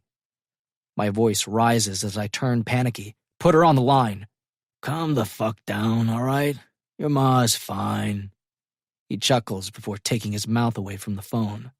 Say hi, babe. Your son is worried about you. My muscles coil tight as I wait for the sound of my mother's voice. I swear to fucking God, if he's done something to her, I'll be on the phone with his parole officer so fast his damn head will spin. Hi, sweetie, comes Mom's soft voice from somewhere in the nearby vicinity. Everything in me loosens. Give her the phone, I snap, wanting to talk privately with her and get to the bottom of what's going on. Why would she be anywhere near him? Disregarding the demand, he says mildly, Good news. Your ma and I have decided to give it another whirl. My belly crashes to the bottom of my toes. Aren't you excited? Is that a joke? It's the worst possible news. After my father was sent away, it took months, if not years, to evict him from my mother's head. She had to practically be deprogrammed. And now he's back. The last thing she needs is him fucking up her life again. God damn it! Now that I'm out, we can be one big happy family. Like we were ever that. My father has proven time and time again that he doesn't give a rat's ass about us. I gotta go. I don't have time for this bullshit. I don't want him in my life, and I sure as shit don't want him anywhere near Mom. I'm not the same kid he left behind a decade ago who was easily intimidated. I'm a grown man. I wasn't able to protect my mother from him before, but I sure as shit will do it now. Don't you dare hang up! His voice deepens, cracking like thunder over the line. Some of his nice guy facade falls away like I suspected it would. It only reconfirms my suspicions that he's trying to run a game on me. Why? There's nothing for us to talk about. We have 10 years to catch up on. No, Scott, we don't. You always were a mouthy little bastard, weren't you? He chuckles, although it sounds like he's holding on to his patience by a thread. I can almost imagine him tightening his hand before flexing it and cracking the knuckles. That sound always meant trouble. There's no reason we can't sit down and hash out our shit. You're my son. We're family. I want to see you. It's like I've always told you. You can pick your friends and you can pick your nose, but you can't pick your family. I almost snort. Is that rationale really supposed to win me over? Wish I could. Not. But I've got a lot going on. As I'm about to stab the disconnect button, he says, Well, I got your address. Maybe a surprise reunion will be more fun. That not-so-subtle threat has my blood running cold. I don't want him anywhere near campus. Fuck. I plow my fingers through my hair and quickly decide what to do. There's always the possibility that it's an empty threat. Although, do I really want to take that chance? With my luck, the bastard will show up on my doorstep. When do you want to meet? I gnash my teeth together so hard they feel as if they're in imminent danger of shattering. Now works for me. No way in hell. Sorry, I can't. Look, I'll make it easy on you. There's a truck stop on the outskirts of town, right off Highway 18 and County 10. I'll be there in an hour. Before I can open my mouth, the line goes dead. A cold sweat pops out across my brow at the thought of coming face to face with my father after all these years. As much as I don't want to cancel my plans with Demi, there isn't a choice in the matter. The thought of lying to her leaves a bad taste in my mouth, but there's no way in hell I can tell her the truth. Hey, remember when you asked about my parents? Well, guess what? Pops was released early from prison, where he was serving a 20-year sentence. That's right, I've got the blood of a murderer running through my veins. Can you imagine the look of horror and disgust that would come over her face? I shake my head as if the movement alone will banish the ugly thought from my brain. It doesn't work. I fire off a quick text explaining that something came up, and I can't meet her for lunch after all. It's not exactly a lie. It's just not the unvarnished truth. Within moments, A sad face emoji pops up on my screen, followed by a bunch of hearts and kisses. It's almost enough to bring a smile to my face. I slide my phone into my back pocket and take off for home. An hour later, I'm parked in the gravel lot outside a seedy truck stop along the highway. There's a peeling sign that advertises massages. Yeah, right. My guess is they're offering a lot more than that, more like a rub and tug. It shouldn't come as any surprise that my father is familiar with a place like this. I still can't believe he's a free man. In all honesty, after he was incarcerated, I never imagined seeing him again. I had high hopes of him rotting in prison. Do you have any idea how comforting that was? And now it's all been blown to shit. The same sick feeling I used to get when I was a kid settles in the pit of my belly. I hate that he's still able to tie me up into knots. My muscles stiffen as I sit in my truck and watch mostly men come and go from the establishment. There's a ball cap pulled low over my eyes. So far, I haven't caught sight of my father. Is it too much to ask that he doesn't show up? Although, deep down, I know he will. The only reason he contacted me is because he wants something. And contrary to the garbage he spewed earlier, it's not for us to be a happy family. We were a lot of things, but that was never one of them. I glance impatiently at my sports watch, only wanting to get this over with. Once I shut him down, I won't have to think about him again. Maybe this is for the best. I can get him out of my life once and for all. Another 10 minutes tick by without any sign of Scott. As I consider starting up the engine and getting the hell out of here, a beat-up Chevy pulls into the lot. I squint, trying to get a good look at the driver. Even though I can't see the guy's profile clearly, the fine hair at the back of my neck stands at attention. It's like déjà vu. That's exactly what would happen when I was a kid, and he'd come home drunk, spoiling for a fight. It pisses me off after a decade. I still have a sixth sense where he's concerned. My gaze stays pinned to the driver's side door. The man who unfolds himself from inside the vehicle only vaguely resembles the one who was hauled away by the police in cuffs a decade ago. His blonde hair is cropped short, almost as if he walked into a barbershop and told them to buzz it with a number 1. And he's more jacked than I remember. My gaze drops to his belly. No longer is there a beer gut hanging over his belt. The sleeves of his black t-shirt are wrapped tightly around bulging biceps. Looks like someone made good use of the prison workout room. That was probably more of a survival tactic than anything else. I study his face carefully and notice the roadmap of new lines. The years have not been kind to my father. It's almost like he can sense my scrutiny. He squints, glancing around the half-filled parking lot before taking a drag from his cigarette. The cherry at the end glows bright red as he inhales. My immediate response is to fold in on myself as his gaze coasts over my truck. The moment I realize what I'm doing, I straighten my shoulders. Fuck that. No matter what he thinks, I'm not the same timid kid he left behind. As soon as he's done with the smoke, he flicks it onto the gravel and saunters toward the diner. A chime over the door rings out faintly as he steps over the threshold. I force out the lungful of air that is lodged in my throat. My fight or flight instincts kick in, screaming at me to start up the truck and get the hell out of here while the getting is still good. It only proves you can never escape from your past.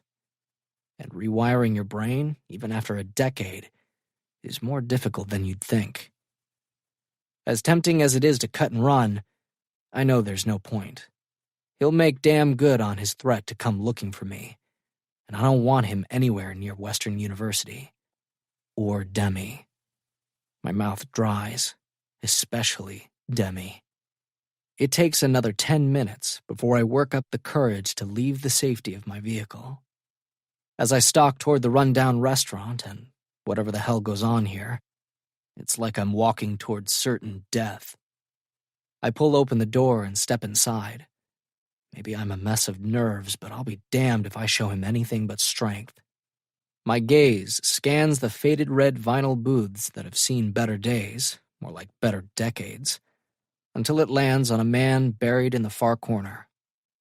A waitress, who looks as worn as her surroundings, sets a cup of coffee in front of him.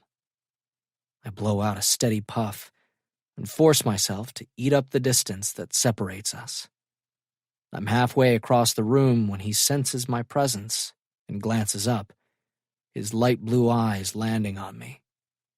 They flare slightly with surprise before the emotion is quickly masked. The corners of his lips twitch with a forced smile as he rises to his feet.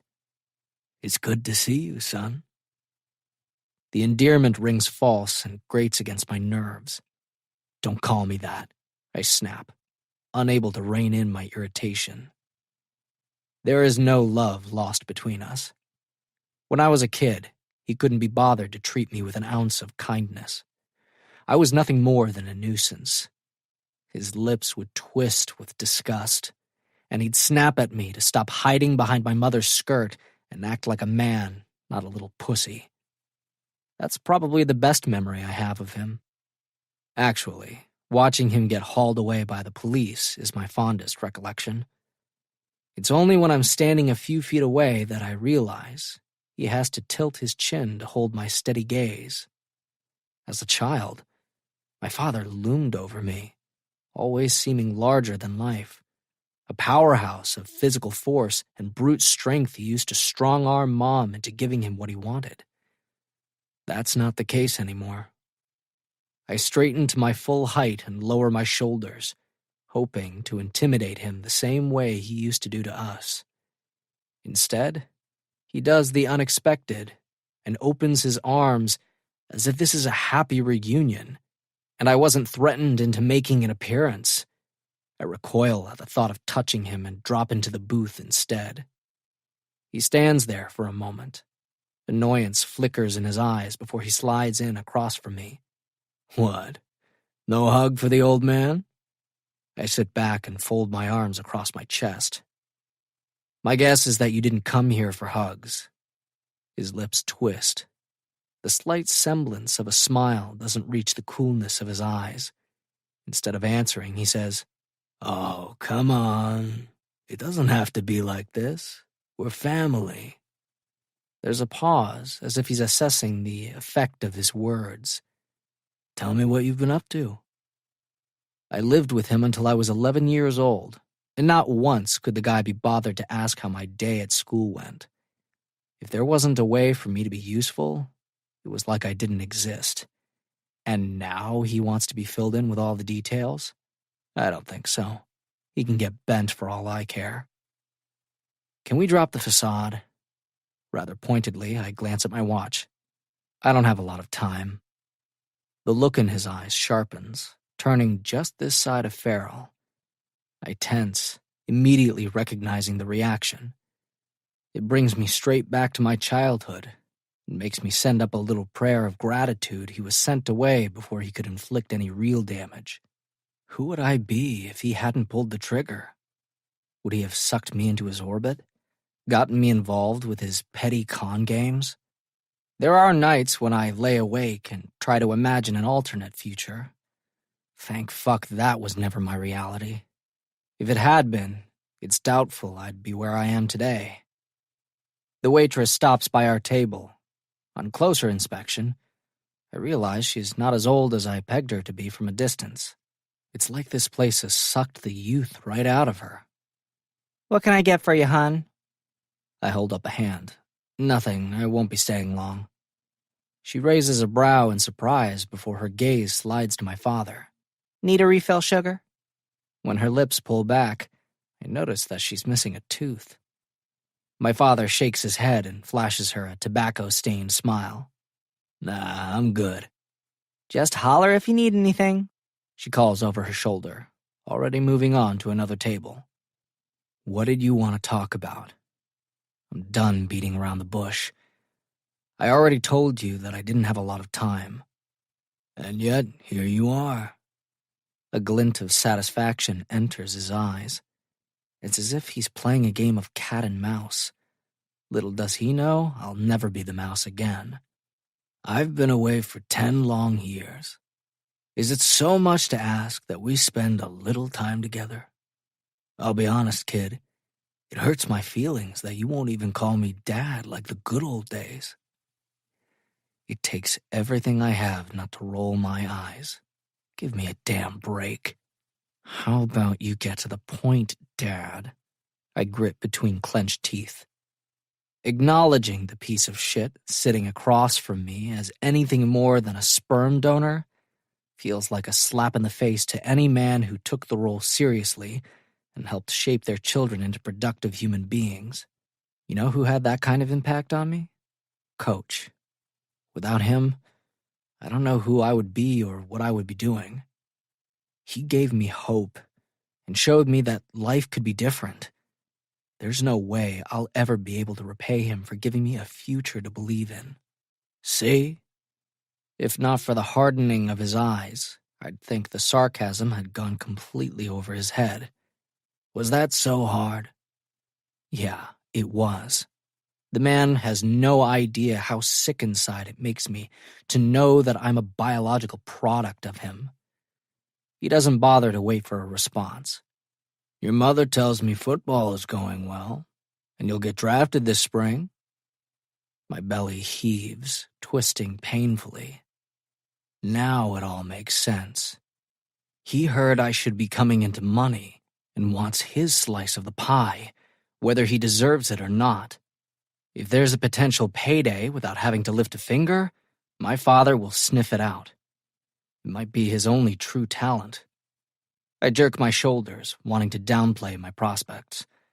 Not that it'll do me any good. He's like a bloodhound who has picked up the scent. Don't know, I mutter, wanting to shut down this line of questioning. Nothing is for certain. His lips lift into a yellowed smile, as if he knows exactly what I'm up to and isn't fooled by my modesty. Ever since I got home, that's all your ma squawks about. How many teams are looking at you, and the kind of money you'll be raking in by next year. He licks his lips as if he can already taste it. Fuck. Why hadn't I kept my big trap shut? I'll tell you why. I'd wanted my mother to be proud of me. She's worked so damn hard to put food on the table, keep a roof over our heads, and pay for football. For the first time in her life, I'd wanted her to know someone would be taking care of her. She could finally stop stressing over the bills. Once I signed that contract, everything would get easier for the both of us. She wouldn't have to work another day. I'd buy the damn restaurant where she's been waitressing if that's what she wanted. I press my lips together and shift uncomfortably before glancing out the window at my truck in the gravel parking lot. I want to wrap up this little reunion and take off. He tilts his head and digs for info. You got an agent? Yup, I say in a clipped tone, offering up nothing further. Where the hell is he going with this? It doesn't take long to figure out. 'Cause that's something I could do for you. When I stare blankly, he shifts on the bench and continues impatiently. Negotiate your deal. My eyes widen, and a gurgle of laughter rises in my throat before I choke it down. He's not joking. The man is as serious as a 99% blockage of the arteries. An image of Greg Abbott, my sports agent, pops into my head. I've never seen him dressed in anything less formal than a pricey suit with a flashy tie. There's never one damn hair out of place. It's pomaded into submission. When he smiles, the whiteness of his teeth almost blinds me. He reminds me of a glossy cardboard cutout. He's not the type of guy I'd want to hang out with on a Saturday night or grab a beer with while watching a game, but he's the best in the business and has promised to get me a 6-figure signing bonus. I have zero doubts that he'll deliver. He's one tenacious motherfucker who knows the ins and outs of the sports world. I'm damn lucky Coach has a relationship with him. That's the only reason a nobody like me ended up with such a well-known agent. I blink reluctantly back to the conversation. Dollar signs are practically dancing in my father's beady eyes. He leans toward me, closing as much distance as the formica table that separates us will allow. Now that I'm back, I can manage your career. It'll work out perfectly. I'll have a job, and my probation officer will get off my ass. The more he talks, the faster my heart races, until it feels like it will jackhammer right out of my chest. I shake my head, wanting to stop this one-sided discussion in its tracks. Sorry, I have an agent. Like I'd let him anywhere near my career? Is he fucking crazy? Fire him. He raps his knuckles on the table as if the decision has already been made. Let's keep this in the family. There's no reason to give your money away to strangers. No, he would much prefer I give it all to him. There's not a snowball's chance in hell of that coming to fruition. I've already signed a contract. I'm locked in tight. I slide to the edge of the booth, ready to bolt. So if that's all you wanted to talk about, I've got to get moving. Some of his nice guy veneer crumbles as he scowls, stabbing a finger at me. Sit your ass down. I'm not finished yet. I glare before begrudgingly dropping back to the seat. It takes a moment for him to regain his composure. He picks up his mug and takes a sip before grumbling, "Stone cold." With a wave of his hand, he flags down our waitress and asks for a second cup. This takes a good 5 minutes. I drum my fingers impatiently on the chipped table as I simmer. What he's doing right now is deliberate. He's purposefully trying to rile me up. All I want is for him to get to the fucking point so I can shoot him down. Once he has a fresh cup of coffee, he points to me and says in an overly loud voice, "This here is my son, Rowan Michaels. Maybe you recognize him? He plays football for the Western Wildcats." The waitress narrows eyes that have been made up with an overly heavy hand, inspecting me carefully. "I thought I recognized you." She points to a decrepit TV mounted on the wall. "Hal has the game on every Saturday afternoon." "Take off your hat, son," Dad says mildly. "Let the woman get a good look at you." I grit my teeth, torn between refusing the directive and not wanting to appear like a total dick in front of this stranger. Manners win out as I drag the ball cap off my head before combing my fingers through my unruly hair. I give her a tight smile and hope I don't come across half as pissed off as I feel. She whistles. "You sure are a handsome one." Her gaze slides approvingly to my father before she winks at him. "Just like your daddy." It takes everything I have inside not to throw up in my mouth. "Yep." The man across from me grins like he's the reason for my success. "You mark my words." He jabs a finger at her. "He's gonna make millions next year." Gracious. Her hand flies to her narrow chest as if she had no idea something like that was even possible. He puffs up, clearly pleased by her reaction. "His mama and I couldn't be any more proud." "Well, then, I should get your autograph." She shifts, searching her pockets for a pen before grabbing it from where it's tucked in her hair. "Once you turn pro, we can hang it on our wall of fame." Wall of fame? I don't even want to know. "We should probably charge you for it," my father chuckles, sounding lofty. When her wide gaze cuts to him in question, he waves a hand and sits back like he's the grand poobah or something like that. "But we'll let it slide this once." Embarrassment stings my cheeks. If only it were possible to sink into the floorboards and escape from this nightmare. With that declaration, the waitress shoves a small pad of paper in front of me. I scribble out my name, hoping it's somewhat illegible. Like I want anyone to know I ever stepped foot in this dump that masquerades as a no-tell motel. It's a relief when another customer flags down the waitress, and she reluctantly takes off in his direction. "Well?" Dad leans against the booth before settling one arm along the torn-up top. "I think it's safe to say you made her day." Fucker. I drag a hand over my face and decide to pull the plug rather than allow this to continue a moment longer. "How much do you want?" He takes a sip of his fresh coffee. It's still steaming. "That's much better." Instead of answering, he inspects the dirt caked underneath his fingernails. How much can you spare? Not much, I grunt out bitterly. Football is my job during the year, so I'm not able to work. I live off savings from the summer. What? They don't pay you to play ball? His brows snap together as if he's personally offended on my behalf. You're practically a professional. That's not how college athletics work. I have a scholarship that pays for my tuition. He shakes his head as if I was stupid enough to get screwed over. I'll tell you who I got fucked over by. See, if I'd been around, I would have negotiated better terms for you. Get you paid under the table or something. Jesus Christ. That's illegal. There are strict NCAA rules surrounding that kind of thing. He waves a hand. They're all corrupt. How much, Dad? I pinch the bridge of my nose. There is so much pressure building in my head. Any moment it's going to explode, and then none of this will matter because I'll be dead. How much do you need? How much will it take to make you go away and never come back? Drop a number. $1,000. Well, fuck. Does he really think I have that kind of money laying around? I earn a couple thousand during the summer working for a friend's landscaping company. I give Mom some and sock the rest away to carefully dole out through the year. A number of my teammates have buco bucks. Money isn't a concern for them. They are able to go on epic spring break trips to the Bahamas, Mexico, and Costa Rica.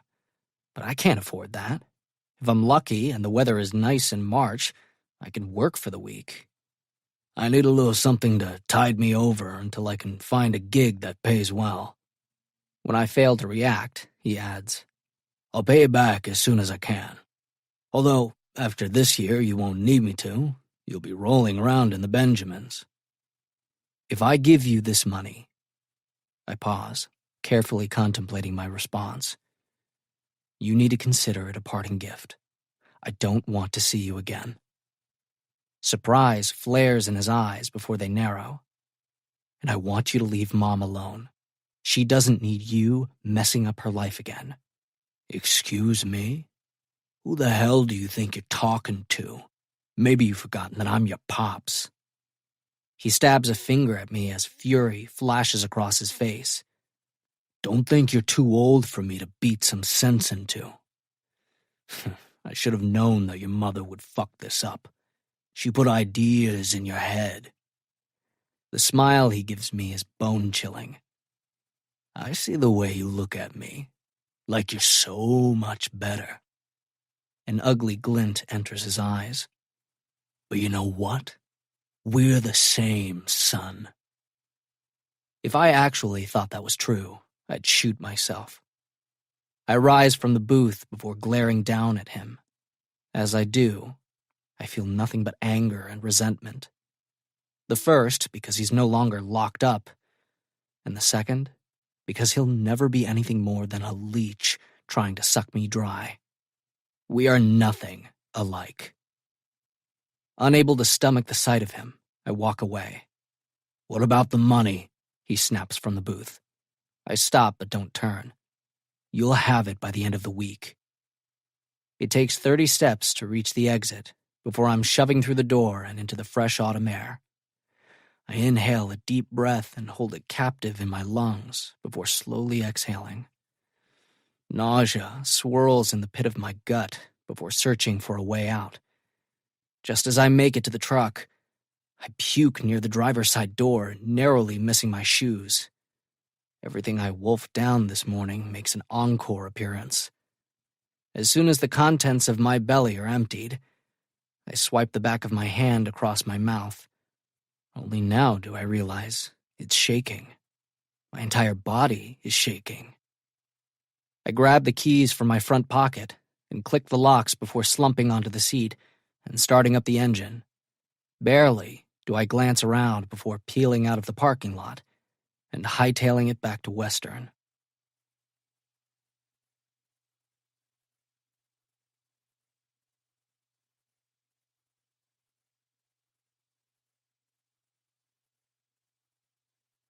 Chapter 32. Demi. I snuggle against Rowan's chest on the couch in my apartment. His arm is around me, and we're chilling out, watching Mike and Dave need wedding dates. Zac Efron does something, and a chuckle bursts from my lips. This movie is stupid funny. I've probably seen it a dozen times, and it never gets old. When I realize that I'm the only one laughing, I glance at him to see what's going on. It becomes obvious that Rowan may be physically with me, but his mind is somewhere else. A distant look fills his eyes. It's one I've never seen before. Instantly forgetting the movie, I reach up and stroke my fingers across his cheek to capture his attention. Hey, are you all right? The strange expression dissolves as the corners of his lips hitch. Yeah, I'm fine. Sorry. Guess I zoned out for a minute. You want to turn off the movie? I sit up and hunt around for the remote. We don't have to watch it. He shakes his head. Nah, it's all good. Even though he's denying there's a problem, I get the feeling he's not being truthful with me. And I hate it. Hate that he might, for some reason, be lying. Rowan has never been anything but honest. The realization doesn't sit well with me. Mike and Dave continue with their slapstick comedy, but I can't get back into it, and I find myself unable to brush aside the suspicions that gnaw at me. Are you worried about the game tomorrow? He jerks his shoulders and shifts on the couch. There's a slight tightening to his jaw. Not really. Their defense is crap, so we'll turn that to our advantage. Okay, then what's the problem? It can't be stats. Rowan aced the last exam. Who would have thought a simple game of strip statistics could make such a huge impact? It goes to show that with the proper motivation, anything is possible. After 5 minutes of silence, I grab the remote and click off the television. Rowan shoots me a questioning look as his brows draw together. I thought you wanted to finish the movie. I'm not into it anymore. We can watch it another time. All right. Interest ignites in his eyes. Got something else in mind? A smile curves my lips as I twist in his arms before crawling onto his lap. Hopefully it's something that'll hold your interest more than the movie. I run my fingers through his hair before pressing my lips against his.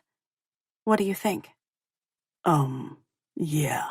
His voice deepens. I can say with 100% assuredness that this will do the trick. Good. I run my tongue across his top lip before giving the same attention to the lower one. Rowan has an amazing mouth. Soft and plump. Perfectly kissable. Why did it take so long to acknowledge my attraction to him? Now that I've given in to the need coursing through me, there's no going back. He groans as I keep up the sweet torture. Whatever is going on in his mind, I want to banish it. His cock stiffens beneath his athletic shorts as I grind against him. You're killing me, Demi. The funny thing is that I'm not just torturing him. I'm doing the same damn thing to myself. I've never felt this way before. Sure, I've always enjoyed sex. Most of the time it felt good. A couple of the guys I've been with made sure to prime the pump before diving straight in, but those encounters were always hit or miss. It hasn't been that way with Rowan. He always takes his time to make sure I'm practically begging for it when he slides deep inside me. Sex has dominated my thoughts more in the last month than ever before. That has everything to do with Rowan and how he makes me feel. Not only physically, but emotionally. This relationship is unlike anything I've ever experienced. It's on a whole different level, a deeper one. We have so much more in common than I allowed myself to believe. And I'm not going to lie. His smoking hot body doesn't hurt either. I'm obsessed with running my hands over all those perfectly sculpted muscles. He's turned me into a complete hornball. It's almost embarrassing. My fingers itch to touch him. Giving in to the need, I grab the hem of his shirt before dragging it over his torso and tossing it to the floor. You have an amazing chest, I whisper, fingertips gliding over sinewy muscle. He tugs at my shirt, quickly divesting me of it. Trust me, I'm a real fan of yours, too. My lips lift as he cups my bare breasts. I arch into his palms, loving the feel of him holding me. His touch is always reverent. Is Sydney going to be home anytime soon? Nope. She and Ethan were planning to hit a party and then spend the night at his place. I grin. Which means we have the apartment all to ourselves. A matching smile lights up his face. Guess I won't have to muffle your screams of pleasure. Don't get cocky. I roll my eyes as a punch of heat slams into my cheeks. It was one time, all right? Please, woman, he grumbles. It's a point of pride. Just let me have it. I chuckle and press my lips against his. Fine. You're a stud. His eyes narrow. Why do I get the feeling you're placating me? What? Me? No way. The moment my fingers settle on his thick length, he thrusts against them. I'm about to pull the material down when the apartment door crashes open, and loud voices fill the quiet space. If that's the kind of girl you want, then you can have her. We're through. There's a pause before Sydney snaps. And this time, I mean it. I yelp. My fingers tighten around Rowan's dick. He grunts with a wince. Damn, girl. I'd like to use that appendage in the future. Sorry. I release him, hands flying to my naked breasts as the apartment is flooded with light. Sydney stalks into the tiny living room, grinding to a halt when she spots us on the couch. Her eyes widen in surprise. Ethan slams into her back, and she pitches forward a couple of steps. Why did you? His voice falls off as he takes in the sight before him. The tension filling his face vanishes, only to be replaced by one of amusement. Oh, a chuckle escapes. Sorry, man. Looks like we've interrupted your Friday night. Rowan drags a hand through his hair. It's not a problem. Really? I'm perched on his lap. Topless. This definitely seems like a problem.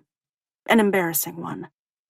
Sydney spins around to face her boyfriend, or maybe ex-boyfriend.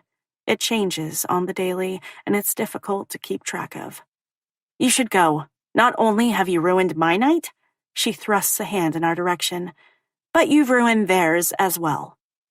Ethan's lips sink into a frown as the humor from moments ago evaporates from his eyes. He folds his arms across his chest. I'm not going anywhere until we hash this out. As usual, you're overreacting. Her brows skyrocket into her hairline. I almost shake my head. That's the wrong thing to say to a girl who is already pissed off. As usual? Her voice rises a couple hundred decibels until it could shatter glass. What does that mean? You can see the exact moment Ethan realizes the error of his ways as he drags a hand over his face. That's not what I meant, he mumbles. All right. She plants her fists on her hips. Ethan should quit while he's already behind. If he continues, this won't end well for him. What exactly did you mean then? He presses his lips together before throwing a pleading look in our direction, as if it's possible for us to save him from himself. Sorry, buddy. You're on your own with this one. We need to get out of here, Rowan mutters, before it turns ugly. I glance at my naked breasts, which are still shielded by my arms. Any ideas as to how we accomplish that? Yup.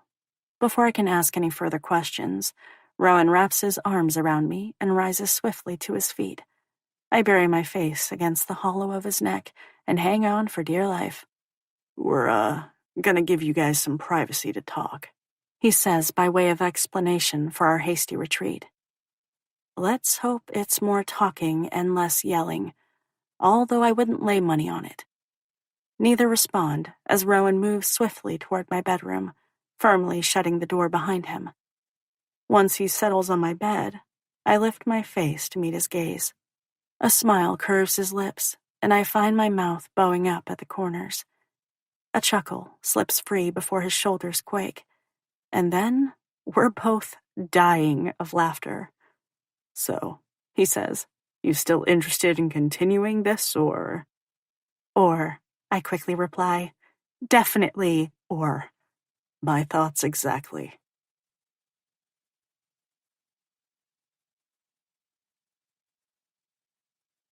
Chapter 33, Demi. Students scatter like rats fleeing a sinking ship as Professor Peters releases us for the day, with a reminder that there will be a not-so-pop quiz on Friday. Rowan groans, joining the chorus of other less-than-thrilled students. I shoot him a smile before elbowing him in the side. "Oh, come on. You did awesome on the last one. Pretty soon, you won't need my help." Maybe I should consider tanking this quiz on purpose, so I can keep getting your special brand of assistance. Humor ignites in his voice. "Don't you dare." I roll my eyes as a grin simmers at the corners of my lips. Ever since Rowan and I got together, I've been over the top, ridiculously happy. It's like I'm living in my own real-life version of a Disney movie. It wouldn't surprise me in the least if I woke up to woodland creatures singing on my windowsill. Not even Annika's snarky comments are enough to bring me down. Her antics are like that of a pesky fruit fly, easily ignored. Once our bags are packed up, we head into the crowded corridor. Rowan snags my fingers as we make our way out of the building. People call out his name, greeting him as if he's a celebrity. I never noticed all the attention he garners. I was too busy trying to avoid him. A lot of guys in his position would soak it up as if it were their due and bask in the adoration. But he doesn't seem to give a damn about the notoriety. He simply goes about his business as if it's normal. The way he handles himself only makes me fall harder for him. He's nothing like what I assumed, or maybe what I talked myself into believing.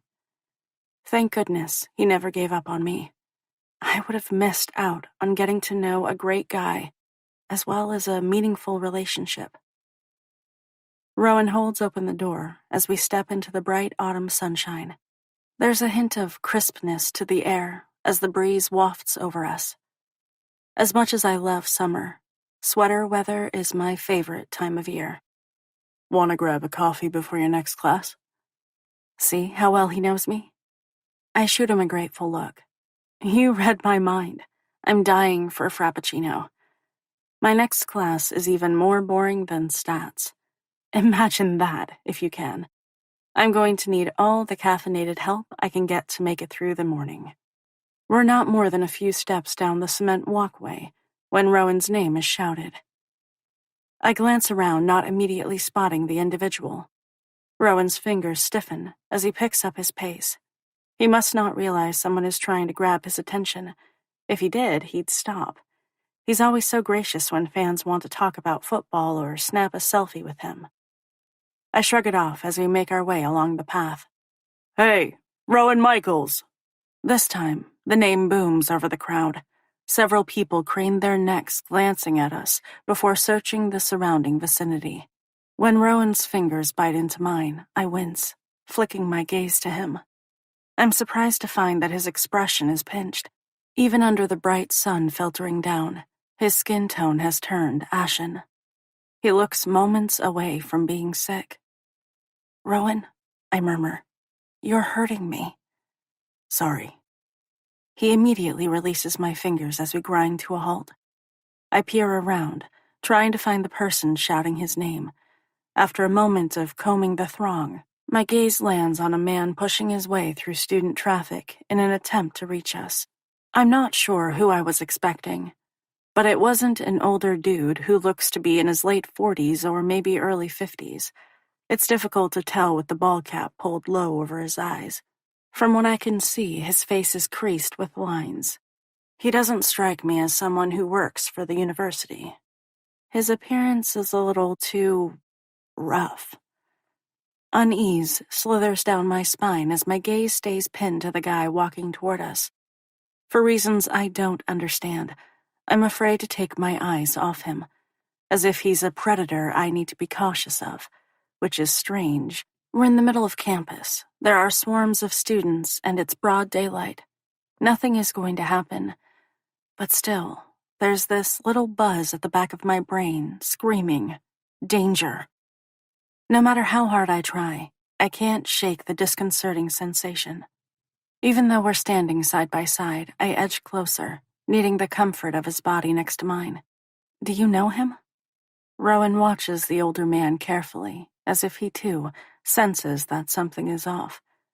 It only reinforces my initial feeling of concern. Instead of answering the question, he mutters, "Why don't you grab your coffee, and I'll catch up to you in a couple of minutes." And leave him alone with this strange dude? No way. Not that I'll be any help if the situation turns sideways, but still, I refuse to leave Rowan's side. I'll skip the coffee, it's no big deal. Demi. A strange urgency fills his voice. Rowan doesn't get a chance to bite out anything more before the guy following us stops a few feet from where we stand. His pale blue gaze bounces between the two of us before fastening on Rowan. I was afraid you didn't hear me. A crack of anger flashes across Rowan's face before it's tucked away behind a steely mask. Sorry, there's a lot of noise. I'm not sure who this guy is or what he wants, but I know Rowan isn't telling the truth. The moment he heard this man's voice, his fingers tightened almost painfully around mine. His entire demeanor changed, becoming more anxious. As those thoughts circled through my head, I realized that Rowan must know him. What are you doing here? The older man shrugs as his lips twist into a thin smile. Just thought I'd swing by campus and check the place out. There's a beat of awkward silence. It's not like you've returned my calls. That statement only confirms my suspicions. They definitely know one another. But how? Rowan's jaw locks. A mixture of nerves and anger vibrate off him in suffocating waves. Who is this guy? When it becomes apparent that neither will fill me in, I step forward and thrust out my hand. Hello, I'm Demi. I hesitate before tacking on. Rowan's girlfriend. The man's piercing gaze flicks to me before sliding over my body in an assessing manner that makes me feel as if I've been stripped bare. Another bolt of unease shoots through me when his rough skin comes in contact with mine. Girlfriend, huh? His brows rise under the brim of his hat. Seems like you're doing pretty well for yourself, huh, Ro? Ro. With the exception of my father, no one else calls him that. Who are Demi? Rowan cuts me off before I can spit out the rest. Why don't you head to class, and I'll meet up with you later. A fresh wave of tension rolls through me as my narrowed gaze bounces between the two men. Now that I've had time to study them side by side, I realize there's a likeness between them. They have the same sharp cheekbones and straight nose. Rowan is taller by a handful of inches, but they both have the same broad set of shoulders. Is it possible they're related? It's an unsettling thought. It's on the tip of my tongue to argue.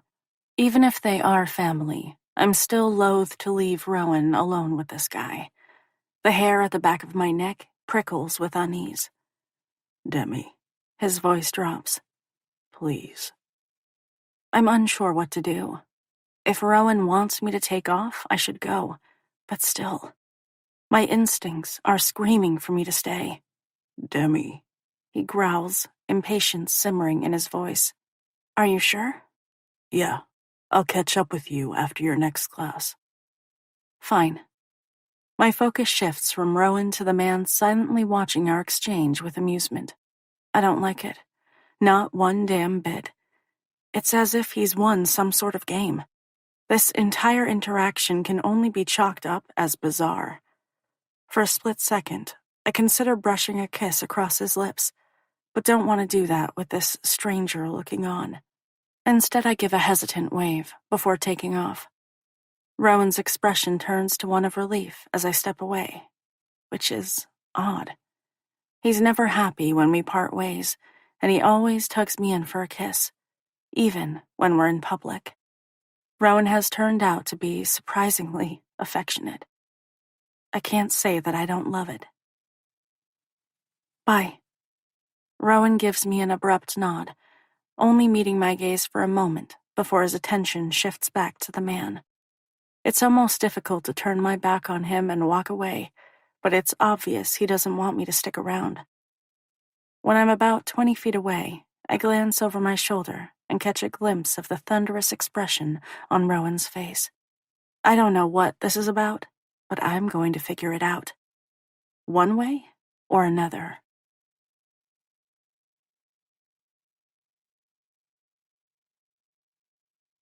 Chapter 34. Rowan.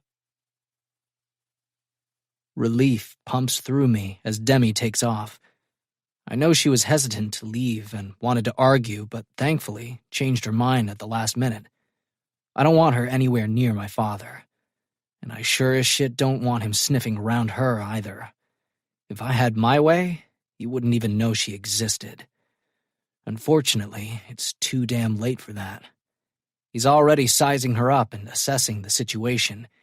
If he can use her to squeeze me, he'll do it in a heartbeat. It doesn't matter if I'm his own flesh and blood.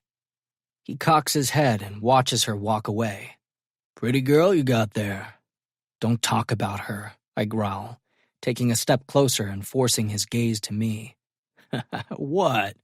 he says with a chuckle. "You're a chip off the old block when it comes to the ladies." That thought fills me with revulsion. I don't want to be like him in any regard. I've done my best to be the polar opposite. I try to live my life with integrity and discipline. My father knows nothing about that. He's always taken the easy way out instead of working hard for what he wants. What the hell are you doing here? My jaw is clenched so tightly that it aches. A smug smile simmers around the corners of his lips. I'm so tempted to punch it off his face. I have to keep my arms locked at my sides in order to not give in to the impulse. I'm much too cognizant of the audience that surrounds us. Even now, people are calling out greetings and waving. Whatever I do will spread through campus like wildfire. I'm sure that's why he chose such a public place to ambush me. My father might be a lazy piece of shit, but he's not stupid. He jerks his shoulders as if he doesn't understand why I'm upset, when in reality, this is all a game, more like a warning. He's not afraid to insert himself where he doesn't belong, and he wants me to understand it.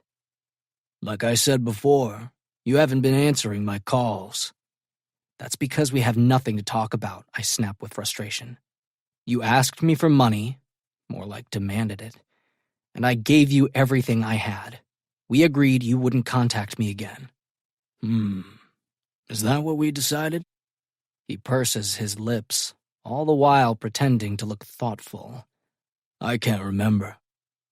A growl explodes from my lips as I propel myself forward, eating up a chunk of distance between us. I'm so damn tempted to strangle the life out of him and put us both out of our misery. As soon as the thought pops into my head, I rein myself back in. I won't allow him to crawl under my skin and burrow there. That's exactly what he's trying to do, drag me down to his level. And I won't allow him to fuck with me or my destiny. You know damn well what— "Hey, Michaels," a voice calls out, interrupting our terse conversation. "Do we have film review at 3? I flick my gaze in Braden's direction and give him a tight smile. "Yep." He points toward the student union. "You interested in grabbing an early lunch?" "Nah." I shake my head. "Can't. I've got class." His focus shifts to my father. Curiosity fills his eyes. Before he can ask any more questions, I say, "I'll catch you at 3. He jerks his head into a nod and takes the hint. "Yep, later." Relief escapes from my lungs as he leaves. People continue to walk past and stare. A few girls giggle and wave when I catch their gaze. I really need to take this conversation someplace a little less public. "Not sure why you would tie yourself down when the pussy is so plentiful around here," my father says with a leer as he watches the girls walk away. God damn, son. You must be drowning in it. Makes me realize how much we've done for you. My jaw drops to the ground. Is he fucking delusional? Rage claws at my insides, searching for an escape. I told you before, I mutter, not wanting to be overheard. I don't have anything else to give. Well, he jerks his shoulders and raises his hands as if it can't be helped. That's gonna be a problem. He pulls off his ball cap and scratches his head. Who would have thought everything would be so damn expensive? $1,000 doesn't stretch nearly as far as it used to. I'm going to need a little extra to help me get on my feet. There's nothing more I can do. He purses his lips and glances around the tree-lined campus. You got a nice setup going here. His hardened gaze flicks to me. I would hate for anything to ruin it. I gulp down the rising nausea before it has a chance to explode from my lips. It might be a vague threat, but it's one to take seriously. He doesn't care about making problems for me. He's always been a selfish bastard. Clearly, nothing has changed in that regard. I'm cash-strapped, I repeat. If I give him anything more from my savings, I don't know how I'll support myself for the rest of the academic year. I still need to eat and pay rent. Now that I'm no longer living in the dorms, scholarship money doesn't cover off-campus housing. Although, with the number of guys I share a place with, it's cheaper than the student residence halls. Maybe you can get a loan. It's not like you won't be making millions next year. You're a good investment. His eyes light up, warming to the idea. In fact, I got a couple of associates who would loan you some money at a fair price. Loan sharks. He wants me to take money from guys he got in the hole with. There's no damn way I can get involved with people like that. Well, you better figure it out. I'm almost out of cash, and your mother doesn't bring in much. Maybe you're the one who needs to get a job. The bitterness shoots from my mouth before I can think better of it. He would much rather sit on his ass and take money from his wife and kid than actually do something to change his situation. I wish he would get the hell out of our lives and leave us alone once and for all. But he won't. As long as he sees a way to squeeze us for money, he'll stick around. I see it in his eyes. And right now, I'm a cash cow for him. Anger snaps in his dull blue eyes as he straightens. What? You too good to help out your old man? After everything I've done for you? Done for me? What a joke. The best thing he ever did was get sent to prison. Too fucking bad he couldn't have stayed locked up behind bars where he belongs. And now he's back to ruin my life. When I remain silent, lost in those depressing thoughts, he steps toward me and smacks my shoulder. Get me a couple of $100 by the end of the week. That should hold me over for the time being. But you're gonna have to figure something out, kid. Maybe talk to that fancy agent you got and see if he can slip you something. Then he says what I've been dreading, but know deep in my soul is the truth. I ain't going away. He's right about that. He'll never go away. He'll continue to suck off me until I die. For the first time in a decade, I feel hopelessness rush through me, filling up every space inside as it threatens to suck me under.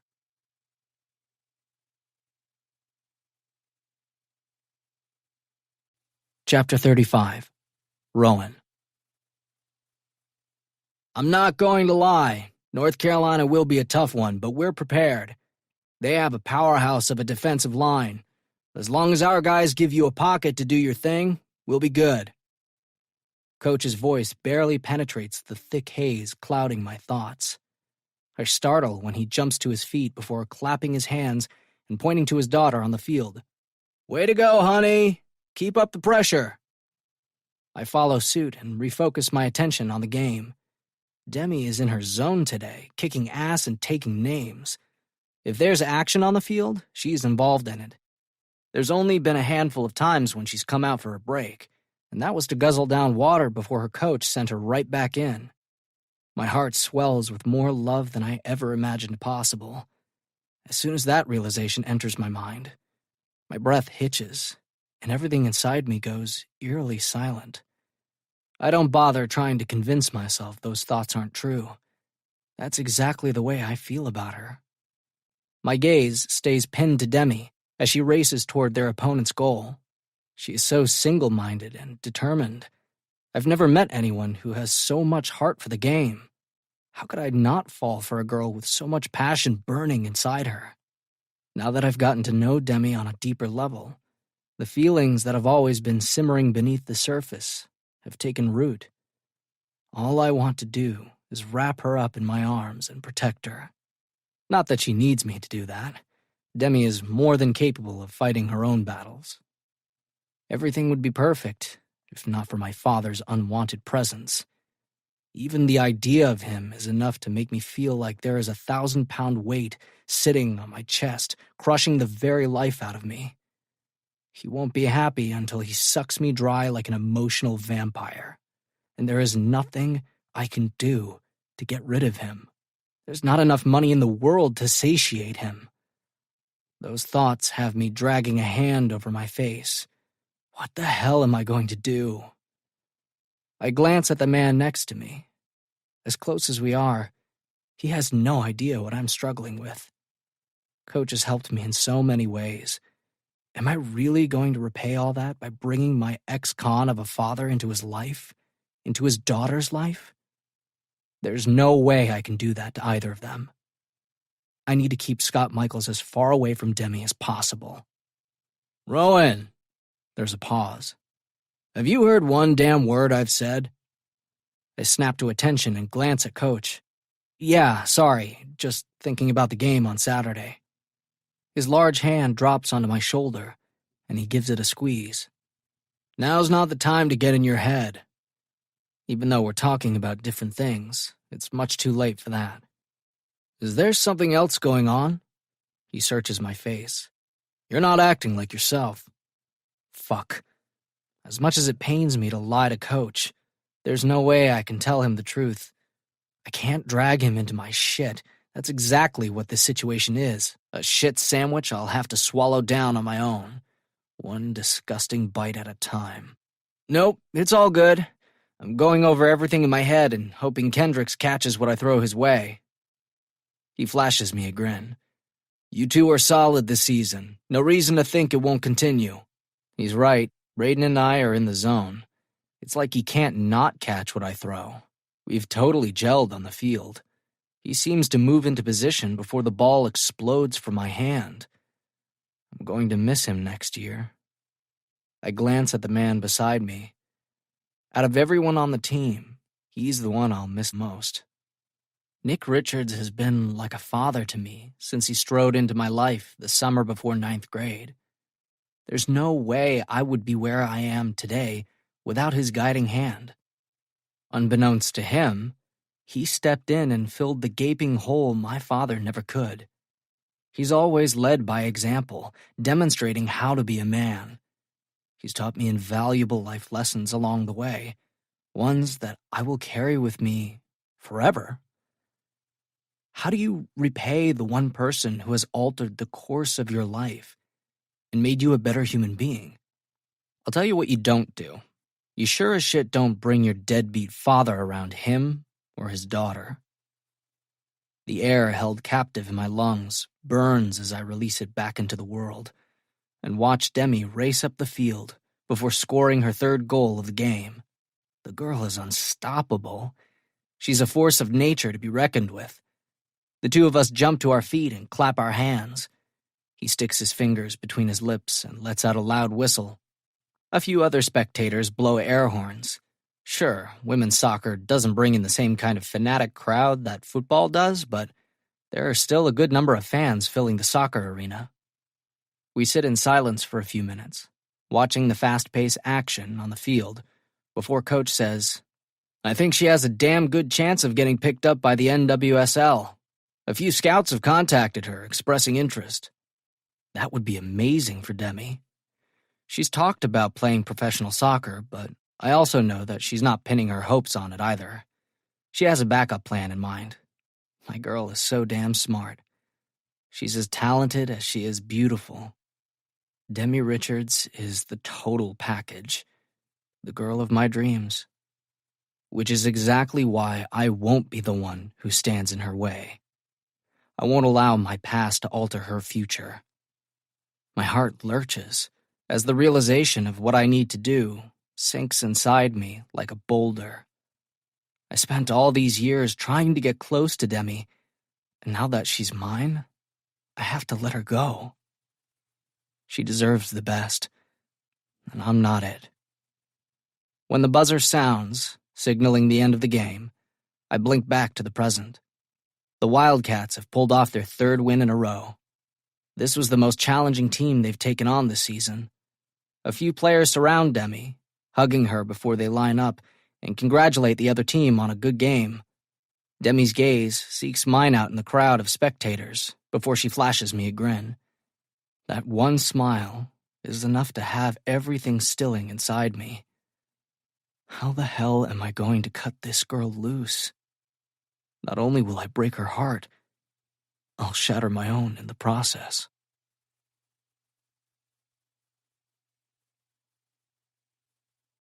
Chapter 36. Demi. Tonight's the night.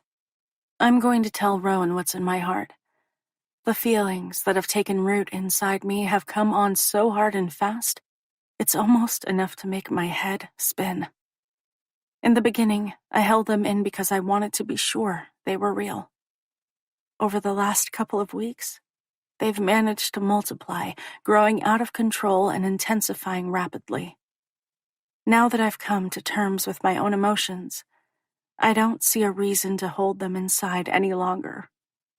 I want Rowan to know how much he means to me. This is a massive step. I've never told anyone other than my parents that I love them. It's as thrilling as it is scary. The plan for tonight is to meet up at a party. The Wildcats won this afternoon's football game, and everyone will be out celebrating like their lives depend on it. It's kind of cool that we both won our respective games this week. How often does something like that happen? Adding to the celebratory mood is Rowan's statistics grade. It's sitting at a solid B. He's worked so hard to get it there. We both deserve to relax and have some fun tonight. There's a light knock against my bedroom door. Before I can call out a response, Sydney pushes it open and pokes her head inside. Her gaze roves over me as I hold out my arms and do a little twirl. What do you think? That you look hot and you'll definitely be getting laid this evening.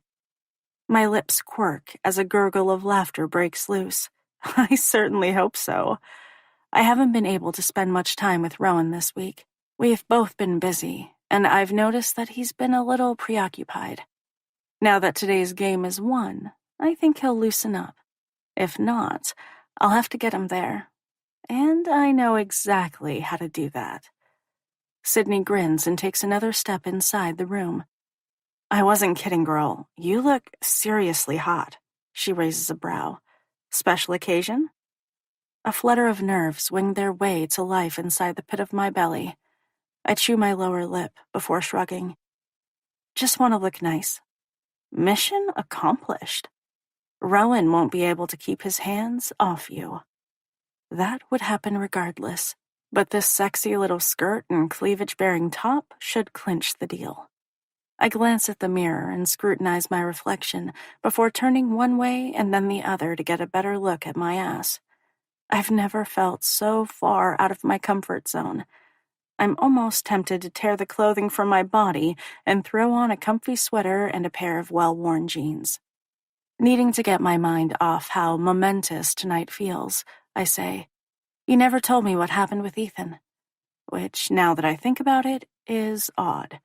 Usually, Sydney gives me a blow-by-blow of their relationship status. She's the queen of oversharing. We're still broken up. I meet her gaze in the full-length mirror. It's been a week. Their usual pattern is to work everything out within a couple of days, so this is odd. I twirl around to search her face. I'm sorry. Do you think you'll get back together again? She jerks her slender shoulders as a wave of sadness crashes over her features. I think we're both tired of the drama. It's become soul-sucking, and I don't have the energy for it anymore. Holy shit. This is the first time I've heard her say that. Sydney had crushed on Ethan all last year, and when they finally got together this summer, it seemed like they were really happy. At first. And then the bickering started, followed by the constant whirlwind of breakups and makeups. It was exhausting, and I was the one sitting on the sidelines. Wow. I have to admit that I'm shocked by the sudden turn of events. Although, let's see if it sticks. Those two are like magnets. They're either pulling at each other or forcing the other away. I know, she nods, understanding my reaction. I think it'll be good to be on my own for a while. Whoa, talk about another curveball. Sydney has been a serial dater since I met her. She hops from one guy to the next without blinking her eyes. I rack my brain, trying to figure out if I've ever known a single Sydney. This will be a first. I agree. It almost sounds like... I pause for a moment. You're making a mature decision. Laughter bubbles up in her throat. I know, right? It doesn't take long before she sobers again. I really do like Ethan. Her voice trails off, and her brow furrows, as if she's trying to work out a complicated math equation in her head. But? I prompt when she remains silent. She blinks, and her gaze refocuses on me. I don't think we're very good together. That is the understatement of the year. And the thing is, they're great people on their own, just not as a couple. For reasons I don't understand, they bring out the worst in each other. With any luck, the breakup will stick this time. I really am sorry. Even when you're the one making the decision to walk away, the demise of a relationship is still painful. Are you sure about going out tonight? We could always chill here, rent a few movies, order pizza, and dive headfirst into cartons of chocolate ice cream. You know, all the things that are supposed to help you move on. She snorts before shaking her head. No, I need to get out and get my mind off of it. If I sit at home, all I'll do is mope and eat. It'll turn into an ugly cycle. She pats her behind. My ass can't take that. Please, I roll my eyes. Your ass is amazing. She waves a hand in my direction. Plus, you're dressed to slay. There's no way in hell we're wasting that. As much as I want to see Rowan tonight, if Sydney needed to stay in, I'd do it in a heartbeat. She's always stood staunchly by my side. How could I not be there for her in her moment of need? Are you absolutely sure? I search her gaze. I don't mind. Nope, it's all good. She heads for the door. Let me throw on something party appropriate, and we can hit the road. I'm sure Rowan has already texted you half a dozen times, wondering where you're at. My brows draw together as I glance at my cell on the nightstand. It's been strangely silent for the last couple of hours. No chirping or dinging to speak of. I swipe it from the small table and glance at the dark screen. Rowan hasn't texted or called at all today. I'm the one who reached out earlier to firm up our plans, and his reply was abnormally brief. I stare at my phone as a kernel of unease settles in the pit of my belly before quickly pushing it away. What am I worrying about? So what if he hasn't checked in? Just because we're going out doesn't mean we're attached at the hip. Even when I'm in a relationship, I've always maintained my independence. I've never been one of those girls who loses themselves in a guy, and I don't want to start now. It takes effort to shake away the concern that has taken root inside my brain. As soon as I see him, everything will fall back into place. I add a little bit of coppery eyeshadow and shimmery lip gloss before checking myself out one last time in the mirror. Normally, I throw my hair up into a ponytail because it's easy. I'm all about low maintenance, but tonight, I've straight ironed my long lengths so they fall down my back in a shiny dark curtain. Even I have to admit that I'm looking pretty damn good. Sydney's right. I am so getting laid tonight. 20 minutes later, we walk arm in arm up the front steps of the house that Rowan shares with a bunch of guys from the football team. Sydney has pulled out all the stops. Her long blonde hair has been curled and falls in soft waves around her shoulders. She's wearing a dark green shirt that hugs her curves and makes her emerald-colored eyes pop. The short denim skirt barely covers her ass as the black leather boots stretch over her calves. She commented earlier that I looked smoking hot. Well, she doesn't look so shabby herself. I wouldn't be surprised if she leaves the party with someone, just as long as it's not Ethan. Everything she admitted earlier rings true. It would be best for all involved if they went their separate ways. "This place is packed," Sydney shouts at my ear in an attempt to be heard over the pumping music that emanates from inside the house. It's like everyone and their mother showed up to help the Wildcats celebrate another victory. So far, they're ranked number 1 in their conference. If the team keeps playing this well, they'll take home another championship. It would be the perfect way for Rowan and the rest of the seniors to end their college football careers. I hope the soccer team can do the same.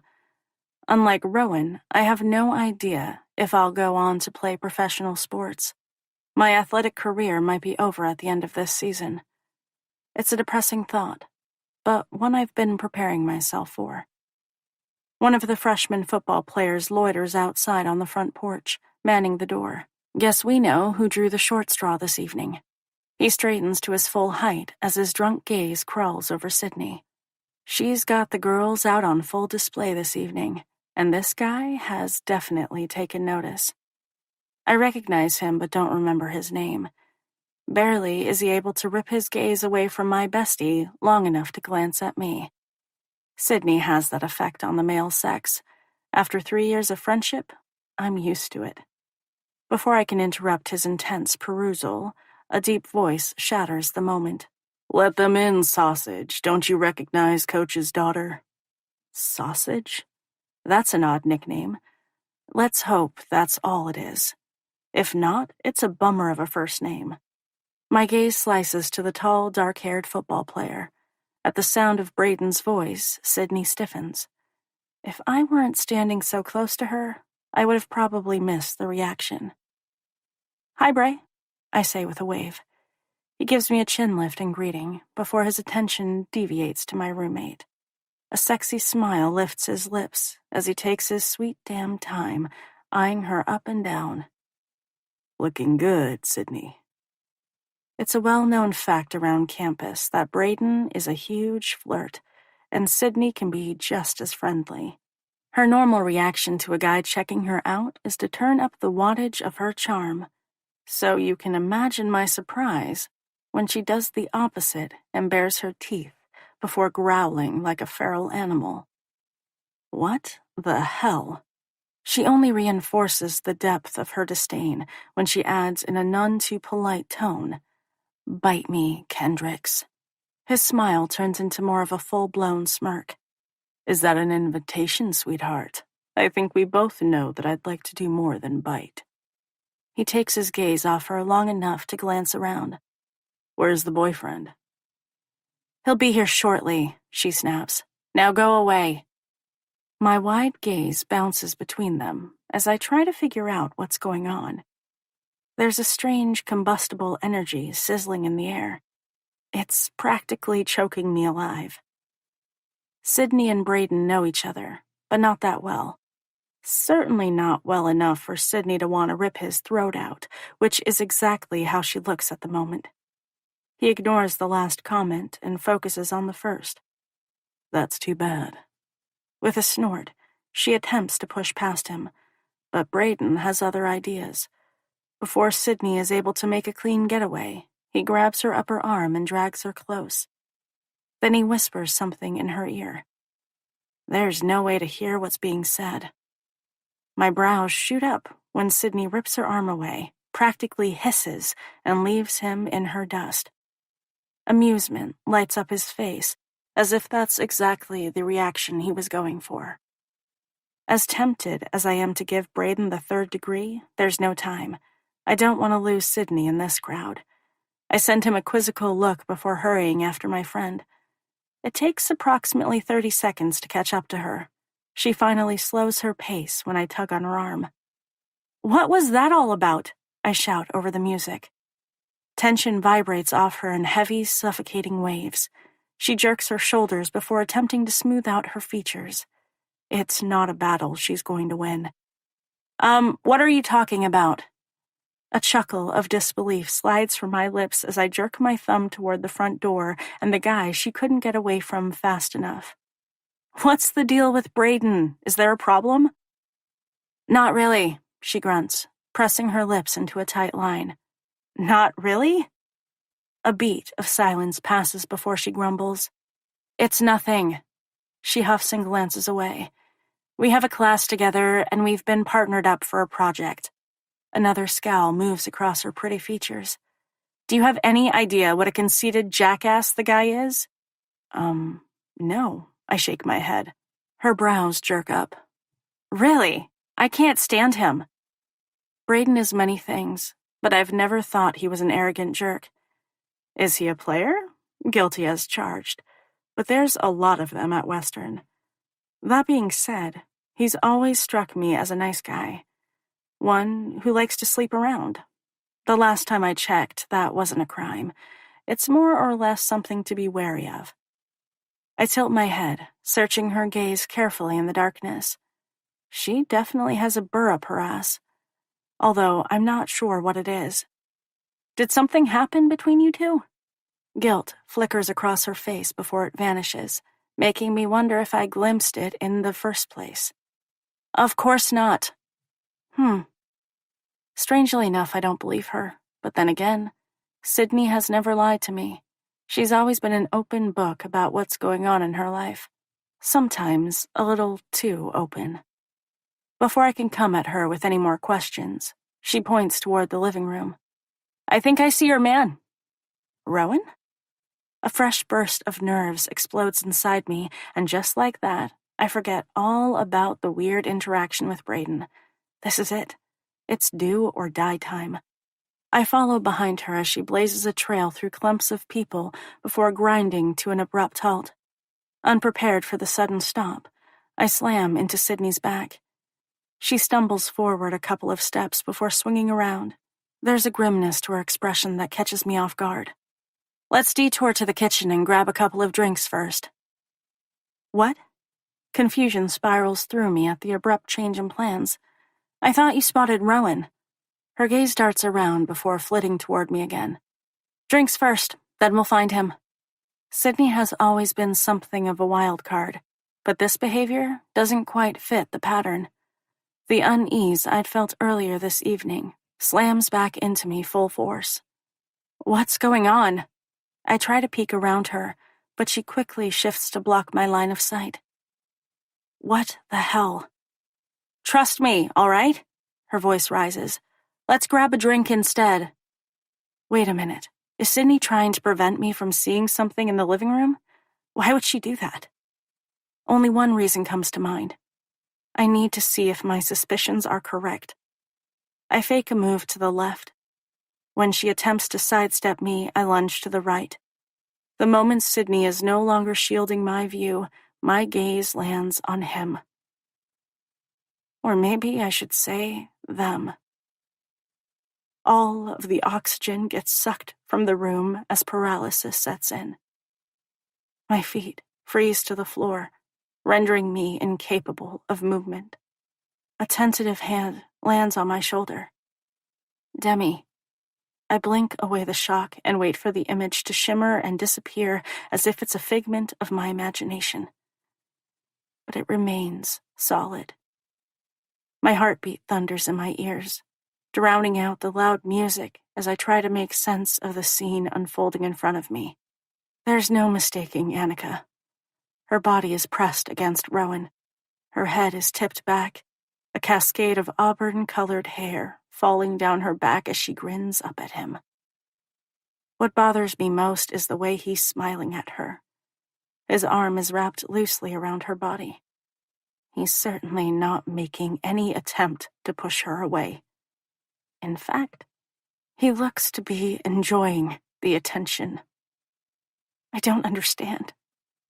It feels like my lungs will burst when he glances over and our gazes collide.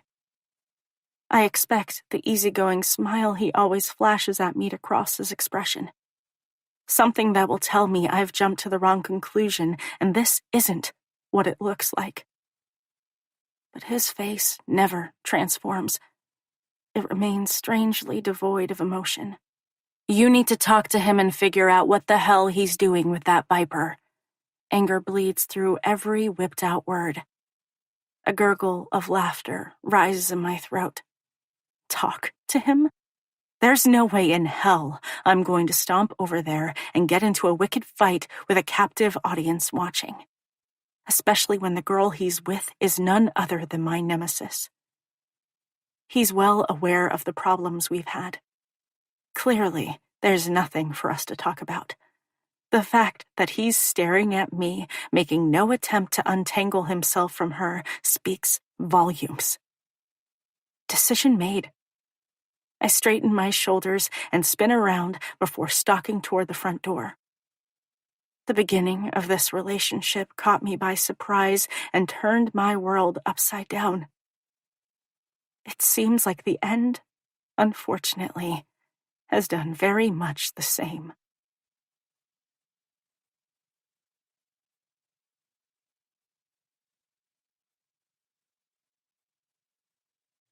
Chapter 37. Rowan. As soon as Demi disappears through the crowd, I push Annika away.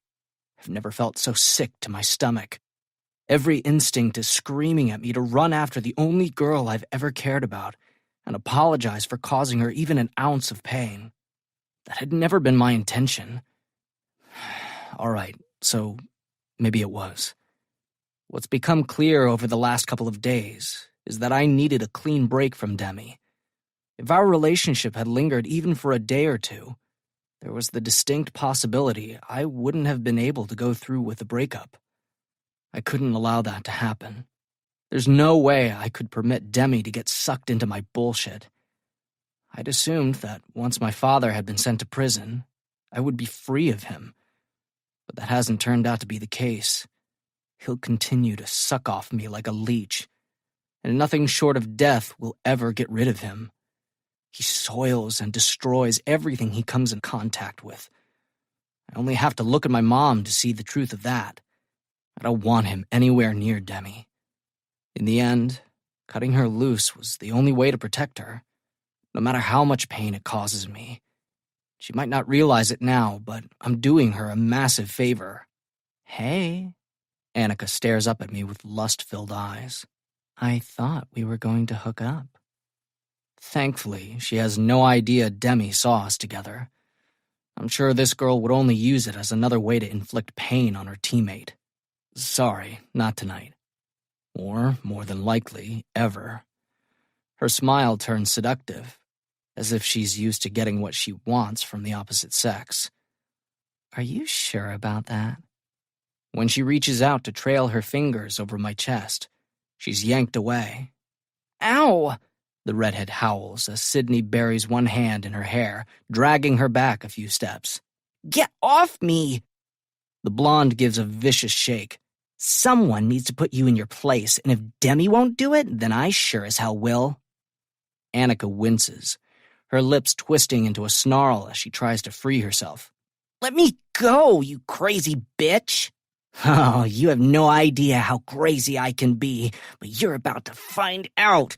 You should know better. You mess with my girl, you mess with me.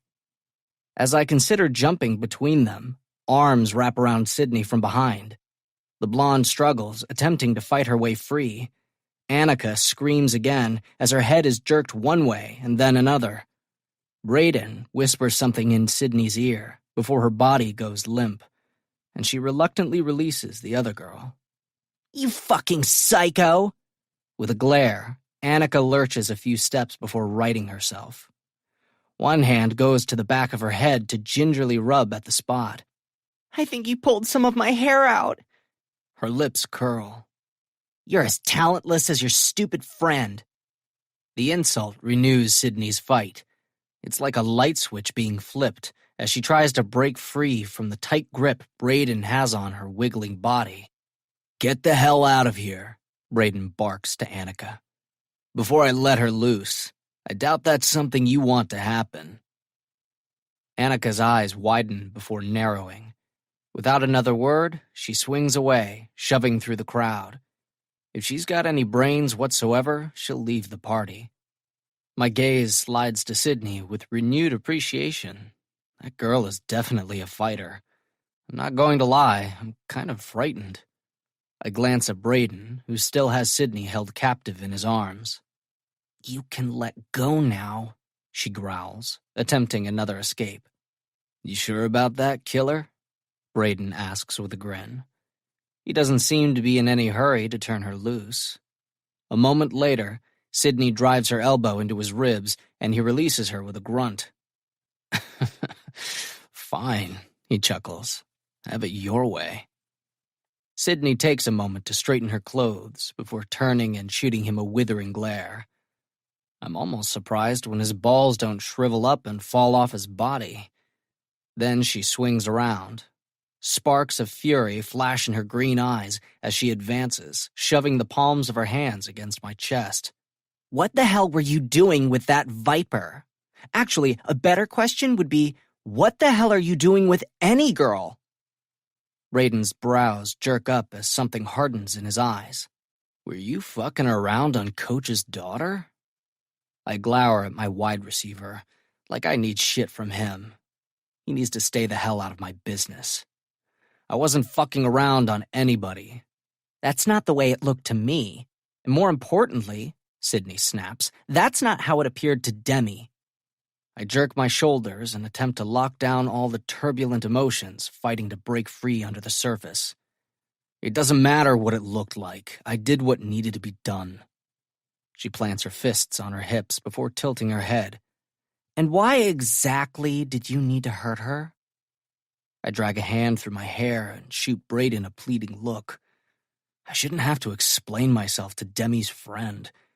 When Bray cocks a brow as if also waiting for an answer, I realize that he won't be of any help whatsoever. Fucker. It wasn't going to work out in the long run. Better to pull the plug now than down the road when we're both invested. Disgust fills Sydney's expression as her upper lip curls. "I can't believe how wrong I was about you." She jabs a finger into my chest. "Congratulations. You're no better than that asshat Justin." The comparison stings. As much as I want to reveal the reason it was necessary to cut Demi loose, the truth stays trapped behind my teeth where it belongs. When I remain silent, she stalks away without another word to either of us. I stare after her retreating figure for a long moment, torn between ending this charade and letting it die a long, slow death. I knew this would be painful, but I never imagined it would hurt this much. It's almost as if I've severed a limb. I get the feeling that the phantom pain will stay with me for the rest of my life. When Braden clears his throat, my gaze jerks to him. "I've known you for more than 3 years. My guess is that you've always had a thing for that girl." He searches my eyes as if he's able to inspect everything I'm hiding inside. "I'm not sure why you purposefully jacked up this relationship, but I sure as hell hope for your sake you made the right decision. Yeah, that makes 2 of us."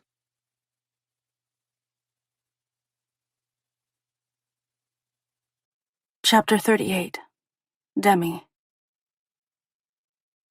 Dad and I sit quietly at the kitchen table as I use my fork to pick at the chicken divine casserole he whipped up for dinner. It's something Mom used to make before the divorce, and it's comforting as hell. Right now, I need as much solace as possible. After 5 full minutes of silence, Dad clears his throat. So, anything new going on? As soon as the question erupts from his mouth, he winces. I pause with my fork mid-air, my widened gaze cutting to his. Sorry, he mumbles. I meant anything else besides that. My utensil falls back to my plate with a clatter. As much as I want to eat, I can't. My appetite has pulled a vanishing act. My belly has been in knots since Saturday night. Out of all the girls I could have found Rowan with, it had to be her. Annika. Ugh. Honestly, this is the kind of behavior I've come to expect from her. The girl has turned out to be a real supervillain. I'm sure she's hunkered down in her lair somewhere, rubbing her hands together and chuckling malevolently at my expense. But Rowan? Not in a million years did I imagine he was capable of inflicting this kind of damage. It makes me wonder if our entire relationship was a lie. Or maybe a game. How do you treat someone you supposedly care about with such cruelty? Someone you claim to have wanted for years? It doesn't make sense. For the first day or so, I'd held out hope that Rowan would show up at my door and demand I give him a chance to explain his side of the story. That never happened. As hurtful as it is, his silence speaks volumes that can't be ignored. The second slap in the face was when he walked into Stats Monday morning. He didn't even glance in my direction, but he must have sensed my presence. For the first time since school began in August, he chose to sit as far from me as humanly possible. The girls in the class were thrilled and immediately swarmed him. A few actually sent triumphant looks at me. If those telltale signs hadn't been enough of a tip-off, Rowan bailing on Wednesday night dinner with Dad was the final blow. I thought maybe he would show up, and we could finally talk. Or at the very least, he could explain how he ended up at this place. Maybe we've moved past the point of trying to pick up the shattered pieces and glue them back together, but we could at least part ways as friends. That would be the mature thing to do, considering he's practically family. Instead, he chickened out at the last minute and gave Dad some random bullshit story. For the first time in more than 3 years, my father and I are dining alone for our weekly dinner. I don't think Rowan has missed one since freshman year. There were so many times when I wished he would stop coming around, and now that he has, I'm eaten alive by sorrow and grief. How stupid am I for thinking we'd found something special? After Justin, I should have known better than to get involved with another athlete. One would have thought I'd learned my lesson, but apparently not. Demi? I blink out of those thoughts before refocusing on my father. Yeah? I'm sorry about Rowan. He shifts uncomfortably on his chair. Do you want to talk about it? With my father? As much as I appreciate him asking, I'll take a hard pass. When I shake my head, relief floods his expression. It's almost comical. Except there's nothing funny about the situation. Dad changes the conversation to a safer topic. You got a big game coming up tomorrow. Right, soccer. I focus my attention on the team we'll be versing. It's a conference rival game. We've lost to this team as many times as we've won. There's no doubt in my mind that it'll be a challenging match. This is exactly what I should be concentrating on. Instead, my mind circles back to the sudden death of my relationship. Unfortunately, the autopsy is inconclusive. I can't figure out what went wrong. Even in retrospect, there's nothing that sticks out in my mind. One minute, we were riding high, and it seemed like we might actually have a shot at a future after graduation. And the next, the entire thing is exploding upon impact. Only Rowan knows what happened, and he isn't willing to share that information. It would be so much easier to move on if he would give me some answers. But he refuses to do that.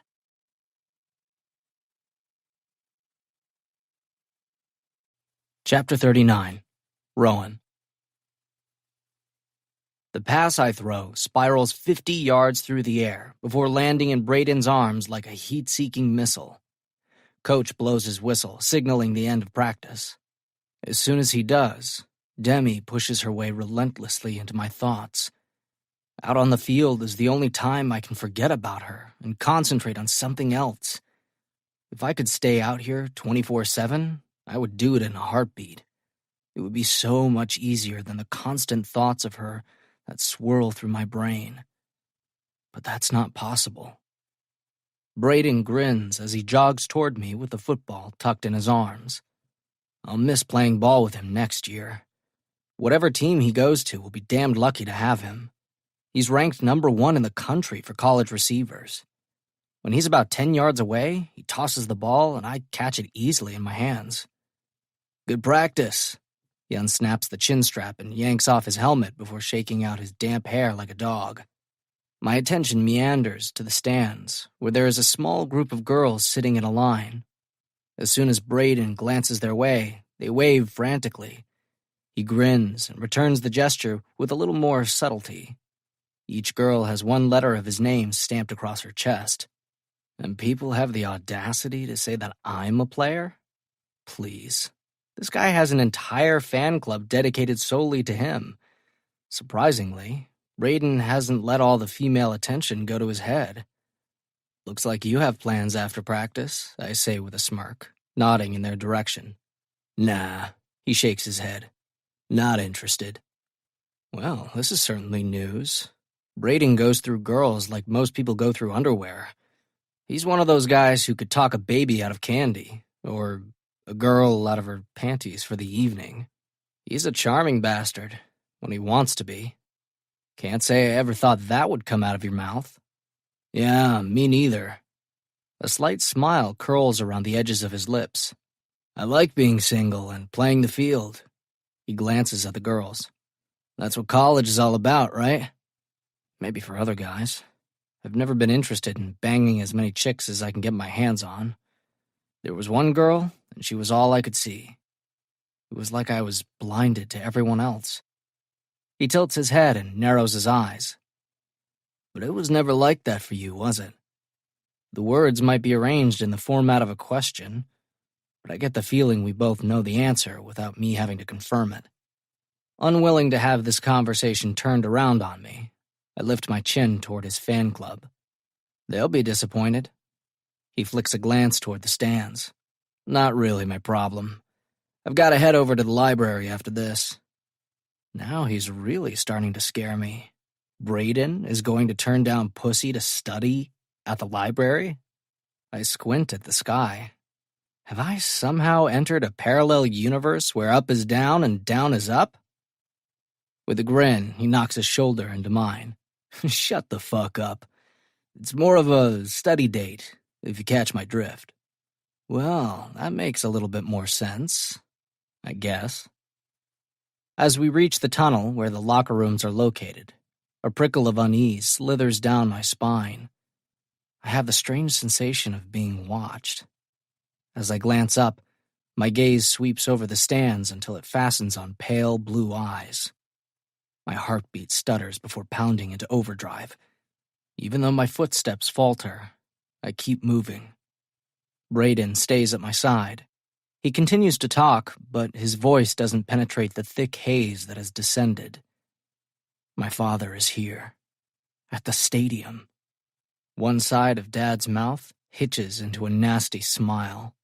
He knows I don't want him anywhere near the university. A potent mixture of rage and nerves rush through my veins. Hopelessness swiftly follows, overriding all other emotions trying to take root, because I know deep down he'll never leave me alone. I'll admit, I've been having second thoughts about pushing Demi away, but seeing him here only reconfirms that I made the right decision. There is no way I could saddle her with my past. It's like having a fucking anchor shackled around my neck. No matter how much I fight against the constriction, it'll eventually drag me to the bottom of the ocean. I don't realize my feet have stopped moving until Braden interrupts the frantic whirl of my thoughts. You coming or what? Dread pools inside my gut. No, go on without me. The fewer people that see us together, the better. I don't know how to make it any clearer that he can't keep popping up on campus like this. Not if he wants more money. Braden jerks his shoulders.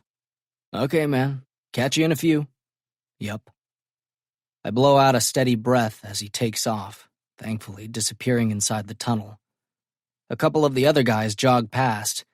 Once the turf has been emptied, I glare at my father, who has made his way down to the field.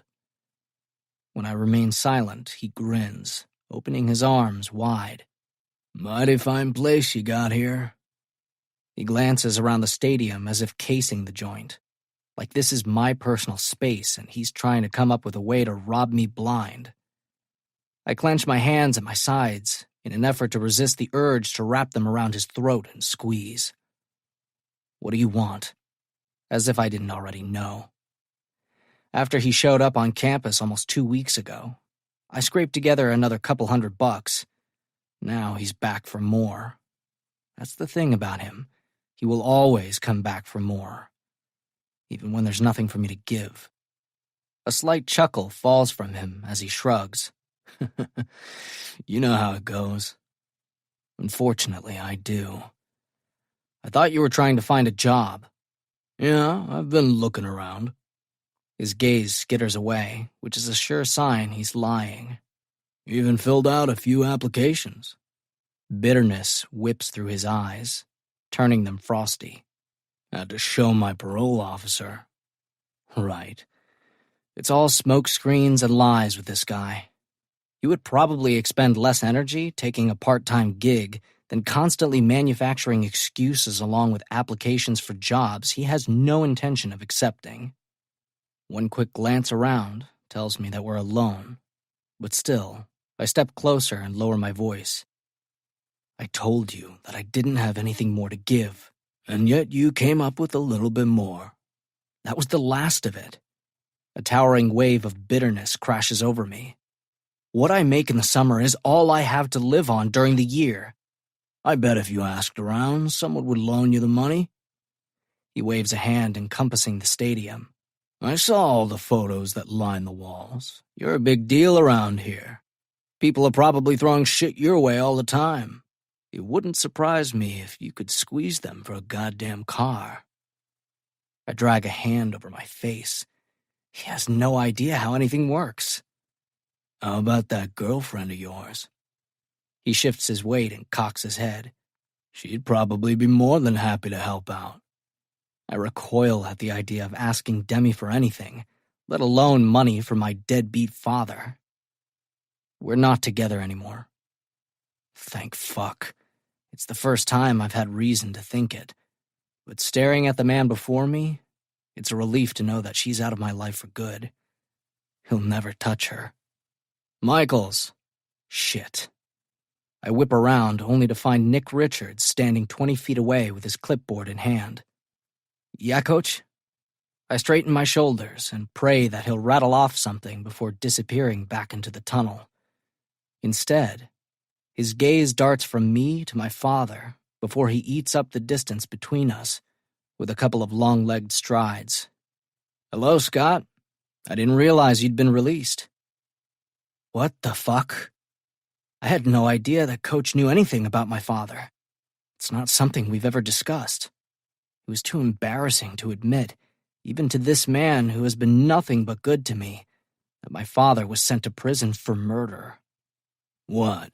Scott stiffens, eyes narrowing to slits. You keeping tabs on me? Coach's lips lift slightly at the corners as his dark eyes harden. I've been at the last 2 parole hearings, so I think we both understand that I've made it my business to be involved. What? I can't believe what I'm hearing. My gaze shifts from one man to the other before refocusing on Coach. Barely am I able to find my voice. You know him? He glances at me for a moment, before his attention resettles on my father. It's like he understands that it wouldn't be prudent to take his eyes off him, even for a second. Yep, made it my business to know. Why? My mind spins out of control. I'm almost dizzy with the sensation. You've overcome a lot of challenges and worked hard to get where you are. I wanted to make sure nothing interfered with that. Nick Richards levels a hard look at my father, and it becomes clear that what he didn't want interfering in my life was this man. I spent the last decade rotting in prison, my dad hisses, as if answering the silent accusation in the other man's eyes. Don't you think I've paid my debt to society? That's not my decision to make. Coach shrugs and steps closer to me before settling a hand on my shoulder. The heavy weight of it anchors me to the earth, leaving me to feel less vulnerable. It's the first time in my dad's presence that I've been able to suck in a full breath of air. Why are you here, Scott? My dad's lips thin before he bites out a response. I wanted to see my son. It's been a long time. The ungrateful little shit didn't visit me once while I was in prison.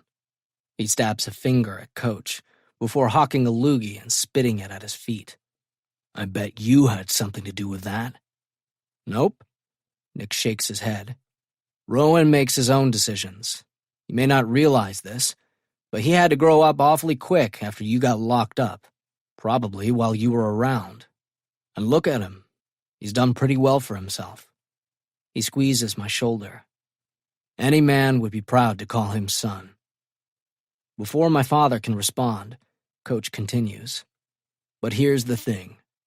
You only seem to come around when you want something. And I'm guessing that what you want right now is money.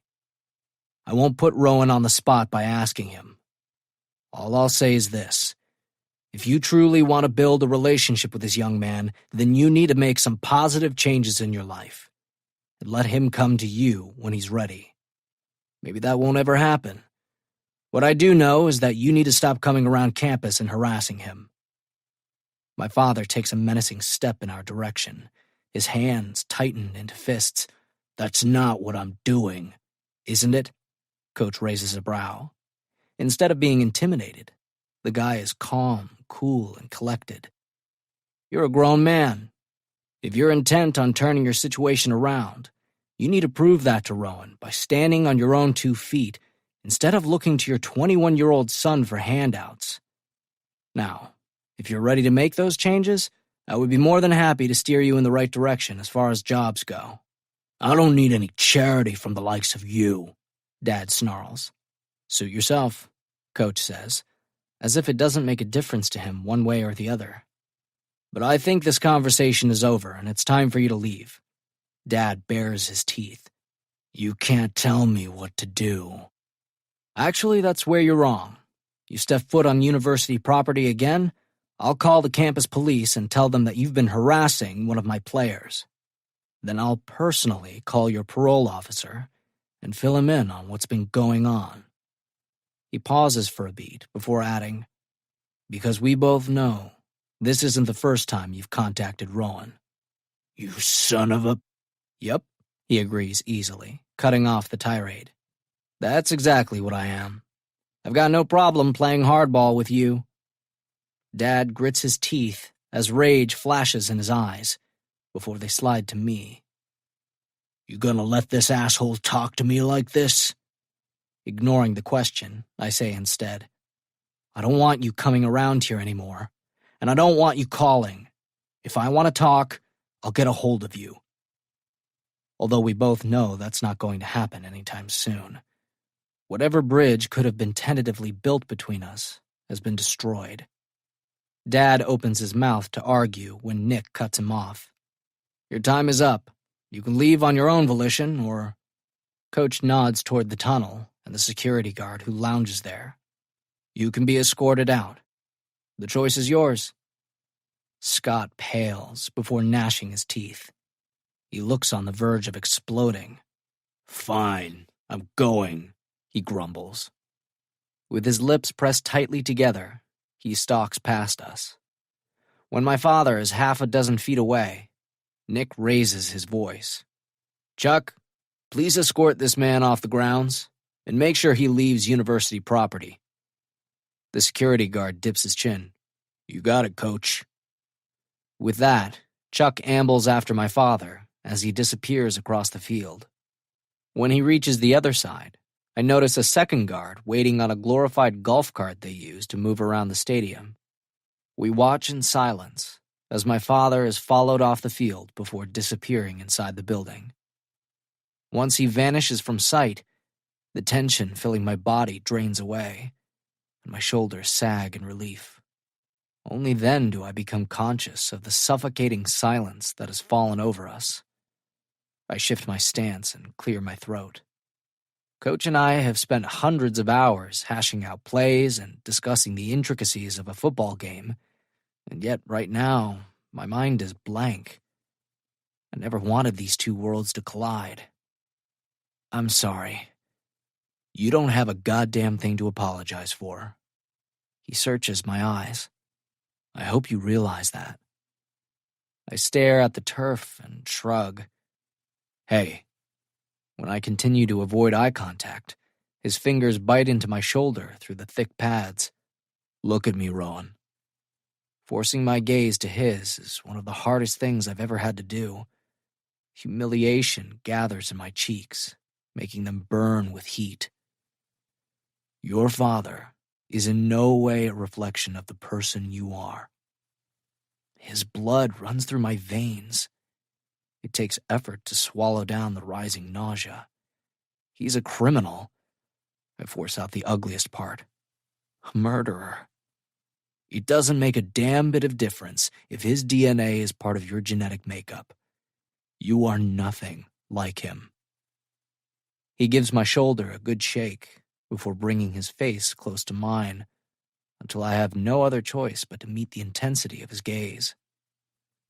"From the first moment you walked onto that high school football field, I knew you were something special. But it's not your athletic ability that sets you apart from everyone else. It's what's in here."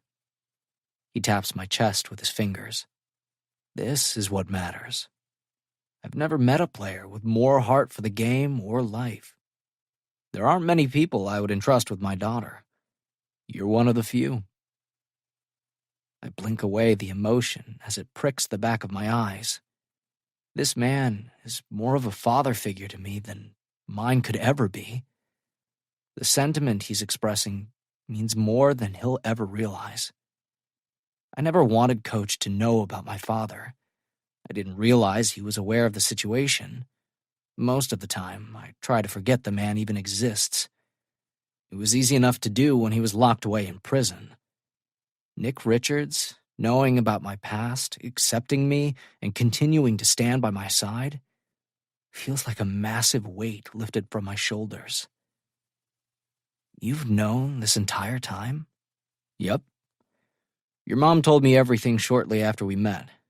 I made a promise to her when I took you under my wing that I'd keep an eye on the situation and help steer you in the right direction. That's all I've ever tried to do, Rowan. At the time, I wasn't sure what I was taking on, but you made it easy. Right from the start, you've taken school and this team seriously. You've walked the straight and narrow. You've grown into a fine young man, and a real leader the other guys can look up to. You're someone I'm proud to have coached, and I look forward to seeing what you're going to do with your career, as well as your life." I glance down, attempting to wrangle my emotions under control. "Thanks, Coach." I want to tuck the words away and play them over and over again in my head. I've spent years idolizing this man. To hear him verbalize his feelings means everything. You've got nothing to thank me for. Everything you've achieved has been because of your drive and determination. It's your work ethic that will get you everywhere in life. Do you understand that? I dip my chin in acknowledgement. Good. He smiles. Now get the hell out of here and hit the showers. Okay. With nothing left to say, I jog toward the locker room. I'm about to disappear through the tunnel when he calls out my name. Rowan! I grind to a halt before turning around. Yeah? You hurt my little girl. There's a beat of uncomfortable silence. I didn't expect that from you. I suck in a sharp breath, holding it deep in my lungs until it feels like they might burst from the pressure. All I was trying to do is protect her. I didn't want Demi getting dragged into this mess. He squints before cocking his head. That might be so, but she needs you more than she needs your protection. I shift my weight as a flutter of nerves explodes in the pit of my belly.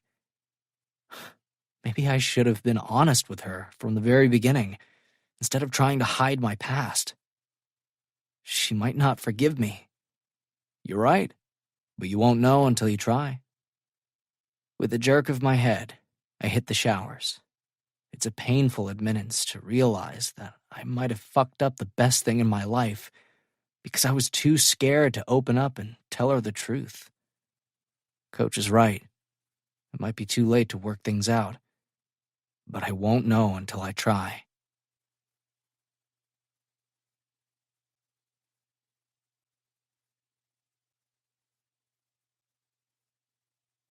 Chapter 40. Demi.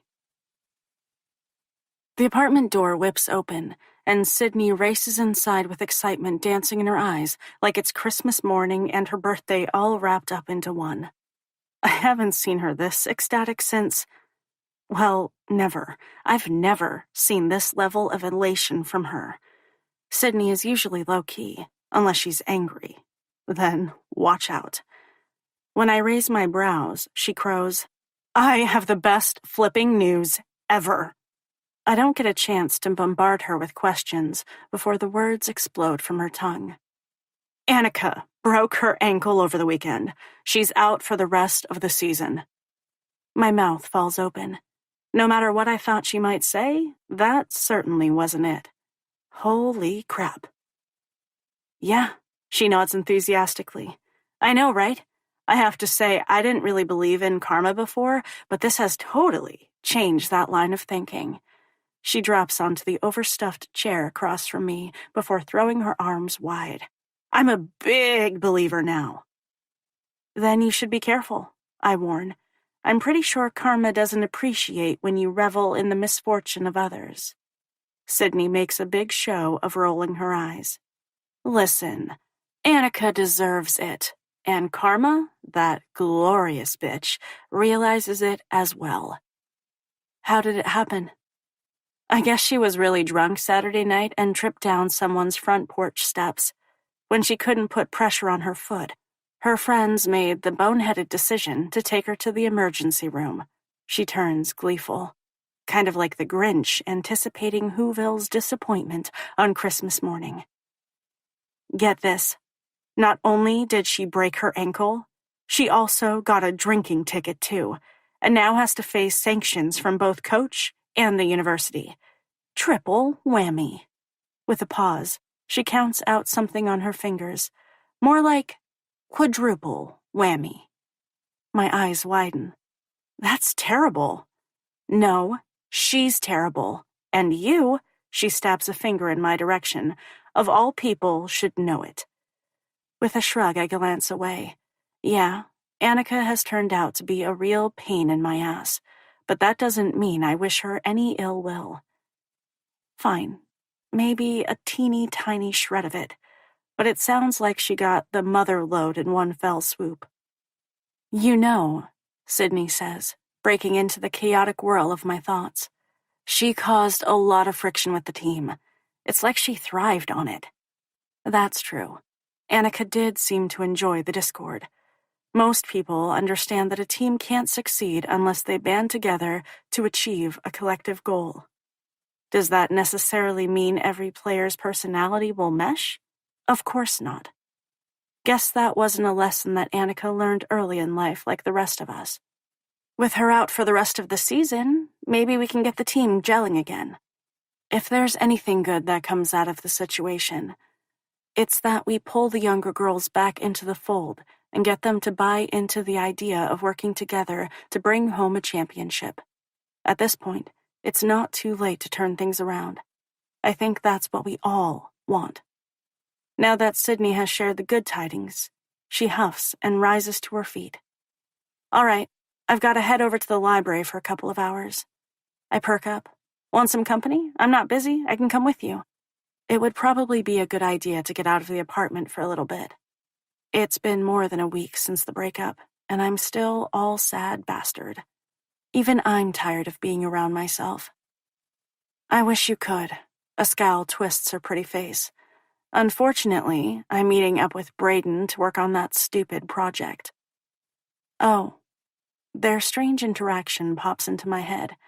I've been so focused on my own situation that I almost forgot about her run-in with Braden. He's a nice guy. I'm surprised you have such a problem with him. She straightens to her full height and stares at me like I've grown a horn on my head.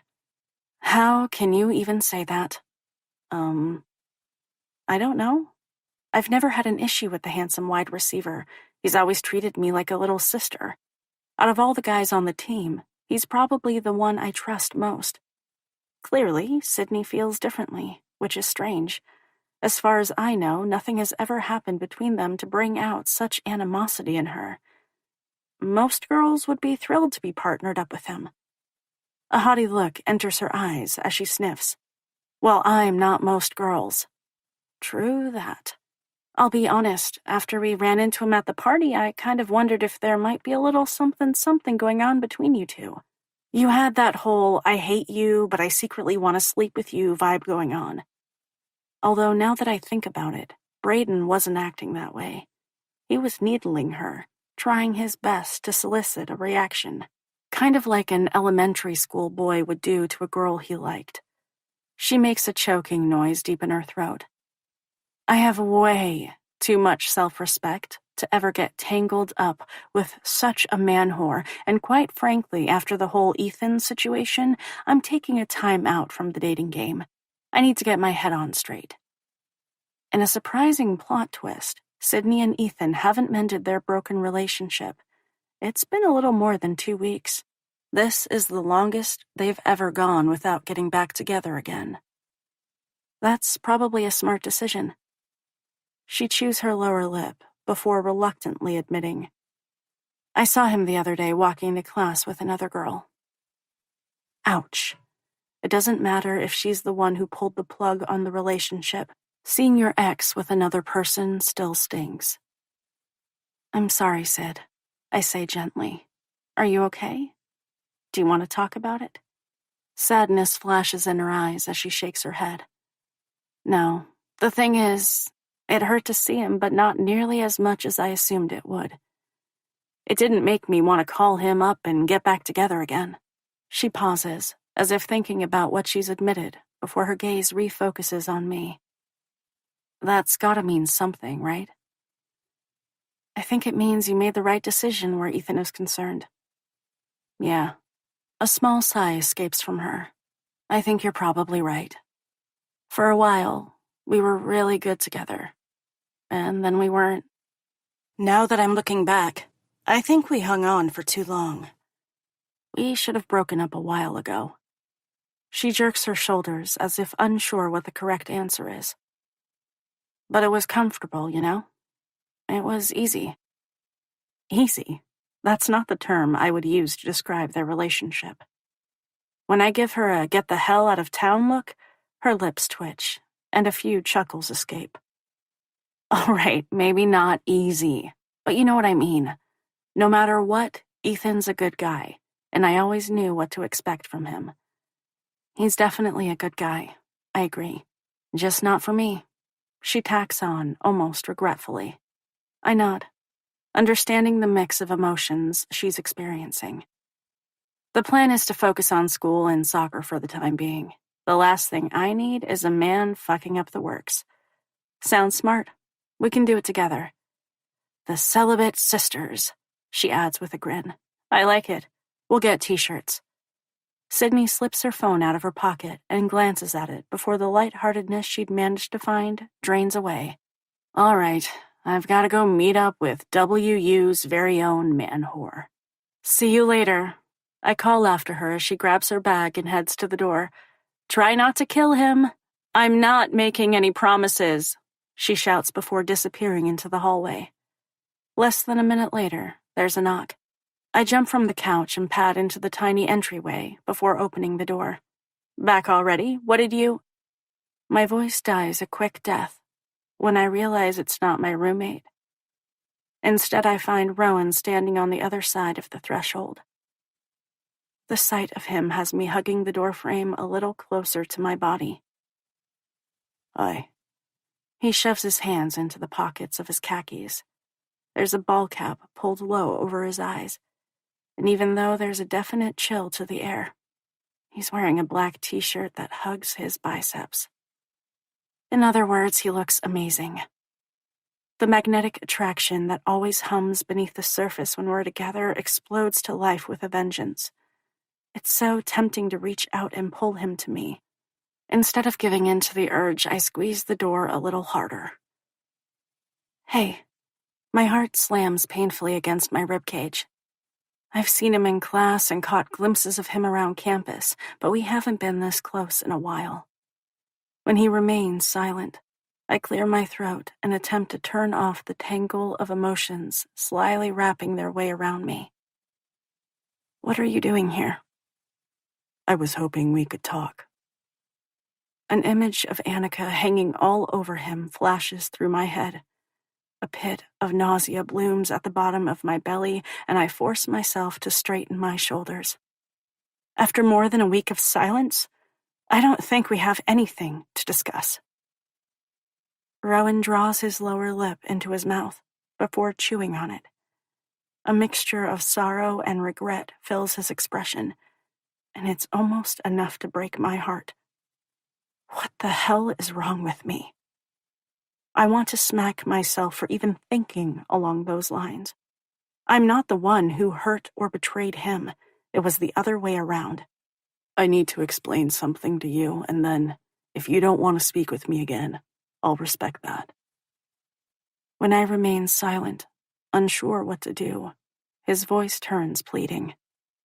Give me 5 minutes, and then I'll leave. You'll never hear from me again. I promise.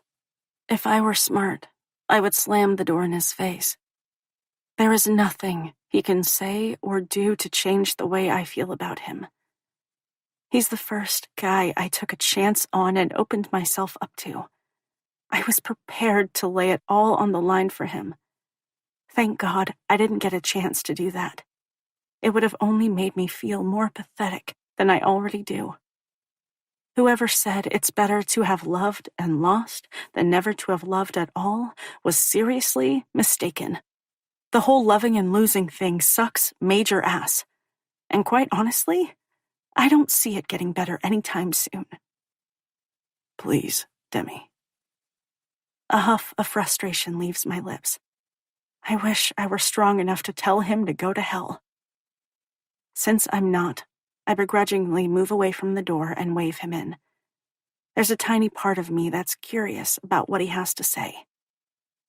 Thanks, he murmurs, slipping past me and into the living room where he drops onto the chair. Needing as much distance as possible, I gravitate to the far end of the couch.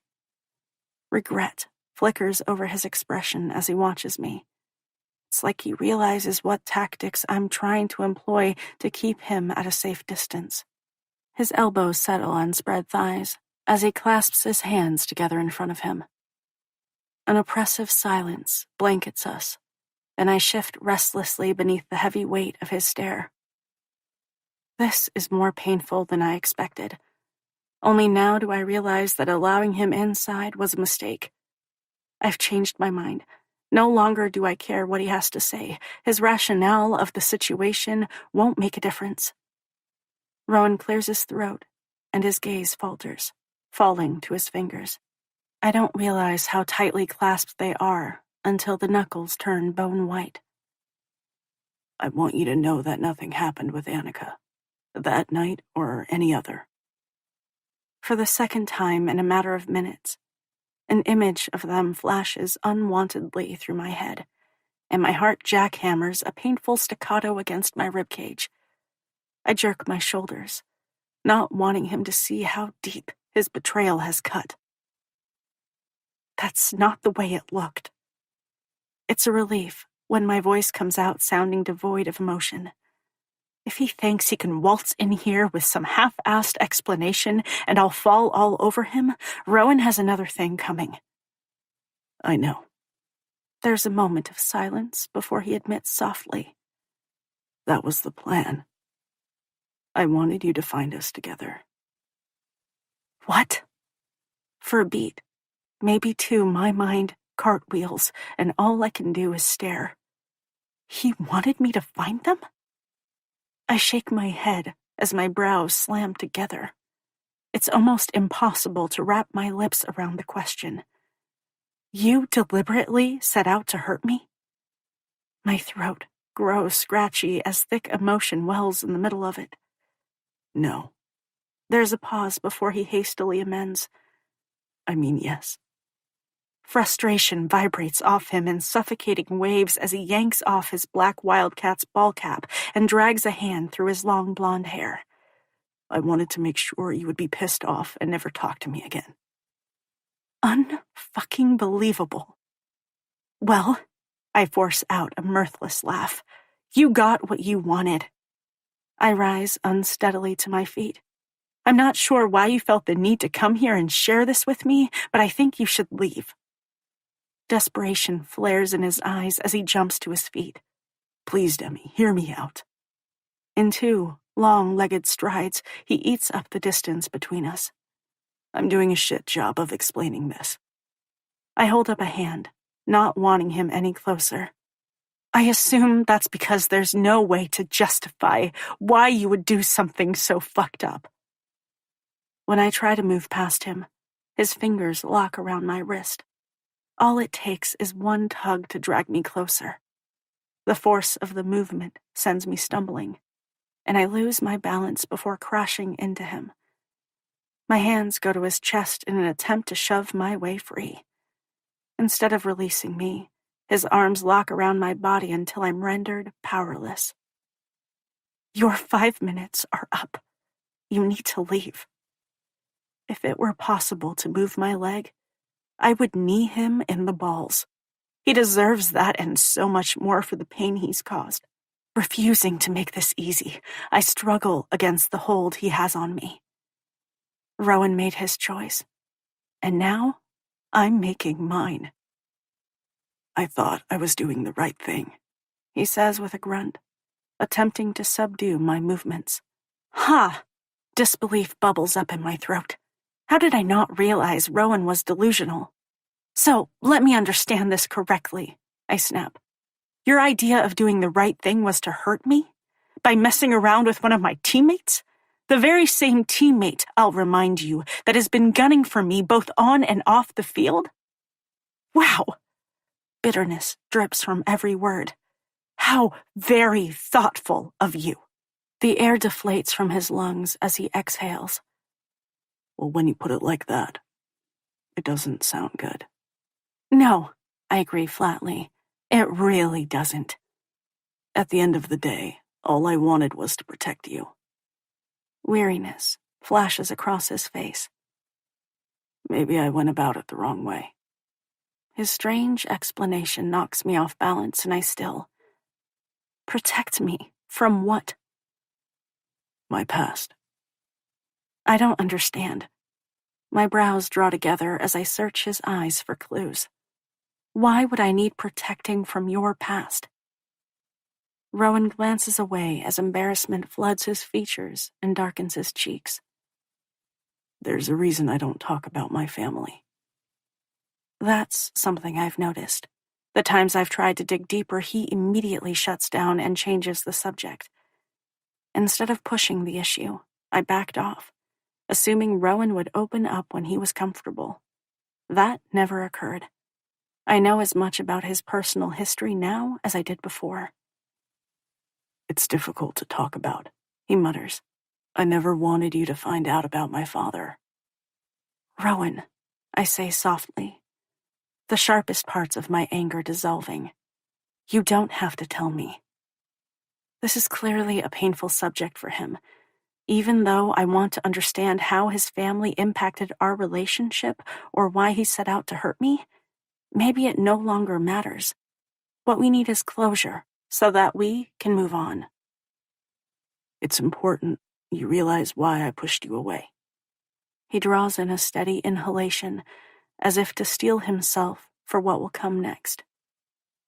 You're the last person I would ever want to cause pain. And I'm sorry for that. I can't say that it wasn't my intention, because it was. I didn't see another way. He pauses for a beat. Can we please sit down and have this conversation? That's when I realize I'm still locked in his arms, held tightly against his chest. When I nod, he swings toward the couch with me held securely in his arms. I get the feeling he's afraid to let me go, even for a moment. The urge to burrow against his chest thrums through me, but I'm not quite ready to do that. I've missed Rowan more than I allowed myself to acknowledge, even privately.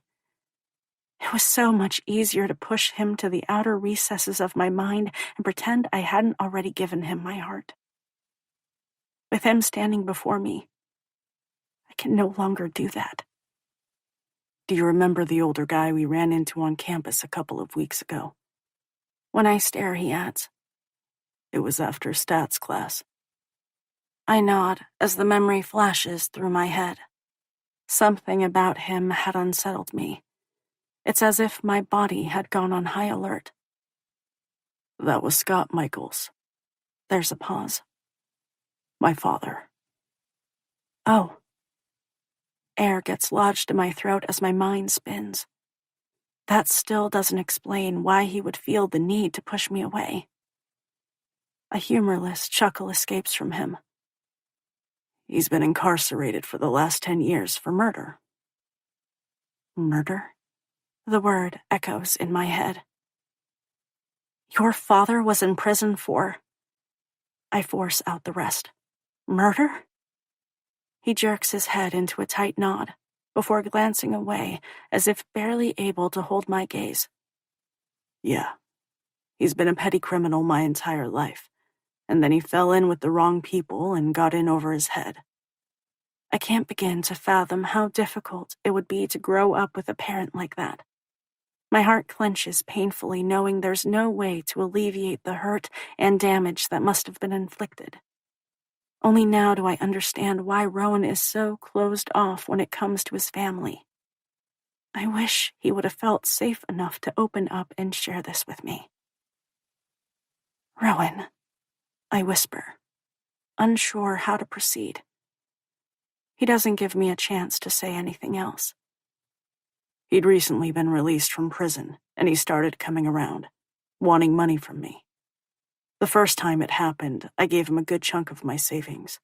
I told him that I couldn't give him any more, and I didn't want to see him again. A week later, he showed up on campus. That's when we ran into him after stats class, I murmur. Only now does Rowan's strange reaction make so much more sense. Yeah. Humiliation flags his cheeks as I cup the sides of his face with my palms. As long as he's free, he'll never stop coming around, trying to milk me for everything he can. I didn't want him anywhere near you. He shakes his head. Maybe I went about it the wrong way, but in the end, all I was trying to do is protect you from the ugliness of my past. All of the puzzle pieces I couldn't fit together now make perfect sense. I had noticed changes in his behavior but was unable to put my finger on the reason for them. All the times I'd caught him zoning out, he'd been worrying about his father. He didn't want me to know anything about his family. More specifically, his dad. Now that the man was out of prison, Rowan didn't want me exposed to him, and the quickest way to cut ties would have been to... So you made sure I found you with the one girl who would hurt me the most. His shoulders slump under the weight of my retort. I was scared and didn't want him anywhere near you. Pushing you away seemed like the easiest way to achieve that. It was stupid. The look on your face. Regret fills his eyes as he shakes his head. I'm sorry for hurting you.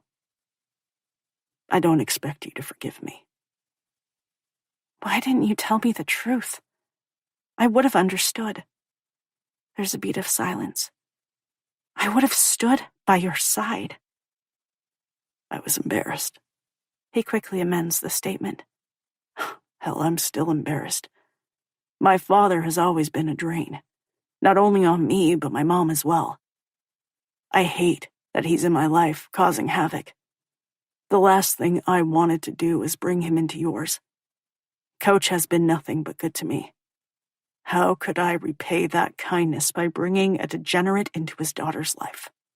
His voice dips, sounding scraped raw. Tell me how I was supposed to do that. The heaviness of his emotion shatters my heart into 1,000 jagged pieces. I wish you had trusted me with the truth.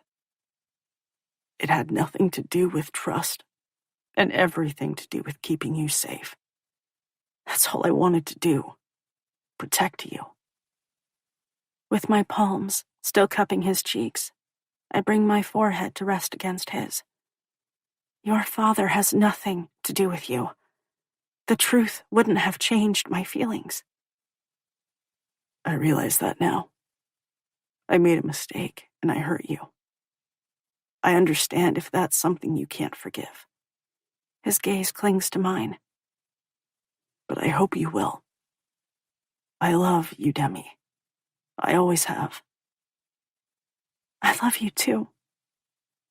Air escapes from his lungs in a rush as he tilts his head until his mouth can slant across mine. When his tongue sweeps over the seam of my lips, it never occurs to me to hold back. No one has ever made me feel the way Rowan does. And the truth of the matter is, I don't think anyone ever will again. What we've found is once in a lifetime. He breaks away long enough to search my gaze. From the very beginning, it's been you.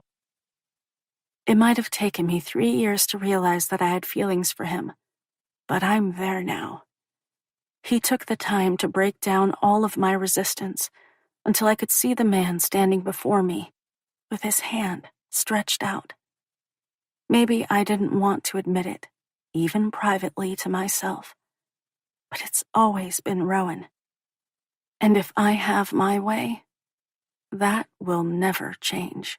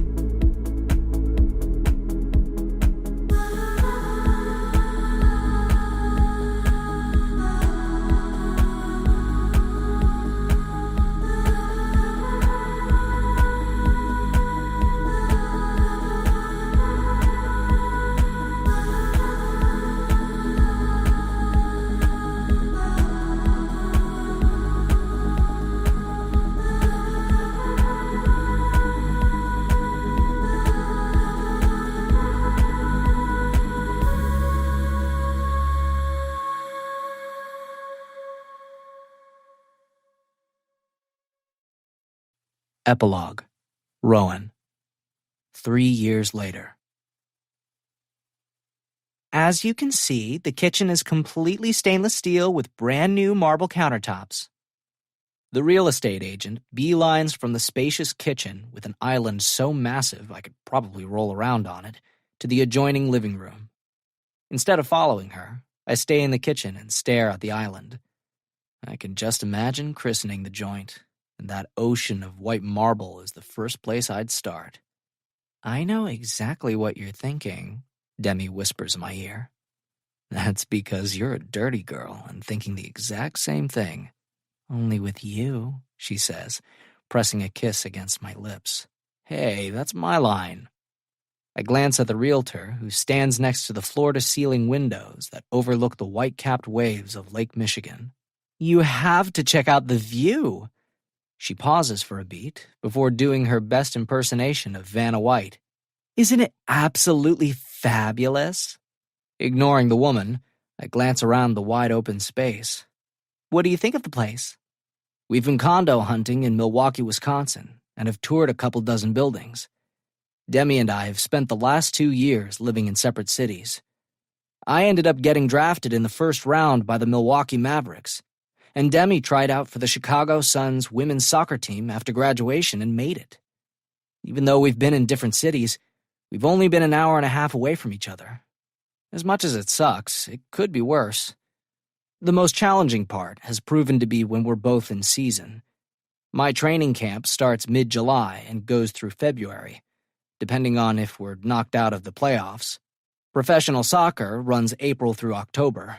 It's a constant battle to find time together. While Demi has enjoyed playing in the NWSL for 2 years, she's decided to hang up her cleats and attend graduate school for a master's in exercise science.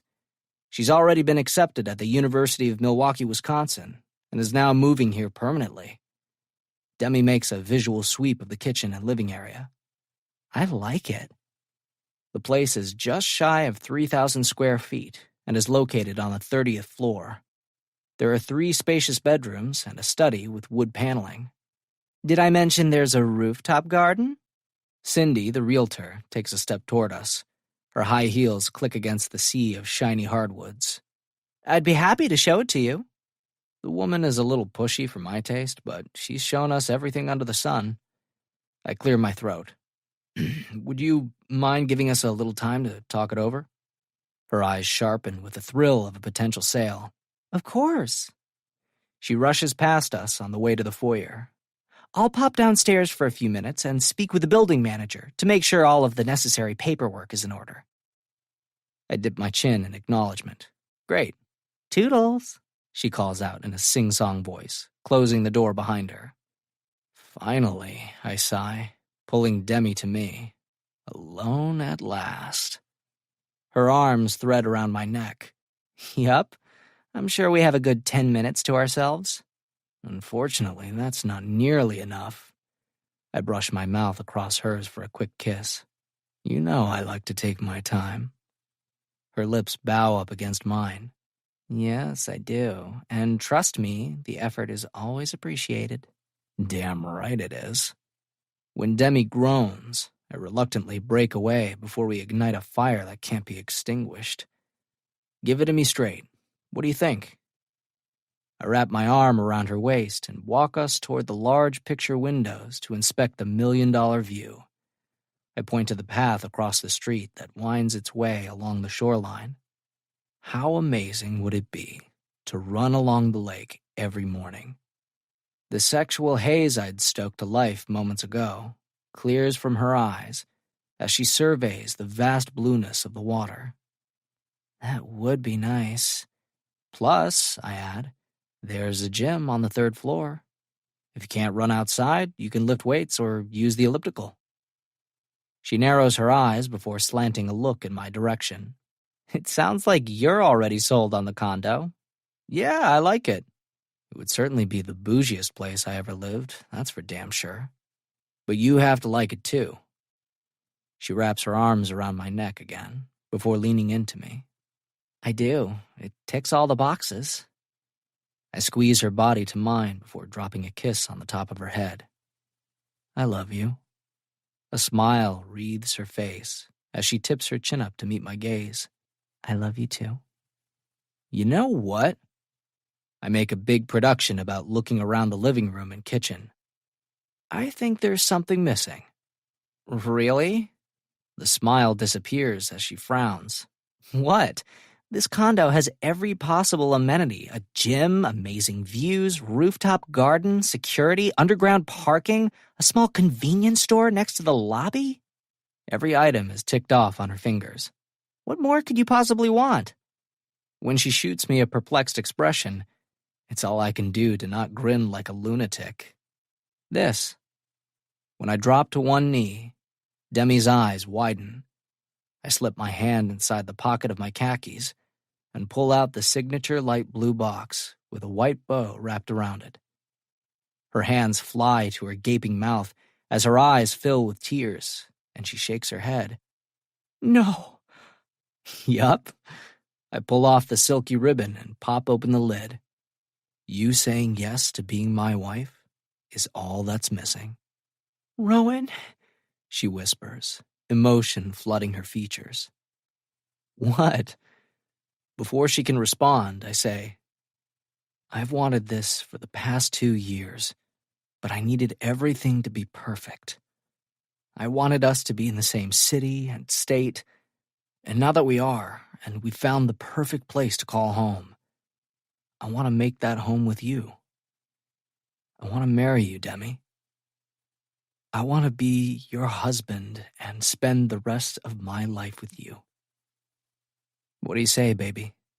Will you marry me? Her hands fall back to her sides as she presses her lips together and nods. Yes. Even though her voice is wobbly, it grows stronger. Yes, I'll marry you. I jump to my feet and take the ring from its plush satin bed before carefully slipping it on her finger. She stares at her left hand in wonder. It's gorgeous. I'm glad you like it. Sydney helped pick it out. What? She laughs. She knew about this and didn't tell me? I give a little shrug. I swore her to secrecy. Demi throws herself into my arms. I can't believe this is happening. Tears of joy streak down her face. I'm so happy that we're finally going to be together. Me too. If you hadn't retired, I would have. The separation was killing me. Really? She grins. You would have done that? Is she kidding? Damn straight I would have. Yep. I smack another kiss against her lips. You're the most important thing in my life. You always have been, and you always will be. I don't know how we made it through the last 2 years, but I'm glad we did. So, I waggle my brows. Any interest in celebrating our engaged state by christening our new condo? You really think there's time for that? She throws a cautious look toward the entryway. Won't Cindy be back any minute? Nope, she's gone. I bought the place last week. Straight up cash, homie. It's ours. Her eyes widen to the point of falling out of her head. What? Yup. I can't believe you did that. What if I had hated it? Then I would have sold it, but I was pretty sure you'd fall in love with it like I did. The moment Cindy showed me the condo, I knew it was the perfect place for us to start our future together. She shakes her head. I can't believe you had this all planned out. I can only grin before telling her the rest. She's probably had enough surprises for one day. We've got enough time to make this place ours, and then we're meeting Sydney, Braden, your dad, and a few of the guys from the team to celebrate our engagement. For about the dozenth time in the last 10 minutes, her mouth drops open and a wave of shock washes over her. Are you serious? I smack another kiss against her parted lips. She's adorable when she's thrown off kilter, and this has definitely done the trick. There haven't been many times when I've been able to keep anything from her. Demi is way too smart for that, and apparently I'm bad at keeping secrets, especially from her. Yup. I planned a little celebratory party so you can show off that giant rock on your finger. Her gaze falls to the ring before her features soften. She holds out her hand to admire the massive sapphire surrounded by diamonds. It really is spectacular. Her gaze flicks to me. And you did an amazing job picking it out. I want you to be happy. She places her palms against my chest before sliding them toward my shoulders and wrapping them around my neck. You make me happy. I can't imagine my life without you in it. Unable to resist the lure of her mouth, I dive in for another kiss. Guess it's a good thing you'll never have to worry about that. With a sigh, her lips part, and my tongue sweeps inside to tangle with hers. After a couple of heated moments, she pulls away enough to ask, "Aren't we going to christen the place?" She squeaks in surprise when my palms settle on her ass, and I hoist her into my arms. 30 steps later, I'm setting her on the marble island. Her hands go to my shirt, untucking it from the khakis, before yanking it over my head and tossing it to the hardwoods. It doesn't take long before we're both naked. As I sink inside her tight heat, I'm hit with the realization that as much as this condo will be our new home, it's this right here, buried deep inside the warmth of her body, is where I belong. As long as Demi and I are together, it doesn't matter where we are or what city we live in. My home is with her. It will always be with her. The end.